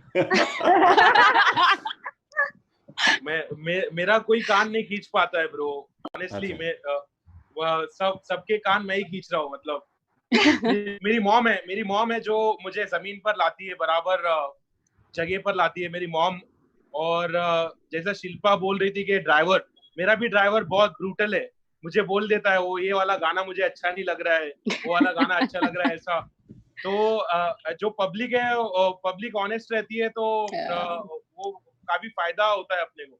और मेरी मॉम है जो मुझे जगह पर लाती है बराबर। जो नेजी जो एक सक्सेसफुल रैपर है, उसको बुला देती है, नावेद उनके सामने आ जाता है। तो जब भी मॉम से बातचीत करता हूँ तो मैं बराबर जगह पर आ जाता हूँ।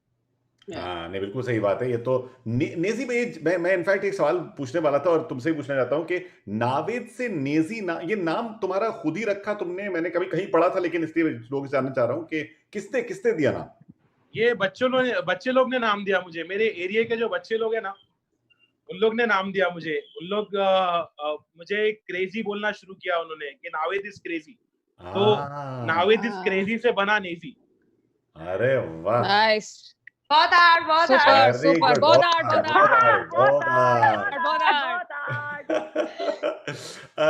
श्रेया, क्या ये आपकी ओरिजिनल नाम की स्पेलिंग है या किसी ने आपको ऐसा बोला कि इसमें कुछ बदलाव लाना जरूरी है? ऐसे कोई एस्ट्रोलॉजर नहीं, बचपन से ही जब पैदा हुई थी तब बर्थ सर्टिफिकेट पे SHRIYA ही लिखा था, पर बहुत लोग श्रेया बुलाते हैं, तो मुझे आदत पड़ गई कि Shreya with an I. I mean, it's your name, so of course, no, it's very important. It's very important to have it that way. Kubra, I have asked you this question. I knew this was coming. How do you think I became famous? It's the extra B. Oh. Why do you think I'm on this interview? It's the extra B. पर ये कैसे हुआ? No, I think okay. I didn't even meet this person. He's a numerologist called Gautam Azad. He's in Bangalore, and he was actually helping my brother for his film. And he casually asked Mama, he said, आप और बच्चे हैं क्या आपके? तो मम्मा से, हाँ मेरी बेटी है जो बॉम्बे में रहती है, हाँ नाम दो, डेट ऑफ बर्थ दो। अरे ये तो बहुत कठिन समय चल रहा है उनका, और ऐसा ही चलता रहेगा, आप उनको बोलो एक एक्स्ट्रा बी ऐड करने के लिए नाम में। तो ऐसे डे हो क्या रहा है। एंड देन ही सेड, हाँ ट्राई कर लो, अगर नहीं हुआ तो नहीं हुआ, अगर हो गया तो हो गया। मैंने ट्राई किया, मुझे अच्छा लगा। इस एस्ट्रोलॉजर का नंबर जरा भेज देना please. After the interview, I don't know, अब सब भाग रहे हैं। डिजिट्स मैं देती हूँ। His name is Gautam Azad. I am very happy.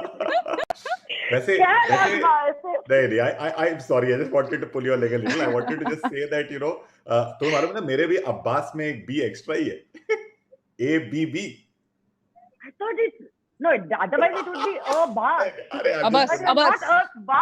हाँ, नहीं तो मेरे नाम में इसलिए बिकॉज वो अब बस अच्छा हो जाता है, वरना बचपन से ही बोलने की आदत है। जो हमारे यंग लिसनर्स हैं, जो कि यहाँ पर हैं, जो हर जगह हमको सुन रहे हैं, देख रहे हैं, पहली बात तो आप सबके लिए thank you so much for being part of stay in alive. ये आज के लिए नहीं है, पहले तो मैं बहुत लोगों को बताना चाह रहा हूँ कि ये हम लोगों ने अभी तो ये जो इमरजेंसी फंड इकट्ठा हो रहा है, ये हम लोग उनको देंगे जिनको इसकी जरूरत है, चाहे उनको अपना यूटिलिटी बिल पे करना है, चाहे उनको कुछ अपना ख्याल रखना है। इसकी पूरी प्रोसेस बहुत ही ट्रांसपेरेंट है। कुछ लोगों के सवाल आए कि कैसा फंड है, इस पे आप जाके पूरा फंडिंग डॉक्यूमेंट पढ़ सकते हैं। गिव इंडिया ऐसा ऑर्गेनाइजेशन नहीं है जो कि ऐसे ही किसी को एक्सेप्ट कर सकता है। हमने बहुत वक्त गुजारा इसको, पहली बात तो बनाने के लिए, और दूसरी बात यह है कि कंप्लीटली ट्रांसपेरेंट है। ये आप लोगों का फाउंडेशन है। हम ये नहीं चाहते हैं कि 3 महीने 6 महीने में बंद हो जाए। इसमें सब किया जाएगा, लोगों को एजुकेट भी किया जाएगा, जिस तरीके से आप लोगों ने इंस्पायर किया वो भी किया जाएगा। और अगर आप चाहें तो आप दिल से इसमें सपोर्ट भी कर सकते हैं। जाइए गिव इंडिया पर, जहां पर StayInAlive.giveindia.org जो लिंक है, वहां पर आप दिल से कंट्रीब्यूट करिए, जो चाहिए करिए। मेरे कुछ आर्टिस्ट फ्रेंड्स ने भी जाके सुबह कहा कि अगर हम पार्ट नहीं ले पा रहे हैं, हम इसका ऐसे हिस्सा बन सकते हैं। तो ये जरूरी नहीं है, आपके ऊपर है जहां से भी आप ये करना चाहें। Thank you all of you for joining in. My last thing to you all, for everybody who is here, Naezy भाई कुछ एक सुनाएंगे, सक्सेस पे कुछ सुनाएंगे जाते जाते? हाँ जरूर, प्लीज।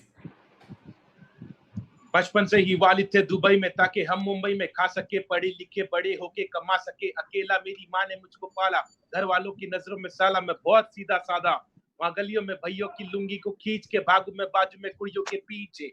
आज मर्सिडीज में घूम रहा हूँ, मेरे जूते भी खरीदे हैं इम्पोर्टेड वाले नाइकी के, चोर बाजार से कल जो मेरे को नहीं मिलते थे आज वो मिल रहे। मैं एक नंबर, मैं टॉप पे, मैं खतरनाक, फुल खतरनाक शॉट, रैप और सक्सेस कामयाबी मेरे पीछे दौड़े।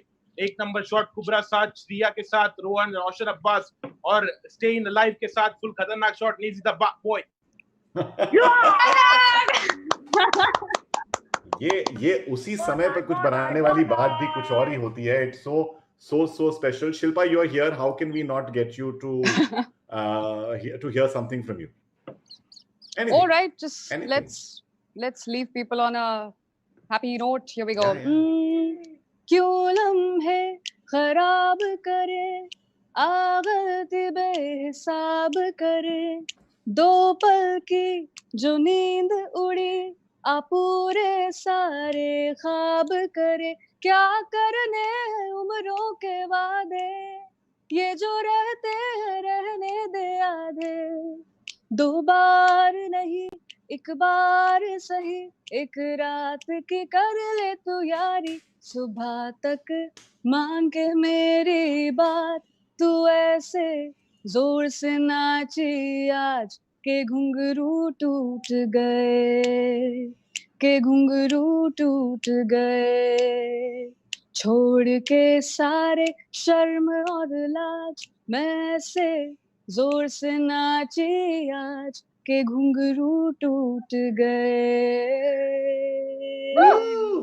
That's for everybody out there. So Stay cool. alive. I think Please be happy all the time. Right that's a now, beautiful most thing important. that, you know, the Yeah. lines you opened with was so nice to just turn and say, you know, छोड़ो जो चीजें हो गई हैं. All of you who are there, once again, Shreya and Kubra, आप लोगों से कुछ गाने की रिक्वेस्ट करूं क्या? मतलब भाई Shreya, I think you also do sing. I do sing, but हाँ. not. मैंने उस दिन आपको और आपके अब्बा हुजूर को साथ में गाते सुना था. ठीक है, मैं मेरा ऐप एक गाना गा सकती हूँ. बिल्कुल. नहीं नहीं नहीं ये बातें हैं पुरानी, कैसी पहेली है ये, कैसी पहेली जिंदगानी, पल में हंसा है और पल में रुला है ये कहानी, कैसी पहेली है ये, कैसी पहेली जिंदगानी. वाह. In fact, I'll just Please. interrupt. This was actually one of my first scratch songs. I'd done a scratch for this song. Yeah. Phenomenal. Yeah, Phenomenal. Kubra, we've had 3 singers. What do we get from you? Something in You Kannada. get to see Shifu. No. My Kannada sounds like I'm from Hosur or something, man. Dance for My us. brother. Yes, why don't you dance for us? कुबरा को काम 25 आता रहेगा secret games का. क्या काम 25? I really don't know. I can't remember. Like, I seriously can't remember lines, rap, nothing. I'm really bad. And also, I just checked. My mother has tuned into this session. If I sang, I swear to God, she will take the first flight when the airport open, come here and beat me up. I promise I can't. No, but that's absolutely fine. I'd actually almost started with a question, and then I got you all to do this because I just wanted to hear what you all feel. To young people who are there, who are on their path to success, who look on all of you as icons and say, you know, I want to be like her. I want to be like him. मुझे कुछ ऐसा करना है. What is your advice to these people who may be in lockdown, are currently, maybe, I'm not saying that all of them are, but some of them are going through, many people have been asking questions, how to stay inspired, how to keep creating, how to handle the pressure, how to be by themselves. तो ये 3-4 चीजों के बारे में बहुत लोग बात कर रहे हैं कि इंस्पायर्ड कैसे रहें, क्रिएट कैसे करें, अकेलेपन को कैसे हैंडल करें, और साथ में ये प्रेशर कि कभी सक्सेसफुल होना है, कभी कुछ करना है, अभी तो ना पैसे बन रहे हैं ना नाम बन रहा है, तो क्या कर सकते हैं. Just your last few lines which you want to say to these people, everyone. Kubra. First of all, I've always believed कि आप किसी और के जैसे बनने की कोशिश ना करें. I think ये जो system है हमारा, oh but you should have an ideal in life. उस ideal की खूबियां खामियां दोनों को देखो and try to build your path around the attributes of the person. Don't try to be the person itself who you idolize or who you are inspired by. That's very important. Also, I think these are very uncertain times. So try to save your energy instead of trying to fight the enemy that you can't see and trying to fight, this time of uncertainty. So I think it's easy if you can just reserve your energy and try to work towards the little things that you do well, refine what you can do well. So when it's time to put yourself out there, you've created something during this time. I think that's what's important. Excellent, excellent. Shreya? I'll just say that we've been given this idea of success of someone who is only constantly hustling and doing and bas hamesha karna hi hai. So ये एक मौका है जहाँ पे even if things are not happening, take this time to get to know yourself better and then use that positively and in your creativity or whatever your space is. So also Roshan, I want to say thank you. I don't think any of us truly feel successful like we've reached a journey. That we've reached a point. It's always a journey, but thank you for having us on this panel where you made us feel like we have a success story.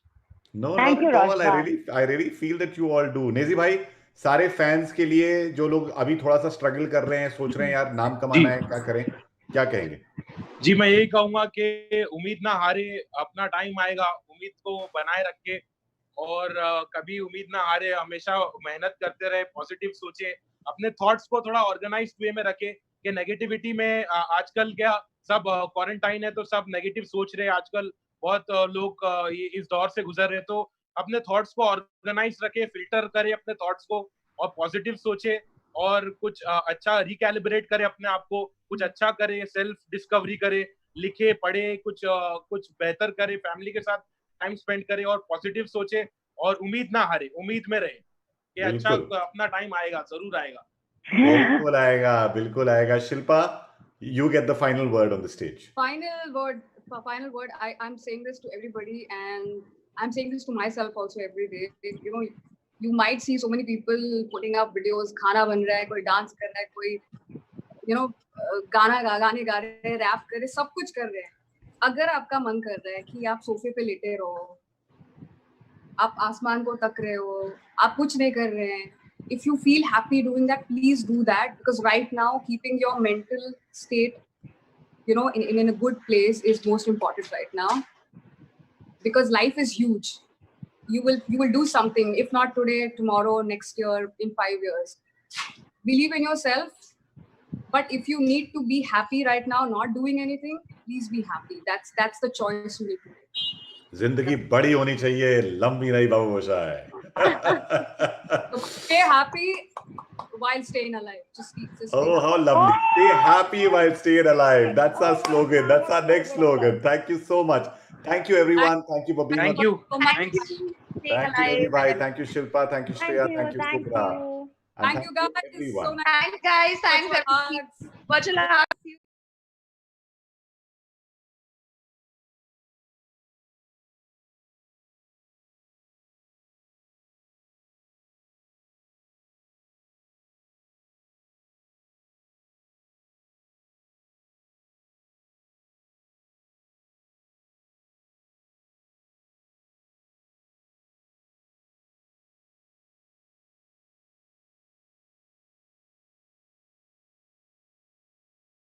In our darkest hour, we turn to our favorite song, our favorite joke. We do a dance step. We listen to a story. Art will save humanity, but who will save the artist? Staying Alive is here to help the gig worker in the art economy. And that's why we'd like you to please click on the link, whether you're watching this on YouTube or Facebook. And please also share, put your comments down, be a part of Staying Alive, because there's so much more to come, because we want to make sure that this festival is not just about this festival, but all the festivals in the future. So do your bit for art and the artists. हाँ, मंच बदलेगा पर रंग नहीं, रूप बदलेगा पर रस नहीं। थिएटर नया है, स्पॉटलाइट वही। माइक टेस्टिंग का स्टाइल वही। Hello 1 2 3 4 check. Are you ready? Let's begin the show. इस कांच के पर्दे को मिलकर हम नया दौर दिखलाएंगे। टिकटॉक पे नाच नचाएंगे, यूट्यूब पे गीत सुनाएंगे। इन ठहरे लम्हों को मिलकर हम नई चाल चलाएंगे। दुख सुख अपने FB इंस्टा पर लाइव ही बतलाएंगे। So, hello 1 2 3 4 are you ready? Let's start the show. Mic बदलेगा, आवाज नहीं। लुक बदलेगा, अंदाज नहीं। दूर होके भी पास हम स्टेज बदलेगा पर एहसास नहीं।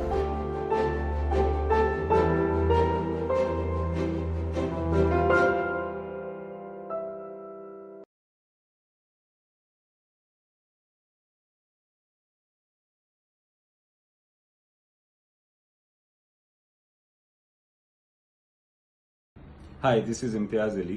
I'll be reading out a part of a script that did not make it to the final feature film that was released. Also, it is written in English. I've never read out the English part of a script before. I'd appreciate if you're there to watch this, please.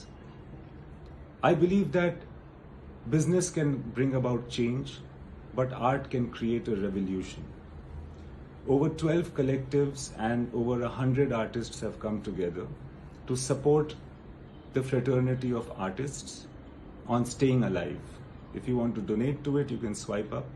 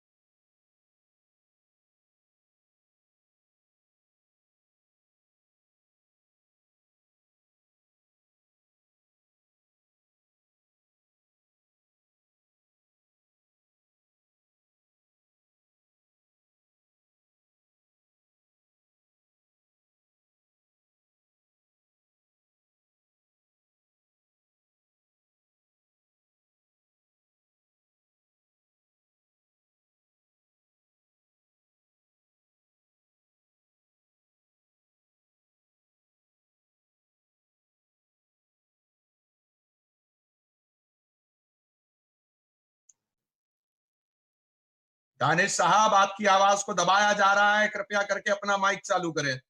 Danish sir, we're so sorry, there's been a technical error. तो तुमको देखना चाहिए ना।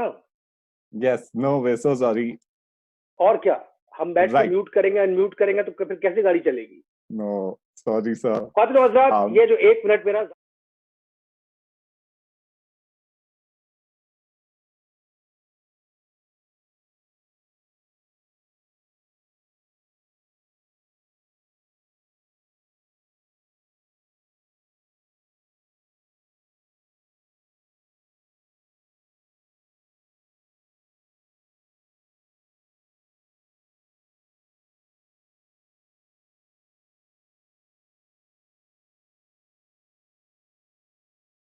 इसलिए आपको खुश रखना हमारे लिए बहुत जरूरी है। हम आपकी खुशामद करेंगे तो शायद आप कुछ हमारे ऊपर अपनी रहमत डालेंगे, क्योंकि नजीर अकबराबादी बहुत बड़े शायर थे, वो कह चुके हैं कि जो खुशामद करे खल्क उससे सदा राजी है। खुशामद, खल्क कहते हैं द क्रिएटेड वन, खालिक जो क्रिएटर है, खल्क जो क्रिएटेड वन। जो खुशामद करे खल्क उससे सदा राजी है। सच तो ये है कि खुशामद से खुदा राजी है। तो अगर आप राजी हो जाएंगे तो हमारी किस्मत भी बन जाएगी। देखिए, हर कामयाब आदमी के पीछे होती है एक औरत, हर कामयाब औरत के पीछे कोई नहीं होता है, वो खुद होती है। और हर कामयाब आर्टिस्ट के पीछे पूरा एक कुनबा होता है, और वो कुनबा जो है उसको हमें सस्टेन करना है। तो उसके लिए स्टेज बदलेगा, StayInAlive.org, that is the place for you to go, जहां आप थोड़ी सी अगर रहमत करेंगे और थोड़ी सी हम पर रहमत करेंगे तो हम जो पेंडेमिक के दौरान जो स्ट्रगल कर रहे हैं, तो शायद कुछ हमारा भी काम बन जाएगा। अब इसके ऊपर मैं आपको एक किस्सा सुनाता हूं। किस्सा यह है कि भाई, एक बार बादशाह अकबर के जो महाराज थे, रसोई थे, उन्होंने उनके लिए बैगन परोसा गया। अब जब बैगन परोसा गया तो बैगन का तो भाई खाया बादशाह अकबर ने, बड़ा उनको पसंद आया, बड़ा लजीज, क्या स्वाद था उसका। वो लगे वहीं दस्तरखान पे बैठ के बैगन की तारीफ करने। राजा बीरबल वहीं बगल में बैठे हुए थे। अब उन्होंने देखा कि बादशाह अकबर जो है वो तारीफ कर रहे हैं बैगन की, तो उन्होंने फौरन कहा, हुजूर क्या सब्जी, आहा, क्या इसका रंग है बैगनी, ऐसा रंग कहीं देखने को मिलता है, क्या इसकी शक्ल है, क्या शानदार। और उसके ऊपर अल्लाह की मेहरबानी देखिए, इसके ऊपर हरा ताज भी रखा हुआ है। बादशाह अकबर ने कहा, क्या बात है। बीरबल ने तो फौरन बैगन की तारीफों के पुल बांध दिए। अब साहब, अगले दिन बादशाह अकबर ने जो है वो क्या किया, Oh, you want me to use my headphone? Why would you want me? Would putting my headphone would make things better for you? Oh, okay, I'm louder now. तो ख्वातीन और हज़रात, किस्सा तुलानी है। मैं फिर से अपनी बात शुरू करता हूँ, just to make sure that all of you are hearing me.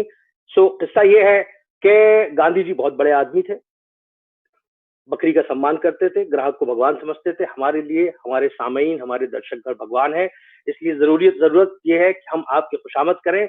आपकी खुशामद करेंगे, आप राजी रहेंगे तो हम भी राजी रहेंगे, क्योंकि नजीर अकबराबादी बहुत बड़े शायर थे, कह चुके हैं, जो खुशामद करे खल्क उससे सदा राजी है। सच तो ये है कि खुशामद से खुदा राजी है। और उसके लिए मैं आपको एक किस्सा सुना देता हूँ कि आप कितने जरूरी हैं हमारे लिए। अगर आप खुश रहेंगे, जो धुन आप कहेंगे हम वही धुन बजाएंगे। तो एक बार क्या हुआ कि बादशाह अकबर साहब ने क्या किया कि बैगन बनवाया। उनके रसोइये ने, उनके महाराज ने बैगन बना के उनको पेश किया। बैगन बड़ा लजीज, अरे उंगलियां चाटते रह गए बादशाह अकबर, लगे बैगन की तारीफ करने। राजा बीरबल बगल में बैठे हुए थे।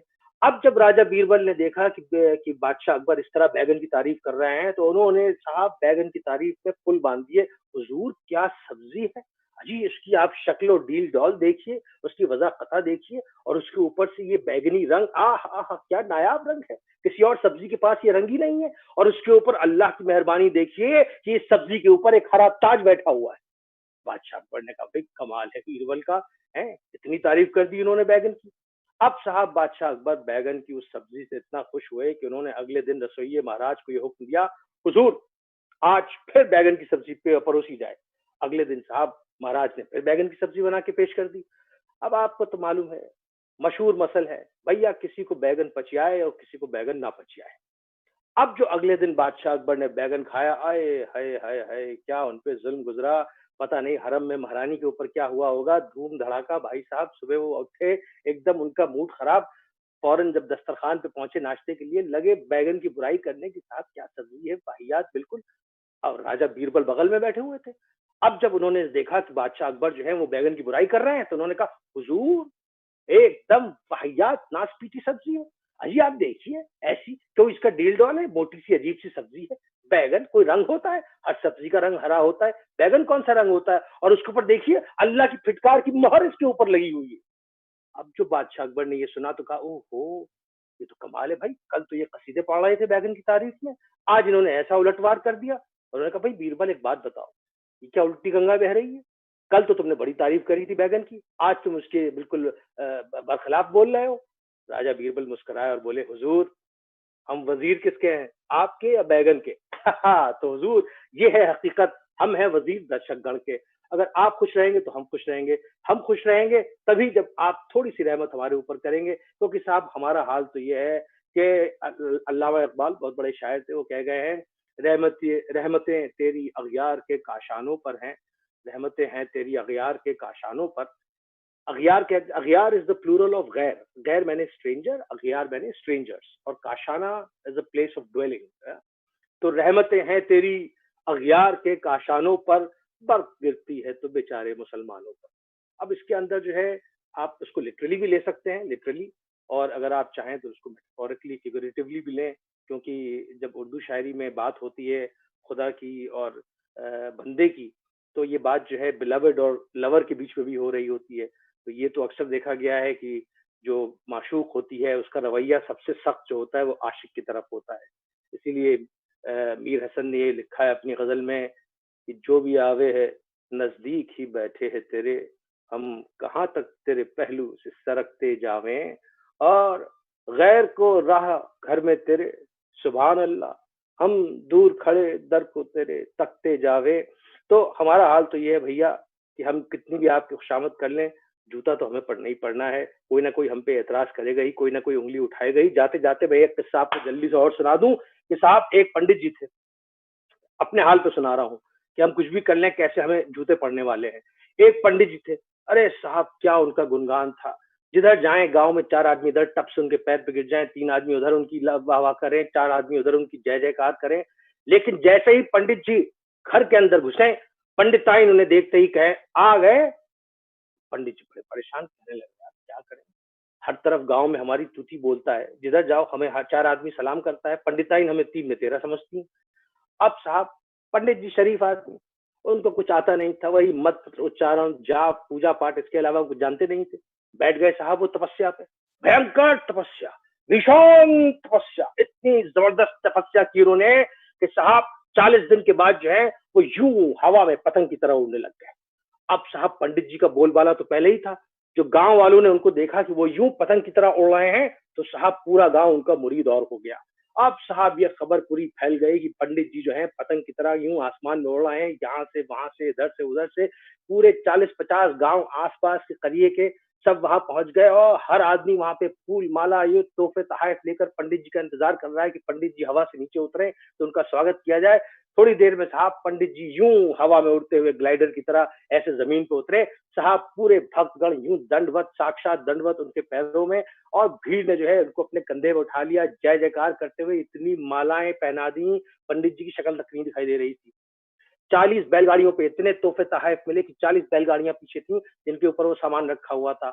अब साहब वो जुलूस की शक्ल में जय जयकार करते हुए पंडित जी को घर लेके पहुंचे।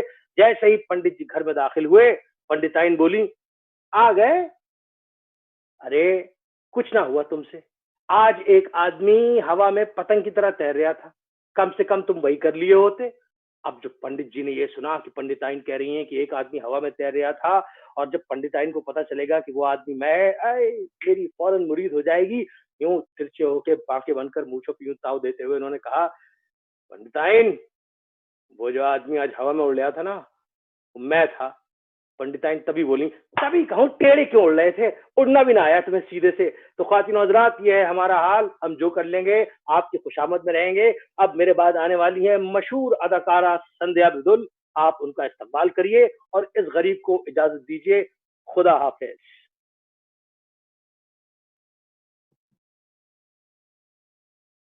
Thank you so much, Danish sir. Thank you so much, Danish Hussain. For those of you who do not know and who are missing out, is an actor, a poet, a storyteller, and a theater director. He was instrumental in reviving the art form of Dastangoi. Sandhya, can you hear me? I can hear you. Awesome. Sandhya is our next performer, and Sandhya Mridul is an Indian actress who has appeared in Bollywood films and televisions. She has the television shows. She has the most important quality that you need in any storyteller: the ability to speak the truth without putting any filter on it. Sandhya, the stage is yours. Thank you. Hello, everyone. I'm going to try and keep it light today and not say many truths in my own words, but in the words of Charlie Brown. December 31st. Dear Journal, my name is Charlie Brown and I am your new owner. Well, I guess I'm your only owner, unless you count the person who picked you up at the store for my Christmas present. I guess they owned you for a while. Or perhaps the store, maybe you belonged to them for a bit too. And the factory where you were printed and the tree where the paper came from, and it doesn't matter. You are mine now. And I'm going to write in you for a whole year. I didn't have a journal last year, and I'm kind of glad. Let's just say it wasn't a great year for me. I thought it would be good for me to introduce you to a few people who would probably show up quite a lot this year. Me. Like I said, I'm Charlie Brown, and I guess you could say I haven't been the luckiest guy up to now. I like sports. Baseball is my favorite sport, and I play in a team with my friends. Last season was pretty tough. We came last in the league, but I'm sure things will change this year. I like kite flying, although I'm not entirely sure why. I like the idea of kite flying, but so far, I haven't had much success at it either. Snoopy. Where do I begin about Snoopy? He's my dog. But he isn't like any kind of ordinary dog. He's more like a wiser, older brother or teacher. I guess I love hanging out with him, but sometimes I just don't understand him. People say a dog is a man's best friend. And Snoopy can be a great friend, but sometimes he can make life real complicated. Whatever else he is, he sure is smart. Sometimes I think he can even read and write. Sally Brown. Sally is my little sister, and she has a lot of questions, which is kind of frustrating, but can be pretty funny too. She's always trying to steal my bedroom, which is tough to take. And she's in love with my best friend Linus, who she calls my sweet babu. Linus hates it. I hate it too. It's a pretty crummy nickname. Linus Vampel.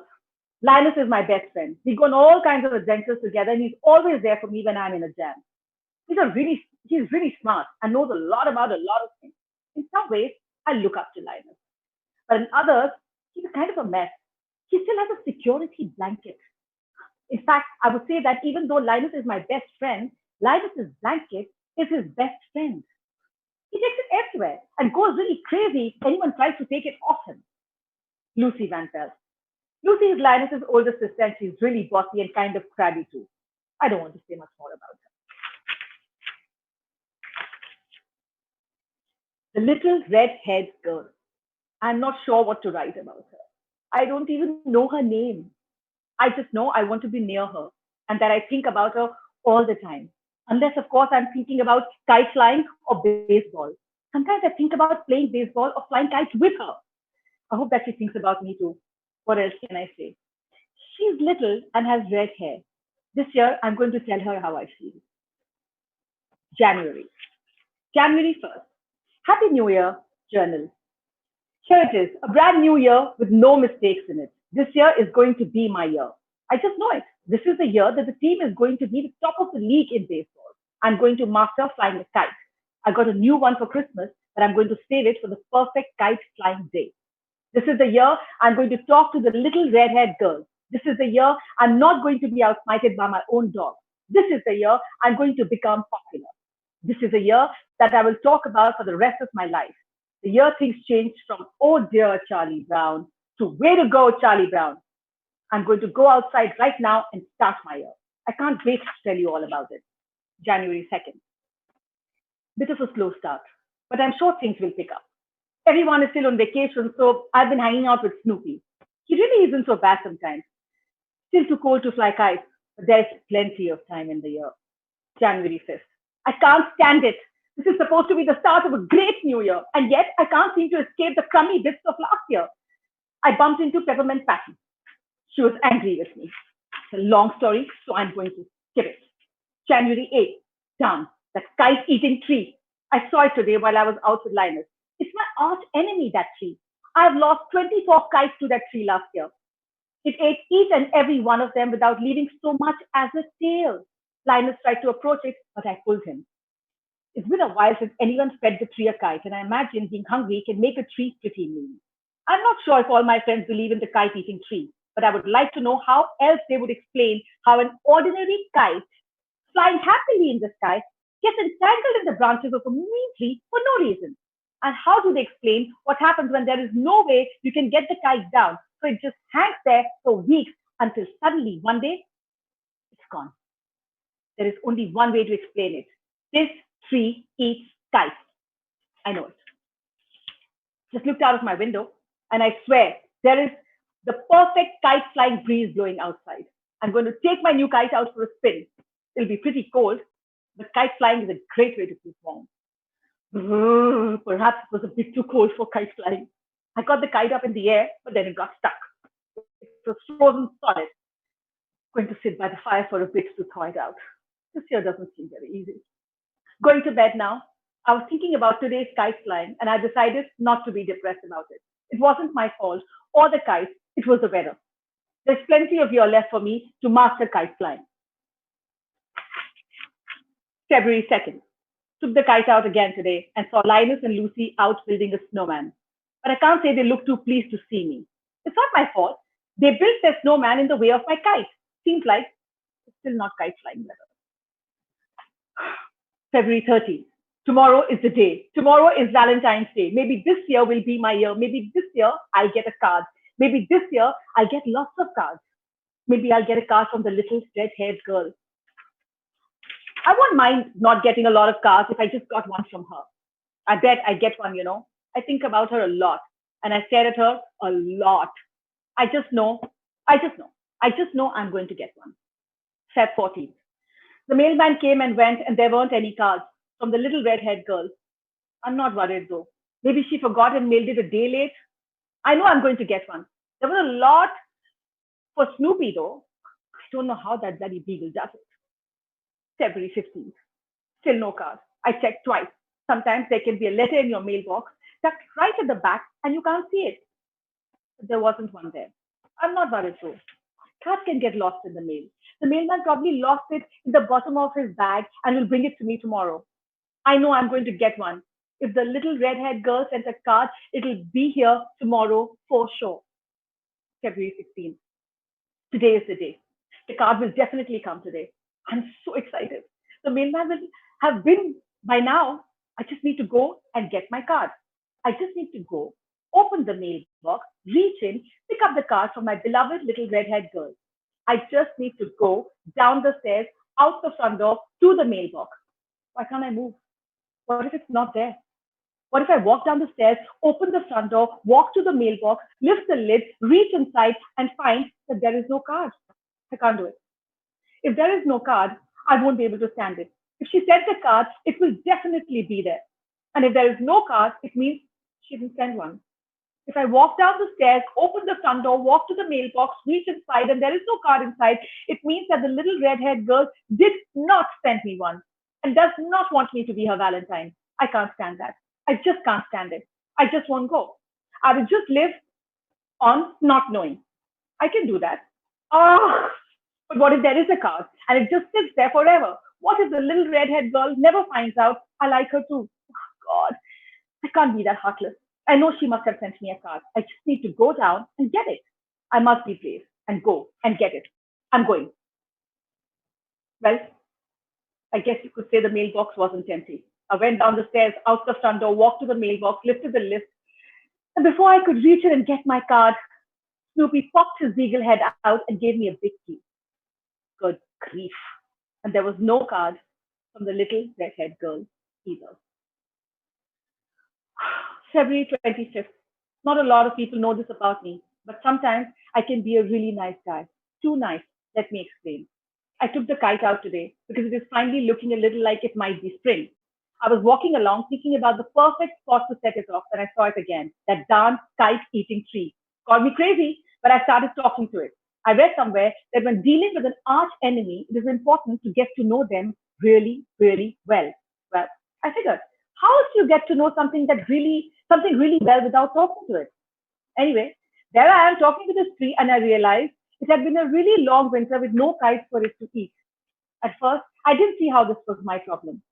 I mean, I didn't want to give him any more of my kites. He ate 24 of them last year. I was real mad. I really didn't want to give him my new kite.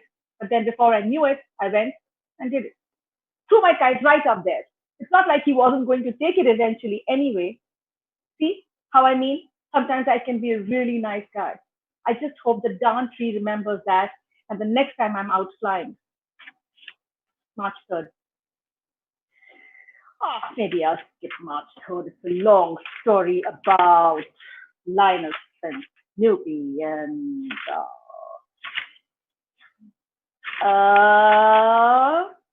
yeah. Let's go with this. First spring session today. I can't wait to get started. I guess it's a little bit early, but we did so badly last year.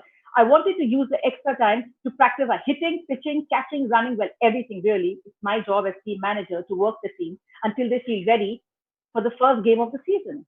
Good grief. Sometimes I really do doubt the team's commitment. It was a little cold, but we have a lot of work to do. And all they could do was whine. It was just a bit of snow. I can't stand it. It's like they don't want to win. Snoopy is a great dog, but sometimes he can be hard to be around. Some people think a dog is just an animal that eats and sleeps and does tricks when you want them to. Not Snoopy. He's his own dog, that's for sure. Just ask Linus. I've decided I need to try something new with the team. The way I see it, it has been a long winter and the team aren't feeling ready for the season because they are so out of shape. We need to get fit and do some real exercise. Push-ups, laps, star jumps, the works. As soon as the team feels their heart thumping in their chest, they will see that they need to win. I just know it. Well, that didn't go very well at all. I just don't get my team sometimes. All I did was suggest a bit of exercise and they pelted me with their catcher's mitt. Even Stroder, and he's usually on my side. Exactly how it was last year. I show up full of hope, ready to win this year, ready to do whatever this year needs and get done with the team. But they just don't care. Why do they even bother to show up at the field? I can't stand it. What did I tell you, journal? This is going to be my year. This is going to be the year when I play for a winning baseball team. The baseball season hasn't even started and it's already starting to happen for me. Marcy called this morning. She said Peppermint Patty asked her to call me because her team, the Pelicans, need me. The Pelicans won the league last year and she says they need me to help them win again this year. At first I was confused. I mean, I really didn't play very well last year. In fact, I barely got a pitch across. I guess she must have seen something in me. My determination. My determination is everything. Not just Charlie Brown, even Sandhya Mridul. My determination is everything. Oh my God. Okay, so Charlie Brown jumps to April 1st. Good grief, Lucy Banfeld has one twisted sense of humor. There I was in the cafeteria about to take a bite of my tuna sandwich when she comes up to me and tells me that the little red-haired girl wants me to come over and eat lunch with her. Well, I don't know how I felt about that, but I left off the bench. I mean, I was terrified. What was I going to say to her? But I knew I wanted to go eat lunch with her more than anything. The little red-haired girl wanted me to go and eat lunch with her. Wow. So I packed my sandwich, went over to where she was sitting with her friends. I tried to smile. My face was frozen. And she looked at me and asked me what I wanted. I was confused. I told her that Lucy had told me. And would you believe it? She laughed. Not a mean laugh. I mean, I hope it wasn't a mean laugh. And then all her friends started laughing. And I just stood there and they just kept laughing. And I just walked away. And there she was, Lucy. She gave me a big smile and said, April Fool. She really is the worst. I don't think I can go to school again. I definitely can't eat lunch there. I feel sick just thinking about it.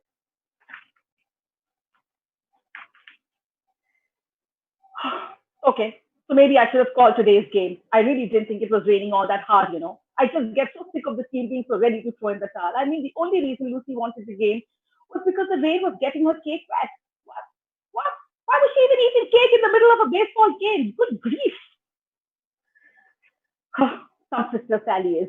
I got stuck in the rain. I got swept away and almost drowned. All she was worried about was the fact that now I was home and I wanted my room back. It turns out she, Linus, and Snoopy had watched me on the mound as the water rose and swept me away.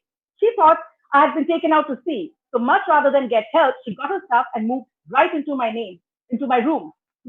Got to admire her boldness, I suppose. Good grief. There is a moving truck. There is a moving truck. This is a really important part. There is a moving truck on the street and parked right outside the little red-haired girl's house. I feel sick. I was just in the yard with Linus when he spotted it. I can't stand it. All of my hopes, all of my dreams are being packed inside that moving truck and going to God knows where. Linus says I have to do something, that I should speak to her, say goodbye or something. How can I say goodbye to someone I've never really even said hello to?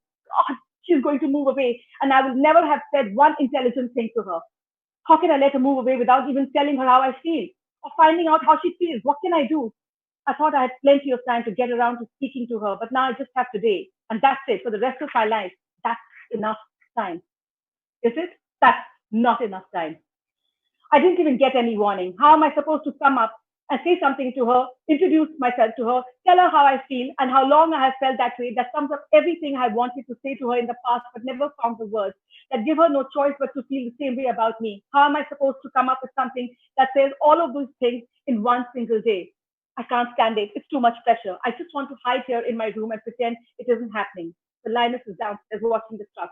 I guess I'd better go down. This may turn out to be the worst day of my entire life and my last chance. She's gone. I end here as she's gone, because these are those times.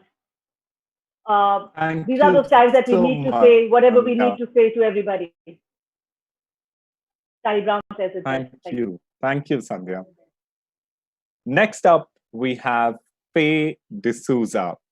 Faye, the stage is yours.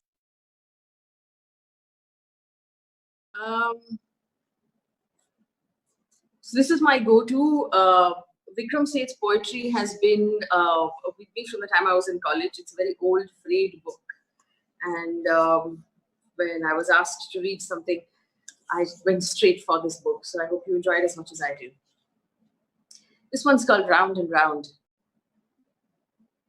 After a long and wretched flight that stretched from daylight into night, where babies wept and tempers shattered, and the plane lurched and whiskey splattered, over my plastic food, I came to claim my bags from baggage claim. Around the carousel went around. The anxious travelers sought and found their bags intact or gently battered. But to my foolish eye, what mattered was one brave suitcase, red and small, circled round, not mine at all. I knew that bag. It must be hers. We hadn't met in 7 years. And as the steel plates squealed and clattered, my happy memories chimed and chattered. An old man pulled it off the claim. My bags appeared. I did the same. Protocols. What can I say to you? How can I now retract all that fool my voice has spoken?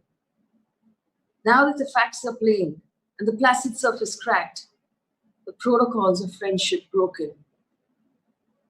I cannot walk by day, now as I walk at dawn, past the still house where you lie sleeping. May the sun burn away these footprints on the lawn and hold you in its warmth and keeping. Mistaken. I smiled at you because I thought that you were someone else. And you smiled back.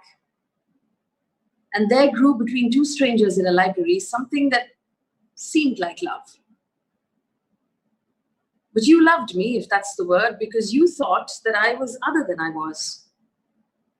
And by we found we'd been mistaken all the while.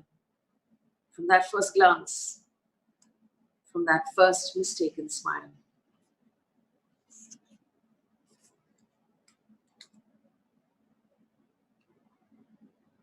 How rarely these few years.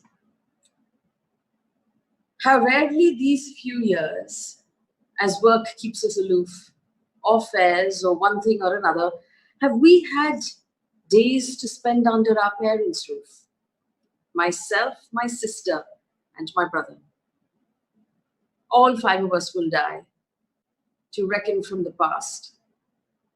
This flesh and blood is unforgiving. What's hard is that just one of us will be the last to bear it all and go on living.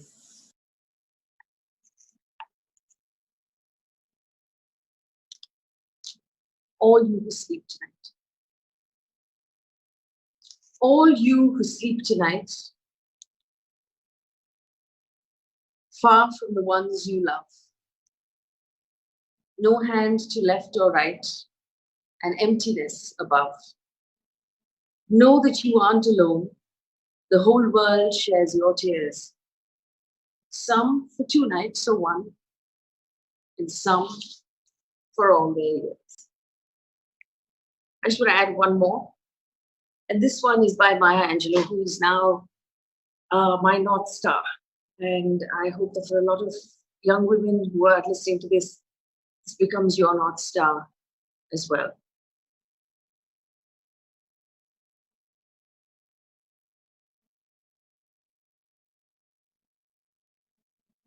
This one's called Phenomenal Woman. Pretty women wonder where my secret lies. I'm not cute or built to a fashion model size. But when I start to tell them, they think I'm telling lies. I say it's in the reach of my arms. It's in the span of my hips, the stride of my step, the curl of my lips. I don't get it. I'm a woman. But I can check the web for. I'm a woman. Phenomenal woman, that's me. I walk into a room as cool as you please. To a man, fellows stand or fall to their knees. Then they swarm around me, a hive of honeybees. I say it's the fire in my eyes, the flash of my teeth, the swing in my waist, the joy in my feet. I'm a woman phenomenally. Phenomenal woman, that's me. Men themselves have wondered what they see in me. They try so much that they can't touch my inner mystery. When I try to show them, they say they still can't see. I say it's in the arch of my back, the sun of my smile, the ride of my breast, the grace of my style. I'm a woman, phenomenally. Phenomenal woman, that's me. Now you understand just why my head is not bowed. I don't shout or jump about or have to talk real loud. When you see me passing, it ought to make you proud. I say it's the click of my heels, the bend of my hair, the palm of my hand, the need for my care. Because I'm a woman, phenomenal. Phenomenal woman, that's me. Maya Angelou is just an amazing sort of basis on how to be a woman. And this one, called Still I Rise, is a great way on how to be a human being. You may write me down in history with your bitter, twisted lies. You may trod me in the very dirt, but still, like dust, I'll rise. Does my sassiness upset you? Why are you beset with gloom? Because I walk like I've got oil wells pumping in my living room. Just like moons and like suns with the certainty of tides, just like hope springing high, still I rise. Do you want to see me broken? Bowed head and lowered eyes, shoulders falling like teardrops, weakened by my soulful cries. Does my haughtiness offend you? Don't you take that awful hard. Because I laugh like I've got gold mines digging in my backyard. You may shoot me with your words, you may cut me with your eyes. You may kill me with your hatefulness, but still like air I'll rise. Does my sexiness upset you? Does it come as a surprise? that I dance like I've got diamonds in the meeting of my thighs. Out of the huts of history's shame I rise. Up from the past that's rooted in pain I rise. I'm a black ocean, leaping and wide, welling and swelling I bear in the tide. Leaving behind nights of terror and fear I rise. Into a daybreak that's wondrously clear I rise, bringing gifts that my ancestors gave and the dream and the hope of the slave. I rise, I rise, I rise. Thank you. Thank you so much, Faye. Sorry for that little interjection. I thought you were done. That was so beautiful. Hearing Maya Angelou being brought to life through your voice is absolutely phenomenal. We often say this, that you are an inspiration for young people to stand up for what they believe is right. And that's absolutely true. Thank you so much. All right. Next up, we have Imtiaz Ali. Imtiaz, sir, thank you so much for joining us today. Thank you. Thank you. It's great to be here. Before we proceed, I just want to tell everyone who's watching a little bit about the Staying Alive Fund. 12 organizations got together to set up a fund for struggling artists. The purpose of the fund is not to provide creative grants, but to provide emergency funds for those who truly need it.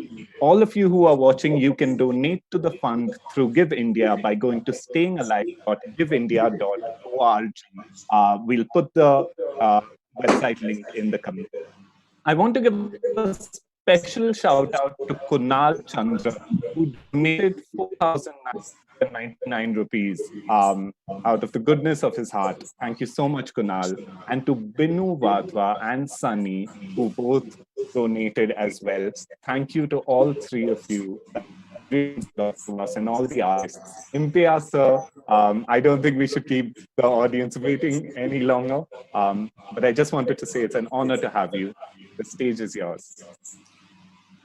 Thank you very much for having me here. And believe me, I feel very nice and proud to be a part of your initiative. I feel that the purpose of art in this world is often, art is not given its due in terms of how important it is for the growth of our community. And it's awesome also to be here to do exactly what I love doing. And what I'm going to do right now is something I've never done in my life before. When I write scripts initially for films, I write them in English. So even the dialogue is sometimes in English and sometimes in Hindi. But it's a very rough draft.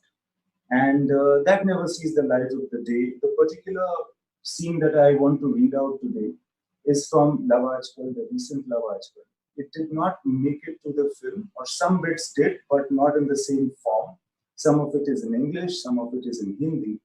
And I would like to read it out to you to understand for myself what I was thinking at that point of time, what formed the basis of the scenes that finally came into the movie.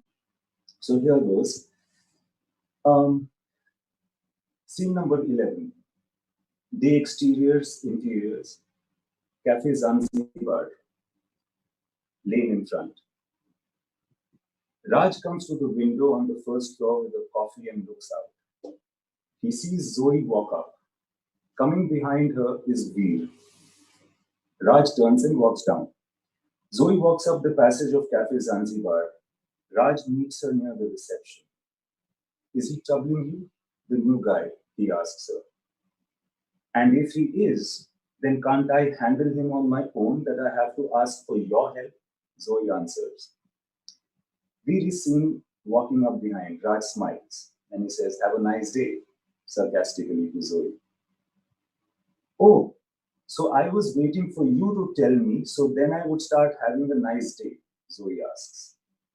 And Raj says, hey, you're looking different today. And immediately he gets Zoe, who says, good different or bad different?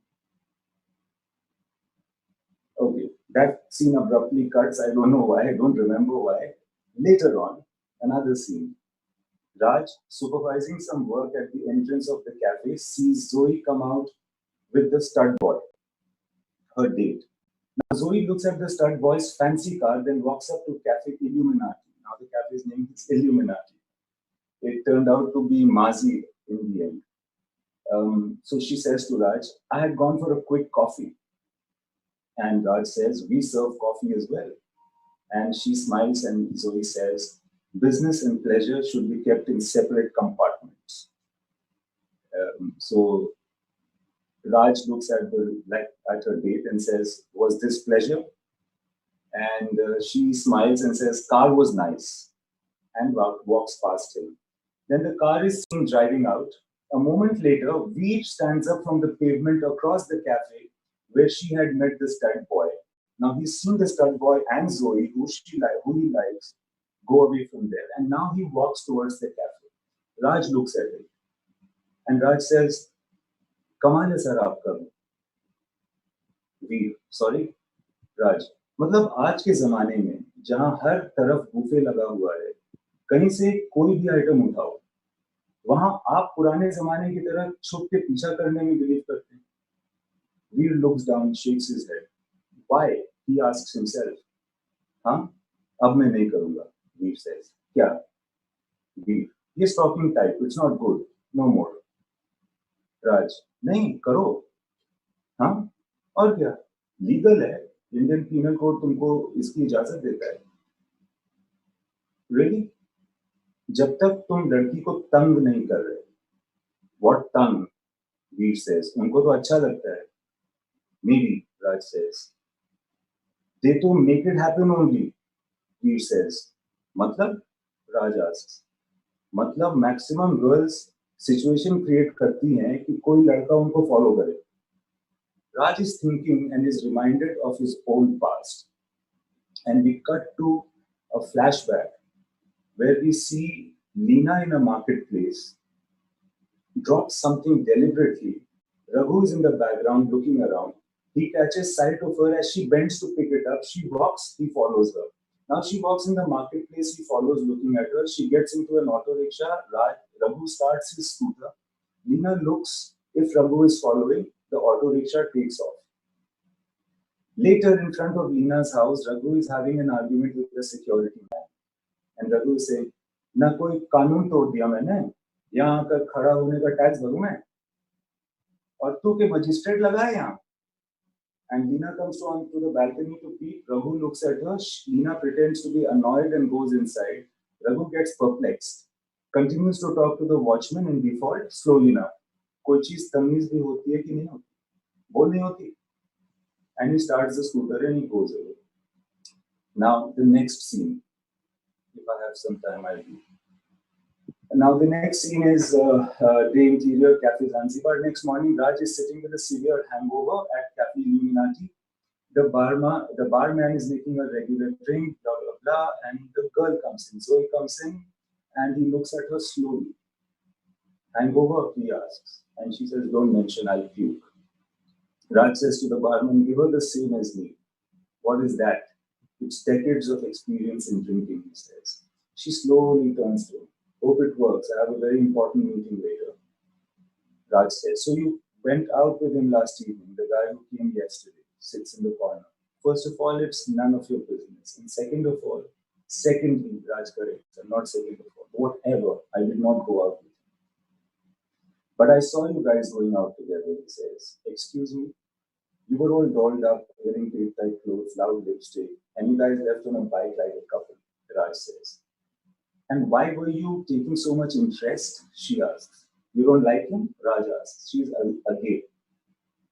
And Zoe says, and I have to tell you because. And Raj says, because there is something in you that makes me feel that you might end up like me. She looks at him and says, that is an insult. I hope you're wrong. And he says, I hope so too. But if I am right, then get ready for a lifetime of insults. Then Zoe says, oh, so you are a much insulted personality. He says, creme de la creme. Wow. And Raj says, and adding to my achievements every day. She looks at him. So what did you do last night? And he starts talking about last night. Flashback of last night. 7-year-old boy picks up a phone from his bedside and calls out, Mama. In the hall, Raj and a lady break from making out in the drawing room of a plush house. One side, she says, rushing to the other room. You have a child? Raj asks. Didn't I tell you? She asks. Did you? He asks. Yeah, have a drink. I'll put him back to sleep. She comes to the kid who shows her the phone. Papa was calling me.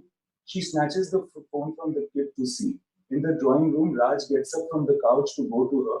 He steps to the window to look at the view. He sees a man standing outside the gate downstairs looking up at the house. The man sees Raj. Raj steps back.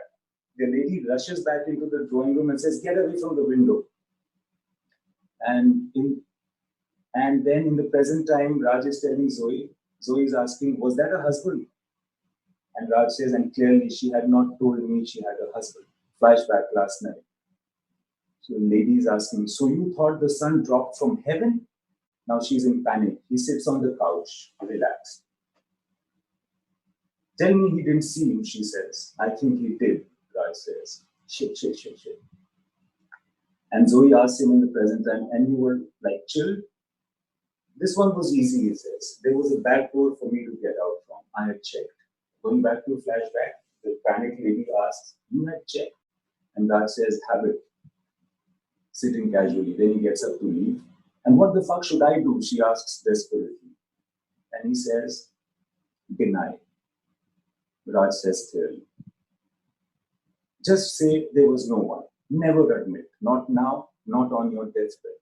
And latch the back door before you close the front door. Before you open the front door. Well, I think that's all the time we have today. This was a lot of fun. I hope you guys could hear and get something out of this. Thank you so much, Imtiaz. I think for anyone with a keen eye and an open mind, they will definitely get a lot out of this. Thank you so much. Thanks for inviting me. Thank you for being here from all of us at Team Staying Alive. Thank you.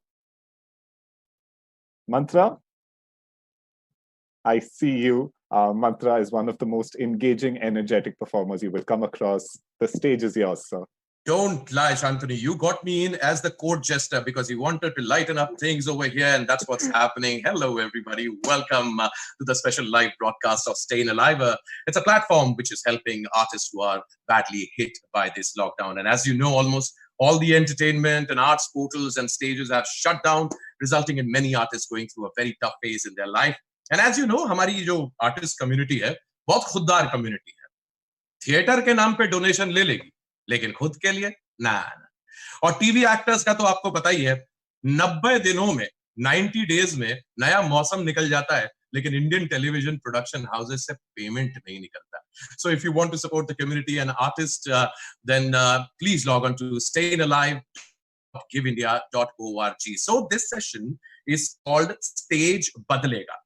Stage का तो पता नहीं, आदमी कपड़े बदल ले इस lockdown में, यही बहुत है, रोज सेम टू सेम कपड़े पहन के निकल रहे हैं. My dancing shoes have not seen the lights and my stage costume has lost its sheen. आज इस ऑनलाइन कॉन्सर्ट में एक से एक दिग्गज आए. I loved what Imtiaz did and I absolutely adored what Faye just recited. वैसे इस ऑनलाइन कॉन्सर्ट में आपको बड़े बड़े कलाकार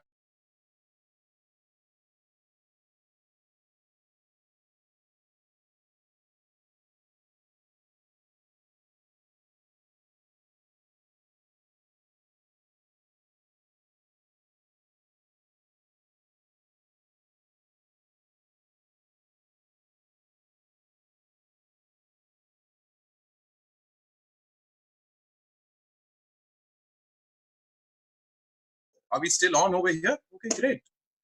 Okay, thank you very much. So we were right here. So मैं आपसे बता रहा था कि किस तरीके से आज हिंदुस्तान दो हिस्सों में बटा हुआ है. एक जो अपने घरों में लॉकडाउन है और एक जो अपने घरों की तरफ बढ़ते हुए लॉकडाउन में है कि नहीं.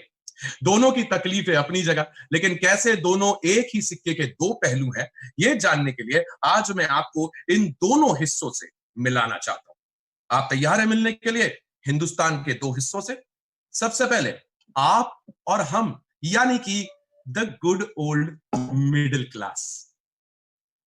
जी हाँ, वो मिडिल क्लास जो हर जगह अपनी नाक अड़ाने के लिए सबसे पहले आगे आता है। Hello everybody, my self mister middle class. मेरे लाइव सेशन में आने का थैंक यू। #Lockdown diaries. आपका तो पता नहीं, मैं रोज मुंबई घूमता हूँ। कैसे? मैंने भाई अपने घर के अंदर ही अलग अलग मुंबई बना लिए हैं, नामकरण कर दिया है। किचन का नाम अंधेरी, बालकनी वर्ली, बेडरूम लोखंड वाला, बाथरूम बैंड्रा, और इस वक्त मैं दादर में हूँ, यानी कि हॉल में। ऐसा नाम रखने से ना थोड़ी सीएम वाली फीलिंग आ जाती। उत्तरी वर्क फ्रॉम होम करने वालों को रोज का बॉस का कॉल। हाँ boss, yes boss, no boss, sure boss, नहीं नहीं प्रेजेंटेशन बना ली बॉस, सच में बॉस, पहले सब्जी बनाई और फिर तुरंत प्रेजेंटेशन। नहीं, वो वर्क फ्रॉम होम के साथ साथ वर्क फॉर होम भी तो करना पड़ता है ना बॉस। हाँ, नहीं अभी कॉल खत्म करता हूँ सर, जिंजर गार्लिक पेस्ट बनाऊंगा उसके बाद। नहीं, वो एक्चुअली मिक्सर खराब है ना, और कोई काम, दुकान तो खुली नहीं है, लॉकडाउन में ठीक भी नहीं हो सकता, अपने हाथों से बनाऊंगा जिंजर गार्लिक पेस्ट। क्या? What do you mean, boss, that I'm an expert in copy paste? तो इसका मतलब जिंजर गार्लिक पेस्ट भी अच्छा बनेगा? ओके बॉस, एज यू से बॉस। हाँ, मैं मेल भेजता हूँ बॉस। एक्चुअली बॉस, एक सवाल था, वो सैलरी कट का मेल आया था, जोक है या? Hello hello hello hello boss, लगता है जोक ही होगा, क्योंकि रियलिटी तो ले ऑफ जैसी भयानक भी हो सकती है। ये अगल बगल वाले जो देश है ना, जहां से ये आ रहा है वायरस, इसने तो लंका लगा दी। टच स्क्रीन मोबाइल बनाते बनाते टच वाली बीमारी भी बना डाली। अब इसी टच स्क्रीन मोबाइल पे गूगल मैप के थ्रू वर्ल्ड टूर करना पड़ रहा है। ये देखो, अभी लंदन घूम रहा हूं, कल नॉर्थ कोरिया जाऊंगा। अब इससे पहले कि किसी पुराने दोस्त का वीडियो कॉल आ जाए, बर्तन मांज लेता हूं, क्या पता फिर से थाली बजाने का टास्क मिल जाए मोदी जी से। Okay then, tata bye bye. Mister middle class की अपनी तकलीफ है, लेकिन कुछ हैं जो अभी भी सोच रहे हैं कि वो हिंदुस्तान का हिस्सा है या नहीं। अरे भैया नमस्ते, हम हैं गरीब सिंह। सब लोग बोले कि सोशल डिस्टेंसिंग बनाओ, तो हम डिस्टेंसिंग को सीरियसली लेके लॉन्ग डिस्टेंस यात्रा पर चल दिए। अब मुंबई से निकल के वाया इंदौर बिहार जा रहे हैं। नहीं, पहले हम वेट कर रहे थे कि ट्रेन या बस चलेगा, लेकिन क्या बताएं आपको, सुनने में आया है कि आत्मनिर्भर बनना है सबको, तो खुद ही निकल लिए। अरे हमारा भी कॉल आ रहा है, एक मिनट, ये गोलू का मम्मी का फोन। हेलो, अरे ये तो कट गया। मिस कॉल का है मार रही है हमारी जोलू, जब लोग आए लॉकडाउन में, अंबानी जी फ्री कॉलिंग दे रहे हैं। एक मिनट, हम ही फोन लगा लेते हैं, एक मिनट जरा। हेलो गोलू का मम्मी, तुम मिस कॉल का है मार रही हो क्या? आदमी फोन पर खांस रहा है। अरे पागल, वो सरकारी कॉलर ट्यून है। हाँ, कोरोना में खांसी होता है ना, इसलिए वही बनाया है। हाँ, हम ठीक हैं। 2-4 बार पुलिस ने कूटा है पकड़ के, अब तो रसीद भी बनवा लिए हैं कुटाई का, कि आगे रसीद दिखा के मार से बच जाएंगे। नहीं, बाय रोड ही आ रहे हैं। ट्रेन का पटरी पे बहुत कंफ्यूजन है, समझ में नहीं आ रहा, मजदूर लोग ट्रेन में चढ़ेगा कि ट्रेन मजदूर लोग पे। हाँ, अरे नहीं नहीं, ऐसा नहीं है। अरे हम लाइन लगाए थे, सोचा था कि ट्रेन का टिकट का लाइन है, आगे जाके पता चला तो शहरी बाबू लोग दारू का दुकान के बाहर लाइन में लगा हुए थे। अरे साहब, इतना परेशानी से निकलने के बाद आदमी केवल एक ही चीज कह सकता है, देख तेरे संसार की हालत क्या हो गई भगवान, क्या हो गया टू हिंदुस्तान। आज की ये जुगलबंदी लिखी हमारे मित्र आसिफ सैयद ने। उम्मीद बस यही कि हिंदुस्तान के ये जो दो हिस्से बटे हुए हैं, दोनों की अपनी अपनी तकलीफें जो हैं, दोनों से वो निजात पाए। बहुत बहुत धन्यवाद भाई।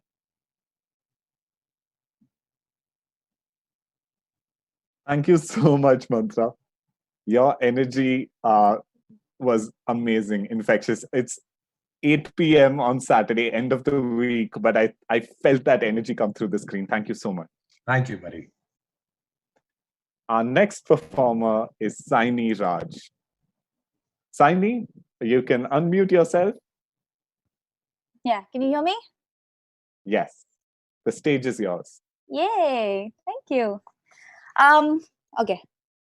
Before I start, I have to mention that StayInAlive Fund has been set up by 12 organizations, and you can support artists who are in need by going to stayinalive.giveindia.org. And I have specially chosen this story to narrate today because some artists that I dearly love and adore also used to support each other back in the day. I'm talking about Gulzar Saab, Sahir, and Javed. I'm gonna narrate a story that has been written by Gulzar Saab, and he talks about the beautiful bond and relationship that Sahir and Javed shared. So it's called Sahir or Jadoo. All this happened before they hoisted Sahir's model remains up to their shoulders and took him out on their last journey. It was Jadoo who told me this story. Me as in Gulzar Saab, Jadoo and Sahir. Sahir as in Sahir Ludhianvi and Jadoo as in Javed Akhtar. Their relationship was not your run-of-the-mill kind. The bond that held them together was rather unique. Jadoo is Javed Akhtar's nickname. Magnanimous to a fault, his inclination runs towards everything poetic. Poetry runs in his veins, and why not? I mean, Janisar Akhtar for a father, Majaz for a maternal uncle, and all that wasn't enough. Kefi Azmi for a father-in-law. But Jadoo could never ever bring himself to respect his father. An unrelenting anger against his father would be forever seething inside him. As long as his mother was alive, he bore his father. But as soon as she died, he couldn't see him stay in the same house. His existence was insufferable. Just one look at his face and Sahir would know that the father and son had a quarrel. But he would never let Jadoo get even a whiff of a suspicion. Heaven forbid if he would even hint at it, Jadoo would get all angry and his nostrils would flare up, and then spent he would disintegrate into tears. Sahir did not relish the prospect of such a confrontation, so he would just let Javed be, give him some space, and after a while call him out. Jadoo, aa jao, nashta kar lo. And while munching on his food, Jadoo would crunch out his anger and pour his heart out to Sahir. He would spend the entire day at Sahir's house and tell him, unhone ye kiya, unhone wo kiya. The day would get over, but Jadoo's list of grievances against his father would not. But Sahir would not be able to indulge him all the time. Some days he would interrupt Jadoo and tell him, Aaj Akhtar sahab aa rahe lunch par. Jadoo would arch his eyebrows and look at Sahir as if he was to say, ये है मेरे वालिद, ये ना चैन की सांस नहीं लेंगे जब तक मुझे हर जगह से भगा ना दे. If he could bring himself to say it in front of Sahir, he would have blurted out that this blooming father of mine, ये क्यों नहीं छोड़ते मेरा पीछा, हर जगह हर वक्त पहुंच जाना जरूरी है क्या? But he respected Sahir, and Janisar Akhtar was Sahir's friend. Sahir raised Jadoo like a son and he indulged him like a friend. On days when Janisar Akhtar would be visiting, Sahir would say, Jadoo, एक गजब की picture लगी heroes में, क्या नाम था? तुम्हें देखकर आना चाहिए, बहुत अच्छी पिक्चर है. And in this way, Sahir would manage to avoid all the possibilities of a face-off between the father and the son. Sahir and Jadoo. The bond that they shared was rather unique. Once Jadoo even gave up on Sahir and walked out of his house. आप अब्बा की कुछ ज्यादा ही देखभाल करते हैं, आप ज्यादा ही अहमियत देते हैं उन्हें. Sahir laughed at Javed's accusation. And that was it. That was the last straw. आप बिल्कुल उनकी तरह है, वो भी इसी तरह हंसते हैं मुझ पे जैसे आप हंस रहे हैं. मुझे ना किसी की जरूरत नहीं है, ना उनकी ना आपकी. Jadoo said this and he stormed out of Sahir's house. Jadoo stayed away for a few days. He was a man of honor, you see, and since he was young and his sense of self-respect was rather heightened, his nose was always in the air. God alone knows where he stayed, what he ate, how did he manage for all those days when he was away from Sahir. When Jadoo was seen the next time at Sahir's place, he looked careworn and pale. Sahir called out to him affectionately, but Jadoo's anger had not evaporated yet. दरअसल मैं सिर्फ नहाने के लिए आया हूं, अगर आपको एतराज नहीं है तो. जरूर. Sahir gave him permission. चाहो तो साथ खा भी सकते हो. बिल्कुल नहीं. मुझे आपके साथ ना रोटी नहीं तोड़ना है, मैं सिर्फ नहाने आया हूँ. Jadoo came out of his bath. Sahir kept a 100-rupee note on the dining table and began to run the comb through his sparse hair, searching for words, thinking how should he tell Jadoo to take the 100-rupee note? You know, he doesn't want to hurt his pride. He mustered up some courage and somehow said, Jadoo, वो 100 रुपए की note रखी है table पर, ले लो, पर मैं वक्त आने पर वापस ले लूंगा. In those days, a 100-rupee note was not a king's ransom, but it was a princely sum. When you had a 100-rupee note, you either went to a bank or you went to a petrol pump to get smaller notes for it. Jadoo accepted the note, but as if he was doing a favor on Sahir. ठीक है, ले लेता हूँ, लेकिन जैसे ही पहली तनख्वाह आ जाएगी ना, वापस कर दूंगा. Javed soon earned himself a fortune as a scriptwriter thereafter. But those 100 rupees, he still did not return to Sahir. He earned in thousands and then in tens of thousands. But he would always tell Sahir, मैंने खा लिया आपके 100 रुपए, आप भूल जाइए अब उन्हें. Sahir would say, कोई बात नहीं बेटा, वक्त आने पर वापस ले लूंगा तुमसे. It soon turned into a playful banter. The two kept ribbing each other over those 100 rupees until the end. But their friendship remained intact. But that dreaded afternoon, when Sahir collapsed lifeless, his driver called up Jadoo. Jadoo rushed over in a taxi, the very taxi that brought Sahir's dead body to his house, Parchhaiyan, shadows. Jadoo did not say a word, as if he was shocked into silence. But when he reached home, he simply broke down. He hugged Sahir and he cried. He cried like he had never cried in his entire life. As the day broke and the news spread, people began to throng in to pay their last respects to the departed soul. Chairs had to be rearranged, doors had to be opened. Jadoo kept sobbing like a baby while carrying out all the chores. When he came downstairs to arrange the funeral preparations, he found that the taxi driver was still there. Uff!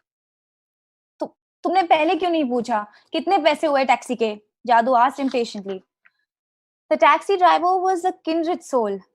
नहीं साहब, मैं पैसों के लिए नहीं रुका था. इतना सब हो गया, मैं ऐसे कैसे चला जाता? Jadoo went for his wallet in his pocket and the taxi driver shook his head. नहीं साहब, मुझे पैसे नहीं चाहिए. ले लो, रख लो ये 100 रुपए. Jadoo almost yelled.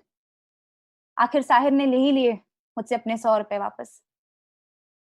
He said as he disintegrated into tears. All this happened before they hoisted Sahir's mortal remains up to their shoulders and took him out on his last journey. Gulzar. Thank you. Thank you so much, Saini. Wow, that was such a roller coaster of a story. Thank you so much for finding it and for sharing it with us. Thank you for having me here. Thank you. As someone said in the comment, that was so touching and very beautifully narrated. Thank you, genuinely. Thank you. Everyone who's watching, next up we're going to have Cyrus Sahukar, who's going to join us. And this lineup is just, I have to say, one of the craziest lineups that I've ever hosted, in terms of just the talent that it's brimming with. Cyrus, can you hear me? Yeah, I am here representing the lack of talent. No, that's my role, Cyrus. That is my role. Look, I'm amazed nobody has spent the first 4 seconds looking at what happened to their hair. Some people, this is a dead raccoon that died on my head. Please don't mention it in the comments. But buddy, I also want to read this out. Guys, please donate all your funds and give it to StayInAlive.giveindia.org. I'm sure they'll show it up somewhere to each and every one of you. Thank you all so much for joining in, guys. So what I'm going to read today is something which had a great amount of meaning in my life. When I was about 21, 22 years old, I was going through a very weird time in my life where I was super confused about my life. Like, I didn't want to I found the whole process of life, work, where is it going to go, what am I going to do with it, really horrifying. And also, I was someone who was just, I think I was going through my own little anxiety and stress in my life. I was in Lodi Garden, which is a garden in Delhi, and I was sitting over there, and there was under a tree, and there was a big rock. And I just randomly moved the rock because that's what people do when they have all the time in the world. And underneath it, there were these ants and small little insects. And when I moved the rock, they all got really rattled. And for that 1 second, I had a thought that how vain of me to constantly be thinking only about me or my problems when there's so much happening in the world. And so I shouldn't worry because life's just going to go on and on. But next to it, very strangely, I found a piece of paper, and on it was written this poem. So I'm going to read this poem to you, which I later found out was written by Gabriel Garcia Marquez, the legendary writer. This poem has a story of its own, which I'll just tell you after I've read it out to you all. I hope you all enjoy it. It's called The Puppet, or also called Rag Doll. And it is written from the perspective of a puppet looking at all of us and our lives. So here goes. If for a moment God would forget that I am a rag doll and give me just a scrap of life, possibly I would not say everything that I think, but I would definitely think everything that I say. I would value things not for how much they are worth, but rather for what they mean. I would sleep little and I would dream more. I would know that for every minute that we close our eyes, we lose 60 seconds of light. I would walk when others loiter, and I would awaken when others sleep. I would listen when others speak, and how I would enjoy a nice, good chocolate ice cream. If God would bestow on me a scrap of life, I would dress simply, and I would throw myself flat under the sun, exposing not only my body, but also my soul. My God, and if only I had a heart, I would write my hate on ice and wait for the sun to come and show. With a dream of Van Gogh, I would paint on the stars a poem by Benedetti, and a song by Serrat would be my serenade to the moon. With my tears, I would water the roses to feel the pain of their thorns and the incarnated kiss of their petals. My God, if only I had a scrap of life. I wouldn't let a single day go by without saying to the people I love that I love them. I would convince every woman or man that they are my favorites, and I would live in love with love. I would prove to the men how mistaken they are in thinking that they no longer fall in love when they grow old, not knowing that they grow old when they stop falling in love. And to a child, I would give wings, but I would let him learn how to fly by himself. To the old, I would teach that death comes not with old age, but with forgetting. I have learned so many things from you men. I have learned that everybody wants to live at the top of the mountain without realizing that the true happiness lies in the way we climb that slope. I have learned that when a newborn first squeezes his father's finger in his tiny fist, he has caught him forever. I have learned that a man only has the right to look down on another man when it is to help him stand up. And I have learned so many things from you, but in the end, most of it will be of no use. When they put me inside this suitcase, unfortunately, I shall be dying. The Puppet by Gabriel Garcia Marquez. It's a beautiful poem. And when it was printed in a newspaper, and it was called The Farewell Poem by Gabriel Garcia Marquez. The world went crazy about this poem. It was printed everywhere. People were quoting it. It gave people a lot of hope and inspiration. And it was a different perspective on life and on us from the point of view of a puppet. Then they realized something very strange, which is that the poem was actually not written by Gabriel Garcia Marquez at all, but by a relatively unknown ventriloquist, a person who had a hand puppet, and this was written for his puppet. His name was Johnny Welch. And I often think and wonder that if it was not said that Gabriel Garcia Marquez wrote this poem. Where would this poem go, and what success would it get? And how would the perception change? But it's a beautiful poem. If you get the time, do look it up, guys. It's called The Puppet, and you'll find it underneath Gabriel Garcia Marquez. And guys, have a great evening. Love you guys. Thank you so much. Thank you so much, Cyrus. Well, That was I was wonderful. trying to put you to sleep with my poetry, but you are awake. No, I just got up. Guys. Thank you so much. Thanks. Thank you. I am Amol, thank you so much for being here with us tonight. We're closing the show with Amol Parashar, the one and only, who will be reading letters written by Divya Prakash Dubey, who is a writer who we love. He's a novelist and a writer, and he's so good. Thank you so much for doing this. The stage is absolutely yours. Thank you, Shantanu. First of all, about staying alive, why we are here. Staying alive is for artists who are most in need of funds to survive. You can donate by going to the link in the comments. This is the first part of my dramatic reading, and I'm reading a couple of letters written by Divya Prakash Dubey. I did a story in Spoken Fest recently, which was inspired by a story that he had written. So and that connected with a lot of people. So I believe stuff written by him and probably narrated by me is effective.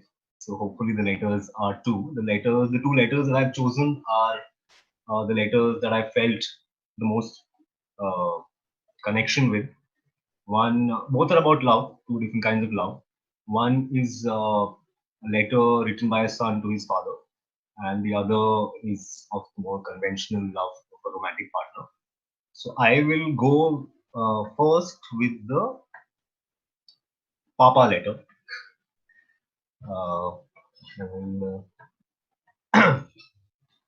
One second.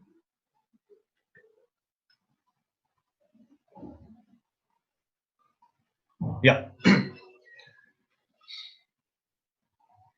Dear papa ji, याद है बहुत साल पहले मैंने आपको एक चिट्ठी लिखी थी. ईमेल था एक्चुअली. आपने मुझसे कॉलेज सेमेस्टर की रिपोर्ट कार्ड मांगी थी और बदले में मैंने लंबी सी इमोशनल मेल भेजी थी कि अब मैं बड़ा हो गया हूं और अपनी जिम्मेदारी अब मेरी खुद की है. रिजल्ट खराब था, ये तो आप मेरी बातों से समझ गए होंगे.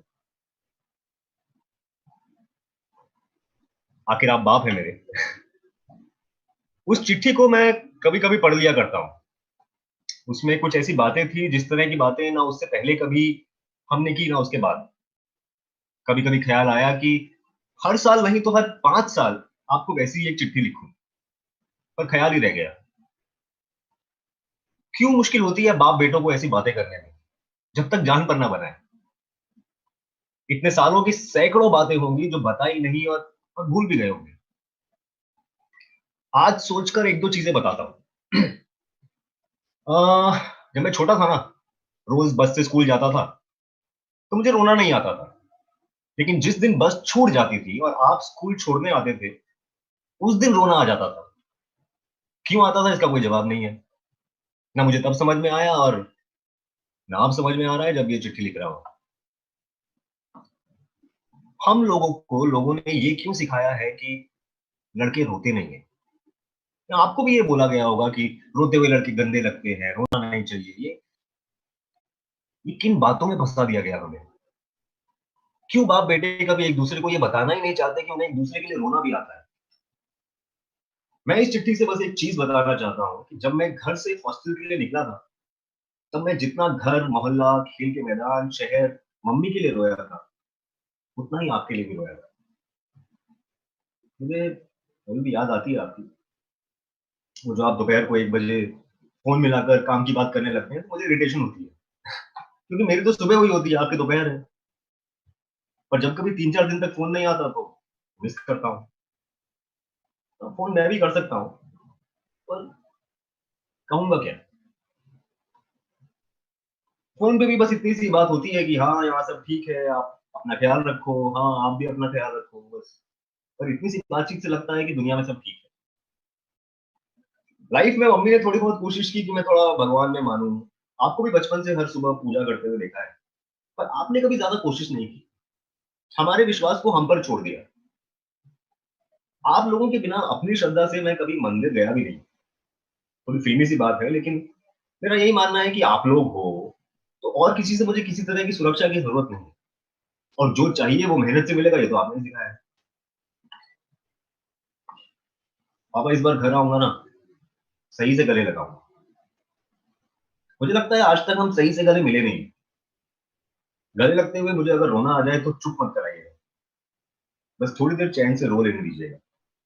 बहुत साल के आंसू हैं, बहुत देर तक निकले शायद। कोशिश करूंगा और लिखने की, कहने की, शायद कोशिश करने के बाद भी कुछ कहना पाऊं। ये गलत चीजें सिखा के बहुत गलत फंसा दिया गया है बाप बेटों को। आप भी कोशिश करना, आपकी चिट्ठी का इंतजार रहेगा। Amol, this was the first letter to the dad. I'll read out the other one now. Slight change of mood.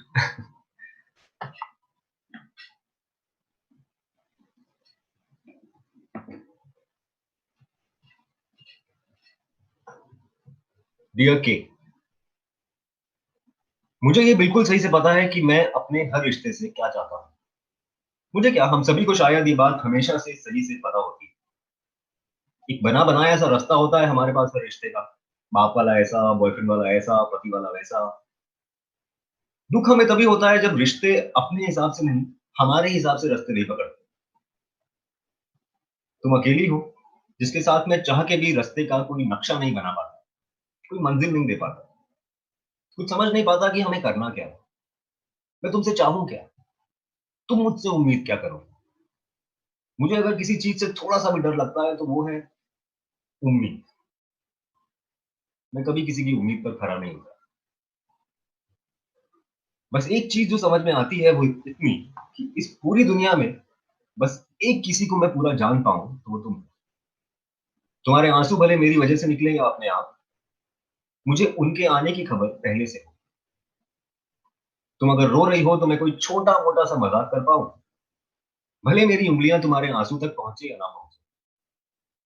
तुम्हें कोई भला बुरा कहे तो मैं ये कसम ना खाऊं कि मैं तुम्हारा बदला लूंगा। देखो, कोई भी ऐसी बात जो तुम्हें कमजोर करती है या फिर मेरी जरूरत तुम्हारी जिंदगी में बनाती है, मैं हर एक उस बात से दूर रहना चाहता हूँ। जिंदगी की सबसे बुरी बात मालूम क्या है? यही कि अगर अगर तुम्हें कुछ हो जाए तो भी मैं जिंदा रह लूंगा और तुम भी मेरे बगैर रह लोगी। जिंदगी की सबसे खराब बात जिंदगी है। मैं अक्सर जब तुमसे बात कर रहा होता हूँ तो पता नहीं कहां से एक वाहियात सा ख्याल आता है कि एक दिन ये बातें खत्म हो जाएंगी। तुम्हें शायद कुछ हो जाए या मुझे शायद कुछ हो जाए। मुझे डर लगता है तुम्हारे जाने का सोचकर। कमाल की बात है कि तुम सही से आई भी नहीं हो, लेकिन जितना भी आई हो उतना भी चले जाने से डर लगता है। ऐसा कभी पहले नहीं हुआ। मुझसे एक बार किसी ने पूछा था कि तुम्हें सबसे पहली बार खुशी कब हुई थी। मुझे बहुत सोचने पे याद आया कि जब मैं बिना सपोर्ट के साइकिल से घर के सामने वाले ग्राउंड का एक चक्कर लगा पाया। तुमसे बात करते हुए पता नहीं क्यों दिल्ली का वो घर याद आता है, वो ग्राउंड याद आता है। ऐसा लगता है हमारी जान पहचान उतनी ही पुरानी है जब जब से मुझे समझ हुई कि जान पहचान होती क्या है। तुम्हें ये सुन के गुस्सा आएगा, पर हाँ, तुम्हारा गुस्सा होना मुझे अच्छा लगता है। इसलिए भी कि तुम हमेशा अपनी नाराजगी मुझसे छुपाने की कोशिश करती हो, और इस बात पे मुझे और भी प्यार आ जाता है। मैं हर बार सोचता हूँ कि तुम्हें मनाने के लिए कुछ लिखूं, मर मिटने की कस्में खा लूं, लेकिन तुम्हें मनाने का ख्याल भी बड़ा टुच्चा है। हम अपने आप को कभी मनाते थोड़ी हैं। मालूम है हमारे रिश्ते की सबसे अच्छी बात क्या है? यही कि हमारे पास असली यादें भले ना हो, लेकिन बनाई हुई बहुत यादें। असली यादें कम पड़ सकती हैं, सड़ सकती हैं, लेकिन बनाई हुई यादें हमारे बाद भी रहेंगी। हम किसी किताब में ये सब बातें लिख के छोड़ जाएंगे। किताब के पहले पन्ने पर तुम इसको वर्क ऑफ फिक्शन लिख देना, क्योंकि वैसे भी कोई इस कहानी के असली होने का विश्वास नहीं करेगा, और जो अगर विश्वास करेगा वो हमारी बेचैनी से पागल होकर मर जाएगा। बस अपनी जिंदगी में मेरी जगह तुम उस किताब बराबर ही मानना जिसके हर एक पन्ने ने तुम्हें खुशी दी हो, और हर उस पन्ने को तुमने अपनी उंगलियों से छूकर पलटा हो। जिसकी हर एक अंडरलाइन को तुमने ऐसे सहलाया हो जैसे कभी अमृता ने साहिर के सीने पर बाम लगाकर सहलाया। पता है जिंदगी की सबसे अच्छी बात जिंदगी है, क्योंकि इस जिंदगी में तुम मिली हो। पहले नहीं मिली मलाल नहीं, आगे कभी नहीं मिलोगी फिक्र नहीं। मिली हो यही क्या कम है कुछ 50-60 साल काटने के लिए। तुम जवाब लिखना, इंतजार रहेगा। लिखने में देर मत करना, लिखा हुआ अक्सर सच हो जाता है। वो भी तो हमें मिलवाने से पहले कहीं लिखता होगा, कहीं तो छोटा ही सही, थोड़ी देर के लिए ही सही, उसने हमारा नाम साथ तो लिखा होगा। यही क्या कम है।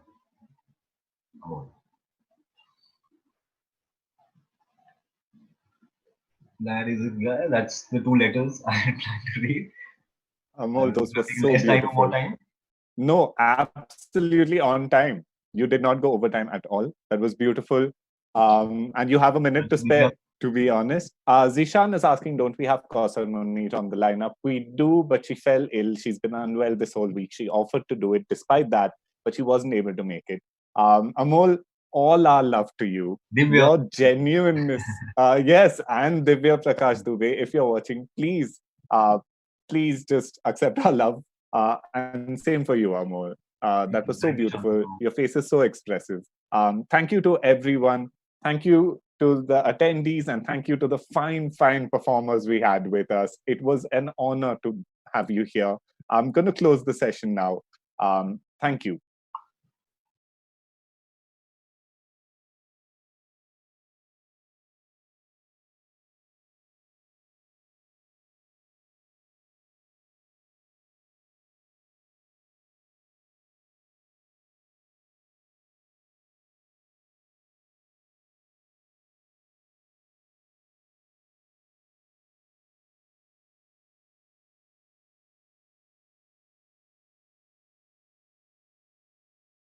In our darkest hour, we turn to our favorite song, our favorite joke. We do a dance step. We listen to a story. Art will save humanity, but who will save the artist? Staying Alive is here to help the gig worker in the art economy. And that's why we'd like you to please click on the link, whether you're watching this on YouTube or Facebook. And please also share, put your comments down, be a part of Staying Alive, because there's so much more to come, because we want to make sure that this festival is not just about this festival, but all the festivals in the future. So do your bit for art and the artists. हाँ, मंच बदलेगा पर रंग नहीं, रूप बदलेगा पर रस नहीं। थिएटर नया है, स्पॉटलाइट वही, माइक टेस्टिंग का स्टाइल वही। Hello 1 2 3 4 check. Are you ready? Let's begin the show. इस कांच के पर्दे को मिलकर हम नया दौर दिखलाएंगे। टिकटॉक पे नाच नचाएंगे, यूट्यूब पे गीत सुनाएंगे। इन ठहरे लम्हों को मिलकर हम नई चाल चलाएंगे। दुख सुख अपने FB इंस्टा पर लाइव ही बतलाएंगे। So, hello 1 2 3 4 Are you ready? Let's start the show. Mic बदलेगा, आवाज नहीं। लुक बदलेगा, अंदाज नहीं। दूर होके भी पास हम स्टेज बदलेगा पर एहसास नहीं।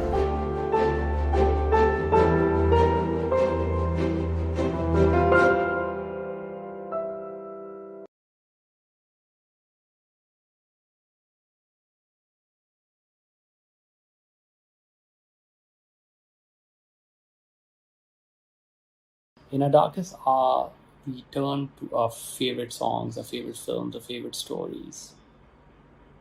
Now imagine a world without art. No live concerts to go to, no stand-up comedy gigs to attend. What would that world look like? There are many artists who survive from show to show. They've lost out on confirmed projects and their entire revenue stream with zero income coming in. Many artists who just started out didn't have enough savings to fall back upon. They might have to stop creating. Art will save your humanity, but who will save the artist? Well, it's you. You can save the artist. We have put together a whole day of digital conclave which lets you experience the side of a favorite artist that you've never experienced before. All you have to do to be a part of Staying Alive is buy a ticket. So do your bit and click in the link in the description and donate. Save humanity by saving the artists.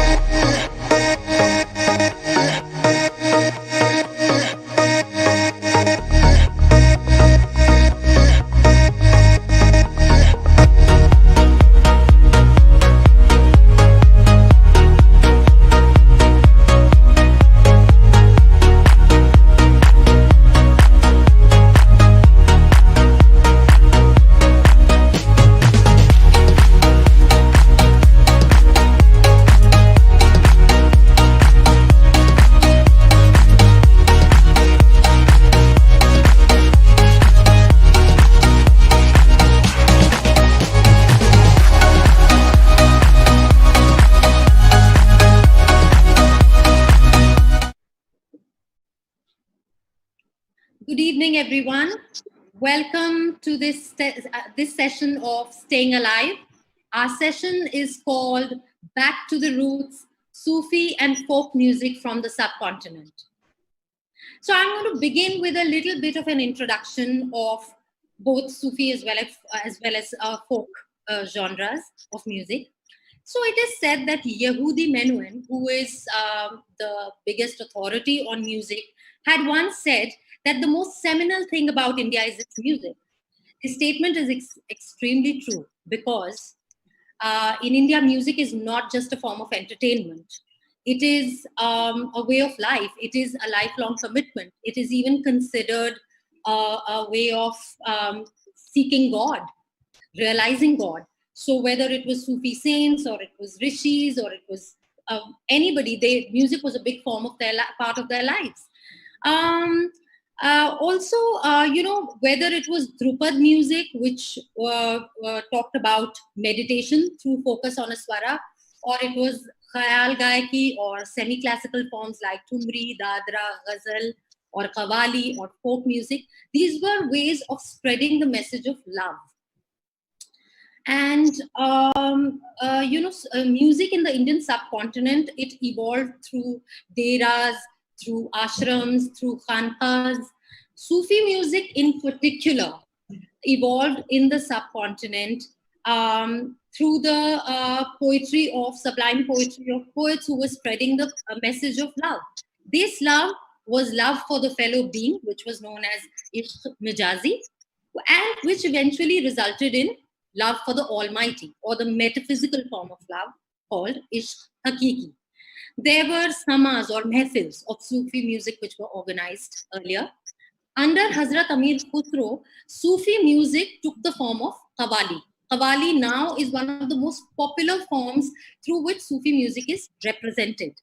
Qawwali was also influenced by Sankirtans, which was basically collective singing in praise of the Almighty, which is exactly what Qawwali is. And Qawwali is also the greatest representation of the syncretic culture of India, known as the Ganga Jamuni Tehzeeb. Folk music, on the other hand, is also a direct reflection of the life or the land, or the life or the history of the land or its people. Folk music in India shows its diversity. The folk culture, folk tradition of India is so diverse. It is amazing. The folk tradition, again, folk music was not just for entertainment. It was actually a very accurate reflection of people's day-to-day lives, their culture, their sorrows, their joys, their festivals, celebrations, their cultural strengths and weaknesses. And Indian folk music is extremely rich and diverse. I'm going to now introduce you to our panelists, 4 absolutely brilliant musicians of our country who are exponents of both Sufi as well as folk forms of music. I'm going to start with our first panelist, Kavita Seth ji. Kavita ji needs no introduction.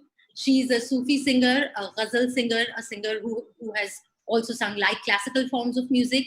She's, of course, the voice of Bollywood. You're all aware of her super hit Gunja Ek Tara, for which she also received the Filmfare Award.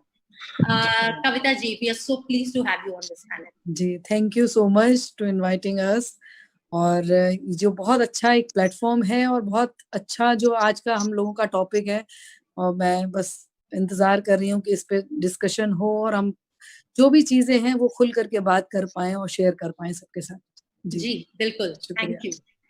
Our next panelist is Dhruv Sangari, also known as Bilal Chishti. Dhruv is one of the young contemporary Sufi singers of the country. He's known as the Prince of Qawwali. Again, Dhruv sings the kalam of poets like Baba Bulle Shah, Hazrat Amir Khusro, Rumi, Bedam Shah Warsi, Allama Iqbal, and many other poets. The interesting thing about Dhruv is that he's taken up Qawwali as his genre, and he is a disciple of the celebrated Ustad Nusrat Fateh Ali Khan Sahab. Wow. So we are extremely pleased to have you on this panel. Thank you for joining us. Thank you very, very much. It's a pleasure being here. I am very thankful to StayInAlive and all the people who have joined here, and of course Manu for making this panel happen. So real pleasure being here, and I look forward to a very interesting and enriching discussion with all these wonderful, wonderful musicians we have here today. Absolutely. Thanks, Dhruv. Our next panelist is the brilliant, brilliant vocalist Divya Kumar. Divya is one of the most beautiful voices out of Bollywood right now. You have obviously heard his songs in movies like Bhag Milkha Bhag, Hamti Sharma Ki Dulhaniya, Kai Poche. The list is endless. I'm not going to go ahead with the list. Yes, but the interesting thing about Divya Kumar is that his independent music draws a lot from our folk traditions, and we're really looking forward to Divya talking about that today with us. Hi, thank you so much. Thank you, Manuji. Thank you for introducing me. Welcome. And our last but not the least, our next panelist is Kanishk Seth. Kanishk is a young singer, fabulous, very interesting work in the fusion music area, where he's merged Sufi poetry with electronica and some other contemporary sounds. Kanishka's album Trance with Khusro was also nominated for the Jima Awards in 2015, if I'm right. Kanishka, we're so happy to have you on the panel, and we are really interested in hearing your point of view. Yeah, thank you so much. Firstly, it's an honor to be alongside such wonderful, wonderful artists, and I'm just waiting for this whole discussion to be, to just begin. So I think we shouldn't waste time and just quickly delve into it. Absolutely.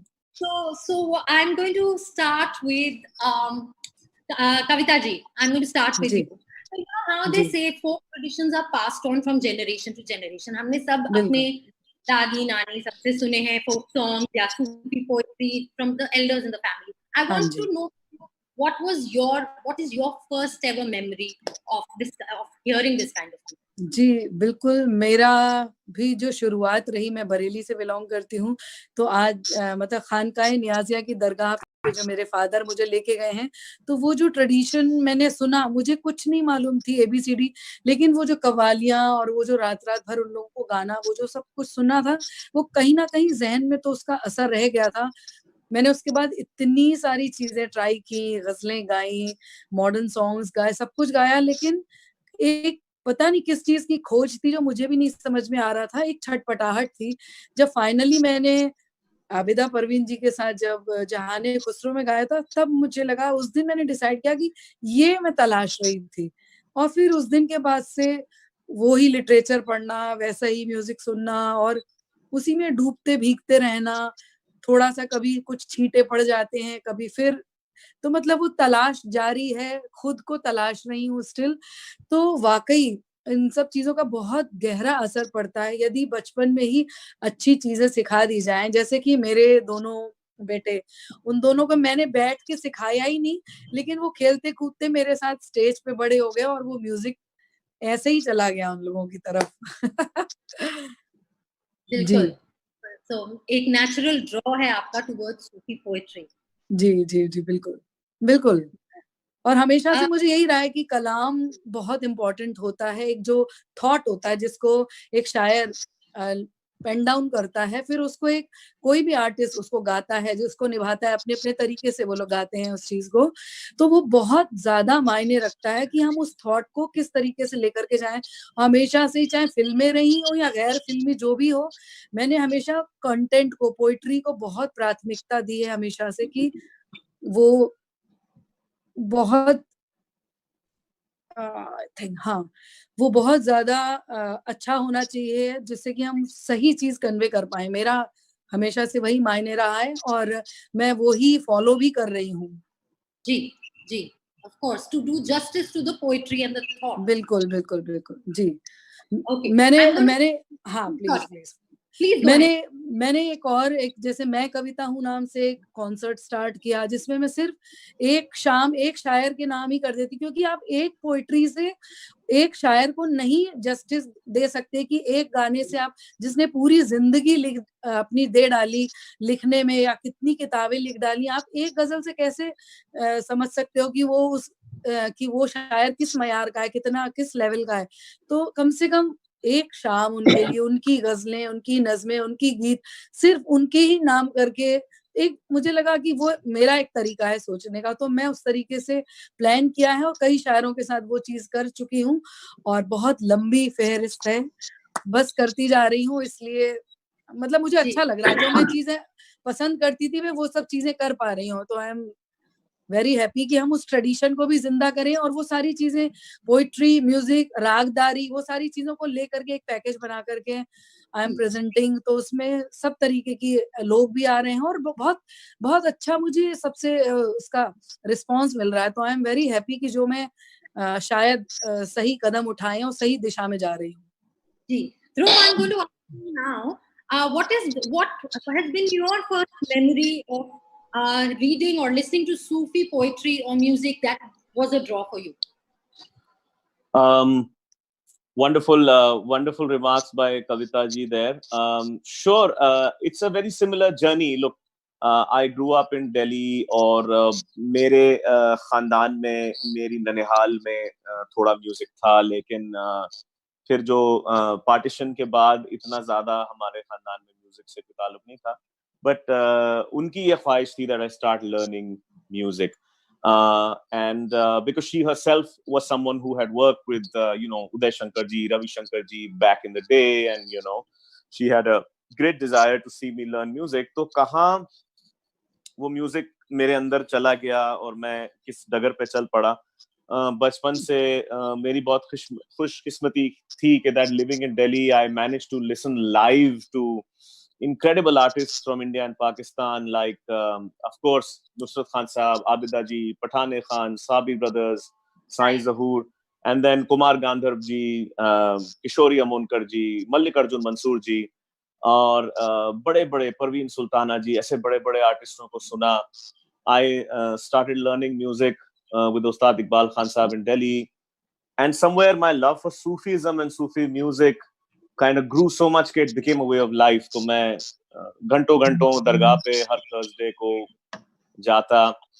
मैंने उस्ताद मिराज निजामी साहब के साथ वहाँ सीखना शुरू किया और बाद में नुसरत फतेह अली खान साहब से मेरी मीटिंग हुई when I was around 16, and that pretty much solidified my goal कि मुझे जिंदगी में मैं किस चीज के लिए पैदा हुआ हूँ। तो अब लोग of course घर वाले कहते हैं कि music is not a viable profession, and that's a very important question actually. which other panels will also probably address. लेकिन मैंने कहा कि this is not my profession, ये मेरा ज़ौक है, ये मेरा शौक है, ये मेरी मोहब्बत है, ये मेरी रूह है, so मुझे यही करना है. And so those sounds and the meanings which they carried for me, both symbolically as well as literally, somehow propelled me.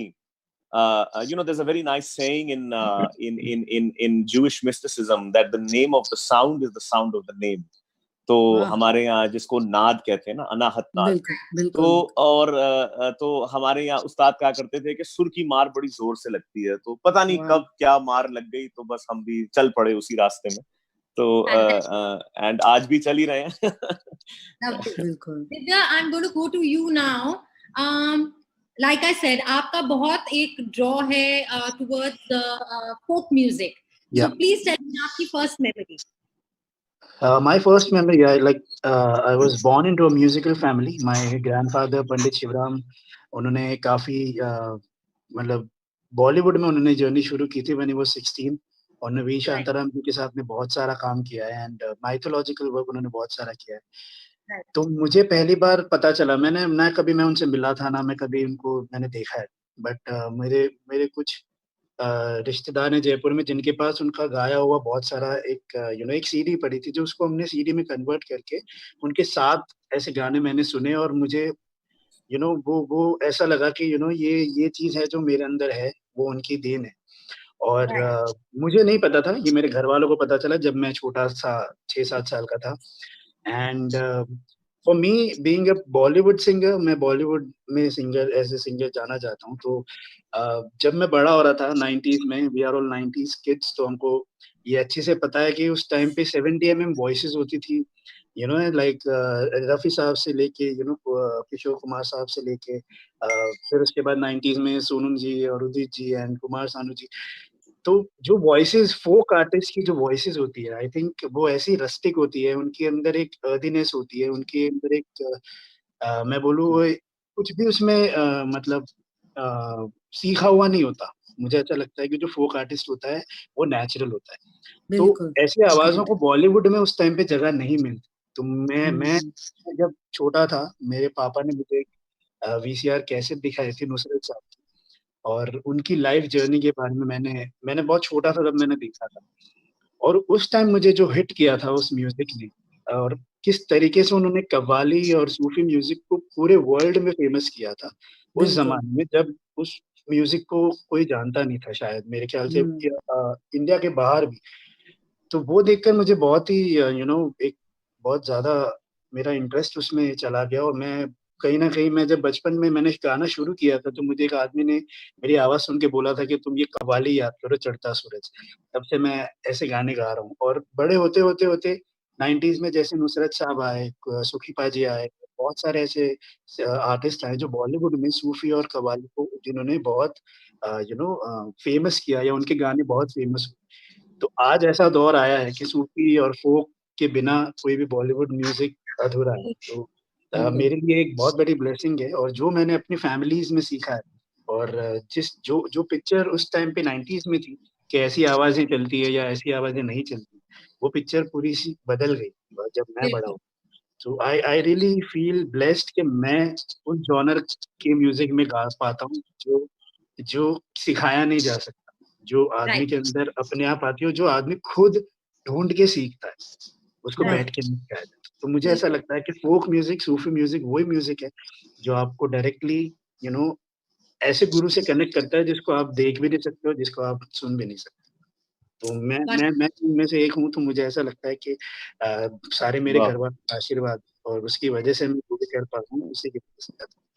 Wonderful, wonderful. Kanishk, please tell us about your first memory of I think I'll keep it very short. We are short on time actually.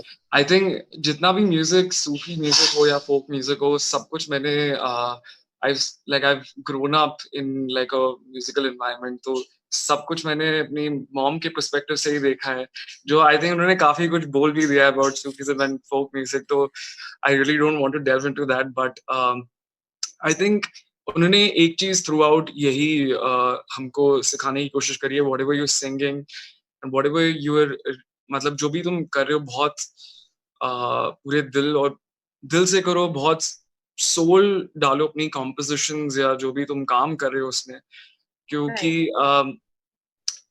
Might be little थोड़ा digress हो रहा हूँ, but like जितना भी मैंने काम किया, I have tried to make sure कि like I am an Indian electronic artist, so I made sure कि if I am collaborating with her, तो दोनों जॉनर्स जो हैं उनका सोल, उनका एसेंस, उनकी उसकी रूह मेंटेन रहे. I mean, वो फ्यूजन कंफ्यूजन नहीं होना चाहिए. तो Thanks so much, Tanish. Kavita ji, I'm going to now ask you, do you think, you know, a lot of folk and Sufi is being used today in popular genres and Bollywood and various other genres of music.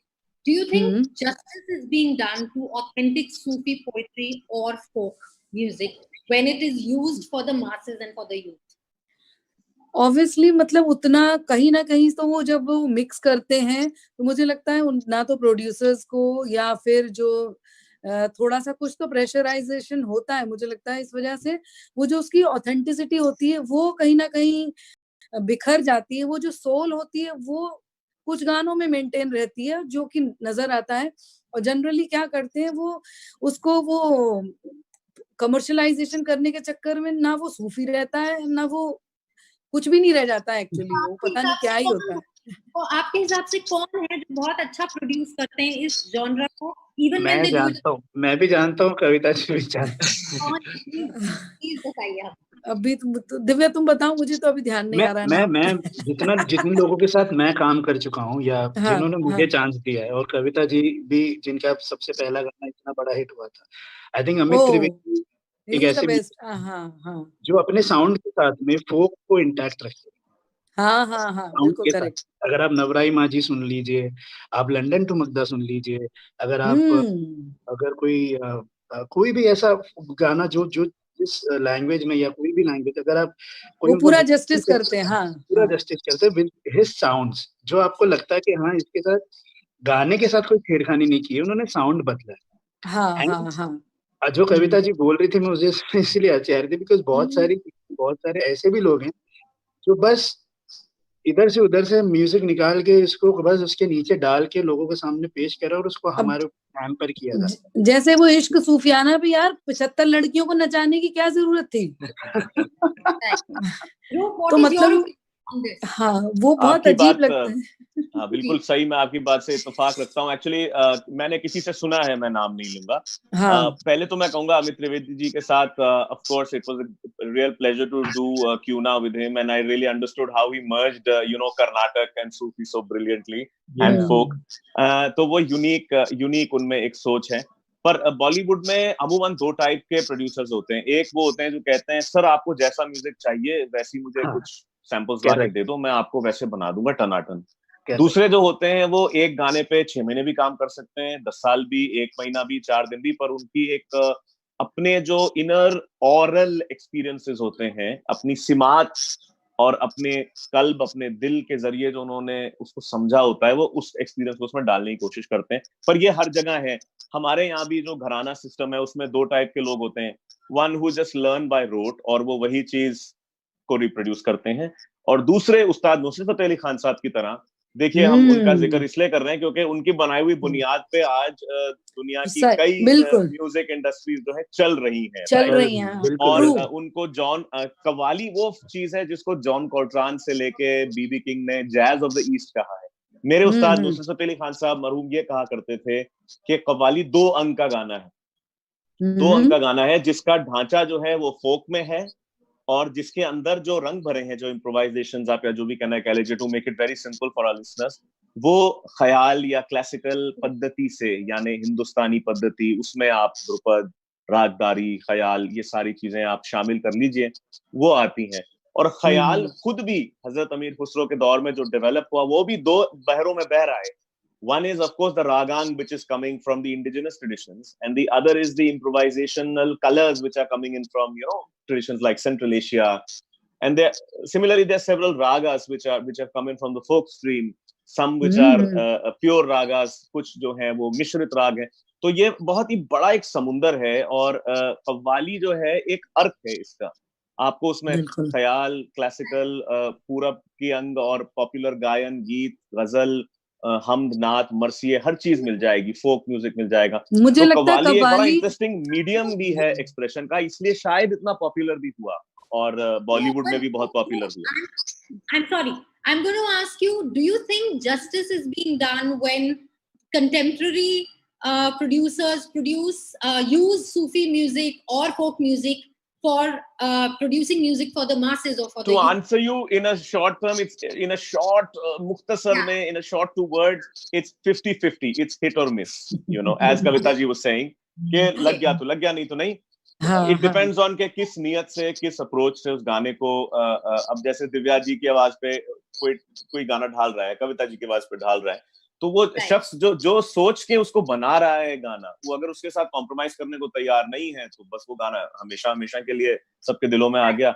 और अगर वो गाना सिर्फ एक item number की तरह treat किया जाएगा, तो फिर आप भूल जाएंगे। Anissa, what do you think? You're a producer. Quickly, I need an answer from you. What do you think when you're producing for the youth? I think when you're fusing two genres, क्योंकि already ये सारे genres जब आप contemporary इन सबको कर देते हो, that I mean, by the very word of it, I think you're trying to fuse one particular genre with like some other one, because जितना भी folk या Sufi music फिल्मों में हम सुनते हैं, उसी से ज़्यादातर लोगों को exposure उसी से ही है। सही बात है ना?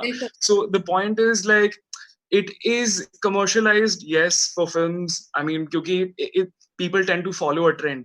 But like मैं अपनी तरफ से यही कोशिश कर रहा हूँ, अगर मैं एक जॉनर को, चाहे वो फोक हो, चाहे वो सूफी हो, चाहे कोई भी ऐसा जॉनर हो जो मुझे बहुत पसंद है, जो काफी सोलफुल है, because that's what I really like. I tend to do justice with the song, with the composition, with the lyrics. I'm not trying to overpower the song. So that's how my approach is with any song. क्योंकि काफी सारे music producers and electronic music producers क्या करते हैं, they repeat a particular chorus, I don't know, n number of times. They do not let the singer to just improvise or just be there, you know. It's the singer singing on the track, not the track on the singer. So that's how the approach should be when you are you know, going for if you want to fuse something contemporary with already an existing genre just जो सदियों से चलते हुए आ रहा है. So that okay, thanks, Anissa. We are running out of time. What I'm going to be doing is we are going to stay on Zoom and we're going to continue this chat. There are questions coming in from the audience for all of you. So we're going to be discussing that. But for the Facebook and YouTube audiences, we are closing this session. If you guys want to join us in this session, because we're going to be continuing on Zoom, you can join us here. But for the Facebook and YouTube feed, we're going to be closing this session right now. Please do join the next session, which is Collaboration Central with Palash Sen and Ashish Shakya. It's going to be a very interesting session. Those of you who are watching this on Facebook and YouTube, do go and watch that session and enjoy it. Good night from us here, and stay safe and stay well.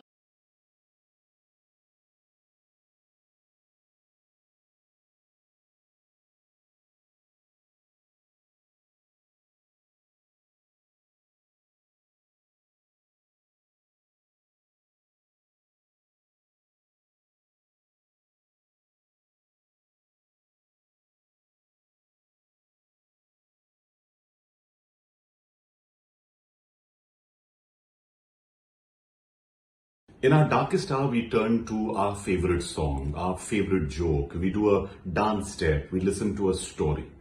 Art will save humanity, but who will save the artist? Staying Alive is here to help the gig worker in the art economy. And that's why we'd like you to please click on the link, whether you're watching this on YouTube or Facebook. And please also share, put your comments down, be a part of Staying Alive, because there's so much more to come, because we want to make sure that this festival is not just about this festival, but all the festivals in the future. So do your bit for art and the artists. हाँ, मंच बदलेगा पर रंग नहीं, रूप बदलेगा पर रस नहीं, थिएटर नया है, स्पॉटलाइट वही, माइक टेस्टिंग का स्टाइल वही. Hello, 1 2 3 4 check. Are you ready? Let's begin the show. इस कांच के पर्दे को मिलकर हम नया दौर दिखलाएंगे. टिकटॉक पे नाच नचाएंगे, यूट्यूब पे गीत सुनाएंगे। इन ठहरे लम्हों को मिलकर हम नई चाल चलाएंगे। दुख सुख अपने FB इंस्टा पर लाइव ही बतलाएंगे। So, hello, 1, 2, 3, 4, are you ready? Let's start the show. Mic बदलेगा, आवाज नहीं। लुक बदलेगा, अंदाज नहीं। दूर होके भी पास हम स्टेज बदलेगा पर एहसास नहीं।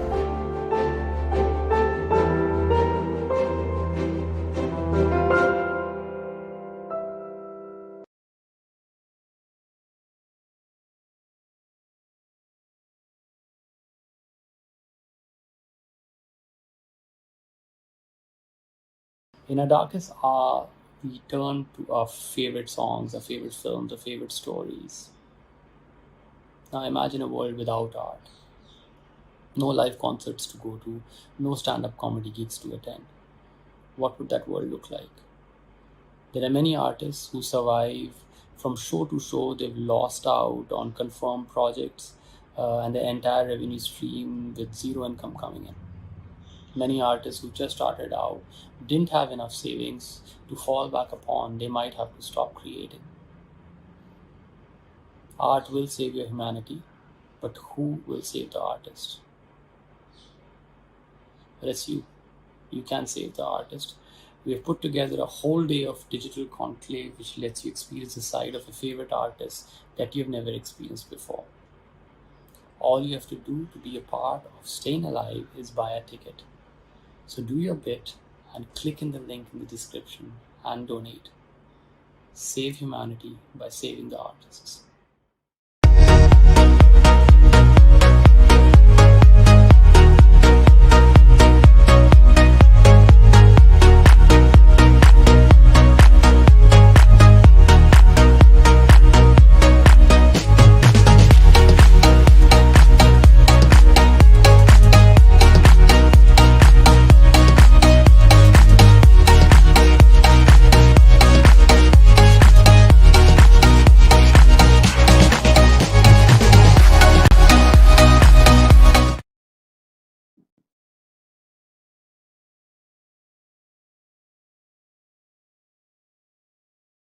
Good evening, everyone. Thank you for watching us. We've had an epic day, and I think we have an epic lineup to end the day with.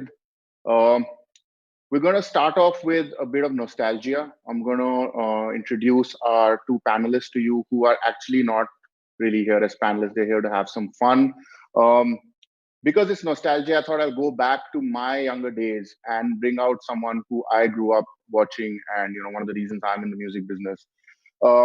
2006, there was a guy who was dropping out of college, engineering college. There was a band that had just launched their 4th album, Mehfooz. That's the two people we have here. Ashish Sakya, one of India's most famous comedians. He's been very, very famous for roasting some of the biggest stars. And joining him is a gentleman who is very famous for roasting some of the biggest music companies. So they have a lot of things in common. They have a lot of things in common when it comes to engineering colleges. Ashish was dropping off.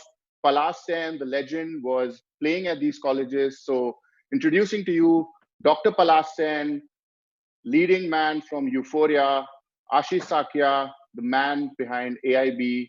Over to you guys. Have some fun. Let's hear Ashish sing, and let's hear Dr. Palash do some comedy for us. Thank you, Gaurav. Although, as an Indian boy, I would like to point out, sir, that I did not drop out. I finished college. Just saying, it's not an achievement, but 4 साल मैंने वो नरक में degree निकाली है, so I think मैं बोल सकता हूँ. Ashish, good to see you. First of all, can we just agree? As Rahul Subramaniam, friend and fellow comic, pointed out in a podcast that we've done about engineering, that you should not be called Palash Sen, because you are Palash insane. Just that's Rahul's joke, and I feel it's super apt and it's a super compliment, because anybody who has seen you perform live or wherever, it's Palash insane, OP. Yeah, but today when I'm sitting in front of you, एक engineer है, एक doctor है, समझ नहीं आ रहा कौन किसका viva लेने वाला है भाई. Nobody knows. No, sir, Parash, viva का एक ही फॉर्मेट है, कोई भी वाइवा आप आंसर करते हो सही. Actually, that's a good question. What I was saying was that question that you said with your mouth is a good question. ऐसे करके 5 मिनट निकाल सकता है कोई भी engineer. बट मैं तो वेलकम देना चाहता हूँ भाई. हाँ हाँ. हेलो आशीष मेरे भाई, तू है सबसे अच्छा, इसमें कोई शक नहीं. Oh, nice. Nice. I don't think I'm needed. You're doing music and jokes. I should just I shouldn't go. No, bro. I just want to thank everybody at Staying Alive to make sure that I meet you. It's really it's amazing that I've just followed your work for so many years, and I've really enjoyed everything you've done, including your comedy on me. I've really enjoyed it. And today I've got the opportunity to be sitting with somebody who you correctly said has completed his engineering, is doing comedy, and here's a doctor who's done his medicine. And well, I'm still healing through my medicine, and my music, but because music is my medicine. So I mean, it's a great opportunity to be here, and we're all staying alive, aren't we? We are, and likewise for you. And we followed your work since forever, and I'm just glad. I just want to point out. I hope that आपने engineer doctor की बात की. I hope that doctors don't work the way engineers do and don't study the way we do, because people would be dying left, right, and center. आप लोग ढंग से please पढ़ाई किया करो. If there are medical students watching भाई this, मैं तो please. जितने भी इंजीनियरिंग कर रहे हैं, डॉक्टरी कर रहे हैं, उन सबको मैं बोलना चाहता हूँ यार, जिस तरह से सिचुएशन इस समय है, कोई शो नहीं हो रहा है. तो जितने इंजीनियर हैं प्लीज इंजीनियर रहो, जितने डॉक्टर हैं प्लीज डॉक्टर रहो, एक सैलरी कमाओ और खुश रहो. हाँ बस देखो, इंजीनियर ने अगर थोड़ा मैसअप कर दिया तो आपका फोन पे नेटवर्क नहीं आएगा, फॉर एग्जांपल. डॉक्टर ने कर दिया तो I think you will be like मेरा पैर किधर गया. So it's bit of imbalance. Doctor ने कर दिया तो कोई नेटवर्क नहीं आएगा भाई, ना नेट होगा ना वर्क किधर भी नहीं होगा, किधर नहीं आएगा. Can we just right up top, we should I think talk about the cause that we're here for, which is which is such a lovely cause by StayInAlive, the whole team, Roshan, Dipti, everyone on this. We're raising money for artists and for artists who might need it, and in these tough times, especially the people who it's a really sweet way of acknowledging the fact that everyone in a lockdown is ultimately for comfort turning to art. I mean, after everything said and done, and there are lots of people that do this. The perception might be कि यार artist को पैसा क्यों चाहिए, हम आपकी शक्लें देखते हैं इधर टीवी पे और इधर उधर, तो आप तो. But there's a whole set of people that make so much of the stuff you consume, right from cast and crew, and not all of them may have the opportunity that some of the names might have had. So it's essentially to take care of them and to lend a helping hand. And every donation counts, guys. So Ashish, I don't know if you know about this. Just about a day or two back, I actually spoke about it on my Instagram, where I spoke about the fact that especially freelance musicians, people who actually are not associated with any label. I mean, they're all इस समय 20 लाख करोड़ और बहुत सारे करोड़ का package announce हो रहा है, लेकिन actually nobody is talking about those musicians who actually right now have nothing to earn from. They have no gigs, they have nothing, and they're just sitting at home. And I really hope somebody thinks, and I think Staying Alive at least is thinking about those musicians, and we're all trying to make a contribution to them. But I really feel the contribution has to be much bigger than this, and there has to be a plan. There has to be a way forward. And I mean, I do not know if in your circuit you have any. I mean, do you have a registered industry? But in the music circuit, we don't have an industry at all. Okay. So we are all actually freelancers. And if there is an industry, it's just the film industry, of which music is a part. And correct. You know me कि मैं तो कभी film industry में गया ही नहीं, मतलब गया ऐसे टच करके वापस आ गया, लेकिन मैं कभी गया ही नहीं. और वो कह रहा था अभी गौरव के मैंने बहुत सारी कंपनीज का रोस्ट किया, मैंने उनका कोई रोस्ट नहीं किया, उन्होंने मेरा ही रोस्ट तंदूरी कर दिया मेरा. In fact they are the reason why there is physical distancing in this country, because tandoori कर दिया ना उन्होंने हमारी. ओह आप तो किल ही कर रहे. So I mean, it's just I'm just trying to say that I'm so happy कि Staying Alive वाले at least उन musicians या उन artists के बारे में सोच रहे हैं. I think it's a great initiative. Lovely. And हमारे part से, apart from the donations, we can, you and me, Palash, we can just be like a happy distraction for people today. And I think nostalgia is a great I'm very happy to see you. I'm very happy to see you. And I'm very happy to be here. And I really want the world to know that, actually the best medicine in the world is laughter and music. Just use it. Absolutely. Absolutely. Gaurav also mentioned our common paths. उन्होंने engineering college की बात की, and like we said, you were like Euphoria has been like a constant at engineering colleges. No, I mean, not just engineering, but medical stuff. But engineering, में you are as important as submission. Like, मतलब आपके बिना engineering, if you have not seen Euphoria perform in your engineering college, I think आपको degree नहीं मिलनी चाहिए. I think वो level का है. And and man, college fest like must be mad fun, right? We all performed there. Can we just, you want to talk about like how you started gigging for colleges and what the experience has been like over the bro, years? I'll tell you what, I don't know, different people choose different paths in their life, but I think my path chose me. मैंने choose नहीं किया. My path just chose me. I come from a family of doctors, so वहाँ पे सभी doctors हैं, सभी singer भी थे. But जहाँ पे भी लोग पढ़े लिखे होते हैं ना, वो हमेशा music को they only look down upon it. उनको लगता है music तो क्या है, ये तो मतलब जैसे मेरा बेस प्लेयर बेचारा डीजे है, वो जब एक लड़की का हाथ मांगने गया, उसके बाप ने बोला बेटा तुम करते क्या हो? कहता मैं बेस बजाता हूँ. कहता बड़ी अच्छी बात है, करते क्या हो? It's actually happened with our bass player, So, is it also the sorry music इसमें trope में bass player की इज्जत काफी कम होती है. That's the joke in the band. हमारे not in our band, but क्या होता है ना कि जो crowd होता है ना, crowd को सिर्फ दो लोग देखते हैं, एक गिटार प्लेयर दिखता है और ड्रमर दिखता है. पता नहीं क्यों. I have never understood it. But guitar player को सारी लड़कियां देखती हैं और ड्रमर को सारे लड़के देखते हैं for different reasons. Obviously. Same. मेरा भी जब comedy start किया था, lot of comics used to get messages from girls and all after the show. It was great. I used to get messages from like just 19-year-old engineering lockers just going, bye, तो मेरा भाई है, मैं भी failed हुआ, तू भी failed होता है.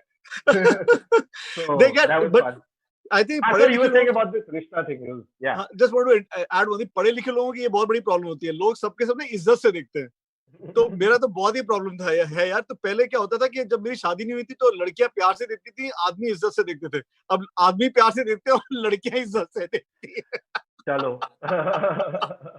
So just bro, कि मैं once we started off Euphoria, I think what happened in 1998 when we started off the band. There was such big acts at the time. People like Zakir Ali and everybody was huge at the time. But there was no indigenous band. Bands थे, let's say Indiscreet था, Pentagram था, Parikrama था, but they were not indigenous. They were still speaking in a language जो कि लोगों को समझ नहीं आ रही थी. और मुझे ऐसा लगता है कि जब यूफोरिया है ना, तो everybody felt कि ये हमारा अपना बैंड है, ये अपनी चीज है, ये आत्मनिर्भर है. हम लोग सीधे आत्मनिर्भर हो गए थे. तो I think उसकी वजह से I think everybody started following us, and then everybody got to know कि भैया this guy is also a professional guy. So एक ड्रीम होता है ना सबका यार कि अगर ये कर सकता है तो हम भी कर सकते हैं. So I think that was the reason why the things happened, and we just went to almost every, and we've been to almost all the colleges about 2 or 3 times, and I mean I can just say thank God to all the people who heard us, because we don't play things like shadis and mundans and birthdays. We don't play right. So हमारे colleges ही हैं और या फिर corporates हैं. I mean it's God's blessing, man. I think Palash Sen's attendance in college is higher than my attendance in college. I'm 100% sure. You're right. You're absolutely right. Bro, I came from a medical family. मेरे पास option नहीं थे. मैं घर जाता था और घर पे भी क्वेश्चंस पूछ रहे होते थे. भाई ये बताओ, ये वाली नर्व का रूट क्या है? ये ब्लड वेसल कहाँ से कहाँ जाता है? मुझे ये बताना पड़ता था. घर बाहर दोनों viva. So like, and so 98, right? You guys started around then. Well, how have you seen? Lots of people have asked this. I got this question from Instagram. Somebody sent this. StayIn from Instagram sent this, which I also wanted to know actually. What are the changes you've seen in college fest like over the years, 98 versus now? Like, काफी change हुआ है, right? Bro, I think the year you passed out of college, which is 2006. I think it's a watermark, year of our music industry. Because 2006 के बाद, the kind of music everybody started hearing was only Bollywood music. Correct. And I really feel, things are really. मैं तो एक छोटी सी बात बताता हूँ. पहले when we used to, the bands used to be called Parikrama, Euphoria, Indiscreet, whatever, whichever band, Indian Ocean. अब क्या है? If you even have a name, any name, supposing you have a name like Euphoria also, the general term is Euphoria band. You understand where people's thinking has, what has happened. So problem यही है कि पहले people, I personally feel people, the listening was much more evolved than it is right now. I really feel that. Okay. Oh, okay. Much more Okay. important. Because now what has happened is that, there is, I mean, what do you say? If an industry is only taking out remixes and remakes, it means the ideas are over. It means the ideas are over. So, How I mean, much- I want to tell you about somebody that I spoke to yesterday, and I said, I'm trying to make a song about, encouraging people and supporting people. And this lady says, नहीं, ऐसा मत करो ना, कोई बिल्कुल ही दुखी रोने वाला गीत बनाओ ना, please. And I'm just thinking, यार, कितने लोग रोने और कितना मैयत करेंगे यार, सब लोग मैयत ही करेंगे तो हो गया. For now, Corona के लिए she said, like for these times, she wanted to रोने वाला. No, for In any general. time, Ashish. Any time किसी भी समय के लिए दुखी रोने वाला रोंदू गाना बनाओ. तो देखो, so now I want to ask, because you brought it up, what will it take for you to agree to a Dhoom Pichak Dhoom remix or Mairi remix? Forget Dhoom Pichak Dhoom, वो तो already catchy है, like fast है. Mairi का अगर कोई producer आके बोले कि मेरे को remix करना है, आपका क्या reaction होगा? Mairi 2.0 featuring. Bro, हाथ में एक फिंगर होती है, वो मैं दिखा नहीं सकता, जो कि रिंग फिंगर नहीं है, जो कि छोटी फिंगर नहीं है, इंडेक्स भी नहीं है, थंब भी नहीं है, उसको वाली फिंगर दिखेगी. काफी मल्टीपल चॉइस क्वेश्चन आपने दे दिया यहाँ पे, कौन सा फिंगर? देखो, लेकिन नहीं यार, नो वे. बनने को बन सकता है, उसका रैप तो कोई भी लिख सकता है, I feel. बनने को No, something, Raftaar does a very good rap on Mairi. I mean, I would see if somebody does an add to a song, it'll be fun. Yeah. So like, it's okay if it's like people you like and trust. Yes, and the creative control has to stay with the artist. Right. Matlab, what is the point of doing a remake by somebody else when the original artist is also around? Correct. And सबके साथ ऐसे ही हो रहा है, चाहे वो सुखबीर है, चाहे वो कोई भी है, But come on, Sukhbir has made some greatest songs, yaar. Uske gaane ko tum remix kar rahe ho without him. How is it possible? Yeah. And the original is way better with Sukhbir. And also, it's interesting point you said about artists being around, because I've joked about this before. You know this, aapne dekha ye joke. But I feel like Palash Sen will always be around. Like, it's kahan ja raha hai? Palash kahan ja raha hai? You're one of those. I think you're going to be the Rekha of the music industry, but like more active. More active. Bro, thank goodness you said Rekha and not Devanand. नहीं. देखो, Rekha will outlive everyone, including the sun. Sun का slow death हो जाएगा Rekha's corner में. The one who's going to outlive everybody is the MDH वाले ताऊजी यार. हाँ, वो और Rekha बैठ के एक साथ chill करेंगे. Space में करते पूरा universe बस हो जाएगा. Rekha will be best actor award किसको दूँ मैं? No, yeah. So, if somebody wants to make a remix of Aana Meri Gali, okay, तो वो तो remix मैं तुझे ऐसे सुना देता हूँ. Please सुनाइए, please. अभी आना ना मेरी गली, आइसोलेशन में बैठा हूँ जी, हे अभी आना ना मेरी गली, अरे वायरस से जो बचना है जी, बात दिल की कहूँ, हिंदुस्तानी जो हूँ, लॉकडाउन जाए तो आ जाना जी, हे बात दिल की कहूँ, तेरे दिल में रहूं, नहीं, बात दिल की कहूँ, अपने घर में रहूं, वायरस जाए तो आ जाना जी, अभी आना ना मेरी गली, अभी आना ना मेरी गली. I want Janta who's watching this to raise their hands or whatever you can do on the Zoom call. I don't know. This Newton software. That was awesome. I feel like you should put out a statement saying, guys, kal 8 baje mera nation address to the nation hai, and do this. I think it'll be very effective because people need to stay home, really. आशीष, जैसे ईद पे भाई की film आती है, 8 बजे से एक ही बंदा आता है टीवी पे. देखो सर, स्लॉट आप ले सकते हो, खाली है. बस RAIT का स्टेज समझ के चढ़ जाओ सर आप.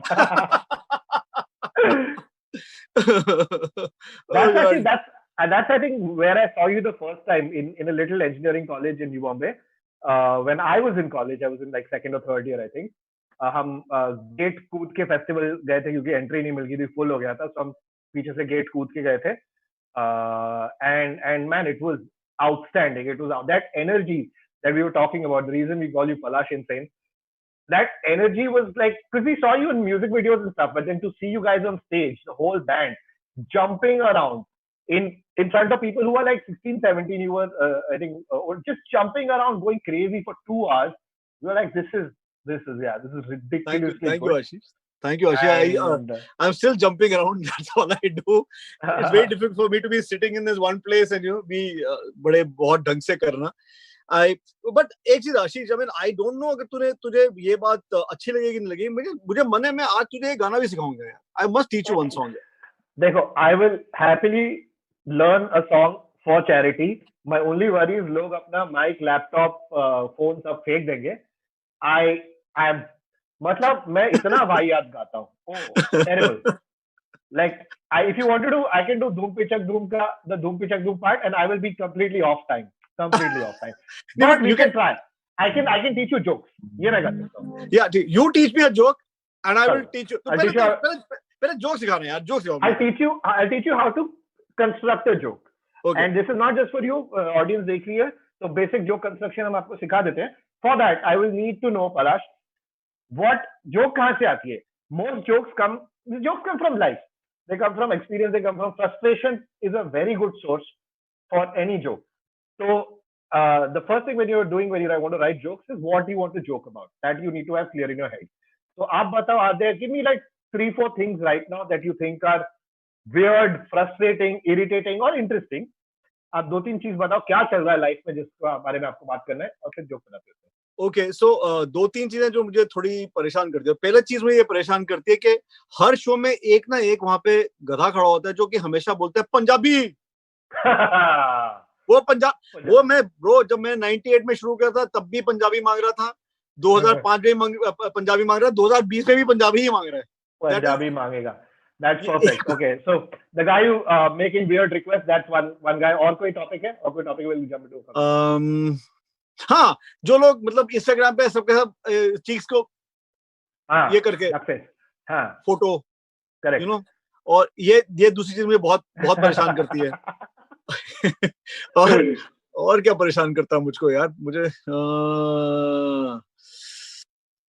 मुझे एक चीज और परेशान करती है. जैसे लॉकडाउन में हम लोग सबके सब घर के अंदर है, करेक्ट, बट कुछ लोग हैं जो कि लॉकडाउन होने के बावजूद बस they are hanging out everywhere, they are talking to each other, correct, they are doing everything under the sun. Okay, yeah these are 3 things I can suggest. These 3 things. चलो, fair. We'll start with some of them. So let's ये guy at the concert making requests. This is the amazing part. So now basically you have a joke topic. Now observation आपका है, जरा observation निकालो कि आदमी हर जगह बैठ के उसको पंजाबी चाहिए. Like you said, यहाँ पे 98, 95, 2000 इस आदमी को चाहिए पंजाबी. Core thought है आदमी का entitlement. What are you making fun of? आदमी का entitlement कि वो कहीं पे भी जाके Punjabi. Now if you want to write a joke about it, ये core thought जो आपने बोला ये काफी लोग conversation में बोलते हैं, it's nice and funny. But you want to like go on stage with it or write it in a show or whatever, then you would want to develop it further. So you want to, one technique, very easy technique is just, इसको बोलते हैं escalation basically.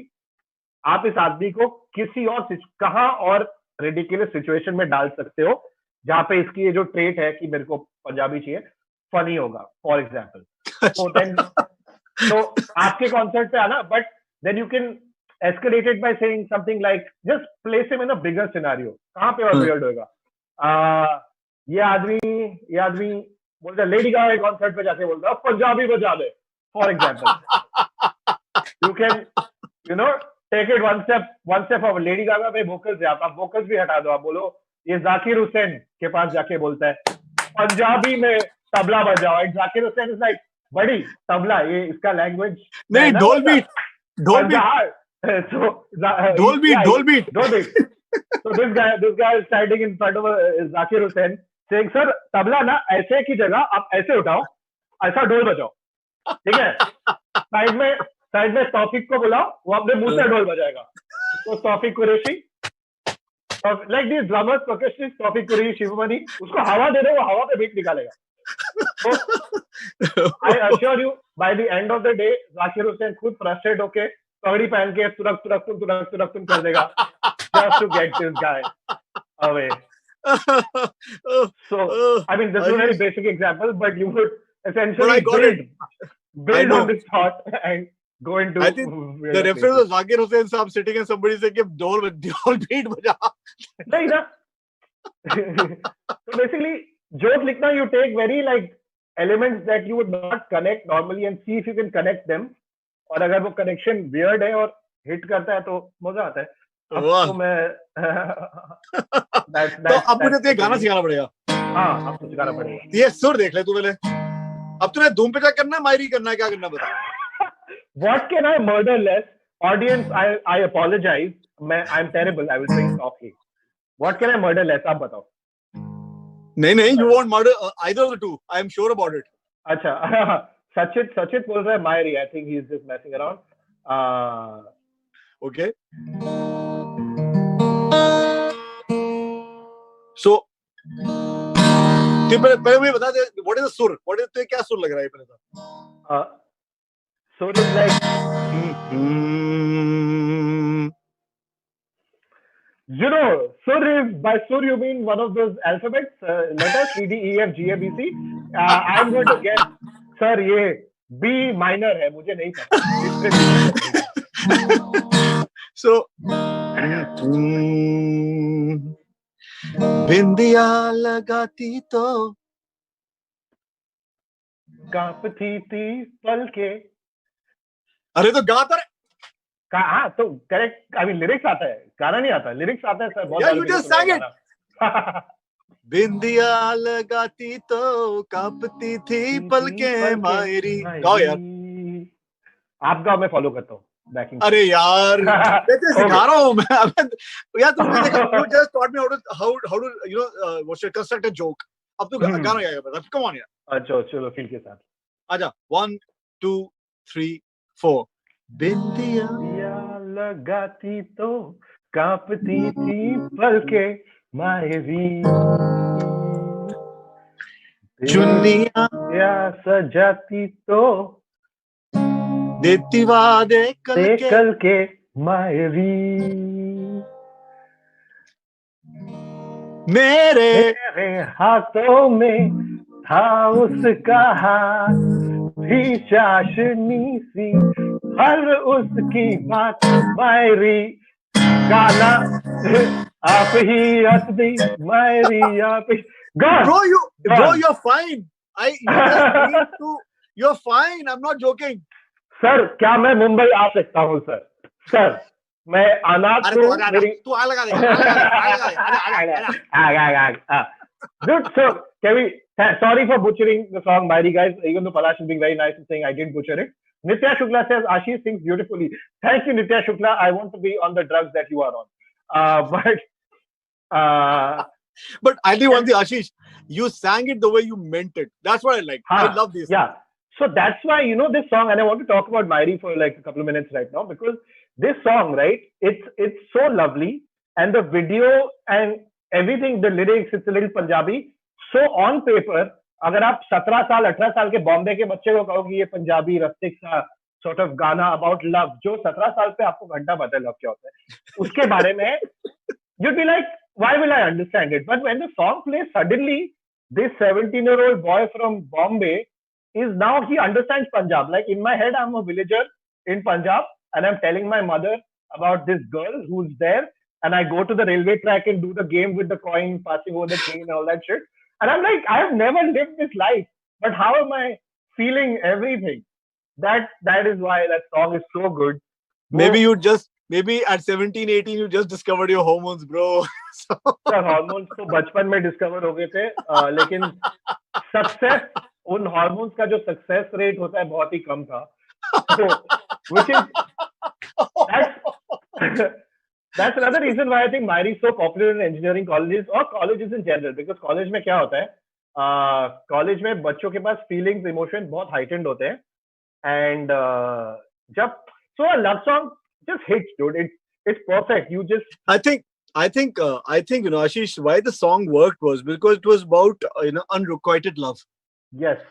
और क्या है, हम लोग जितने भी प्रोफेशनल कॉलेजेस में, नॉट इंजीनियर्स, डॉक्टर्स आल्सो, जितने भी प्रोफेशनल कॉलेजेस में जाते हैं ना, उनको कोई नहीं मिलता भाई. सबसे प्यार होता है लेकिन कोई नहीं मिलता. करेक्ट. देखो, they all identified. जैसे यार ये तो मेरी कहानी है. हाँ, बट उनको ये नहीं पता था वो मेरी भी वही कहानी है यार, मेरी भी वही कहानी है, हम सबकी वही कहानी है. So it ये होता है ना एक जगत प्रॉब्लम है. It's a Vishal problem. It's a Vishal. It's a Shekhar problem. So it's a huge problem. Yeah. And this is the other thing. College में तो सबका दिल टूटता है, टूटना चाहिए. I feel like थोड़ी लातें पढ़नी चाहिए so that you become a little sensible about love and you're not some romantic idiot. You just थोड़ा पढ़ना चाहिए, and which is why unrequited love is great because. But Ashish, the idiotic lovers are idiotic lovers till the day they die. So there is no change. That's true. अभी भी मैं कह रहा हूँ, अभी भी देखो 35 का हो गया, 17 से 35 का हो गया, वो थोड़ा सा बाकी है. It's less than what it was 17, but it's there. And I think again, unrequited love is one of those things. If you don't have it, you should not get your degree in college. ये college experience होना चाहिए. मेरा और problem था, bro. जब मैं school में था ना, तो my sister went to the school which is right next to my school was St. Columba's School, and my sister Dahlia went to the neighboring school called the Convent of Jesus and Mary. So Columbus was a totally boys' school, and Jesus and Mary was a completely girls' school. But because my sister went to Convent of Jesus and Mary, every girl in Jesus and Mary used to call me brother. Nice. What's nice? बर्बाद हो गया मैं यार.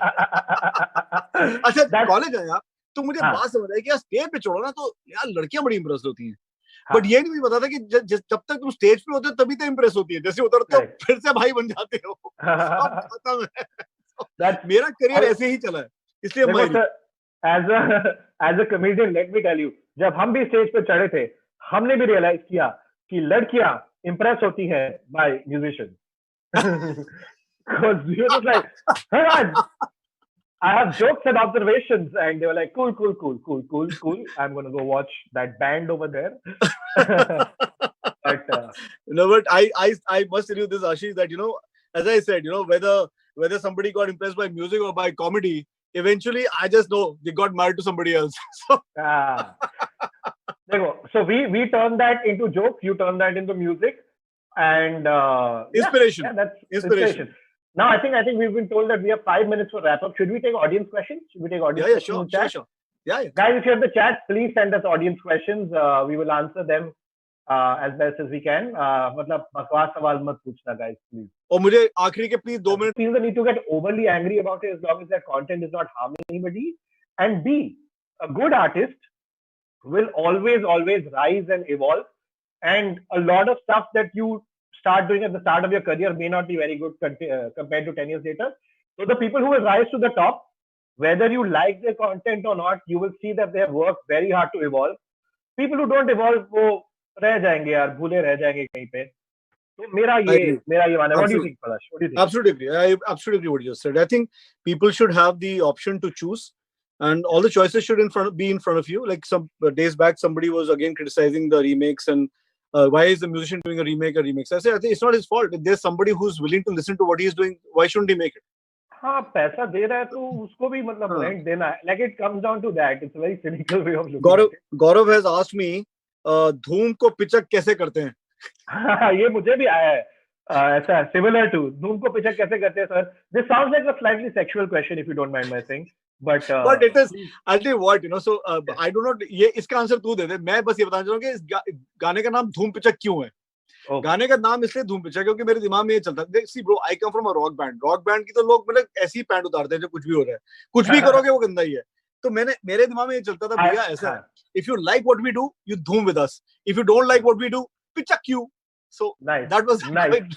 So this song came out of a censored gali basically. Yes, absolutely. I did not know that. That's cool. हम तो यहाँ बैठ के सोच रहे होते catchy beat है ये. Oh, I didn't know that. And wow, what a stark contrast. I think you shot the video in like it was Varanasi, one of those places. Yeah, but actually it was telling the story of my my bandmate again, DJ. DJ fell in love with one of the girls. So I asked him, hey, DJ, हुआ क्या? मतलब क्या होने वाला है? कहता यार only God knows. And once he said that God knows, ना that आगे जाने. राम क्या होगा? Nice. Oh. Lovely. Sanket Gatte has asked, how do you market and find the right audience? You want to answer?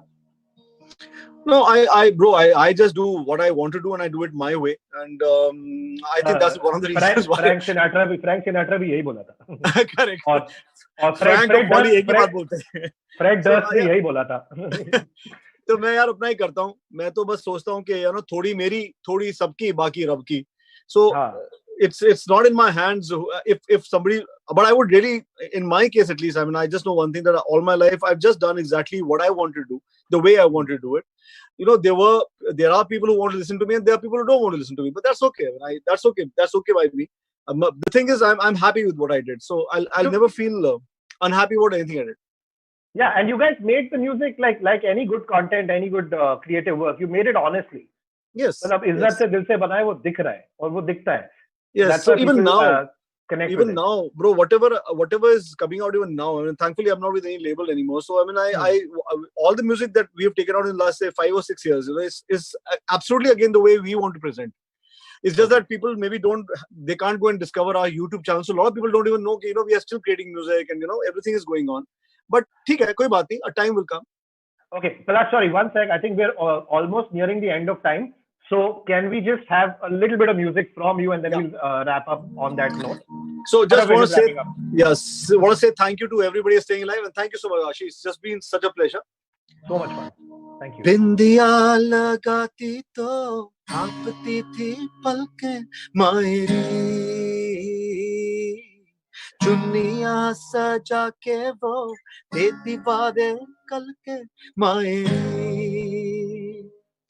मेरे हाथों में था उसका हाथी चाशनी सी, हर उसकी बात मायरी आप ही हंसदी, मायरी आप ही रोती, मायरी याद वो आयरी,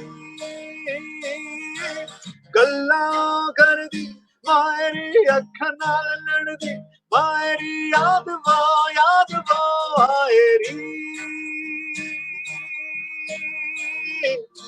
अब क्या करूं, कैसे कहूं, हे मायरी, अब क्या करूं, कैसे कहूं, हे मायरी. Woo! Woo! Thank you, bro. Thank you so much. Did you see my amazing lip sync? That is the only way I can sing well. Bro, क्या गाया मैं? जो bro, आपने हाई नोट लिया, उस पे मेरा क्या सस्टेन किया मैंने अपना मुंह खोल के. Wow. Thank you so much, Palash. Palash, insane, living up to the name. So cool. Thank you, Gaurav, for having us. Thank you, StayInAlive. Guys, please remember to watch all the collaborations on this. I'll just say again, you're the best. इसमें कोई शक क्या नहीं. Thank you. बस यही सुनने के लिए आया था मैं. Thank you, Ashish. Thank you, Dr. Palash. This has been amazing. I think a lot of us have gone back in the 90s thanks to this. Thank you so much. And now we move on to the next panel. On the note of thank yous, I also want to take this opportunity and thank Sachin Bagla and Sakshi Jain, amongst many others who have donated to the Give India Fund. Please, guys, do your bit. Go to StayInAlive.giveindia.org and donate. Save the community of artists, save the arts. This is going to be an ongoing program. This is just the beginning. So keep looking out for more on our handles @StayInAlive.org. Moving on, guys, talking about nostalgia, talking about music, an entire generation in India kind of missed rock right after Euphoria came. We didn't have too many rock bands going forward. And one of the reasons for that was that EDM took over. Electronic music came into India. And one of the reasons I think for that was that it was language agnostic and it went down to the deepest towns of India and all the youngsters could enjoy it irrespective of the language. One of our panelists today is a guy who lived through that era. He's been around. He's been at the forefront of the EDM revolution. And then we have the other gentleman who's taking on a completely different revolution. So introducing Surreal, aka Surid Manchanda, and Karan Kanchan. Today I'm Karan Kanchan. J-Track Mask, J-Track. the funny part is that Karan Kanchan, I think, saw tomorrow. He saw that we'll all be wearing masks, so he made it fashionable a while ago. But I was talking about how, Sue, you were at the forefront of the EDM revolution. Karan today can be called as the high producer for the likes of Naezy and Divine. He is what I call hip hop ka asal shot. His beats are inspired by Japanese pop culture. Suriel, you have been, bringing to us all kinds of genres within EDM over the years, including, the Desi bass. concept, Desi bass. Turkestan is, I personally love that. You're the king of mixtapes. And I know you're also now, expanding beyond some of these, and we're looking forward to something new and fresh from you. So what I want to leave you guys with is, have some fun, play us some cool beats, and help break the myths around what DJs and producers actually do in a studio, and how is it that you guys have fun. So over to you guys. Bhai, मेरे साथ collab करेगा? जरूर, collab, bro. Let's go, I think a lot of people who don't know, they have the misconception that like music producer matlab like ek banda akela bedroom pe kaam kar raha hai. What about you? What do you think? Is that the case these days? I mean, like, that's what's been put out there, but like, I think so. Like, there's a lot more like to a music producer. There's like also behind a song, there's more than one music producer. In many cases, I'm not sure it's pretty much like happening in India right now, but like internationally, there are like many writers who work together to make a song. And that's when they have a hit, which goes to an artist who already has that kind of an following, and it makes a mark in the like charts, basically. I think so. And man, in India we are like right now, because of the softwares and everything, all the power is in our mouse. Just clicks away. And there's this software actually helps a lot of producers to like do most of the job themselves. There are so many singer-songwriters who are making their own music, sitting at home, sitting in the bedroom, like Charlie Puth, I could say. There are many names, but like just one out of them. So yeah, we're gonna like maybe try like make some music right now. I know you sent me some stuff. I'm gonna go through that folder. So let me ask you first. Let me ask you, when you start working on a track, do you normally start with the beat or melody or vocals or? So usually, sometimes if it's a collaboration thing, where like a rapper calls me into a studio and then we start working on an idea, then we probably go with the feel of the track. We discuss what kind of a feel we are looking at. But I always prefer to start with the rhythm for the rapper to get a flow on it.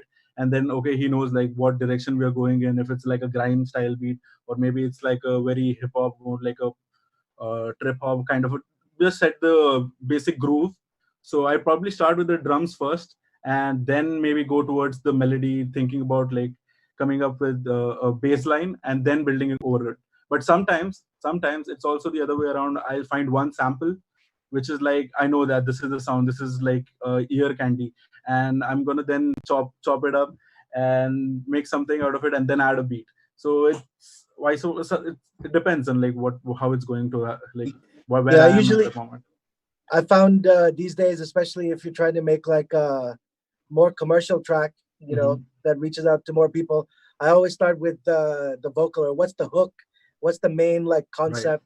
And I found even when like making bangers, like trap bangers, like like a lot of kids will send me like demos and it's just the instrumental, but like that bit, the pre-drop bit, when it's like everybody put your hands up and or whatever, like that's the key thing. That's what people remember. So with that in mind, I recorded some vocal ideas for you. Yes, and bro, sent them over. to that. So I think so. I put up my screen. I'll share my screen in like 1 second. Yeah. I'm gonna go live stream this on Insta too. Nice. So yeah, I guess the screen's on, and I'm just gonna load in the vocals which you sent me. Can you hear me? Yeah. Yeah. 1 second. Okay. So this is the vocal which Suriel sent me today. and the BPM's 108, right? Yes. Yeah, I'll just play the vocals once and let's think about something on this.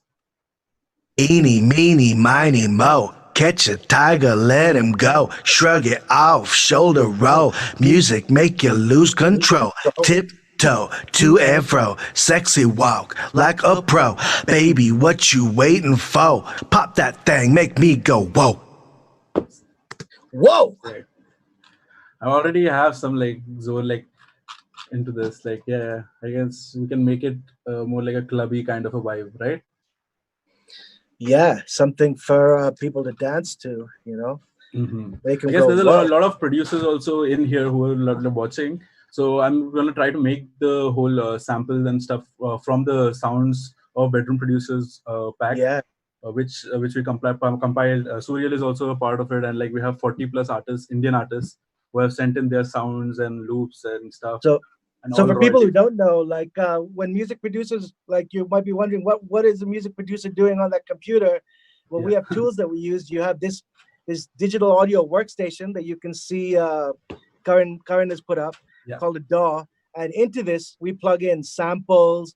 We have plugins with which we use to play instruments. Those instruments have presets.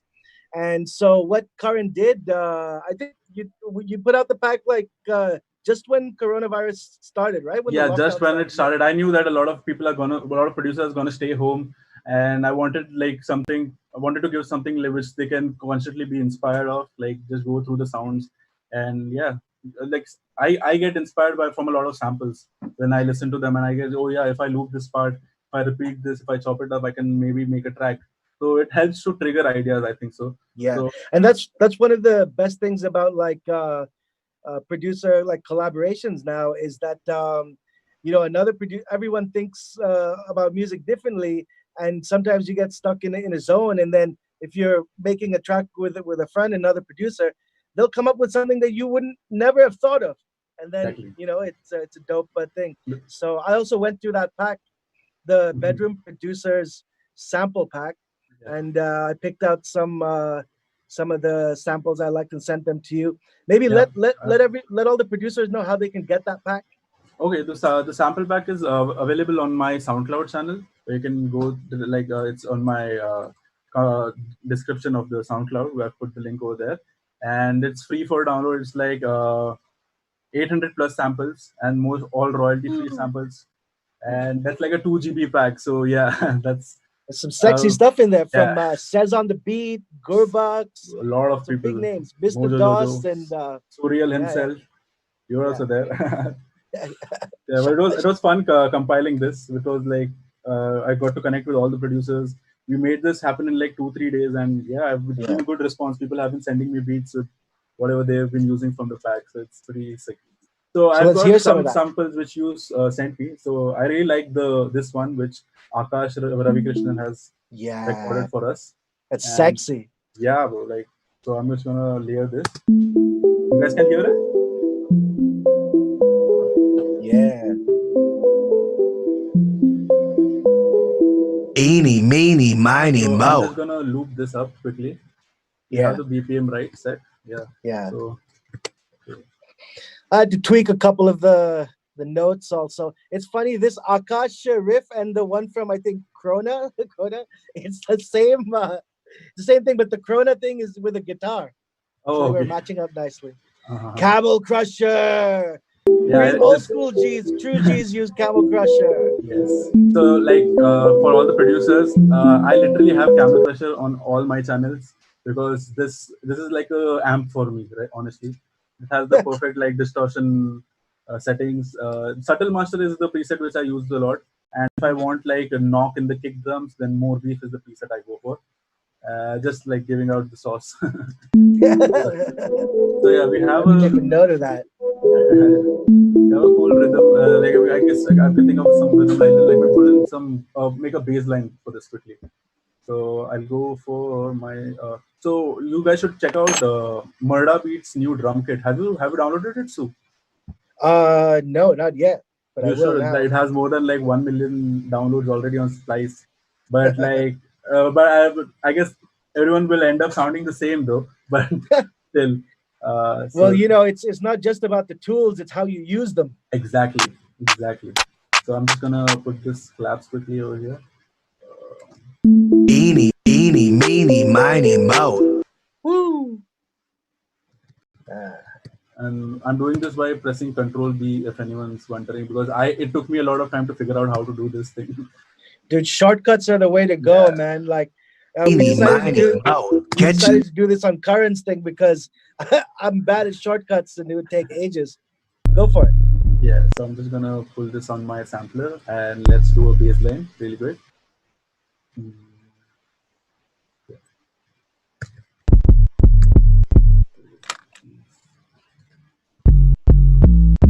Yeah.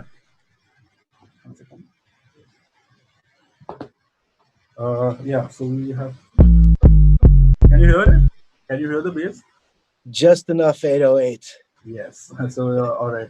Then let's get a main. So I think so. Tiptoe to and fro, sexy walk like a pro. Baby, what you waiting for? Pop that thing, make me go whoa. Yeah, I think so. You should repeat that, right? Yeah. Make me go whoa. Pop that thing, make me go whoa. So I'm just gonna chop this up quickly. Make me go whoa. Make me go whoa. Yeah. So I'm just gonna put this up here. Pop that thing, make me go whoa. So just for like time correctness, I just like to like have it on the grid so that it doesn't mess around. Yeah. Pop that thing, make me go whoa. Whoa. No, this is not. So what I'll do is, so there's an easy trick to do this is like click on the clap and like clap will put it on the beat.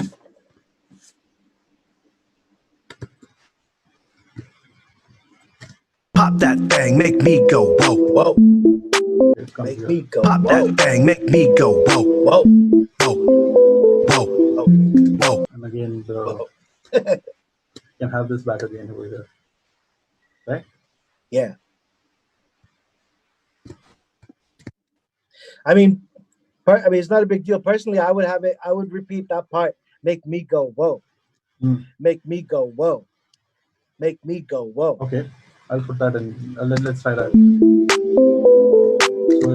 Whoa. Pop that thing, make me go. Make me go whoa, right? So yeah. This part. Me go whoa. Whoa.